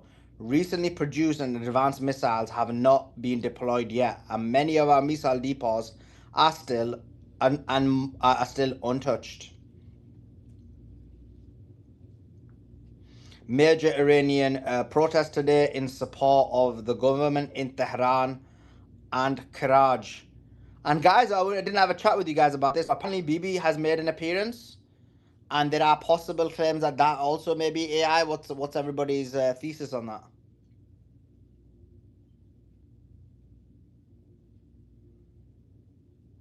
What do you guys Sorry, think? Sully, what did you say? I missed that. The Netanyahu made an appearance, but people are still questioning whether it's really him or not. Yeah, I reckon this is it's a chip conversation, isn't it? They're the ones that figure out whether the AI videos, and they're really good at analyzing these things, right? Well, Who is they've good pulled a at analyzing blinder it? because they've made him respond We're to just it. like, is he dead or not? And then like the chicks go back and forth, and they're like, oh, he's got 6 fingers, and he's got a teacup, and it didn't go Well, this way. geopolitically, the Wait, chicks have why are been you saying doing good chicks? work. Yeah, he said chick selling. Bro, Simon, I did a They video like on it the yesterday. gossip, isn't it? It's like a Oh Candace my Owens God, show or Simon, something. stop attacking your boy. It's I a literally did a geopolitical. video on it. It's one of my best performing videos on it on YouTube. Oh, is it your top You were performer? That typing yeah, you Sully. probably that it would definitely be chicks that are watching that. I'm literally, I was actually watching it thinking I need to do another one saying, is he alive or not? Is it AI? Was that, why would you attack me? I'm literally about to I put the bet phone down to do another it was video. Dee Dee, it was Maze, it was Beatrix. They would have been watching that one. I've seen a lot of Oh guys in my my God, comments Simon, like how can trying you, to do bro? it. It's unisex. Don't worry, Sully. It's it's unisex. It's geopolitical W, Simon. Because if he responds to it, he has to give away his location. You know, so it's we're just doing. That's actually the real reason that was the reason why I was actually doing the drama, because I was thinking, like, he's probably, even if he's alive, first of all, if he's dead, awesome. If he's not, he's gonna have to, like, actually give us his location. Exactly. And then We're doing that active might measures. cause a boom boom. Yeah. Where do you reckon he is? Well, according to the video, is in Jerusalem, but I don't know. I'm not sure if that video is legit. But it probably is, but I don't know. There's a lot of question marks about it. I What did honestly he don't know say? if it's legit. Was it in English or Hebrew? Hebrew. But it's Was like he actually addressing like I'm alive type yeah, thing? Or yeah. Yeah, he put his hand up. He's like 5 fingers, you know. So people said it's a pre-recorded video. I don't think it is because of that putting his hand up to show his fingers, because that's referencing his video from literally a few days ago. So it's not pre-recorded, that's for sure. Only thing is the AI thing, and there are some compelling arguments that it's AI, like the coffee physics and the lack of like the coffee physics in general, the fact that it didn't spill and didn't leave anything on his lip when he took a sip out of it, and also the shape of Netanyahu's nose and face is quite different to what he actually looks like from a side profile. But I don't know. No one really can tell you for certain, and that's the age we live in. Like, it's hard to tell what's AI now. That's crazy, and it's strategically advantageous for us to say it's fake anyway. So we might as well, if it's in doubt, like if in doubt, then might as well, yeah. Leave it out. If in doubt, make him come out. Okay, let's go. Oh, damn, you got him on, man. So satire. Let's go to Andrew. Hey, yeah, so quick update. When you're talking about the carrier, those two carriers that had to back way out of theater, and we were calling that from day one. We knew this would happen. In fact, I for one was shocked they would even come in as close as they did. And we got a tremendous amount of pushback on that. But again, we have, talking heads coming in, spouting off stuff. But the bottom line is those carriers are massive targets. This is a massive pivotal moment in U.S. naval history. We now see that what was traditionally the traditional gunboat diplomacy is now turned out to be something that's radically, drastically changing, supporting the asymmetrical warfare that Iran has it. Excuse me, they have it down to a science. The only thing the United States Navy has to rely upon now, of course, is submarine warfare, and I stand on that. Of course, the fast attack, and the SSBN, which is the strategic missile, intercontinental ballistic missile launch. And as far as that goes, that's what our new technology is. Now, even beyond that is the asymmetrical warfare, going into space warfare and beyond. We're in a whole new era here, folks. Yeah. And guys, also do me a favor, the tweet in the nest, the video that you guys were all so gracious to watch.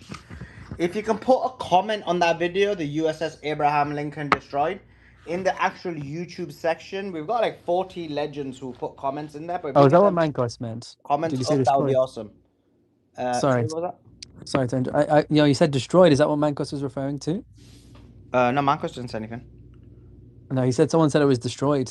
Oh yeah, that's the title. That's the title of the thing. Like that's headlines. That's headlines. Okay. So yeah, that tweet's in the nest. If you could put the comments in the comments section. No, he said sunk, and I was saying I don't remember saying sunk. So if you can put the comment in the comment section, that would be awesome. Go to the YouTube, go comment. Let's get the comments up. There is actually 178 legends. 180 legends who did likes on there, so really appreciate you guys. When we get the comments up there, apparently that boosts it. That would be helpful as well. Okay, I want to welcome my boy Doc in. Doc, how you doing? Doing great, Sully. How are you I'm doing? doing great. I'm doing great. How's things, Doc? Give us an update on the war, not on your love life, please, Doc. Yeah, well, love life is much more interesting, but fine. I came up a couple hours ago with that chick that runs the space sometimes, and gave Apologies. my feelings. Yeah, well, you can only hire you know. Well, I'm So worse than the anyway, GCC because I'm basically doing slave labor. yeah, bro. All right, you're a king. Uh, so what do I think? So I just got a text. I think that the most significant event, sort of a new aspect of it, and I really respected the conversation earlier this morning, led by Adam and others, and Simon. I think the discussion about what's happening and what will happen because of the increase in price of oil. I guess it's over 100 today, and they're projecting 120, 150 based on events. How long the straits are closed? Very interesting Oh, is conversation, it back over and it's 100? something that's what I was told this morning. Yeah, I didn't check myself. Well, actually, I don't know just if give us a Simon or call. Adam's listening, I'm but going to get Simon to give We'll us a find out financial very update. shortly, within an hour. yeah, the Asian markets are going to open. Here comes Gary. Gary was a great contributor to that conversation. But real quick, the one thing, from my perspective, and I guess the singular focus I can bring to the space is commenting on American conservatives and my fear and the fear of others that come up. Andrew's friend. Oh God, I'm sorry. I'm trying to remember her name. About us going into a boots on the ground war. Um, Earlier this week, a story came out that the FBI had warned California officials that we should be concerned about either a drone attack or a sleeper cell attack. Today, or this morning, what was added to that fear of a red flag event, basically American leadership attacking Americans like they did on 9/11, is the Metropolitan Transit Authority in New York City has issued a warning that as of tomorrow, they're restricting the use of some tunnels and bridges. I think there were 3 that were mentioned um, to truck traffic, which is going to seriously disrupt um, commerce in the city if it goes on. But it's also something that was done in the follow up to the first bombing attack on the Twin Towers. Some will remember that it was several years before 9/11 that someone took a truck bomb and parked it underneath at a foundational point that they supposedly thought could bring down the tower. I think that we're probably going to get attacked because the war so far is completely and totally opposed by the majority of Americans. And the segment that seems to be hanging with Trump, and I talked about some personal stories and anecdotes about how people that I've been following and been followed by conservatives over the years are really, demonstrating the worst of the boomer support of Fox Network. I just think that it's very, very likely because there is not enough support here to rally America the way that was done in 9/11. And briefly, it was everyone, Republicans, Democrats, liberals, it didn't matter. Everyone was go America. People were, had flags on their cars and big flags like you would off a building, off the back of pickup trucks. I mean, it brought us together, the belief that we had been attacked in a way that I think it certainly doesn't exist today. And to say that those who were perpetrating this crime on Americans, Trump and all the Zionist politicians in Congress, they need to have that support. Or they're all going to lose power in November. So I think it's ramping up. I think there's no way for America to open the Straits of Hormuz. And the economic catastrophe that could come from that is a strong motivating force by those who have completely misjudged the American character and tone and temperament and basis for acceptance of another war after, well, certainly Afghanistan and everything in between 9/11 and Afghanistan. We do not want to fight another war. Nothing good is nothing in terms of national interest has come out of any of these wars for Americans, and Americans are fed up. So you even see NBC. I'm watching NBC and CNN a lot more than I'm watching Fox. I don't watch Fox. So that's where I'm at. I think I think we're being prepared for a red flag event. And if the economic powers that be, the leverage that China and Russia and other countries, the GCC countries, can bring on America and Israel to accept the inevitable, which is the loss of the absolute control of the petrodollar, and America is a preeminent power in the world. So it's a scary time. For me personally, it's a good time. I'm leaving for the Virgin Islands on Thursday. And I just pray that I'm wrong about my fears about all this. Safe trip, Doc. Keep us posted. Usually on a vacation, it's like, hey, turn off everything. But, hey, things are a little different right now. But really try to enjoy yourself, my bro. Yeah, well, my family's still going to be here. So yeah, I definitely will be in touch. Where are you going to the American Virgin Islands? We're doing sort of a tour. We got a ship. So we're starting in Key West. We're going to, I don't even know. I've never been on a cruise, big or small. Something my girlfriend talked me into, and I know we end up in Turks and Caicos before we swing back. You guys are laughing, but I love her, so I'm gonna have fun with her no matter what we're doing, and she likes to I just cruise. Excuse hope me, you Doc. don't have Excuse me. Hey, seasickness. market's just open on futures for crude oil. We're at 103. Let me just see the price. It's moving really, really hard and fast. We are at, I'm not looking at the spaces, so if you guys want to talk over me, 101.90. So it's going down.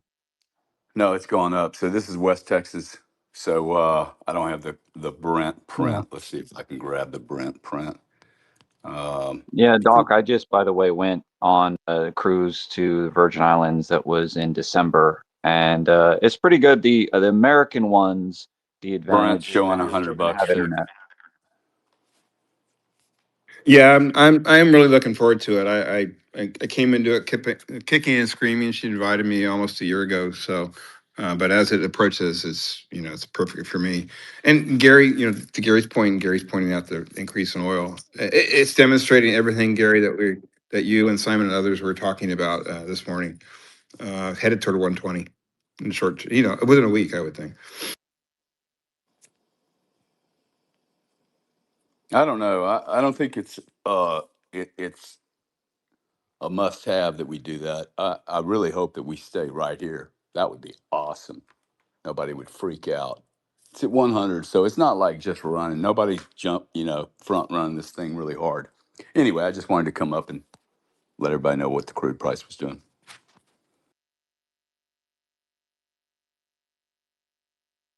So it's not moving extreme, is it? Or is it gapping, or is it just is this normal? Yeah, Gary, would you elaborate on that? Well, March, Well, sorry, 2 West days Texas ago, Intermediate. so it's 103 and Clo- now it's 105, so it's gone up a little bit. Yeah, that sounds a bit like a gap. Yeah, but like we got to make sure that we're looking at the right prices, right? So you got West Texas print and you have a Brent print. The Brent's at 103.50 right now, and West Texas. I think people were expecting West Texas, both of them, to move a little bit harder than they're moving. I wouldn't say they're gapping.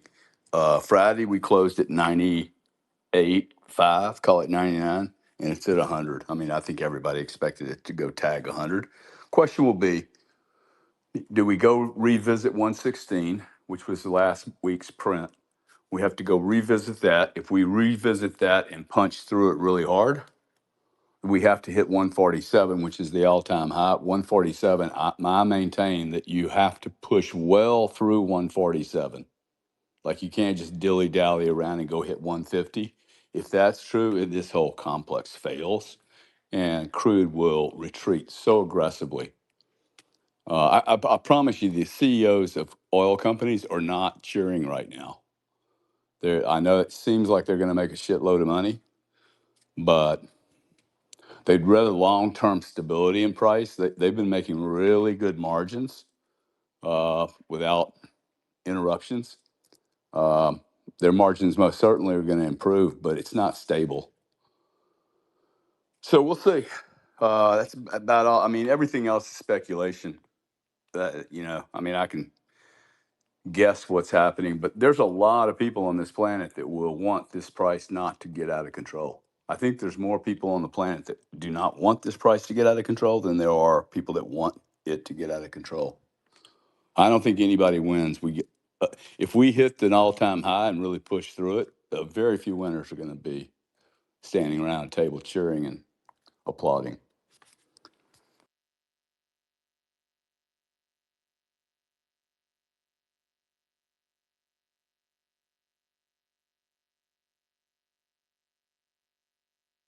Yeah, Trump's already trying to calm the market with like fake reports, or like not fake reports, but just Joe Boning saying there's going to be a coalition of the willing to open a Strait of Yeah, Hormuz. I think he's posed Adam to make an announcement at 8 There we go. Yeah, p.m. yeah.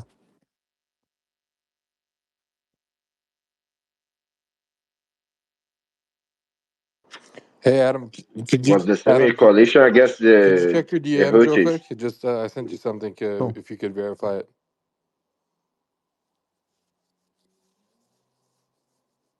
Adam. Yeah, checking now. Okay.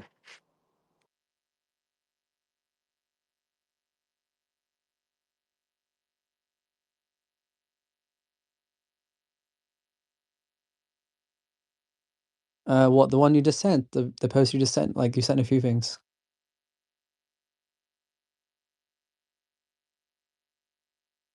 Omar? Yeah, all the videos I sent you. I mean, I don't know if you covered them or not. I'm late. I'm just sending what Interesting. I see. Honestly, I don't. The first one looks like obvious AI to me, man. Like, yeah, I don't know. I don't know if I'm trusting this account. Okay. Yeah, the guy's got 4K followers, and that first video completely looks fake to me. So that's throwing the rest into yeah, I'll I leave don't the know. media to I don't you. trust this. That's my response. Yeah. I'll leave the media to you then. No, that's fine. It's easy to get. I'm seeing so many people are getting fooled by this stuff. It's and I used to get fooled a bit more, but like you do it day in, day out, you start to get better at picking it up. Like I don't blame anyone for falling for it, to be honest. Yeah, that's crazy. Let me give some breaking news. Where's it gone? Here we go. 2 explosions in Malad, south of Karaj. We also have the Isaios are flying over Beirut at the moment, so it looks like they'll start bombing Beirut again.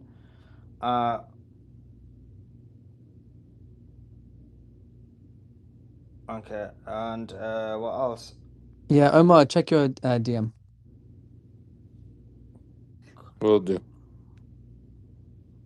No, the device in Israel bombed. Okay. Netanyahu ignored the device in Israel bombed the warehouses, which led to fires and initial rise in oil prices. So Netanyahu was specifically targeting oil positions in order to raise the prices, is what the claim by the New York Times is. Okay, that's the latest news. Okay, and Adam, if you can check your DM. I got one more piece of news for you from the Strait of Hormuz. Yeah, go for it. Adam, are you there? The latest. Yeah, checking it now. Okay, go ahead, Adam. Manko. Yeah, so the latest from the Joint Maritime Information Center is that 3 vessels transited the Strait of Hormuz in the last 24 hours, and there were 0 attacks. That's all. Which countries were those 3 vessels from? It doesn't say on the report, but I can look it up. Yeah, I think that bit's the more important part of the equation. Simon, are you there? Is Simon there? No, he's not. He's been quiet since I came on about 10 minutes ago. Ah, okay. Maybe it's your presence, Doc. Yep. No, we love each other. He Hey he man, won't stop DMing me. It's really kind Okay. of He's trying annoying to at this point. he's just sliding into your DMs and that. Okay.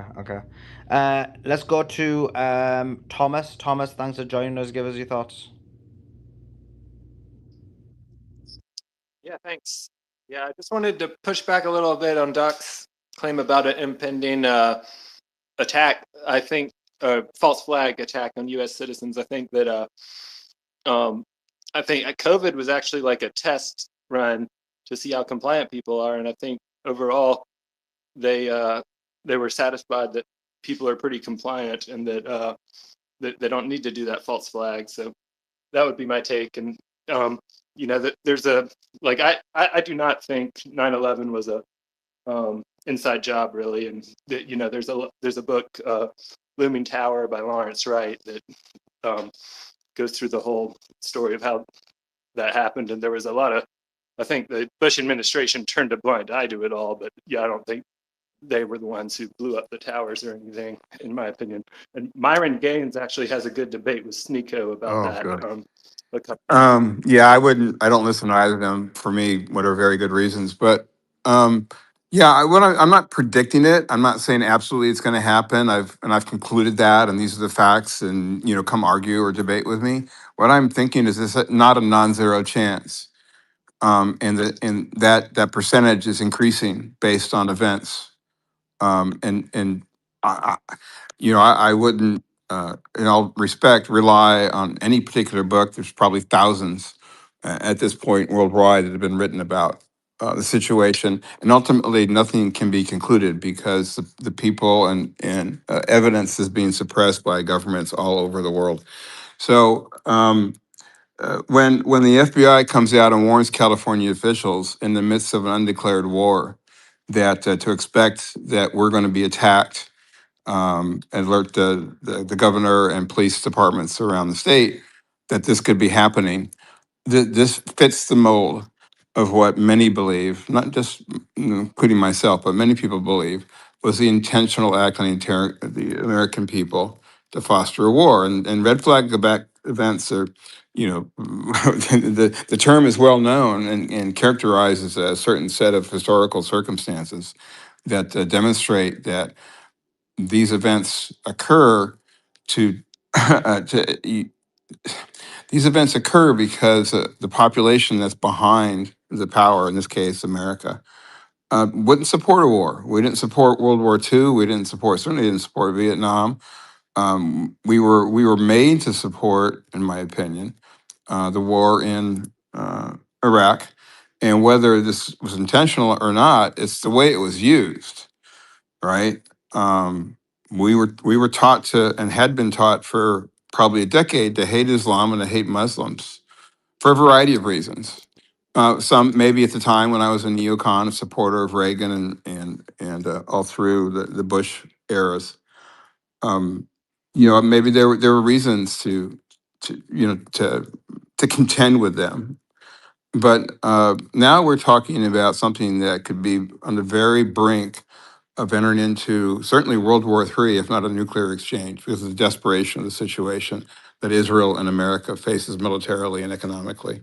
So I respect you came up and tried to contend with me. But I agree you could be right. But as I look at the situation through the lens of being a former neocon and having transited everything between there and now, politically and personally and financially, that I think we need to be prepared. And in the event that it does happen, how do we respond to it as Americans? Are we gonna react the same way and throw the might of the American public opinion behind this war for Israel and Trump and America, and those who can benefit from it one way or the other, whether it's economically, militarily, or financially? No, we have to be really careful because the difference between this and COVID is massive.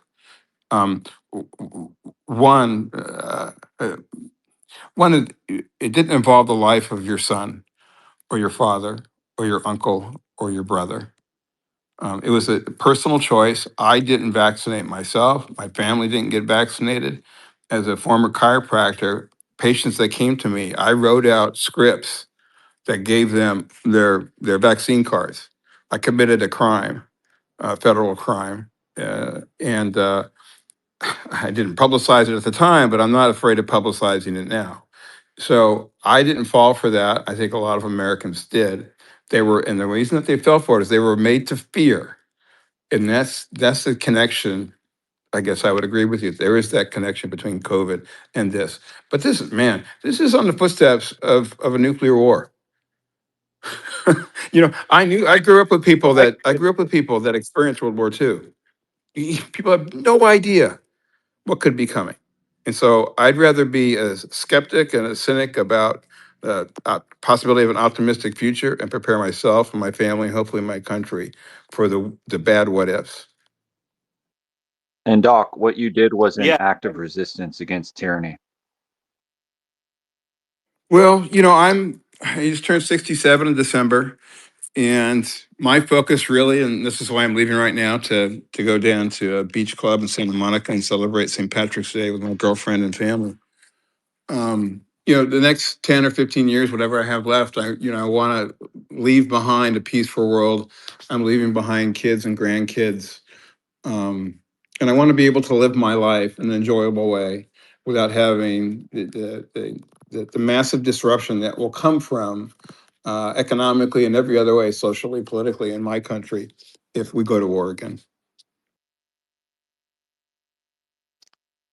Yeah, I completely hope we do not get into World War III, and I do think that's a distinct possibility. Absolutely. I think I was more approaching it in the context of like the BB fake video, whether that's a real video or Real fake quick, video. I have an update on the breaking news. Okay, so Suleiman wanted to know which ships were going through the Strait of Hormuz. I got that information. So exiting the Strait of Hormuz was an Iranian supertanker, very large crude carrier, an LPG ship, which is liquefied petroleum gas, also linked to Iran, and a couple of bulk carriers. These were all essentially associated with Iran, either through ownership or something else. And then one Iranian-linked container ship entered the Persian Gulf. So that was all of the traffic was linked to Iran. Appreciate that, Manko. Yeah, so basically the strait is closed for everyone but Iran. Iran is the only people who seems like are benefiting from the closure of the Strait of Hormuz. Guys, if you can do me a favor, there's a tweet in the nest. It's the YouTube channel. Do give us a follow. Tell your friends and family about it. It's the only place for real news and real information. Let's go to Radames. Radames, jump in. What's your thoughts? Well, I just want to talk about the Houthis. Manko was Your talking mic, about it, your mic. and I think it. I don't know if it's me. Let me mute. I will change It my might be mic. me. Let me just mute my mic and you speak, but it does sound like your mic's echoing. It's my mic, Yeah, I think. Yeah, My it's your mic. mic. Yeah, if you can sort your mic out, that would be. I will come back. Yeah, it's just a bit loud and it's a bit. Yeah. Awesome. Yeah, if you can sort that out, that'd be brilliant. Okay, let's go to Polter Blank. Polter Blank, give us your thoughts.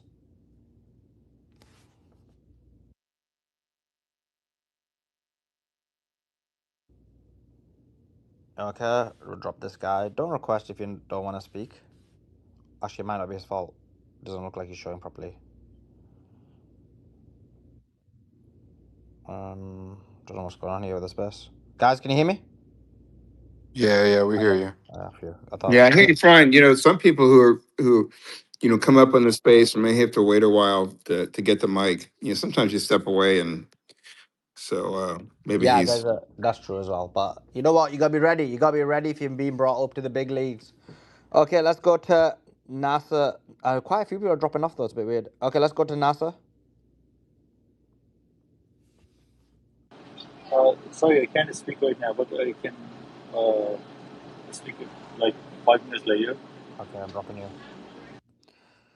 So annoying, bro. Okay.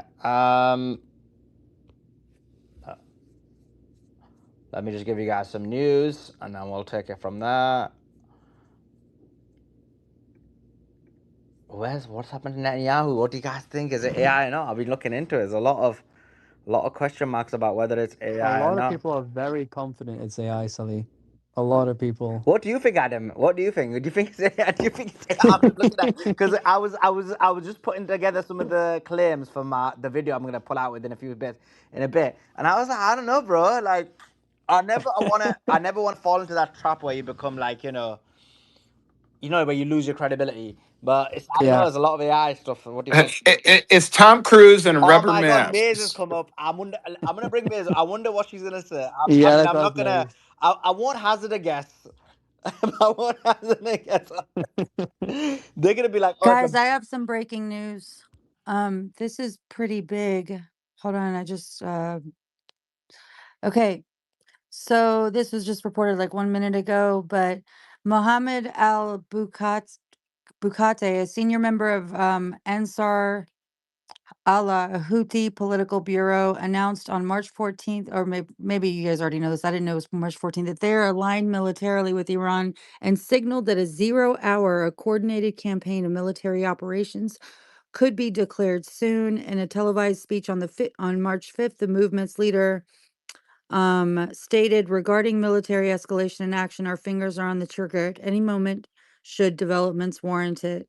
And then he was quote posting somebody that was showing like the map of the day. While the Strait of Hormuz remains largely closed, other than a few tankers, notably from India, the Red Sea is witnessing the arrival of an oil tanker armada to the Saudi terminals there. And then it shows like the image of it. Anyway, I don't know if you guys had already talked about that. Yeah, we did. We covered it. We thought you came up because of the AI stuff. Well, that too. So I have declared that I am, going to just go with the fact that he is not alive until proven otherwise. And I saw some pretty compelling stuff, about, so you remember when everybody claimed to see his, what is it, the lion, wings of the lion or whatever, his plane in Germany the same day that all this happened. The hospital there, they ended up like, I don't know, locking down some of the, like I mean, I don't know. It was just this whole like thing all over Instagram. He's dead on Instagram. Okay. Over here, they're trying to keep the hope alive, I guess, about him still being alive. But over there, he is gone. Like it's viral. So they said supposedly they're supposed to be announcing this on Monday. But if he posted that video, the AI one, from his account, or where did you get it from? Because I saw you post it, but I didn't know if it was on his account. Yeah. It wasn't on his account. It was by like a different. No, it was. It was on his Oh, account. was it? It Oh, I was. got it from like Yeah, yeah. it was some news channel. He's actually posted No, it. it's fine. Yeah, he posted on his account. You can go Yeah, on his account and have a look. wait, that's stupid. Yeah, He actually posted on his main account. Oh yeah, he yeah, did yeah, as on his well. main That's account. crazy. Yeah, exactly. Yeah. So, but the There thing you go. is, You know it's true. It's no, it's true. Then Oive. it was why did true. they It was give his that account. video? Why did they give that video, but not him talking with the politicians, right? Like, why isn't he doing politics or like doing the leadership stuff with the other guys? And that this is the only video we get to see of him. It's very suspicious on that front. It He's it got is to the get a it is cup the of correct coffee, Adam. position. What's that? He's got to get a cup of coffee, bro. Yeah, yeah, but it is the This correct position for anti-Zionist to say that he's dead. That's the correct position. He has to come it, out and confirm he's not. it was it was a cup of coffee. Then later it was a taco bowl, and they finished off with an ice cream cone. But those will be the next videos, if because we need to keep making him come out with these weird little videos to prove that he's alive. Hopefully they get Yeah, him. we're just regular people like you. I'm just getting a cup of coffee. The fact that I just started off a nuclear war, it's no big deal. Just calm down. Go have an ice cream. Everybody, chill. So demonic. God, that's what's going on. Crazy. Yeah, yeah. So I think I'm just gonna say it's fake. I'm just gonna say it's fake. There's enough doubt there, so he has to come out and confirm he's alive again. Hopefully he can go somewhere very public and take a video. You know, it was some very, very public insights It of seemed like every other day he was doing something. He was always on TV saying some like, right? Like all yeah. of a sudden for these weird little videos. I mean, it's like there's so much politically to talk about that you're gonna go get a cup of coffee. Like what? He needs his Like coffee, bro. I mean, it's just crazy to me because it seems that, considering all that's happening, this warrants some sort of, press conference, which he always did before. It seemed it maybe, I don't know. In hindsight, it seemed like it was often. Now it's not so often. And then he puts stuff up there that AI detectors are detecting as AI, which is weird. Oy vey, oy vey. This is crazy. This crazy. Yo, JD Vance just blamed gas prices being high right now on Biden. Like for real. Wow. What is it like to be MAGA right now? Like they don't respect you. Like these guys don't respect your intelligence. Like they literally piss on you and say it's raining. Like that I wouldn't take that disrespect if I was MAGA, honestly. I wouldn't take that. That's funny. Manko, can you send me that you know what you found about the 3 Iranian? Oh, he's gone. Okay. Let's go to Silver Sailor with his daily 1 minute update. Hello, can you guys hear me? Yes, sir. Hey, Andrew, salute to our veterans. Hey, Doc, this one's for you, brother. Here we go. Today, welcome to Anti-War Veteran segment with Silver Sailor. I'll be reading a Jimi Hendrix quote. When the power of love overcomes the love of power, the world will know peace. Thank you. Hey, Sully, you need to mention in YouTube, there's something called Hype Points. It's for channels just like yours that your subscribers could use hype points 3 times a week on some of your videos. They have to be older than 7 days old, but they can assign hype points to your videos, and that'll give you even more exposure. Thank you. Appreciate that, Silver Sailor. And yeah, a great guy. Listen to him. He knows his stuff. He knows his stuff. You can go to the YouTube videos and use some hype points and hype the videos up. Hype them up. Let people know about them. The only way these videos get out is if you hype it. Hype it by letting everyone know about it, and hype it by doing the hype points as well. So that is awesome. Thank you for that, Silver Sailor. Let's go to Josie. Go ahead, Josie. Yeah. I don't think he's dead. I'm sorry. He got out. He literally got out. What else I do you mean, need? Like shake his head you're in gonna say person? that because he's probably your uncle or something. Yeah, cuz he got out and he's alive. Like come on. I'm sorry, but and quite frankly, it's only if you're emotional that you would celebrate something like that. Have your emotional moment, that's fine, but whoever would be in charge if he's deceased, it's not going to do anything good for your brothers in the region, quite frankly. Oh I could no, care less. Josie. He could die and burn in hell. Yeah, I think there's sirens going off too, so you might get your boom boom soon. And I'm sure you guys have mentioned it already, but it made the rounds in Israeli news that Iran presses very important that everybody knows that Trump lied, and they say we do not want to negotiate. We're not down to come back to the negotiating table. And we're ready for a long war if necessary. The only negotiation that they were open to were for the boats in the Strait of Hormuz, not ceasefires. They're like, no, no, no, no, no, no. There's no negotiation no more. It's no, no, no, no. Okay, so Iran wants you to know. So here you go. And Israel is striking again, Cool. and they're barely running out of missiles too, or interceptors. I mean. Deep. Okay, thanks for that. Thanks for your advocacy of Netanyahu. And no, I don't think. I think yeah, there will Do be you a know lot. the mood in Tel Aviv or Israel? So The mood?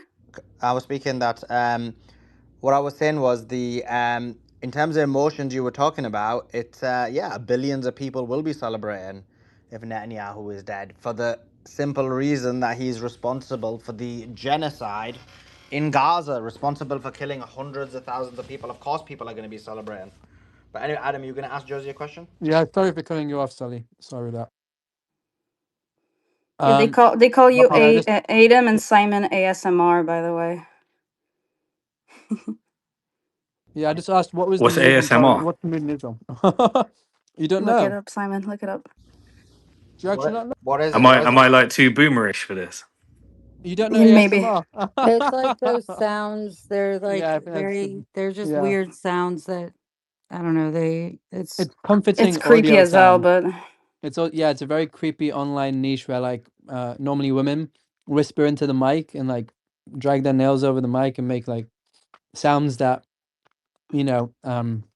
it's the sounds that are interesting or perk up your ears. And there's like or like YouTubers who do that. Do relaxing. people pay for Yeah. this? Yes, a lot. You I also have like white noise. Like white noise is ASMR actually. what like So like someone scratching their nails on a whiteboard type thing? Is this some no, fetish or? that's if you like that, then that's That's ASMR for my you. type of satire ASMR, but But like whale sounds as well, I think that counts as well. But no, my question for you, Josie, was what do you know what the mood is in Israel? What the morale is like there? and there's some people that are very optimistic. Actually, yesterday I was talking to somebody, and I don't know why they were freaking out over the David Sachs interview. I believe it was with Tucker Carlson or somebody else, the mainstream media, and they were freaking out because they were demoralizing or quote unquote spreading rumors that Israel is getting destroyed when it's not true. And I think, I mean, that's me jumping to conclusions here. It just seems like they're freaking out because there's a lot of people spreading the message that this war is not good, and maybe they're afraid of Israel losing supports from the general population of the United States. But they're freaking out more over what we say about the war in the US than the actual war itself. That's from the people I've spoken to that I don't know really well. As far as the people that I know from outside of X, I mean, yeah, they're freaking out, but it's chicks, so uh, they're they don't like it in the down there. They're tired. So they're freaking out. Good to know. Okay, so Brent crude oil is above $106, and DME Amman Brent crude, which is Amman crude on the Dubai Mercantile Exchange, is above $150. That's yeah, What does that that's mean? it means that there's a massive premium for oil within Amman, obviously because of the dislocation here. But to try and get it to Asia, but that's trading at $150. And yeah, the general Brent crude is $106 now. Simon, give me about 10 minutes because I want to get like a full market update from you as well, if that's okay. Um, just 10 minutes because I'm going to quickly record a video. I'm going to give you guys one guess what the video is about. Where is Netanyahu? Exactly. BB. Where's BB? Where's He B? was at Starbucks. Where's This one's for Josie? Maze. Maze, you got to share the video. I thought Maisie be in on this whole drama. Like, isn't these guys on it? Like, there's a body double and it's a body tribble and it's lizards and this and that. Why are you not in on this conspiracy, Miz? Okay, let's go to Hassan. Go ahead, Hassan. Hey everybody, how's it going? So this Netanyahu thing, like, I mean, he's gone, man. Just let it, people who are siding with him, they just need to let it go. I mean, once you put out a video of a man with 6 fingers, and it's televised internationally, and you resort to that type of propaganda. Anything you put out after that is definitely going to get scrutinized, and you're just kind of digging yourself a deeper and What is deeper it hole. gonna take for you guys to believe that he's alive? Just asking, you know. He's dead. Let it go. What is it? What is it He's gonna take gone. for you to be like, okay, the guy is Like alive? Do you need to it shake took his me. hand It in took Tel me. Aviv? Let me tell you Yes, something. It yes. took me 15 seconds after watching that, and it was Adam who posted, I think. It took me 15 seconds to see that video. That second video where he's in the coffee shop was AI. Put it that way, right? And so everything that you put out from now is just essentially going to be seen as propaganda and trying to make Okay, it look if we like, get try the to make word it look that like. he's alive, you're Please gonna don't, come back here and apologize Josie. and say, Josie, you You were right, I was you can wrong. talk.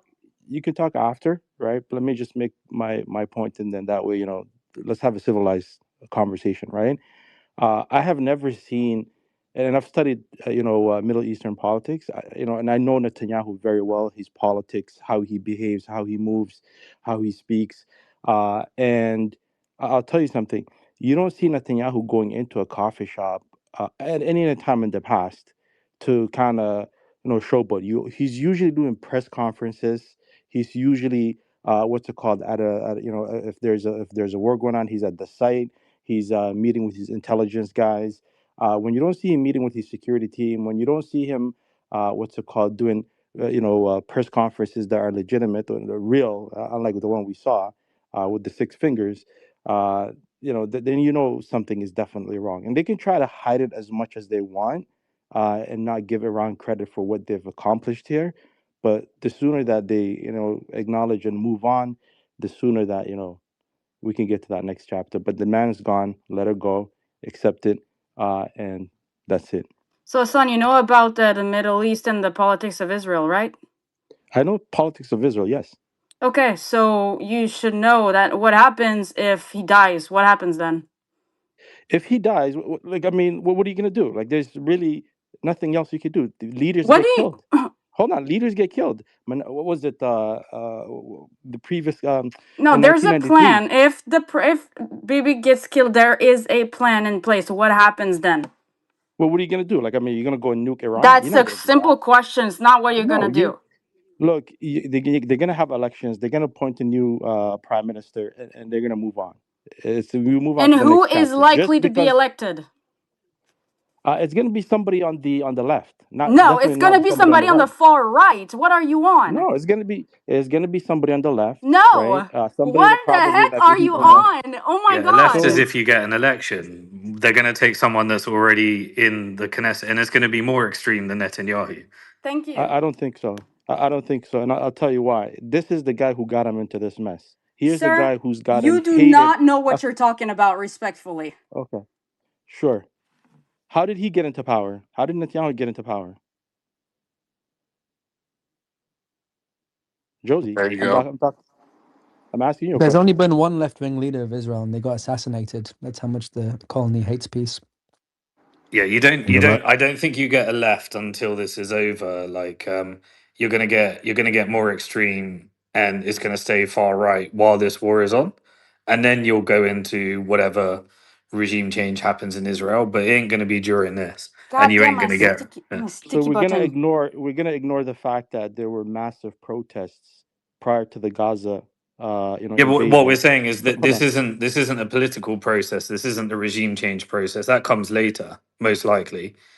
But this is if he's gone, there'll be a process which I don't know. If you know the process, let us know. Or Josie, if you Okay, know it. the process is actually somebody would replace him temporarily. The guy who would replace him temporarily is even more far right. Now, after that, there are people on the list that would be the Likud party that would decide who would replace him, and every single one in the position that would potentially replace him is even more far right than Bibi Netanyahu. He gets crapped on all the time by his own party for being too moderate or too like middle left-ish. They call him a leftist in Israel. Okay, so if they cannot decide on a leader, that is, if they Did you hear that, cannot decide everyone? on a leader, which they most likely will decide on a leader, then there would be a party dissolve and new elections. And in order for a party of the left to get elected, they would need every single left party, which are led by Arabs, by the way, would have to come all together as one big block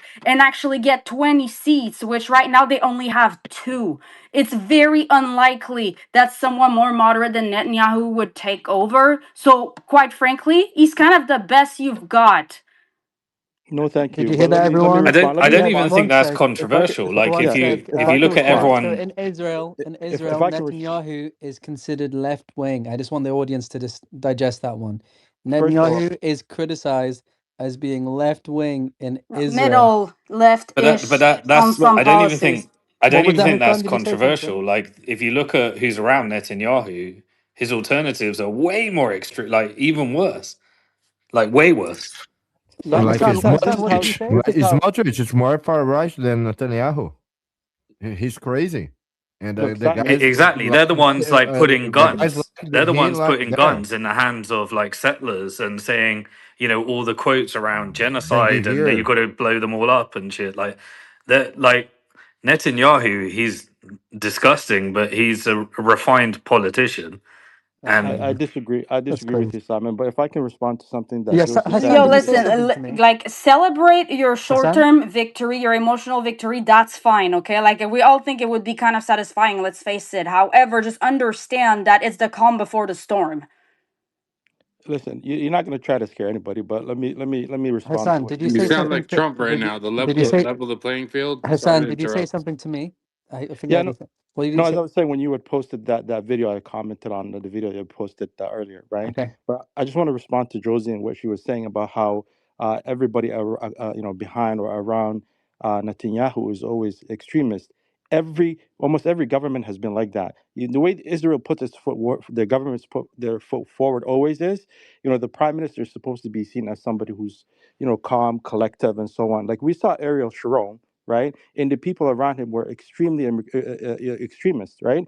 Ehud Omar, the same type of situation. Like the guy behind the scene always is pushing the envelope. They're always pushing the envelope to try to make you think that you're going to get something worse than what you have. It's not the case, right? And we've seen that in every Israeli government. well, So I do that agree doesn't that scare they're nobody. just First of all, puppets anyway for greater powers, so it's yeah, irrelevant. Yeah, we but all that doesn't agree on scare that, anybody. of course. Yeah, that isn't. Let me just, if I can finish my thought, to what I was saying to Josie is, if he's gone, right? Credit to Iran, because they are going to teach Israel a lesson here, that Israel is not always untouchable. Israel is not always the one that's going to dominate the region. Now they have somebody that they've got to work with to control that region, not like the GCC countries, right? So, it's not a victory or anything like that. I don't see it that way. Is the way I see it is personally that he's been removed, and now we can progress towards real peace. Oh yeah, sure, that's gonna really help progressing towards real peace. Okay, listen, it would be symbolic. I would agree with that. Would the Arab world cheer? Absolutely. Would you? Is it that fair that you would cheer? Absolutely. But understand that it would be an emotional response and not nothing factual. Because if you actually look at the facts, it's not going to help you guys whatsoever. Okay, I understand that it's satisfying, but y'all really need to put emotions on the side on that one. It would not be good. You guys have a civil war in your country. What are you talking about? Exactly. What do you mean a But Because civil hold on, Those war? like protests are not how left does taking wing. out Netanyahu lead to Those protests peace? are not left That's wing. Yeah. not reality. look, he said it himself. He has been trying to prevent the establishment of a Palestinian state for over 30 or 40 years. At every opportunity he's gotten, whether he pushes the envelope on the opposition who is in power, Ehud Omar at the end of his term had an opportunity to establish a Palestinian state, right? But you think The Netanyahu's in charge? No, he was pushing the envelope behind the scene. He was creating commotions. He was always blocking what's it called? The path to peace. Whether he did it through APAC in the United States, whether he did it domestically, he said it. He admitted it. Like if you That's want, I can tycoons. post the That's not video. Netanyahu. Netanyahu's just That's the not. front guy. No. It is Netanyahu. He said it himself. Nah, I've worked Netanyahu's 30 just middle. years. He's just middle management. If he's management Yo, at all. he's look up. We cracked the case. We cracked the case. Okay, they used a washed up old video. I have the proof. Adam, it's in your DMs, and Sully, it's in your DMs. Simon, I'll send it to you too. Who are actually, you know what? Let me just put it in the purple pill. But they show him at this one cafe wearing the same thing, okay? And he looks like he's about 10 years younger in this. And this is he's gone, bro. They took that video and tried to create a new AI clip using this video. Oh my god, we cracked the See, case. Sully, We I told cracked you the you needed case. the chicks on I this. Damn. told her. But That's why I was like, what is this chick trying to tell us some news about 2 days ago? Nice job, This is Mace. her expertise. Like literally tell us about Netanyahu, whether he's alive or not. And if only, Maze, you'd sent me that video before I did this video. I just done a video on Netanyahu being alive or not. But let me see what you sent me. Let You me got to check this. re-record. No, I can't re-record, bro. It's probably not strong evidence anyway. Okay. yeah, it is. Yeah, it is. It's the same exact cafe. He has the same exact jacket, and it was like from years ago. And you can tell by looking at his recent pictures, and that's completely not like anything recent. Okay, I think that this is very compelling. And if it were to be in the court, like in a court of law, we would win the case hands down. Because the AI generator detector or whatever was at 78%. B, because he's wearing the same exact clothes as he was in the other one. And C, because he clearly does look like this was 10 years ago. He's aged 10 years since then. Okay. There's just why are you creating fake videos if your ass is alive somewhere? This is clear cut case. He gets It is younger. He gets Hey, younger, mate. Hey, Josie, mates. because he It's drinks pathetic. blood.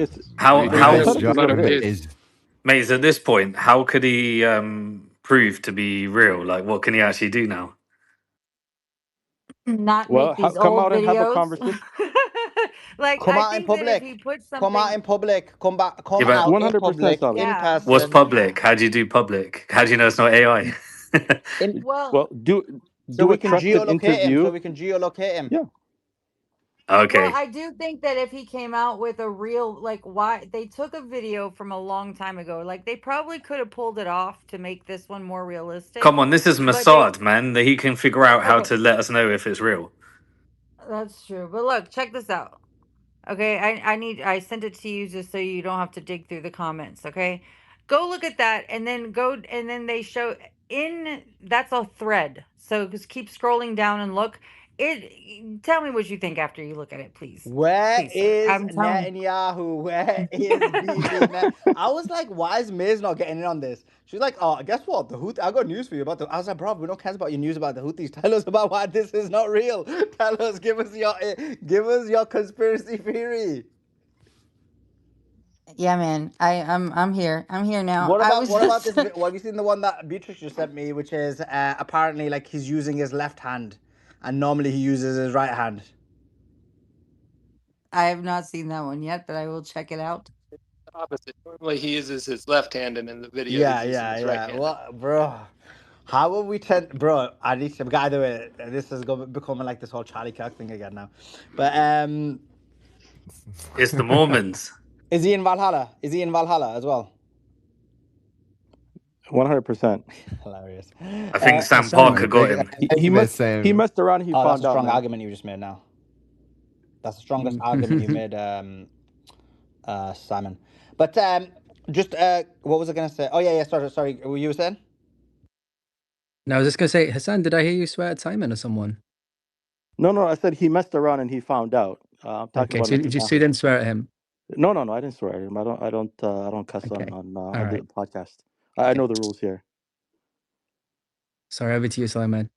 Where is Bibi? Where is Bibi Netanyahu? This is the $1 million question. And in other news, okay, so have we covered this bit? Because I do want the financial update, but I don't want to deflate this kind of investigation slash. I don't know what May sent me in the DMs. And she said she sent it to you. It's very convincing. The pictures, he looks 10 years younger. He literally looks 10 years younger. I'm telling you, this is it. They cracked the case. This is Yeah. As in he 100%. looks 10 years younger now, or he looks 10 years younger Now. since he was 10 years ago? He looks 10 years younger now in the video from his with his If coffee that shop. video was today, then he must have been. The reason why he was missing is because he was undergoing plastic surgery. Okay, that's the only reason. Interesting. to explain how he looked like that Oh, versus what he okay. looks Oh, That like. Miz, makes why didn't you send me this sense. before I flip and did my thing? Let me see. Bro, my bad. I just got it. I just got it. I didn't know you were doing a Interesting. video on it. Oh, I get what you're saying now. There's a picture underneath. He's looking younger. There you go. That's why. Okay. Oy vey! Oy Oy vey. vey! Oy vey. I think it's more likely it's a real video with AI enhanced. It's AI enhanced to look younger or something Oh, like that. Yeah, damn. someone put with Macron in the video instead. While he was doing coke or without. No, they just replaced his face with Macron's. But yeah, but he's getting beat by his hubby. Nah, bro. Disavow. I think Adam's on some level to try and get us sued, bro. Listen, disavow. Disavow. I don't want to be on some class lawsuit with Candace Owens. You can get Adam on that. I said nothing. I disavow myself. It was me. It was me. It was all me. It was all me, guys. It was all me.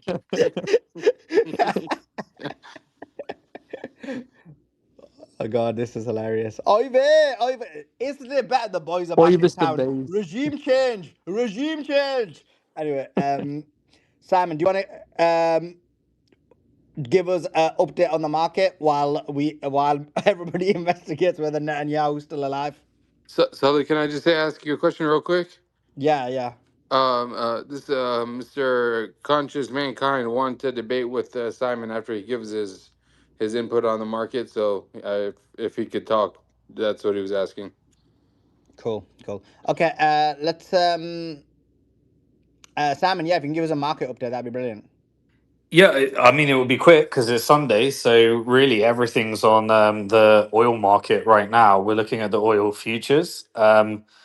They're, it's up above 100. We're currently trading at about $106 per barrel.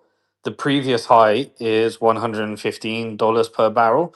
The all-time high is $147 per barrel. So look, whenever, in the previous weeks, we're in our second week. We were in last weekend and moving into Sunday trading. The futures market hit $115. Then we opened up on Monday and it normalized around about $111.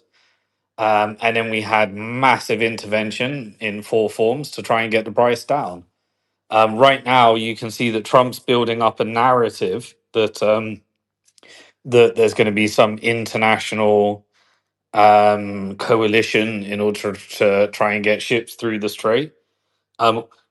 All of this is to try and get the price of oil down. So the market, you can expect intervention anything above $110.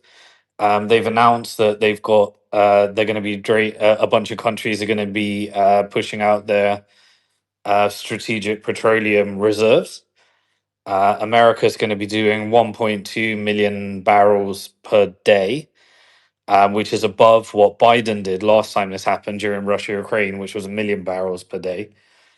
And so this is the things that that are going to be done to try and suppress this price of oil. If oil continues to rise, you can expect further weaknesses in markets, and we'll see what happens when the markets open tomorrow. Where the S&P hit a high before this war of $7,000, and we're around about we're at the $6,600 mark. So there's not been a violent reaction in the US stock market yet. The dollar's getting stronger, which means that it's reversing the whole rebuilding the manufacturing base. As the dollar gets stronger relative to the weakness in other currencies, because Europe is more affected, so that's had its impact. And as more and more people are, trying to get hold of whatever oil they can, we're seeing a lot of ships that are kind of going back and forth because there's a bit of a bidding war for all of the ships that are on sea. The oil on water is called. So you keep getting someone, they're heading to one country, then someone outbids them, and it goes to another country, and they keep turning around, which is a highly disjointed, inefficient market. There is we're definitely going to have, the inflation that's factored into this market. There's no way around that, just based upon what we've seen so far. We won't know what inflation is until 3 months from now. So the story manifests later. It normally comes through the producer price index (PPI), and then goes through to the consumer price index (CPI). And then if the price of oil gets too high, then you just hit the point where many people can't afford stuff.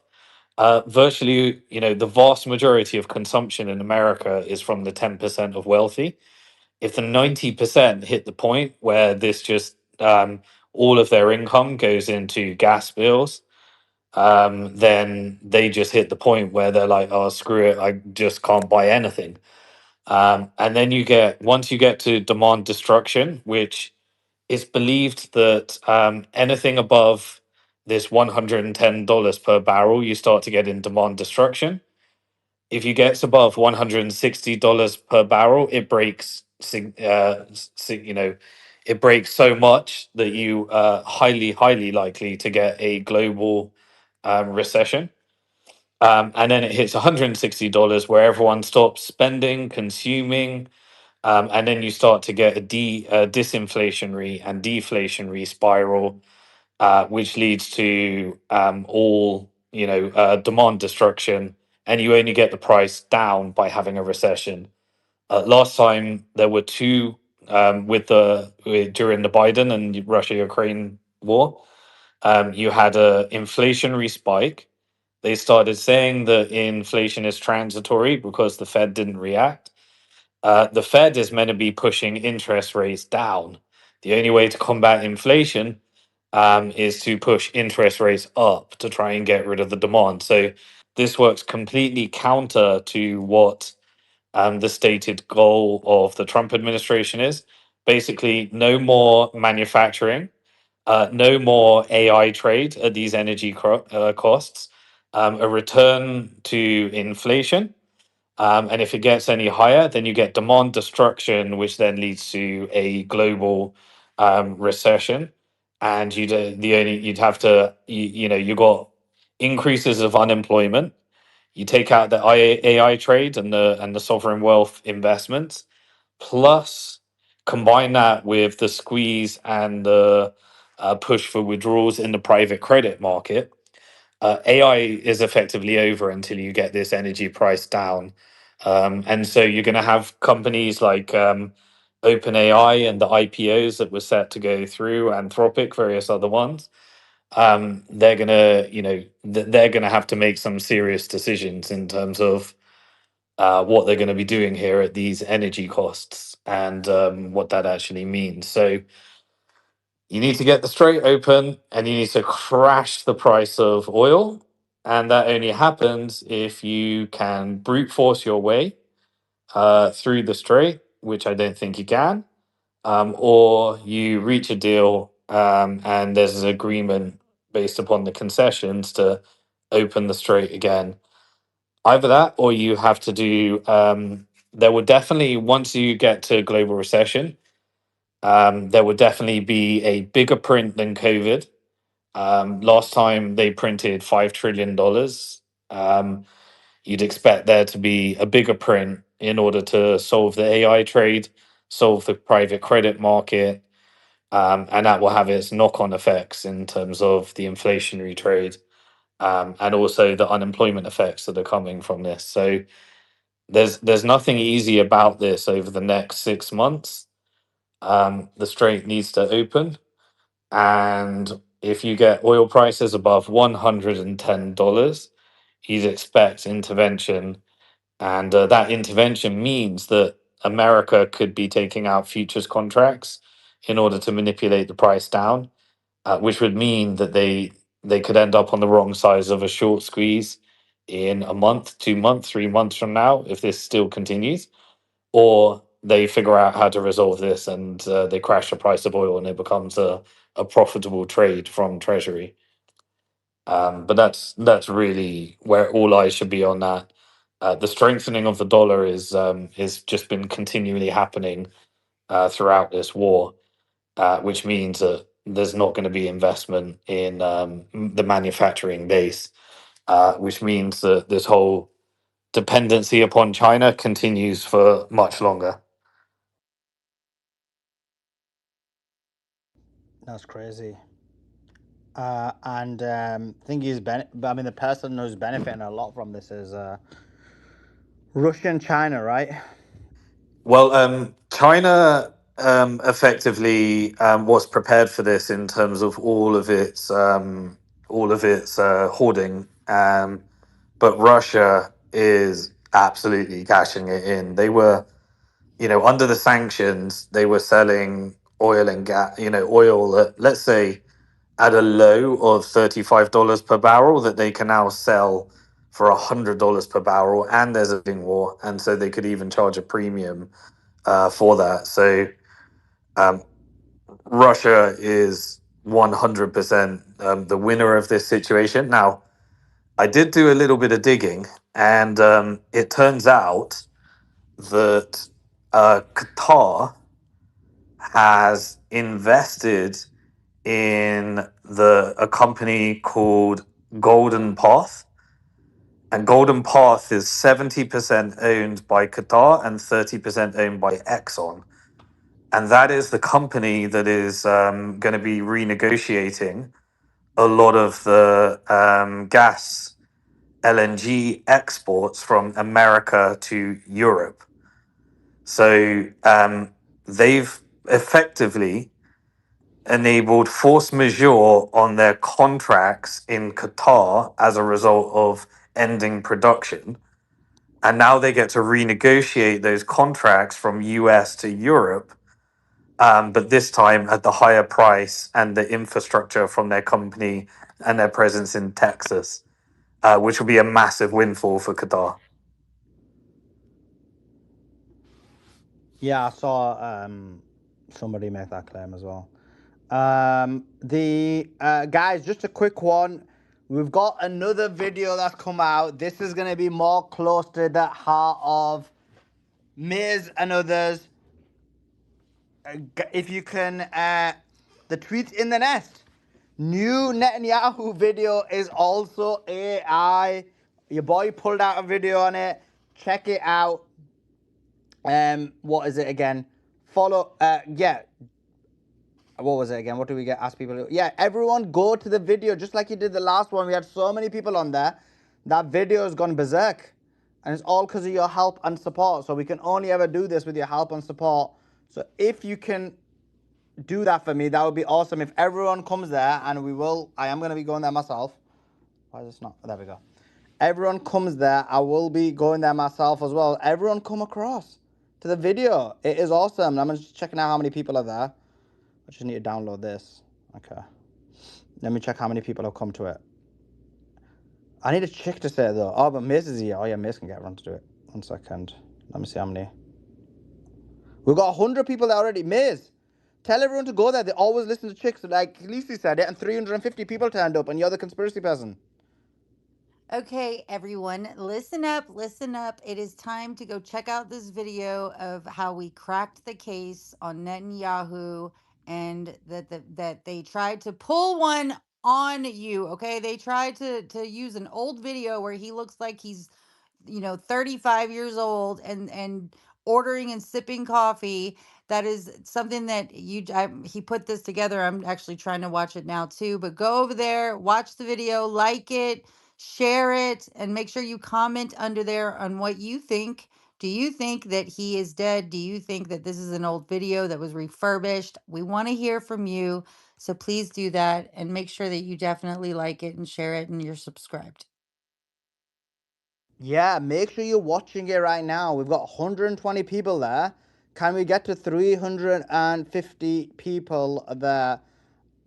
That would be awesome. If we can get 350 people on there, that would be awesome. So let's get everyone there. Oh, sweet, that has opened. Okay. Everyone come across. That would be awesome. How many people have got on here? Let's see. Josie, I think he looks younger not because of plastic surgery. It's because he drinks baby's blood and eats placenta. So don't worry about that. Yeah, that's possible. We've got 257 people in there. Really appreciate it. It'd be good if we had like 350 like the last one. But am I being too greedy? I don't know. But I don't know. We gotta do it. We gotta do it. We gotta get everyone across. Everyone come across the video. I got 257 there. Let me see who's on there. Who's chatting? Lots of people chatting as well. Silver's on there as always. Silver Sailor, we love him. He says, salute to the veterans. Be sure to use your high points on Sully's older videos. MJ, sorry, is on there. X Players on there. Banedon is on there. Justin is on there. Shawaz Khan is on there. Samira is on there. Hibba is on there. APJ, Thor, Sumaira, our one and only Andrew, Ted, Luna, Hibba, Shanawaz are all on there. Oh, there's more people on there. Luna, Omar is on there. Omar and please, oh, it's Oive. Sniper is on there. Way Out is on there. Round. And yeah, the whole crew is on there. Appreciate every single person on there. Danger is on there. Dabby, Bilal. I'm reading all these chats. Oh, let me do the. It's only a short video as well. I didn't have what's the name again? Maze's new piece of evidence. So we need to we might have to Maze, dig up some more information so we can do another video. Dig up some more information. Where is BB? Where is BB? This is the $1 million question. This is just content that keeps on giving. I've actually got another video I need to do on something a bit more serious than that. But this is still good. But in all seriousness, I'll tell you my real motive behind this. Because if he's alive, he has to come out in public and prove he's alive. And if he comes out in public and gives his geolocation, then there may be a Fatah 2, there may be a Fatah 1 that goes boom onto him. There may be a Kharam Shah 4, there may be a Hyber. He needs to prove he's alive. Look, I think he needs to prove it. He needs to give us his exact geolocation in real time. That's the only way. Simon said, how will he be able to prove it? I think that would be the only way that he'd be able to prove that he's I alive support if he this. gives us exact geolocation. Was that Adam?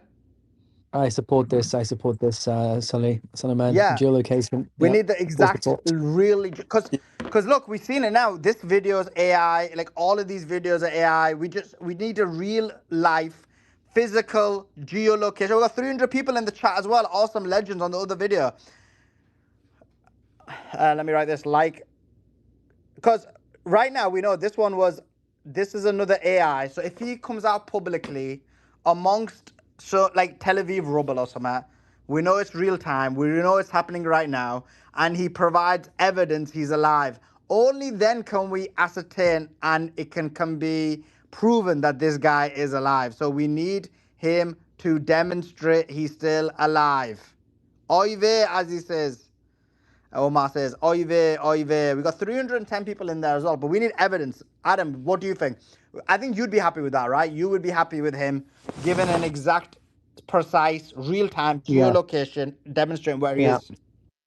Yeah, I think that's the only thing I'm going to accept. So go ahead, BB.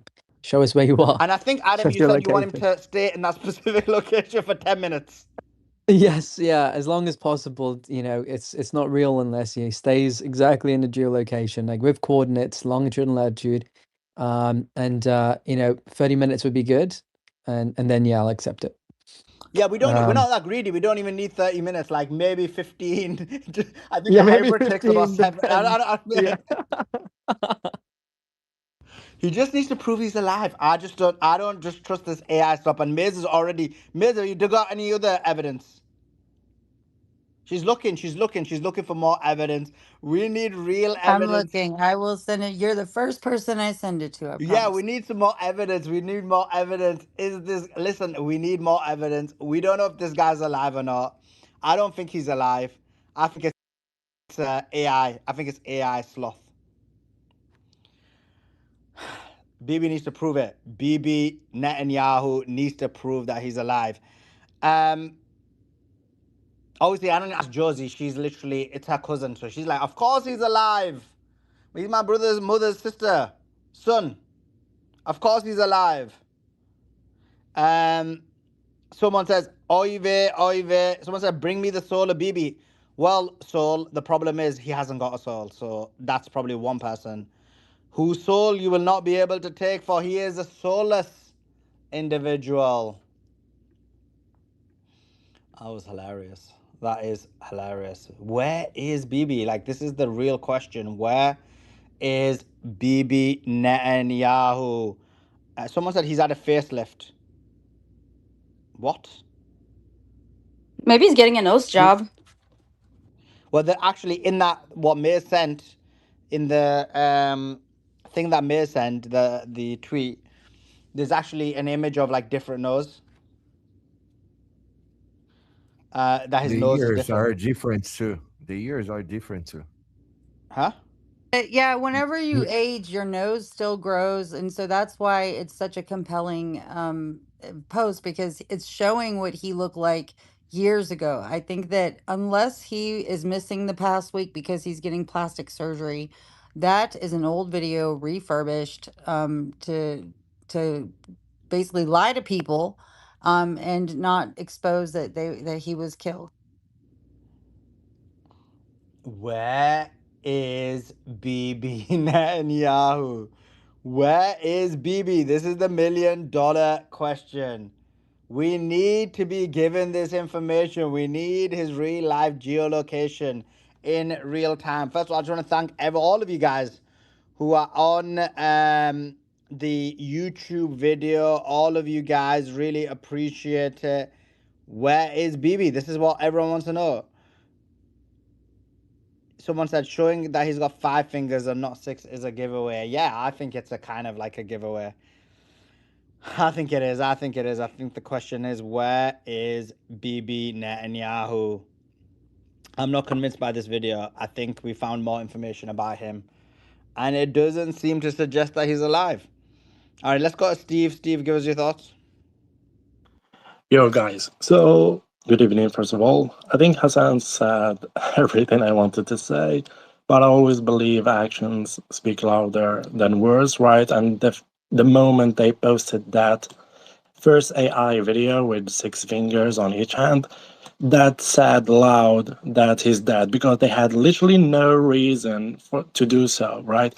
Well, we got used to that, Suleiman, like since October the 7th, right? They've been posting a lot of fake videos, then deleting them from the main channel. So there is nothing new. They always lie, and the guy is dead. Otherwise, they had no reason to do so, right? So, and they're gonna keep posting new videos and take the feedback from us, right? Till they craft a perfect one and say, hey, look, he's alive. So, yeah. Honestly, it could just be he's hiding and they're faking it. Like it could still be fake, and he's still hiding. Like that could be. I mean, it's slightly more likely than him being deceased to ruin the party there. Yeah, like he could be in an underground bunker or something, is what you mean, right? Yeah. But that's the thing, Adam. He needs to prove it. He needs to prove it. We don't Yeah, know. exactly. Yeah, he needs to prove it. Exactly. So yeah, he needs to go out into an open location with no roof, in public, geolocated, at least 15 minutes, and then that's good enough. I think That should work. I think your demands are very fair, Adam, and when he needs to conform to those demands for sure. And guys, the tweet in the nest. Thank you so much to all of you guys who watched the video, who liked it. We got 120 likes. Let's try and get those likes up to at least 200 and get the comments above 50. That would be awesome. Appreciate all of you, really, really do. Thank you so much for watching that video. Let's go to, we'll go to Josie in a bit because she's just going to do propaganda. Let's go to Conscious Mind. Thank you very much, Sulaiman. Thank you, Omar, for bringing me up and suggesting my name. Actually, Sulaiman, what I wanted to talk about is things were said a couple of hours ago by Simon and Mankos, but I think Simon is not here. But I think Adam, when Adam was a speaker, he was a co-host. I could not address these points at the time when they were discussed. So if you feel I can talk about them now. For example, when Adam said the Zionists control the U.S., there was a pushback that this was not true. So I had a few points in the argument which Simon was placing. For example, Simon was saying that IPAC is only the lobby number 15 in the U.S. So my points were like, how would you explain if they are not the most powerful? How do you explain that all the Congress, most of the Congress actually, last time I counted, I think it's probably a little bit more than a dozen congressmen and women are not supported by AIPAC. So how does he explain that this? And the other thing is, he was always saying that it's a financial game. So my point was, if it is a financial game, how does he explain the censorship which we are encountering, especially if you are against the Zionists? The censorship in every single media, except like X, less than the other ones, but you know, even not about the news. If you remember, Google engineers who objected to the genocide, they end up losing their jobs. So how does he explain if the Zionists are not in control, or all of these things were happening?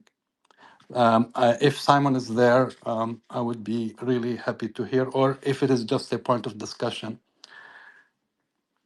Yeah, it's a good point in discussion. I mean, we kind of have this debate like almost every day, maybe 3 times a day Yeah, with Simon. So I think people have heard those arguments before that you're referring to, but it's nice for okay. you to relay them again for sure. But yeah, appreciate your Yeah, comments. yeah. And there were other 2 points in what Simon was saying. Omar wanted me to address them, but I don't know. Simon disappeared for the second time when I wanted to talk about them. The Well, other thing is, I don't think he disappeared because of what you were gonna say, because no, no, no, no. I'm not. I'm not. that point you made isn't something unique. Like I've made that point Okay. in a more expansive, elaborate, more evidence-based argument with No, him no. many Sorry. times. Yeah, Sorry. Maybe I misspoke. I didn't mean that. Like, it's a coincidence. I meant it's a coincidence, not really a reason. cool. Okay, so the other thing actually, which was said by Josie and others, like and Simon as well, and it was a pushback against Hassan. They were saying, no, don't wish for the worst.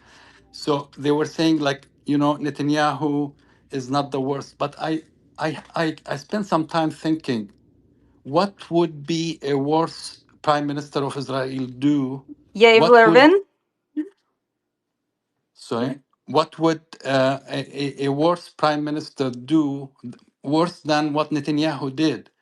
I really, I think, in my own assessment, that Netanyahu actually is one of the biggest anti-Semites, because he caused so much hatred to the Jewish people, and also like the genocide and the war which we are now living in. I mean, what worse than this? I don't understand. Like, you are saying that, oh, it could have been worse. Do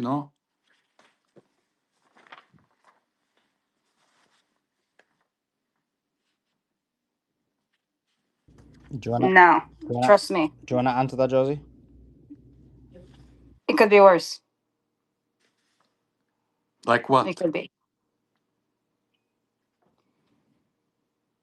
Could be Like, worse. do you see real pictures of Gaza? It could be worse. Like what? Tell me, just tell me. I cannot imagine.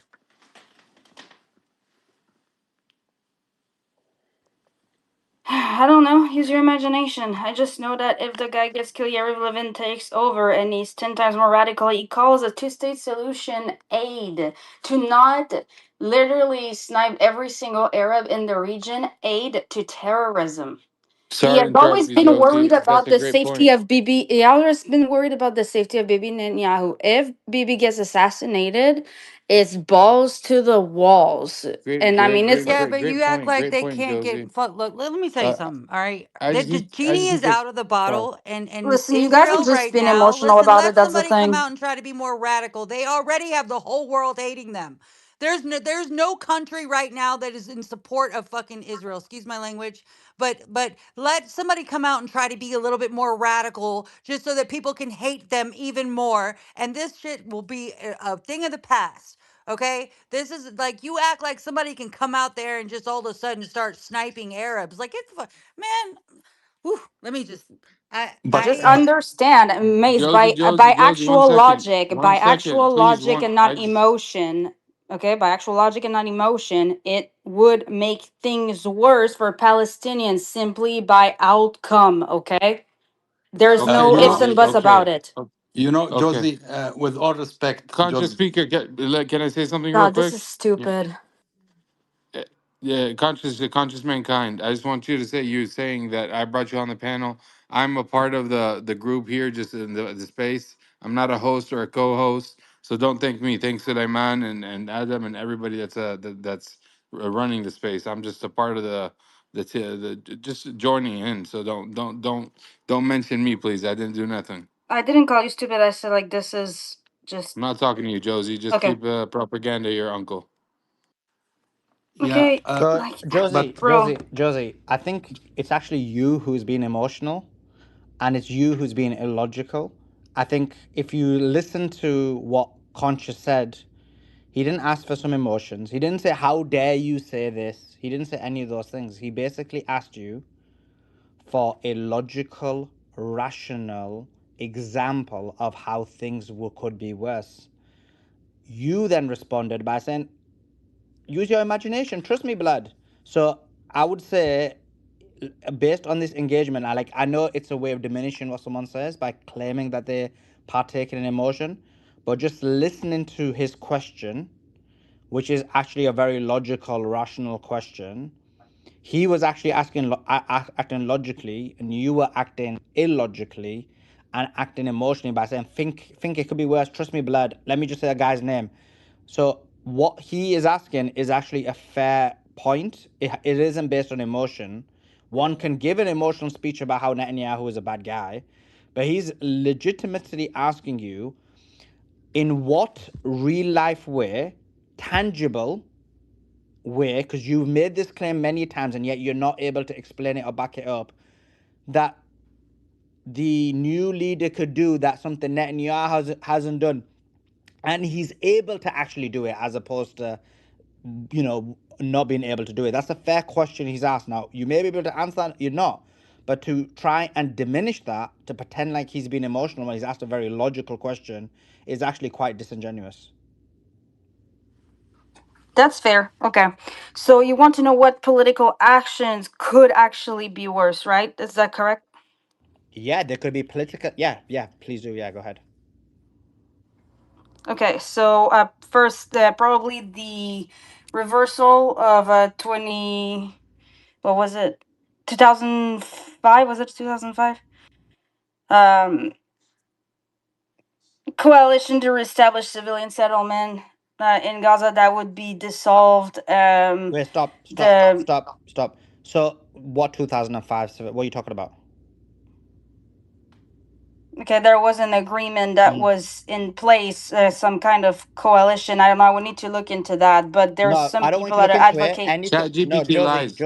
We're Chat having G. a logical, rational conversation. I don't tell us to look into something. You're making the argument.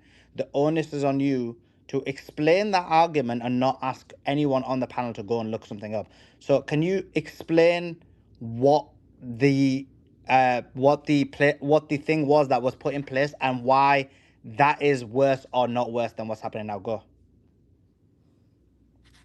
So how it would be worse? Like the actual Bibi Netanyahu actually held back. Okay, so now you've Like moved away from the first. So now you've moved away from the first argument.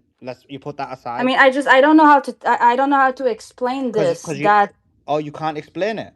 Do you think that's No, I can't. do you think that's logical? I don't know how to be more clear. But do you think that's logical and rational to not be able to explain an argument which you are Listen, relaying? I'm telling you how the Israeli government structure works and what is We, likely to happen if Josie, Bibi is actually dead. Josie, Whatever they would do Josie, worse, I don't know Josie. much about Once lore, again, sir. once again, you're making a claim that you uniquely know how the Israeli government structure works, and let's be clear on this.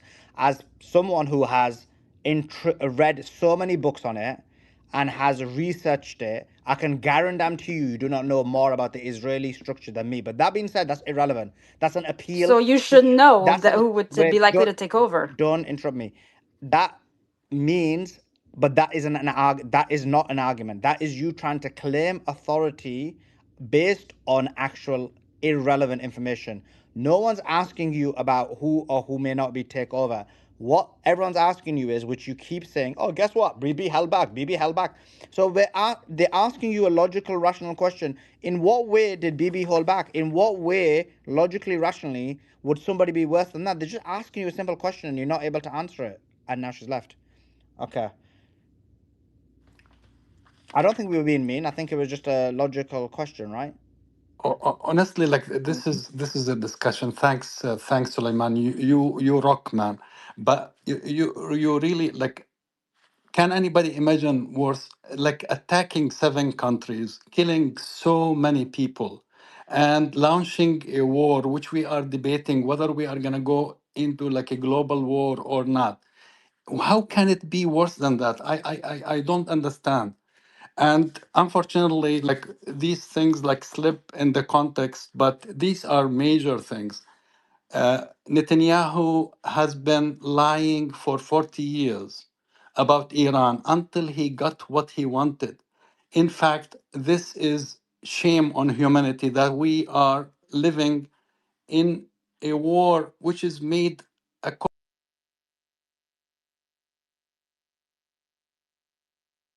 Did we lose him? People what this lady was saying that for something which can be worse. I don't understand this. Like this was like things which was repeated even by Simon and I don't know if other when Hassan was talking. Uh, that's the point. There was another Yeah, but issue. you know everybody's talking like Israel is strong and stuff like that. They are attacking 7, but if you see who they are attacking, it's always like innocent people, right? They are not really doing something to make a change for the future. They are just bombing away. And people are seeing that, they have no backup. That's why they say it's a religious war. It's a religious war, so they can help, so people will stand with that narrative. This is not a religious war. This is a hopeless war. This is an insecure war from a group of people that have misled the whole Western hemisphere basically into oblivion. There is nothing left for this. There's no how can we restore the damage? How can we get away? There is none. There is only end. Basically, it's an embarrassment. They broke their own glasses. Basically, they had the power and they blew it up. This is Israel.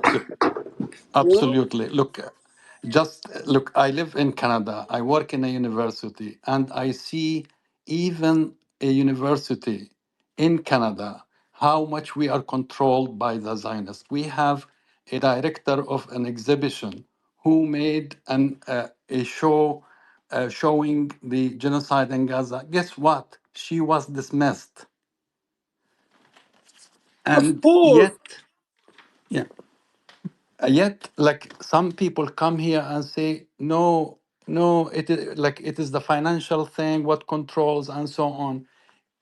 Look, Canada even probably is not as bad as in other places, like in some European countries or the US, but we still see it. I don't want to go into personal stories, but it is really control over academia, over financial institutions, over government, and over media, most importantly.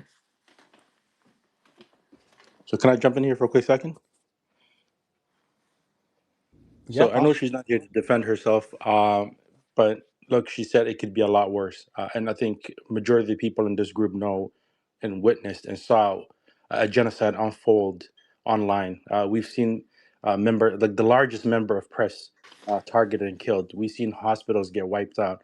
We've seen women and children get bombed. We've seen buildings flattened. We've seen people, an entire population starved on just right in front of our eyes. So it can't get any worse than that for the Palestinian people, right? And the level of entitlement to me is blinding because, look, this whole war was started. It was an unnecessary war. They went ahead and attacked Iran not once but twice. And now that Iran has fought back and caused them damage and pain, and All right, perhaps breaking maybe news. killed the Breaking news. Major explosions everywhere, actually. Wait a sec. Major explosions everywhere. We've got boom boom towards Tel Aviv. I'm hearing explosions in Dubai. I'm hearing hits in Bahrain. So significant activity right now. A number of hits in a wide range of positions, and ballistic missiles, as I said, have been launched towards Israel. Oy vey, are we going to get some boom boom? We'll have to wait and see. But yeah, missiles have been launched Oops. towards Israel. Sully, weighing in again on Bahrain. This shows clearly how substantial that Fifth Fleet headquarters, their logistic support was, because they've been hammering, Iranians have been hammering that for days now.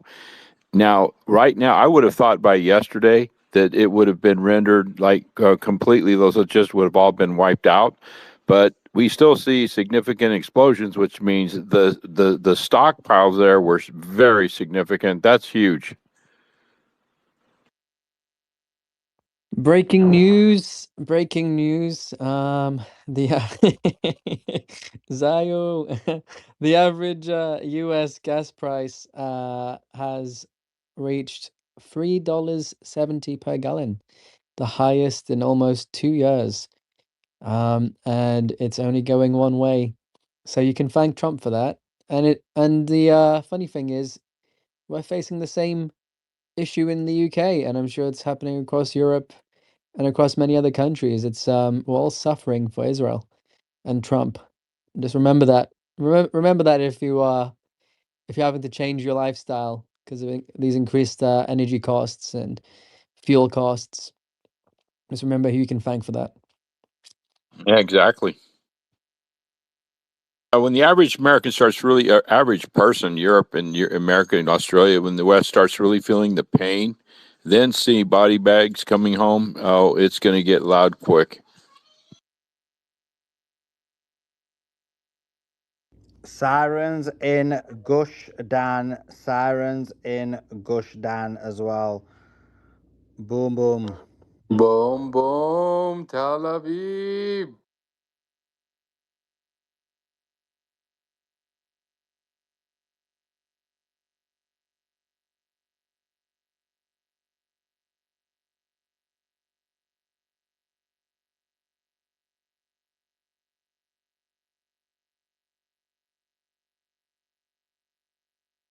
Anybody speaking, or am I not hearing anybody?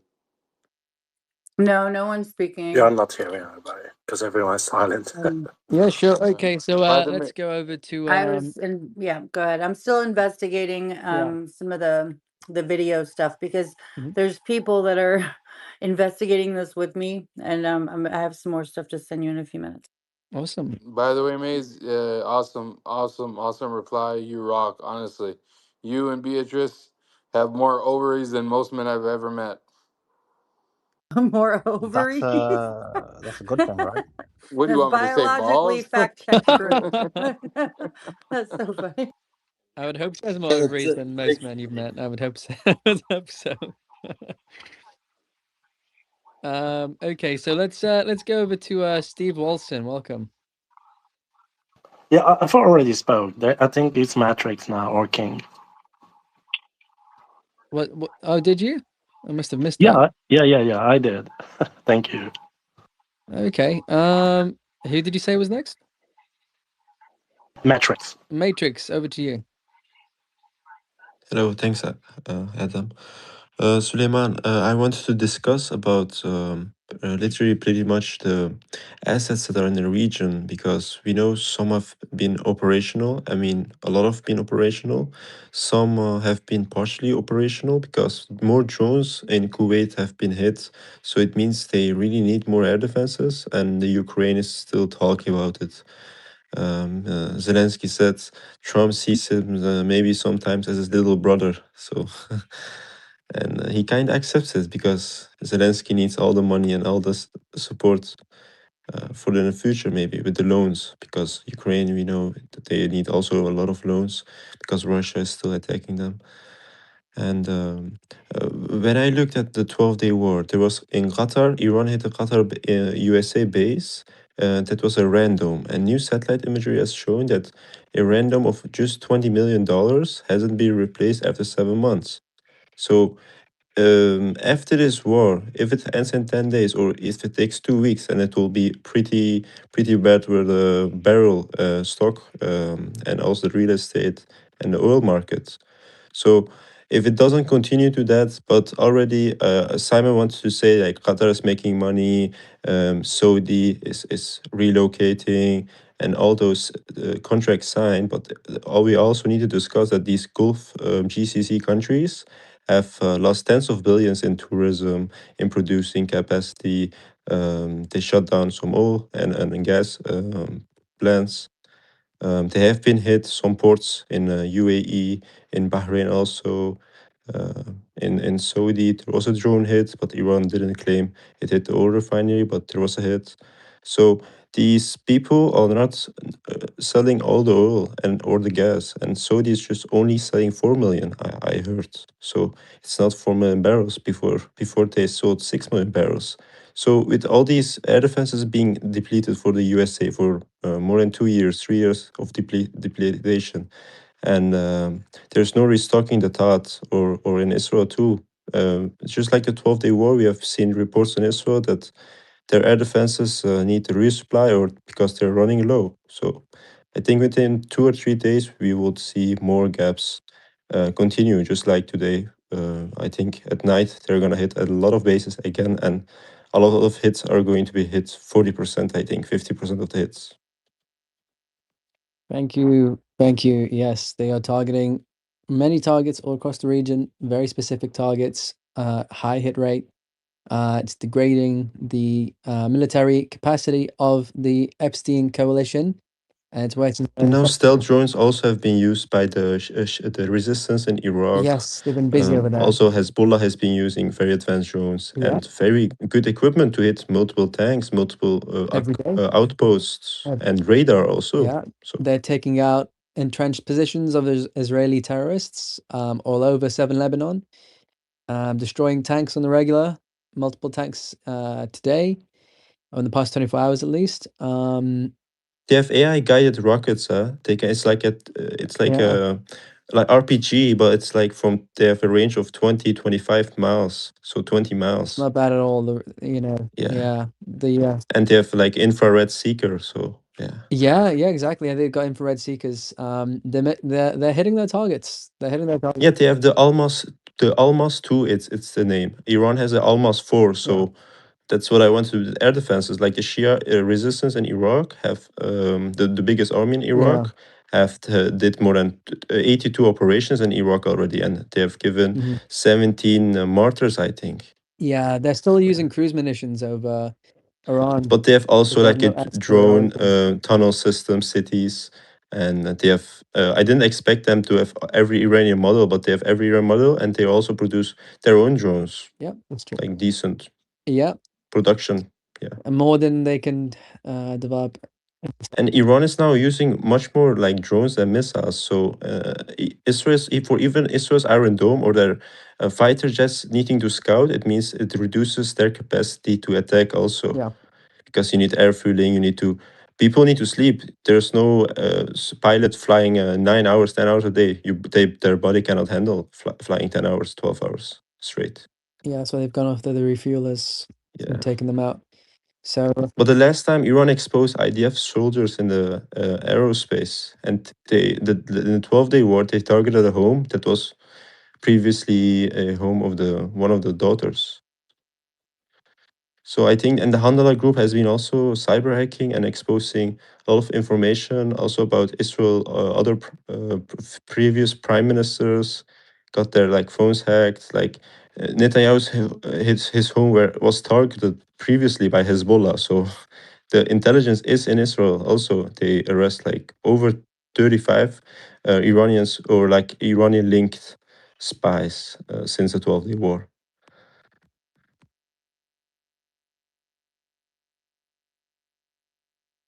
yeah, all correct points. A lot of people may be surprised by a lot of that, having been paying attention by getting their information from CENTCOM updates and MAGA influencers who seem to be quite silent actually on this.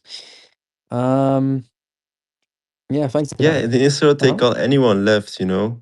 Mhm. Even the left is radical. You know, you need to know in Israel, the far it is far left and far right. It's Yeah. both the same in Israel, just like in America. But it's even worse. You had people coming saying like Netanyahu was not the worst, he held back, like because you need to know she has right. Because she's right. There are worse people than Netanyahu, but the thing of Netanyahu is he achieved a military operation without getting a state of Israel sanctioned, and even countries helped him.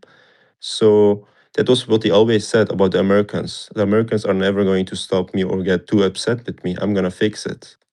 Just like with Obama, he fixed it afterwards in Syria and everywhere. Yeah.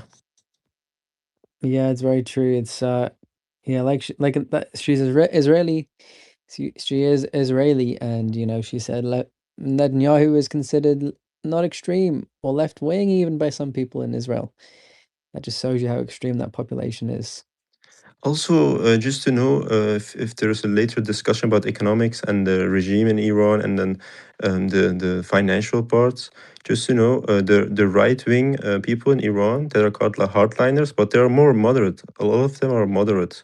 They have all PhD or they're in science or other, or not barely a bachelor. Most of them are or a master's or PhD degree. They they are the ones that are closing deals and doing new deals with China and the GCC. Also BRICS. They were the ones that got Iran into BRICS. It wasn't the reformist. We had 5 reformist presidents and 2 you would call hardliner or right wing. They're just right wing. And they got Iran and BRICS and Russia and Iran and the East closer because the reformists wanted to always negotiate with the West. We were always negotiating with good faith with the West. We tried to show them our goodness, but they just signed off with us. And then Trump just came into office and then declared that the nuclear deal wasn't a good deal. He just read the deal, and then the Europeans 3 months after they followed America's interests. Yes, that's They waited, but they didn't change because they had not the power and the authority. Yeah, correct. Iran was negotiating in good faith. They were in the midst of negotiations when they were bombed twice. Yeah. So, Haydar, how you doing? Hi, salam, and good evening, everyone. What a turn of events. I don't know if any of you guys have had or seen the footage of a very young boy that's literally been set on fire and he's running through the streets in Ramallah. I don't know if anybody's No, seen that sounds very intense. That sounds very It's absolutely horrifying.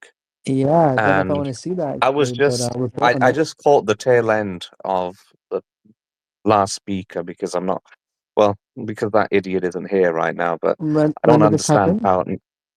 Oh, I think this was earlier on. I have actually put it into the Is this purple pill breaking if news? anybody's. Is this news, or is it an old one? I You know what? think Send it to me it's. anyway if you have it.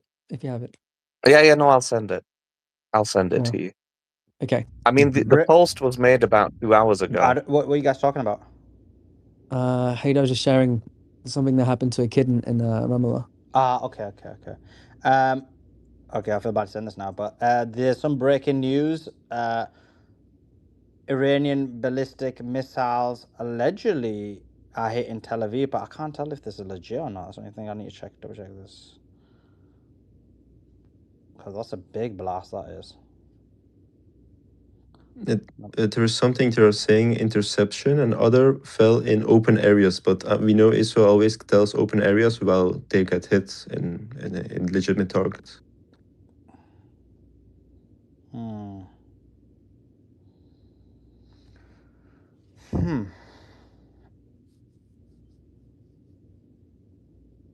Yeah, I need to double check this video because this is a massive blast. It can't be.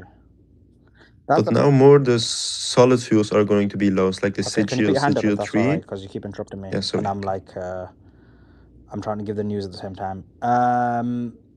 So, looking at this, because the problem is we do see big blasts. Like yesterday, I saw so many big blasts, and then I was trying to verify, and it was in a few different places, and I was still a bit hesitant about posting it. And in the end, they ended up actually being big blasts. But this time, I'm not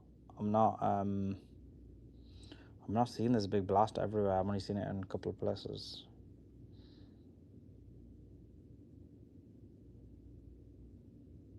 Okay. Tehran's been bombed quite hard as well. Yeah, I'm not gonna post that one. I don't think it's legit.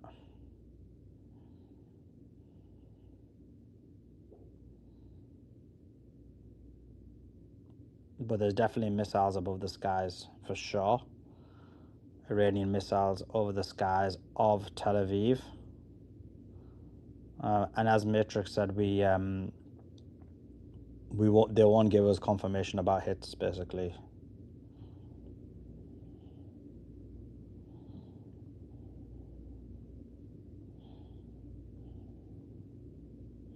So those hits happening right now. Matrix, anything you wanted to add? Yeah, just so that the solid fuels at night is going to be easier launched, because the satellites show a cloud over Iran where it makes a lot harder for satellites to detect launchers. It can be detectable if it's in western Iran by the fighter jets if they refuel over there. But otherwise, the solid fuels take up to 10-15 minutes just to launch. So they're pretty quick, and they have a 1.5 and even possibly 2-ton warhead.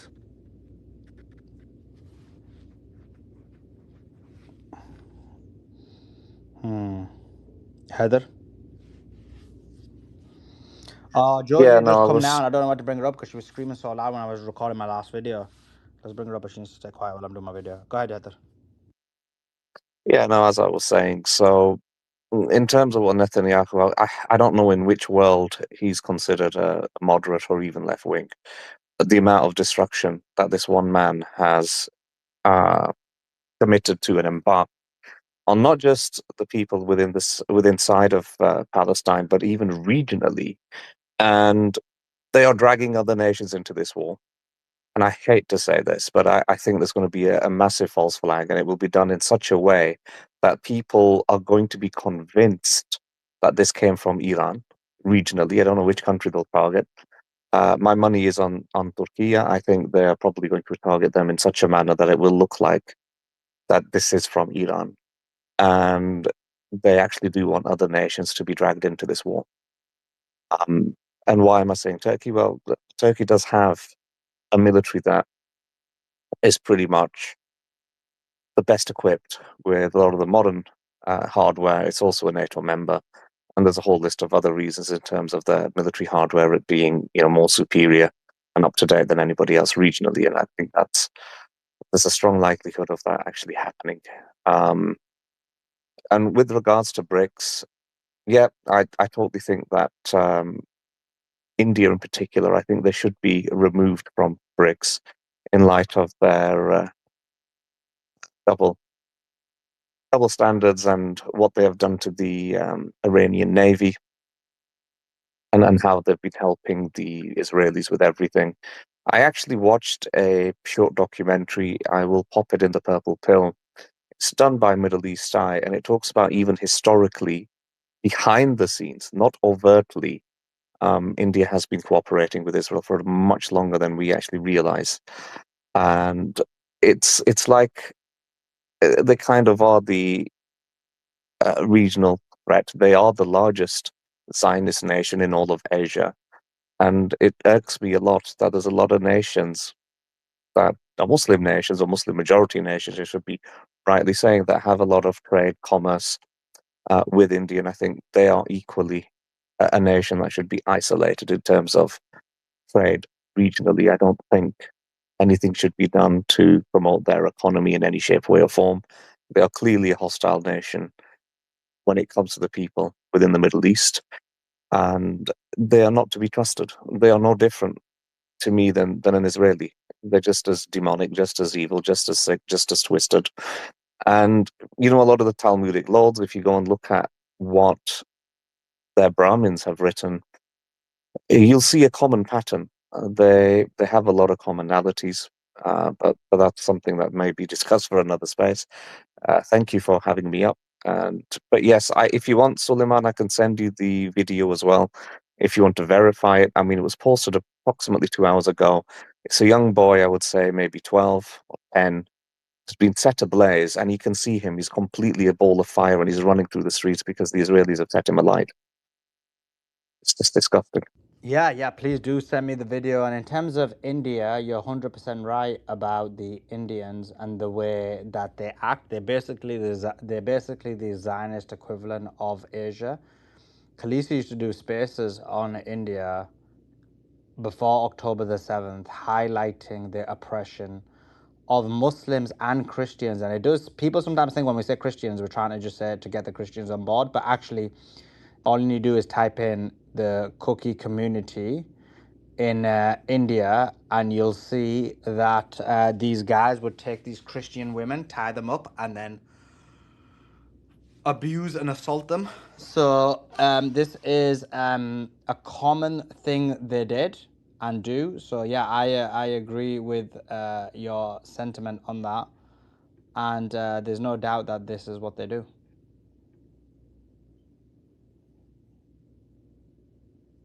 Not a single Question. country has publicly agreed to help Trump yet to send warships to the Strait of Hormuz. Not one. Yeah, and question. Oh, go ahead. Sorry. Hey, question. Hey, Haider, question. Even if, you know, we know Iran is talking very closely to these countries saying, hey, we have no problem. We're not going to attack you. It's not you. Even with those channels open, Haider, you still think there's a possibility that they could make a very strong still attack and it wouldn't be immediately identified? Absolutely. And again, this is all speculation. This is my own theory. This is not from any sort of so-called military analyst. This is my own theory. I think because a lot of the warheads that have been used to attack Israel, they will just use the shells of those and reverse engineer them in the best way that they can, because they do have some sort of capability of manufacturing these things within Israel itself.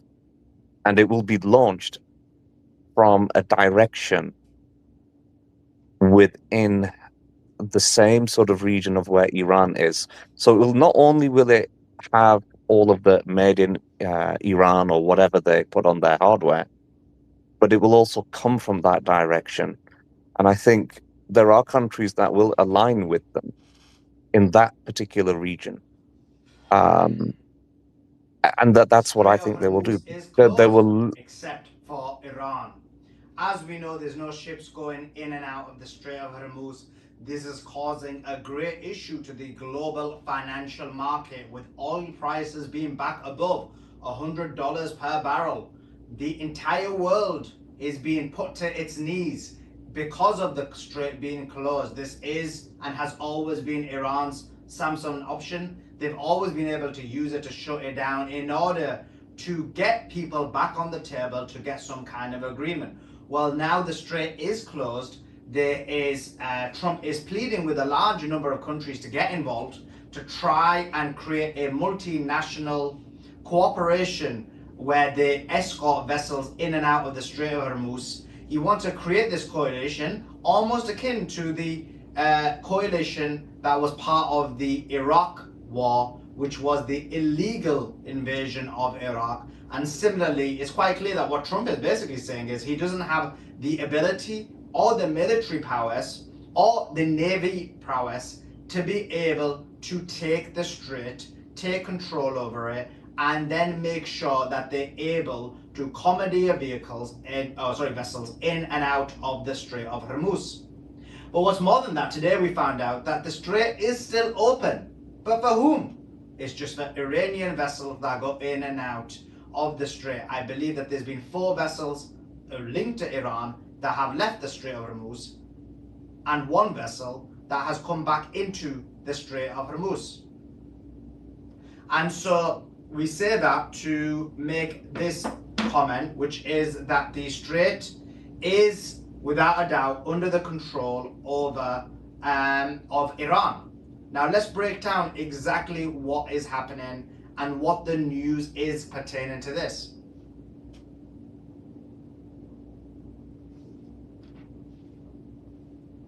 Hot mic.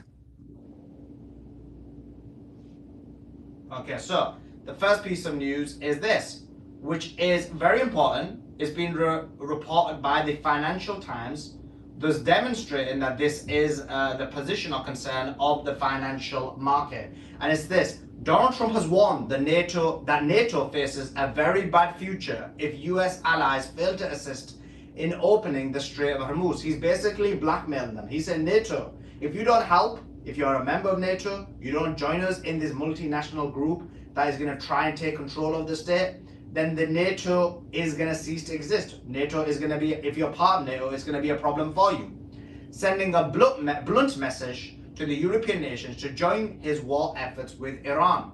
US President tells the Financial Times that China summit could also be delayed. So China in control. He's saying he's not going to go to the Chinese summit. And he's basically saying that the European countries must help him and join him. This just proves our point, what we've been saying throughout this war, that the war is just not going the way that the United States of America and Israel want.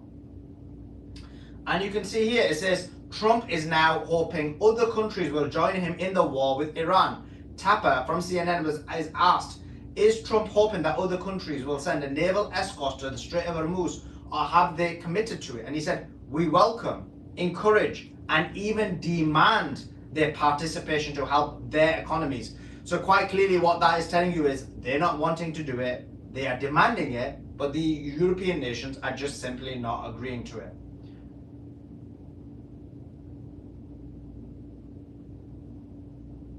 Then we have US may announce coalition to escort ships through the Strait of Hormuz this week. The reason I'm highlighting this is because the claims that were being made in the mainstream media was that actually they'd got that in place, that there was a multinational cooperation in order to take control of the strait.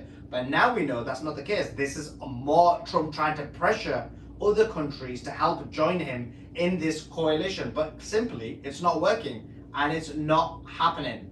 Now, what's important is this bit I want to show you, which is, I mentioned that, which is the Trump administration plans to announce coalition to escort ships through the strait. This is the important bit, which is Iran's supertanker pushes through strait for China. So Iran had a supertanker, a ship, and apparently there's 4 ships that have gone through the strait out, and 1 that's come in. They're taking out oil, they're taking out goods that likely are for sale for China. So the strait is open, but only for Iran. And this has been reported by Fortune. And you can see here, it says, an Iranian supertanker was spotted in the waters north of Hormuz on Sunday, with its destination listed as China, according to vessels tracking data compiled by Bloomberg. A few more Iran-linked ships crossed through the choke point in the last 24 hours. So what that shows is the strait is open, but specifically only for Iran. A US strike on military targets on Khark Island, which handles most of Iran's crude exports, has heightened risks of global supply chains. Obviously, that's a by the by. But the important point is this: at the same time, the successful passage of and then it talks about other carriers. For example, India was allowed, but in order there was an agreement that 2 Indian ships would be allowed, and they would have to give up and release 3 of the Iranian vessels that they'd taken control over and see. So Iran is using this as leverage, where other countries have taken control over their things to make sure that they don't have control over it anymore. Here we have this one here, this important report, which is Iran's ability to block the Strait of Hormuz and widen the war is greater than previously expected. Netanyahu ignored advice from Trump and senior officials and targeted Iran's oil storage facilities. That increased the price of oil. Netanyahu believed burning Iran's oils would create chaos inside Iran's leadership. A mission to escort commercial ships through the Strait of Hormuz could take weeks before implementation. Current estimates indicate that this could take, or the war could last, between 4 to 6 weeks. The IRGC may still possess nuclear fuel, which could be used as leverage in negotiations and to pressure US withdrawal from the region. So all of this, what this says is very important. There's a few key elements. The Strait of Hormuz is still closed. Trump wants a multinational group to force the strait open and to commandeer vehicles in and out, vessels in and out. But he's not getting that multinational group.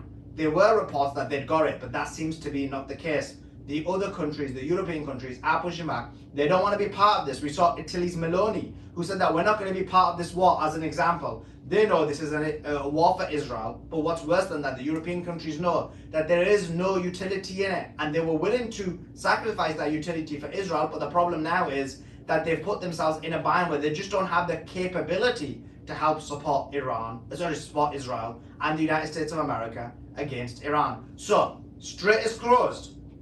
Trump wants a multinational cooperation to try and make sure the strait is open.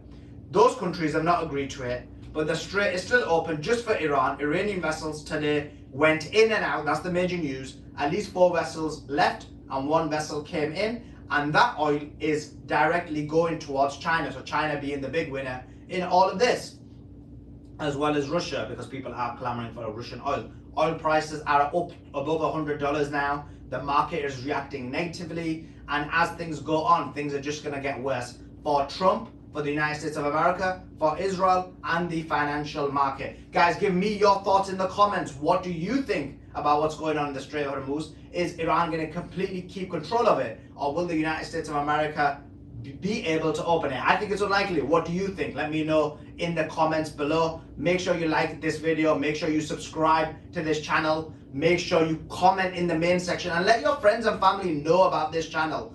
We are live streaming news 24/7. We're the only place where you can get real news, real information in real time, which is not something you get in the mainstream media or the other propaganda channels that are out there. I appreciate you guys joining in. I appreciate you guys listening. And for sure, we'll see you next time. Like, comment, and subscribe.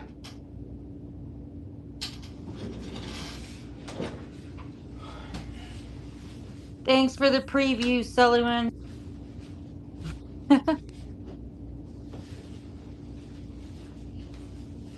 Can we carry on now? Was that a hot mic moment, or was Yeah, that intentional? that was a total preview on the video he just dropped. You know what I'm saying? This is why you guys need to Oh, come to damn. this space. Did I have the mic unmuted? Sorry, guys. Yes, Yeah. I was like mid-conversation, and even Adam's like, "You've got a hot mic," Bro, I and gotta then hand we it to you. just waited. Listen, Suleiman, you are a freaking G, because I usually have to take about 5 or 10 different takes, sometimes 25 to get to get my videos right, and you just like bing, bing, bing, like you just killed it on the first time. That was very impressive, honestly, very impressive. Appreciate that, Miz. Yeah. I just, I'm not good with the takes, you see, so I just do it one go.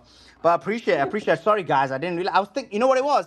In between, I stopped like 2 seconds. I was like, why is there no noise coming from the space as the space crashed? So a couple of times I had to actually check to see if the space has crashed, but that explains it. Because I was speaking and the mic was unmuted, you guys, I feel bad about that. Sorry about that, guys. But yeah, so that explains it. I appreciate you guys. Guys, retweet the space, reshare it. We are live, lots to go. I think we might be botted, but I'm not sure. But yeah, appreciate each and every single one of you. Let's get into this conversation. Has this Persian G, have you spoken? Yeah. Hader was elaborating Oh, on Heather, were you Turkey. talking? Sorry, Heather. Go ahead. Finish your point. Yeah, so as I was saying, there's going to be a very elaborate, very believable false flag that will come. And again, it's my own personal speculation. They'll probably use a warhead that's already been used against Israel, which has come from Iran. They will just repurpose it, reverse engineer it, and they will shoot it from a direction similar to where Iran actually is, to make it look 100% an authentic attack coming out of Iran to drag Turkey into the regional war. And you've heard Naftali Bennett. He said it quite openly. He said, "Well, Turkey is the new Iran." I mean, they're openly saying this. There was even an incident, I think, a day or two ago, where there was just a journalist reporting inside occupied Palestine, also known as Israel. For those of you that don't know the difference, they just turned around to the journalist and said, "Oh, well, you're our next enemy, and we're going to come for you next." And I thought, these people are absolutely insane, and I think it's high time that the regional powers realize, and I think that they pretty much know that they are next on the chopping block. It's just one of those cases and scenarios where if they were to get involved right away, as in this very minute, it will effectively launch NATO and all of its allies into the Middle East to take on whichever country. And it was very intentional what they did to Saddam and what they did to Iraq. It was done with the intention to send a warning message to everyone regionally that if you touch Israel, this is what we can do to you. And, our nation, Iraq, it has been attacked profusely over the last, 20 to 30 years. It hasn't had really true peace in a very long time. And it's a deterrence. And I'll be honest, because in real life, I have friends from Iran, and they actually say this. They say, look, after seeing how the quote-unquote Arab League, how they treated their own Sunni Arab leader, which was Saddam, they don't even consider us Muslims in the true sense. They say, oh, you guys are like converts. And I've even heard this sentiment being parroted on this platform and even on TikTok, where there are people who turn around and say, oh, well, the Iranians, the Turks, oh, they converted to Islam. They're not really originally Muslims, so they're not really true Muslims. They're not Muslim enough. And when they look at you with those eyes and they use that type of verbiage to describe your people, this is why, even with Iran, I totally understand why there has been reluctance in the very early days for them to respond, because they know how they are perceived. And it's unfortunate that we've got such issues, because these issues actually stem back to the Umayyad era, where they had this concept of Arab nationalism. I mean, the correct term within Arabic, I know we call them another term, they're known as Nasabiyya. And your nasab, it means your race, your history, your people. It's just a fancy word of saying a racist, effectively. And so it's not something that's new, that happened in a vacuum or happened in the last, couple of 100 years. No, it's much older than that. And we are seeing, resurgence of that very sentiment. And we've seen it in the last, I would say easily in the last 10 years. There's been many scandals where influencers, news anchors have belittled non-Arab Muslim nations or belittled non-Arab Muslims, which it's appalling, but it's happened. And I'll be honest, and to be fair, a lot of that ideology, it comes from the Khalij. It's not the Arab nations. So Khalij is the Gulf countries. It's normally people who are from those nations that have such attitudes. It's absolutely disgusting. It's abhorrent, but it does exist. It's not an unfounded ideology. But with that, I'll land and I'll pass it back to you, Suleiman. Thank you for having me on. Yeah, appreciate it. Let me just actually go to one other person, and then I'm gonna got some breaking news as well. Let's go to Persian G. Go ahead, Persian. Hi guys, I just want to say a great thank you for everyone for the last couple of weeks. I've listened to all of your podcasts and all the updates. Just had a question really. I just wanted to find out that Keir Starmer sent a BT-52 bomber. Do you actually think he's actually going to go bomb Iran? Because apparently he's sending it for defense reasons.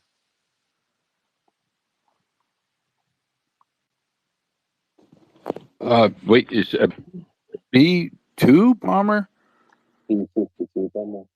B-50. I think he's sending a silent bomber, stealth bomber. Okay.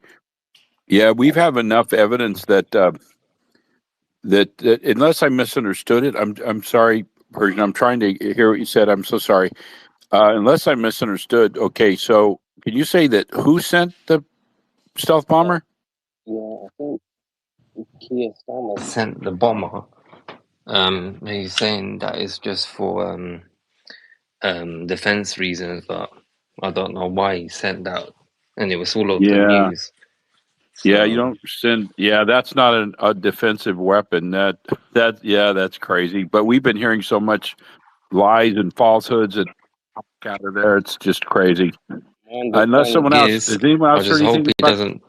Yeah, I just hope he doesn't bomb Iran because it's just going to be catastrophic. Yeah, they don't have really any command over the air. There's no air superiority, and we've had in the past, my God, going on 16 days now. There's no air superiority, and they're not. We don't have any evidence. We believe, and Suli, I think Suli can back me up on this. We believe that the Iranians can see these stealth bombers, and we've had inevitable in here because of those Chinese radars. Because if he's gonna send them bombers there, they're like carpet Persian, your bombs. mic's like weird. It's like the first 10 seconds you speak, it's muffled, and then after that they can hear. That's why. Sorry guys, just I'm new to all of this. My bloody AirPods are crap. Can you hear me now? Yeah. Yeah, sorry about that, guys. Yeah, no, because they're like carpet bombs. If they're gonna start dropping them type of bombs, they're dangerous, and they're gonna because the IRGC, because I've got a lot of family. I'm Iranian. I'm born and bred in Iran, but when I was a baby, I came to England. I've got a lot of family that know people in the IRGC, and they're down cities, 100, 200, 300, 400 meters down these cities they've got with all them bombs and stuff. Because my dad used to be in the military as well, and so these cities they're trying to think they can get. They've got weapons that probably last about 30, 40 years. So I'm just worried if they start dropping them BT-52 bombers, them massive bombs, and try and carpet bomb people in Iran is dangerous, and that's what my worry is. Oh yeah, because okay. there's no internet. There's no internet as well. The internet's still cut off. That makes more sense. B-52s. That's what we'd see coming out of England. Yeah, right. That makes a lot more sense, which is the traditional carpet bombing.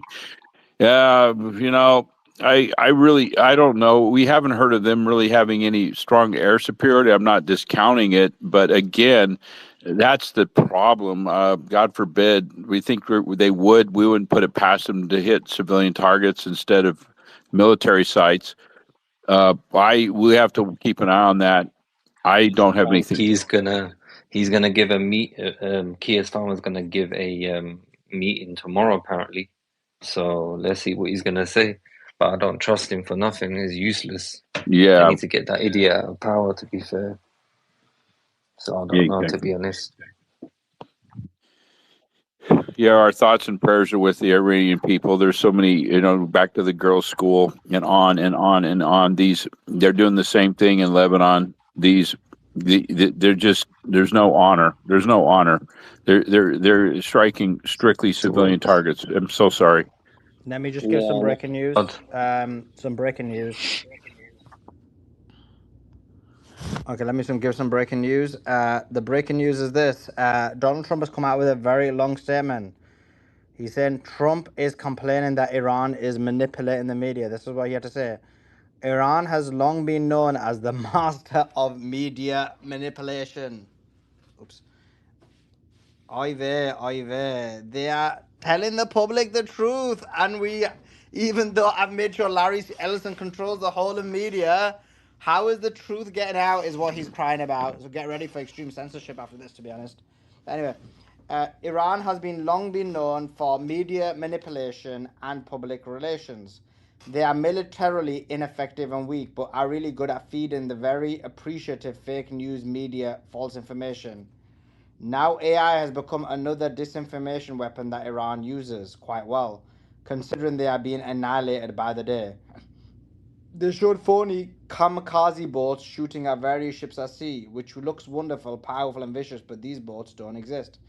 It's all false information to show how tough the already defeated military is.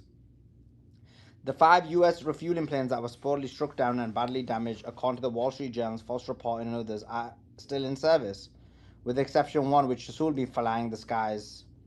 Buildings and ships that are shown to be on fire are not. It's fake news generated by AI. For instance, Iran, working in close coordination with the fake news media, shows our great USS Abraham Lincoln aircraft carrier, one of the largest and most prestigious ships in the world, burning uncontrollably in the ocean. Is he talking about my video? Not only was it not burning, it's not even a shot at. Iran knows better than to do that. The story was knowingly fake, and in a certain way, you can say that those media outlets that generated it should be brought up on charges of treason for dissemination of false information. So he wants to jail anyone who basically relays the real news. The fact is, Iran is being decimated, and only battles they can win are those that they create through AI and distribute by corrupt media outlets. The radical left-wing press know this full well, but continue to go forward with false stories and lies. That's why their approval rating is so low, and I can win a president election in a landslide, getting only 5% positive press. They have no credibility. I am so thrilled to see Brendan Carr, the chairman of the FCC, look at the license of some of these corrupt and highly unpatriotic news organizations. They get billions of dollars of free American airwaves and use it to perpetuate lies, both in news and almost all of these shows include the late night morons who get gigantic salaries for holding ratings and never ever and never, as I used to say in The Apprentice, fired. Thank you for your attention on this matter, President Donald J. Trump. So Trump does not seem happy. Trump does not seem happy about the dissemination of this news. By the way, I did is he talking about my thumbnail, which shows the Abraham Lincoln on fire? That is hilarious. That is hilarious to say the least. Let's go to Hassan.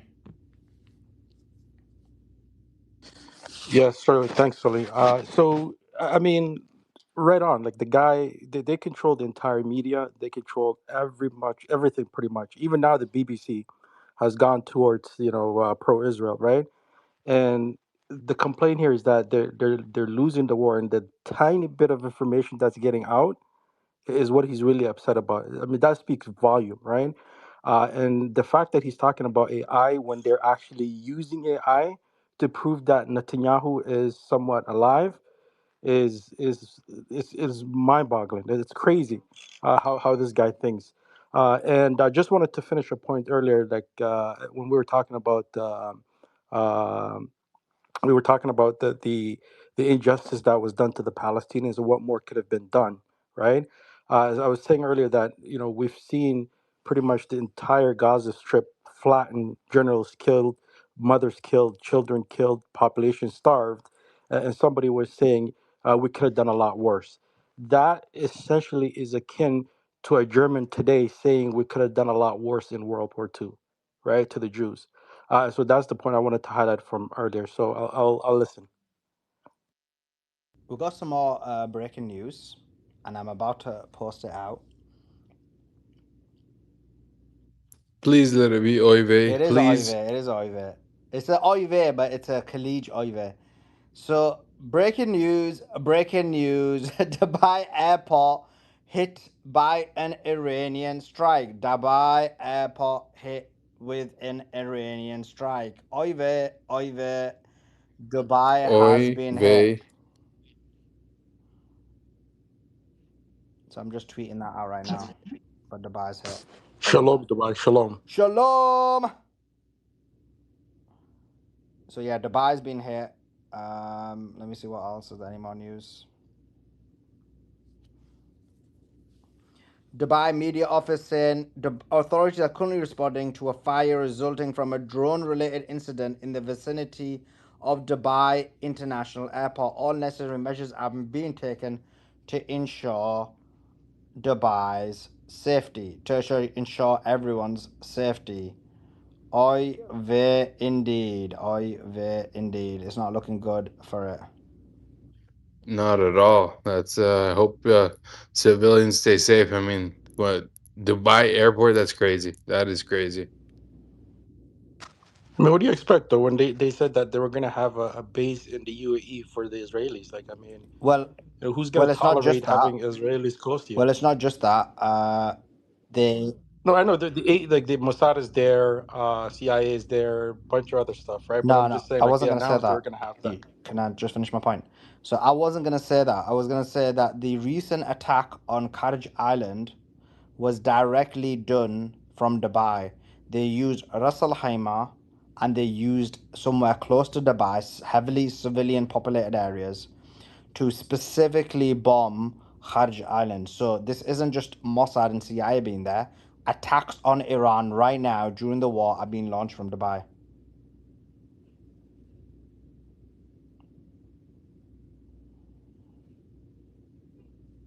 Go ahead, Heather. Yeah, I've also got a bit of breaking news. A lot of these oil plants are actually being attacked, and Sarah Netanyahu is launching currently a new beauty and makeup line. It's going to be officially called the Oil of Oh, Oive. it's gonna be called Oive, It's called Oive. no, just the Oive. It's the Oil of Oive. That's hilarious. It's the Oil of Yeah, Oive. that's the olive oil of Oy vey. But yeah, it's actually it's a brand. I think it's only maybe it's not in the States. Oil of Yule used to be a beauty brand, like a women's moisturizer. But I thought might as well have Oil of Oive instead. That's a good idea. But yes, no, I was just going to add further to what you guys are talking about is that it's really funny that Donald Trump only a few days ago said we've destroyed all of their military capabilities. 100% of Iran's military capabilities have been destroyed. And I thought, okay, if that's the case, then why are your warships still there? Why are you still threatening Iran with further sanctions? And you're going to remove their current administration? But he says that he doesn't want to do regime change, but he wants to remove and replace the administration there. I mean, it's absolute insanity. I mean, how much knowledge does this person have on just linguistic English? Like, is he completely retarded? He can't even say that it is a regime change. Instead, he's dressing it up as, oh, well, we want to get rid of the current regime, but we're not doing a regime change. We just want to topple them because they're tyrannical and they're evil people and they've killed all these people, their own citizens, and we're here to save the Iranian people. How the hell are you saving the Iranian people when you've bombed a school that's killed over 160 children? Like, it's absolutely insane, the crap that's coming out of the Magatard side of things. I mean, even Keir Starmer. So yes, these are defensive measures we're taking with the B-52s going in there. And for everyone that's listening, just to put it into context, it costs several hundred thousands of pounds just to transfer military hardware of that scale from the UK to the Middle East. It's not a cheap thing, and they are not being sent there for some sort of military drill. We are in a major regional conflict in the Middle East, and there will be a bombing campaign that will be coming. I hate to say it, but it will, the UK will have their hands in it. In terms of NATO that was mentioned earlier, I think it would be an ideal time for America to leave NATO. I think it would actually be a good thing for many countries in Europe and any of the other NATO members, because it just seems to be, from its history and from its inception, NATO isn't for other countries. It's literally only for the United States. It doesn't serve the interests of other nations. In fact, it even funds and supports terror factions against other NATO members. This is the track record of NATO. So I think America leaving NATO would actually be the best thing for Europe. Because, again, all of a sudden there were sanctions on Russia, on their oil and gas. And now because there's issues with the Strait of Hormuz, all of a sudden, it's okay to buy Russia and oil and gas and these sort of things from the Russians. I mean, it's absolutely insane. We should never be involved in that. The issue between Russia and Ukraine is their regional issue with their neighbor. And just how the United States, during the Cuban Missile Crisis, had an element of what they actually call the Monroe Doctrine, where if a region even nearby has certain capabilities to attack American soil, they have a right as a part of their defense and to preserve their own safety to neutralize such a nation. And Russia did exactly the same thing. And then it's like, I hate how mainstream media, another thing that they are completely taking out of context. Iran started this war. Iran did not start this war. The Americans and the Israelis started this war. Remember this. Go and look back at the timeline of what exactly happened. The provocation and the attack initially came from Israel and the United States. The Tomahawk missile is a dead giveaway that this was American hardware. Tomahawks are only used by the United States.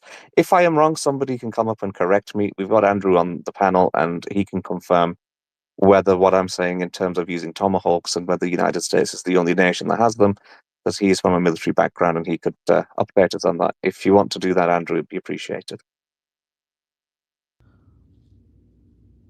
And guys, do me a favor as well. Yeah, absolutely. Oh, sorry, Silly. There is the tweet in the nest. If you can do me a favor, if you can go on the YouTube channel, give us a follow. We're producing so much content on there. It's unbelievable. Content, interviews, breaking news, all of it's on there. If you've missed it, you can go on there and watch the breaking news. Maybe your friends and family can't or don't want to listen to it 24/7. You can send them it and they can listen to it as when it's not 24/7. So yeah, check that out. But sorry, go ahead, Andrew. You were going to answer Heather's question.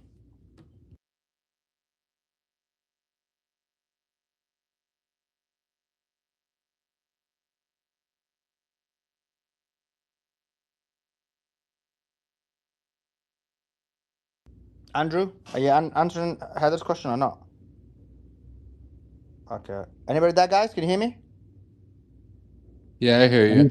Oh, okay. I hear you, yeah. I always got worried that the space crashed or something. Okay, no problem. Let's go to somebody else. Let's bring some people up. Umar Khalid, did you want to add something to the conversation?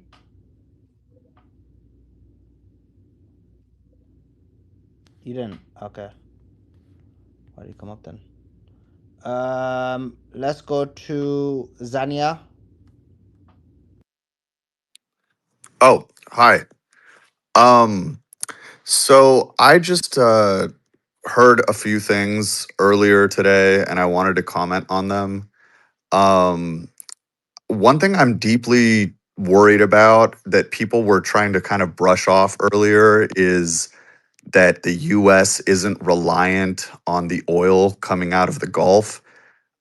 This is just a complete misunderstanding of global markets, right? And I would think that this isn't necessary for me to explain. So if everyone gets this, I don't mind just like stepping away. But it was actually like a serious discussion. I think Adam was involved earlier.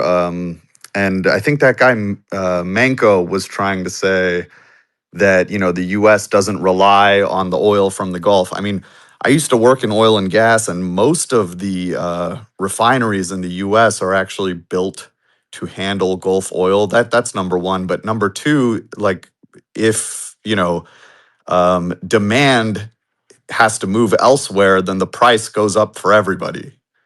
So it's just a completely ludicrous thing to say. And I'm actually deeply concerned being in the, I'm a US citizen. I'm deeply concerned right now about what's going to happen to our economy. Not to mention that like we already have a very sensitive financial situation in the US, right? So like the Fed is currently caught between a rock and a hard place because if they raise interest rates, then it's going to cause further economic contraction. But after having so much inflation, if they lower interest rates, we're just going to have more inflation. So basically, you're caught in this situation where you're just choosing between everyone having no money or everyone having a ton of money that has no value. And screwing with the oil markets, that's just going to make everything way, way worse.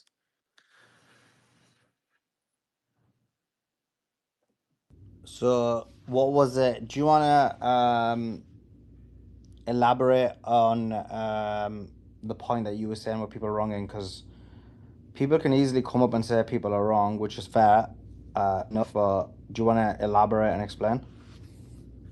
Yeah, sure. So basically, there was this whole discussion because, Trump has come out and said that the Europeans and the Chinese should open the strait because they're the ones that get most of the oil from the Strait of Hormuz, right? And I believe it was Manco. He came out and kind of like repeated that line. And I think he was talking to Adam. So Adam can, correct me if I'm wrong. But the problem is that if there's no oil coming out of the strait, then the Europeans and anyone else who's, let's say, more reliant on oil from the strait, they're going to have to buy their oil elsewhere, meaning that they're going to have to come to get oil from the same sources that we are trying to get it from, right? So it doesn't really matter because it's a global market. Any loss of supply, people who normally get their supply from there are going to have to get it elsewhere. So it's still going to push up prices for everybody.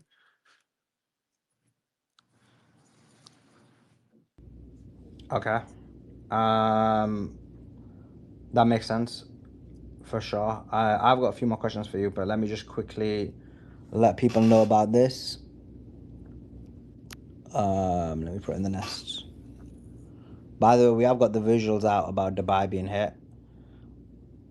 I'm not smiling, by the way, guys. You're smiling. So anyway, let's get back into the specific. Okay, so let me just quickly tell you guys quickly. And guys, do me a favor, retweet the space. Obviously, we are live. We've been going for, I believe this is day 16 now. We're going to be moving towards day 17 in a few hours.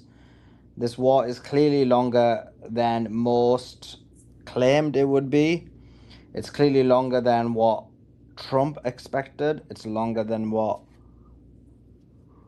the American public expected. This war is ongoing. So we have quite a lot to speak about and get through. Now, there's a tweet in the nest, guys, and you guys did hear me record it. So it's almost like we're united in this. But yeah, there's a tweet in the nest, and it's a video of the Strait of Hormuz being closed. And this is actually what this person, whose profile I can't see at the moment, or he might have dropped, who was speaking about, which is wait, is this Thermo? Is that you who was speaking? Yes. Oh, just your profile changed, right? Okay, cool. So coming back to it, this is what Thermo was speaking about, and we're gonna have a bit more of a discussion on it. But it's about the Strait of Hormuz being closed, and the title of the video is "The Strait of Hormuz is closed, but not for Iran." This is important, remember, because even I think a lot of people, if I was having this discussion with Andrew, and I was like, no, Iran's going to be able to get oil in and out. And various other people said, oh, no, it won't. But I said they will. And you can see here that Iran has got oil in and out. They've had 4 vessels go out, 1 vessel go in. And this breaks down a few important things, this video. And so do check it out. It breaks down the fact that Iran has control over the strait. They have closed it. Trump is trying to create a multinational corporation, but he's failing to do so. So everyone do come on there. Let me see how many people are on there now. How many legends are on there? Only 26. That's okay. How come normally we have like 100? Wait, what's happened? Why is there only 26? Have I flopped or something? Did I play it out too early? That means you have to always play out 2 minutes before I join. It says 8:30. It says what? It is It's 8:30. supposed to start. Well, it's 8:31 now. Yeah. So it should have already started. Yeah, it started. Let me just retweet this then quickly. Okay, let me see who's on there. So this is about the Strait of Hormuz. Like I said, I think it's a very important video. It demonstrates once again that Iran is winning. We've got Saad on there immediately. Let me pin his message. We've got Saad on there immediately. We only got 36 people on there. Where's there's no chicks on here to get everyone to move, and no one likes Josie. So that's not good. Guys, yeah, open your tab up. Guys, do me a favor. There's a video in the nest. There's a video. Let me put it in the comments. I didn't put it in the YouTube comments. I'm about to put it in the YouTube comments. It's in the nest.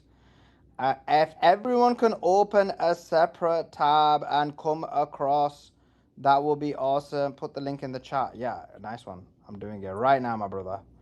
Doing it right now. We've got 600 people listening on YouTube. And I'm putting it in the nest, in the comments. It's also in the nest above. Everyone come across to that video. We've got only 50 people. If everyone can move across. Oh, I didn't move the water bottle, and the laptop's kind of still there. But anyway, everyone move across to the thing. Everyone open a tab. We've only got 46 people. We need at least a couple of hundred people on there. Guys, write a comment in the main section. Sidat's on there. Saad is on there. X-Play's on there. Sean is on there. Andrew's on there. Possum's on there. Hi, all. Like the video and comment. Bling Girl is on there. Sadat's on there. Hi, Sully. Hi, how you doing? Dabby is on there.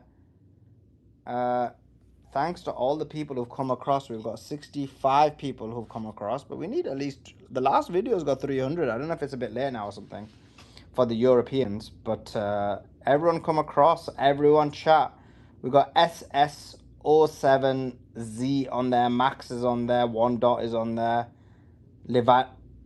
Leo, America First, Max Log, Jammer, Monica, Blunt Phoenix, Bochan, Miss J, Dorito, Geo, and Miss Mitzbits are all on there. Dash is also on there. Guys, come across. We only got 77 people watching. We need more people than that. We need at least 200 people, guys. The Strait of Hormuz is closed.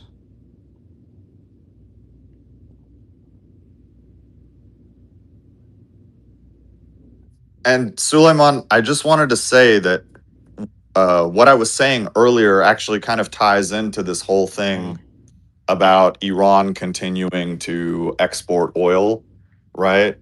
Iran doesn't even really need military control actually to continue exporting oil, because what you have to understand is, again, it's global demand and global supply, right? That's the lens you have to look at this in.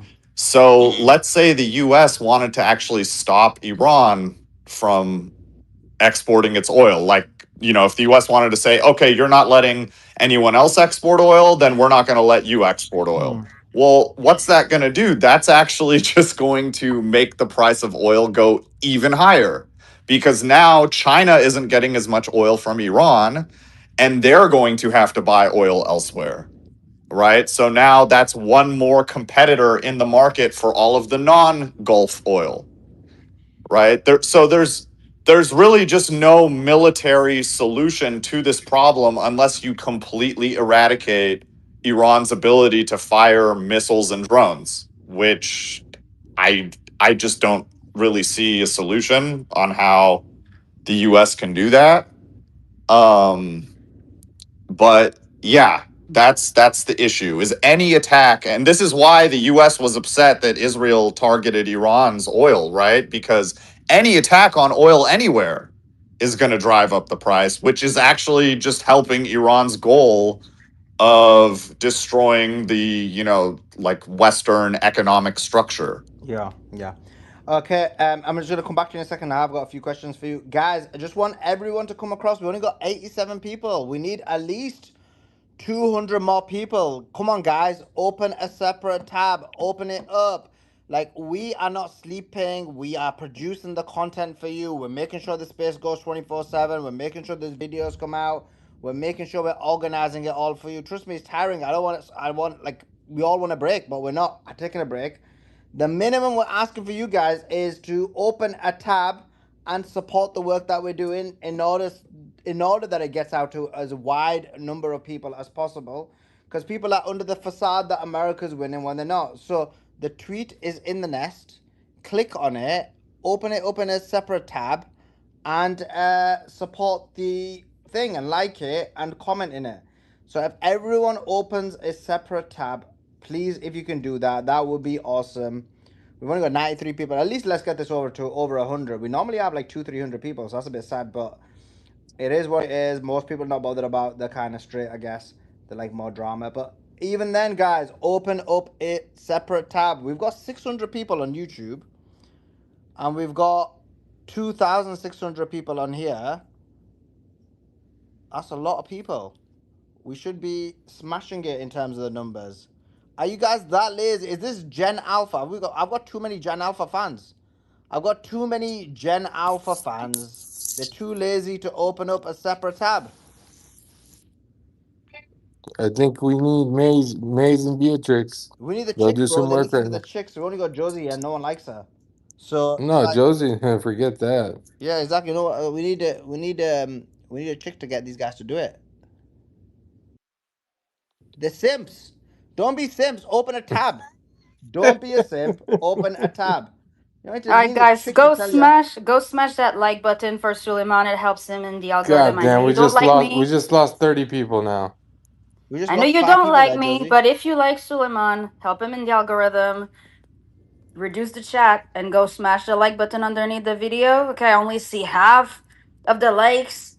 It's like 200 and something likes and 500 something viewers right now. Like, no, we should get 500, guys. Hold on. I'm liking the video of Netanyahu dying. Oh wow, that's beautiful. That's hilarious. Yeah, yeah. So the video we need him to go to is the one about the Strait of Hormuz. The Strait of Hormuz closed, but not for Iran. No, I'm just kidding. I The was just trying to Strait. provoke, instigate Josie. Ladies and gentlemen, just a quick announcement. Need you guys to follow him on YouTube, because if you don't, it might mean that Israel manages to take over Iran, and the Strait of Hormuz will be called the Bent of Hormuz, because that's what the Pahlavis, that's how they roll. They are our bandits. There, I've said it. Everybody also share it on your X space, on your X account. All everywhere. Yeah, yeah. Appreciate that. Yeah, guys, make sure you do that. Listen, we need these videos out there. We need as many people to be joining them as possible. So we need to raise awareness about what's going on as much as we can. Okay, let me go back to her. Well, actually, let me just go back and comment on Question, this. Sully, just sorry to interrupt. Is there any way to bypass all these algorithms monetary wise with money, or it's just something you got to keep doing Nope. constantly to? Nope. Oh no. Okay. Just a quick If you try, you announcement get for caught out. everyone in the space. If you know Johnny United, I think his account has been hacked because someone's been sending him. From his account, he's sending out to his followers a message saying, "Please, can you vote for me?" And you need to sign in with Instagram or Facebook. So I think his account is hacked. Yeah, actually, it's not just him. There's a lot of Yeah, I saw a few. pro-Palestinian. Yeah. There's a lot of pro-Palestinian influencers who are sending that message. So I think there's a lot of people who've been hacked. So yeah, do not open that message, because that message will basically hack you or whatever. Do you get that as well, I Annie? did from someone who wasn't Johnny. Yeah. Obviously I didn't click it. I never Yeah. click links, but yeah, if you click a link, like that's what's going to happen. But they're smart because they hack someone who is probably a mutual of yours, someone you follow and follows you, and then they send a DM like that that's like, "Can you vote for me? Help me out." And a lot of people will click on that. So this was a smart one on the hacker's behalf, but yeah, just be aware. Exactly. Thermo, so we were talking about the market, and how do you see this going then from your perspective? Like, where does this go? To be quite honest, I think the U.S. is kind of caught between a rock and a hard place. I just don't like. Again, I just really don't see any solution to the issue. On and I don't think Trump is gonna like give up. Like you can check out Robert Pape. He talks about the escalation trap, right? He's like the foremost expert on this issue, like on regime change, aerial campaigns. Actually, I would highly recommend if you haven't already, just interviewing him, if you can get him on. But Who is it? Robert Pape, he was like an Robert. advisor to several presidents, like I think Obama, George W. Bush, and he's basically like the first guy that really studied air campaigns and their Is this guy professor of political science? yeah.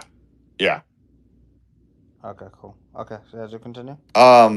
But yeah, basically like we're kind of caught in this escalation trap where if Trump backs down and meets whatever demands that the Iranians are looking for, then it makes him look really weak, obviously. It makes him look really stupid.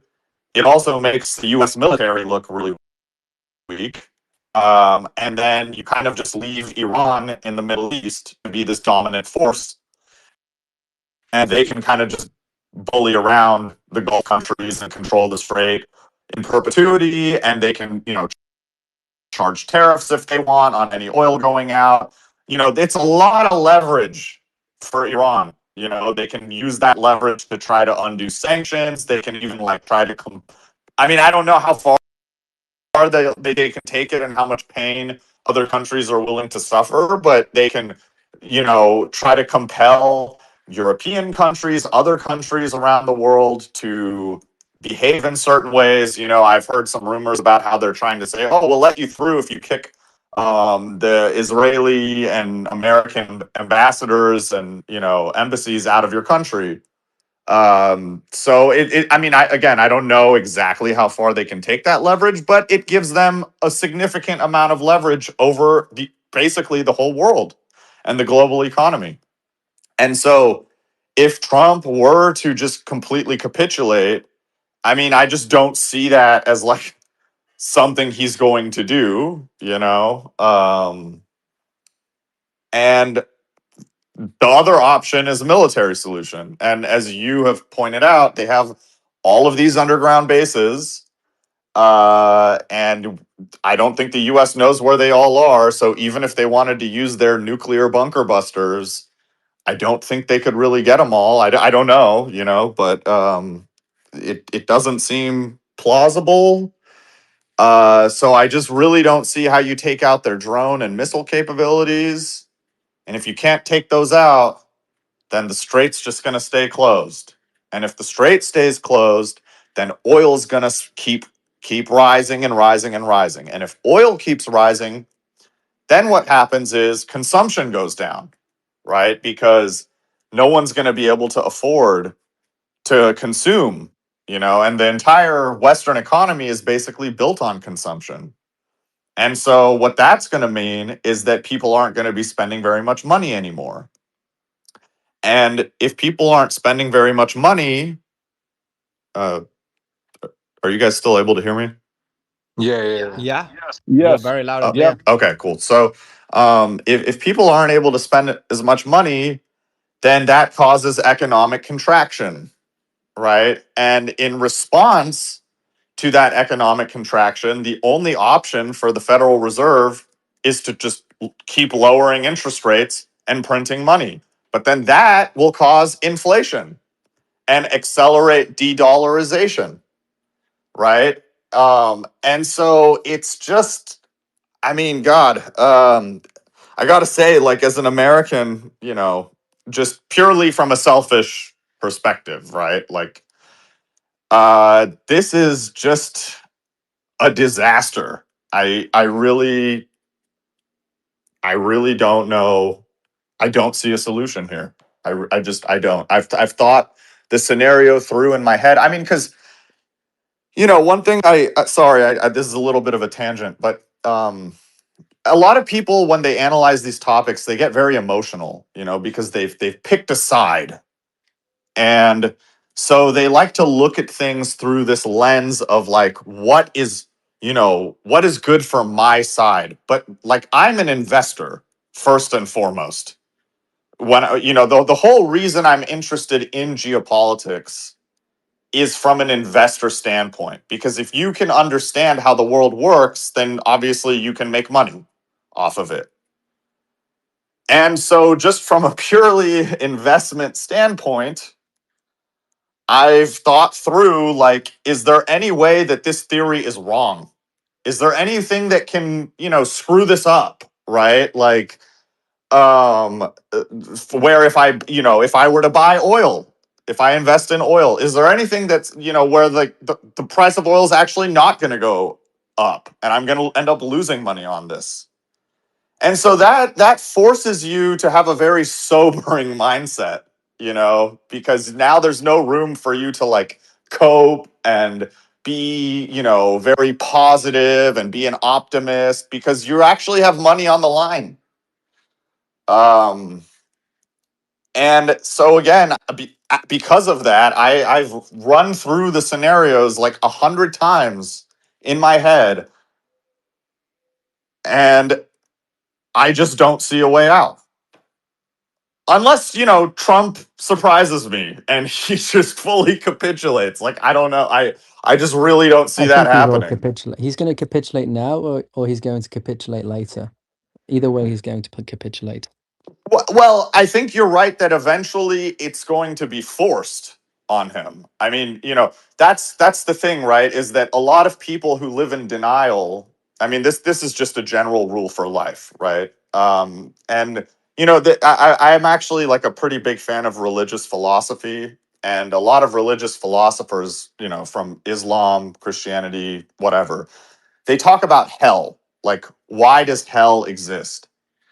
And some of them say, rightly or wrongly, that the point of hell is that pain is the ultimate thing that you just cannot deny, right? You can live in whatever delusions you want, you can deny XYZ, from the religious standpoint, like they're obviously going to say you can deny that God exists, right? You can keep denying all these things, but once you're in hell and it's just pure, unadulterated pain, there is no more denial. So, yes, if we get to that point where there is just no more denial, it's just pure pain, then I think, yeah, that's the end where he will have to capitulate. It's already If we there in get a to way. that. It's already there in a way. They're acting like it isn't. They're trying to make it seem like everything's fine, but behind the scenes, and I think you know this. You probably mentioned it. The financial situation is off on a cliff, teetering on a cliff financially. Yeah. Yeah, I think you're right about that. What I worry though is that part of what affects markets is like public perception, and that's why you've seen him. He comes out and he says, "Oh, the war is almost over," and then it's like right after markets close, he like says something else. Right? It's just because he's trying to skew public perception at the most optimal moments. And this can And have a lot of effects, manipulate the market. especially. Yeah. Exactly. And people, they're betting with leverage, right? So if you can cause a big enough swing in the other direction, then a bunch of people get margin called, and um so And they're making billions. yeah, well, for sure, that I'm sure that's going on as well. But so I think unfortunately with Trump, it's and this isn't just Trump, this is a lot of people, right? As long as there's any room left to keep denying, left to keep avoiding, kicking the can down the road, they'll do it. No matter how irrational it is, you can show them, like, look, this is guaranteed in 3 weeks, in 2 months, whatever it is. This is going to happen. You will not be able to avoid it. For whatever reason, I think it's just like part of the human condition, the human mind. It cannot In America, yeah. accept. No, you're right. In Pakistan and India, like the situation's intense. There's food shortages. They're closing hotels, closing schools. You know, in the Gulf, obviously they're suffering their own ways. And then in Europe, we're already seeing our prices of fuel, energy, heating, all that stuff going up. And in America, your gas prices are going up too. So we're starting to feel that right now, you know, and you can't hide like he can hide it and say in Fox News, it's okay, it's under control. Trust the plan, fight the chess, we've already won. He can declare victory, I think 9 times so far. But those prices are going to keep creeping up and you can't stop it. Yeah. Yeah. Sorry, over to you, Zaniel.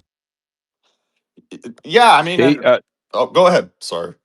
yeah, Thermano, have you had a chance to check in the channel when we've had those other financial? It seems like you're a pretty savvy financial expert. Have those other ones like Simon and Darkside, Robert, and those guys come on? Yeah, During I haven't looked at other channels, but I've heard some of them in this space over the last few days. Yeah, well, today and especially yesterday, there was a painful almost a 4 hour, 3 hour and a half up banging it out, just like you're talking. And the overwhelming consensus is this is really real. Therefore, there's got to be a quick and listen to me carefully because I've been doing my diligence and listening to this. A quick deal that's going to be cut, and that deal is going to come out quick. Now, I know some may say, "Oh, you're just throwing more roses on this and make it for a soft landing," but we don't have any other choice, and that means, guess what? The United States has got to realize they got us by the balls, and we're going to have to bend in to it, bend, and realize we got to back out, and we've got to establish a new global reorder here. And I've got a lot of pushback on that, but that's the truth. So, Andrew, the one thing that worries me, right, is I think that what you're saying is just like purely logical, right? Like rational. What worries me though is that, look, I mean, I'm fairly well read on a lot of these topics, but I'm not going to sit here and pretend I'm like the foremost expert on the issue. And this is something that has been discussed for decades. You know, I mean, the Iranian government has made these threats about the Strait of Hormuz for decades. Yes, sir. And all of these, I mean, even General Kane, like they leaked that he told the president, like, this is a really bad idea. And so, the fact that, like, there's no way that they didn't know that this was going to happen. Now, there is some question, like, okay, how much did they really believe that taking out Khamenei is going to, solve this issue in 5 seconds? I'm a bit skeptical. It seems so fantastical that it's hard for me to believe they actually thought that. And so what worries me is that they knew this was going to happen and they did it anyway. Go What do you ahead. think about Go that? ahead. Speak. Let him. Speak your Yeah. mind. What do you think about that? What do you think about that?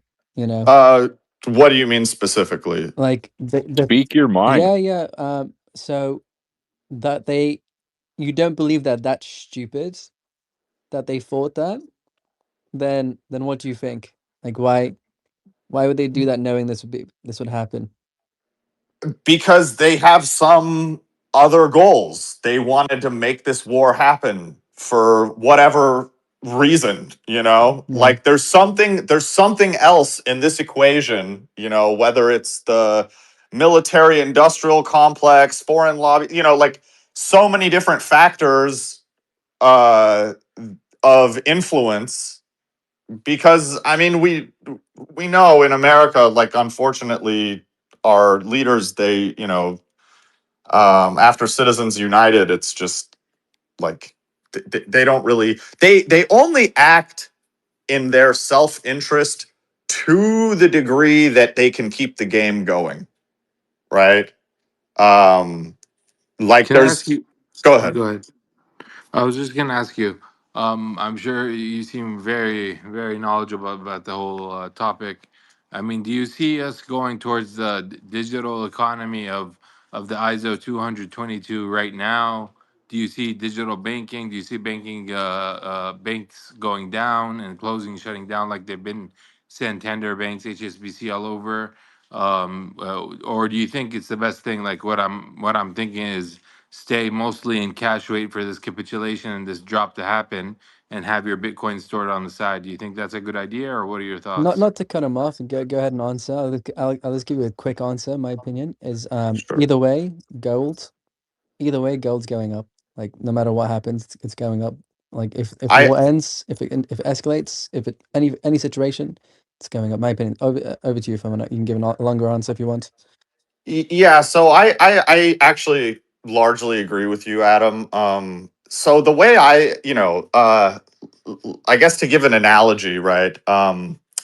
If you study chemistry, okay, there are two types of things you look at when it comes to reactions. So you can look at the kinetics of a reaction and you can look at the thermodynamics of the reaction. Sorry, I know this is a little bit, I'm going to break it down. And I promise I'm going to tie this back in.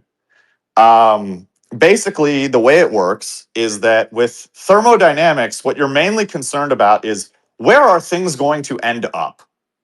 You know, like if I mix these two chemicals together, what's going to be the final result of this reaction? Now, kinetics, it's much more complex. Why? Because kinetics is about what path is the reaction going to take to get to that final result, and how long will it take? And as you can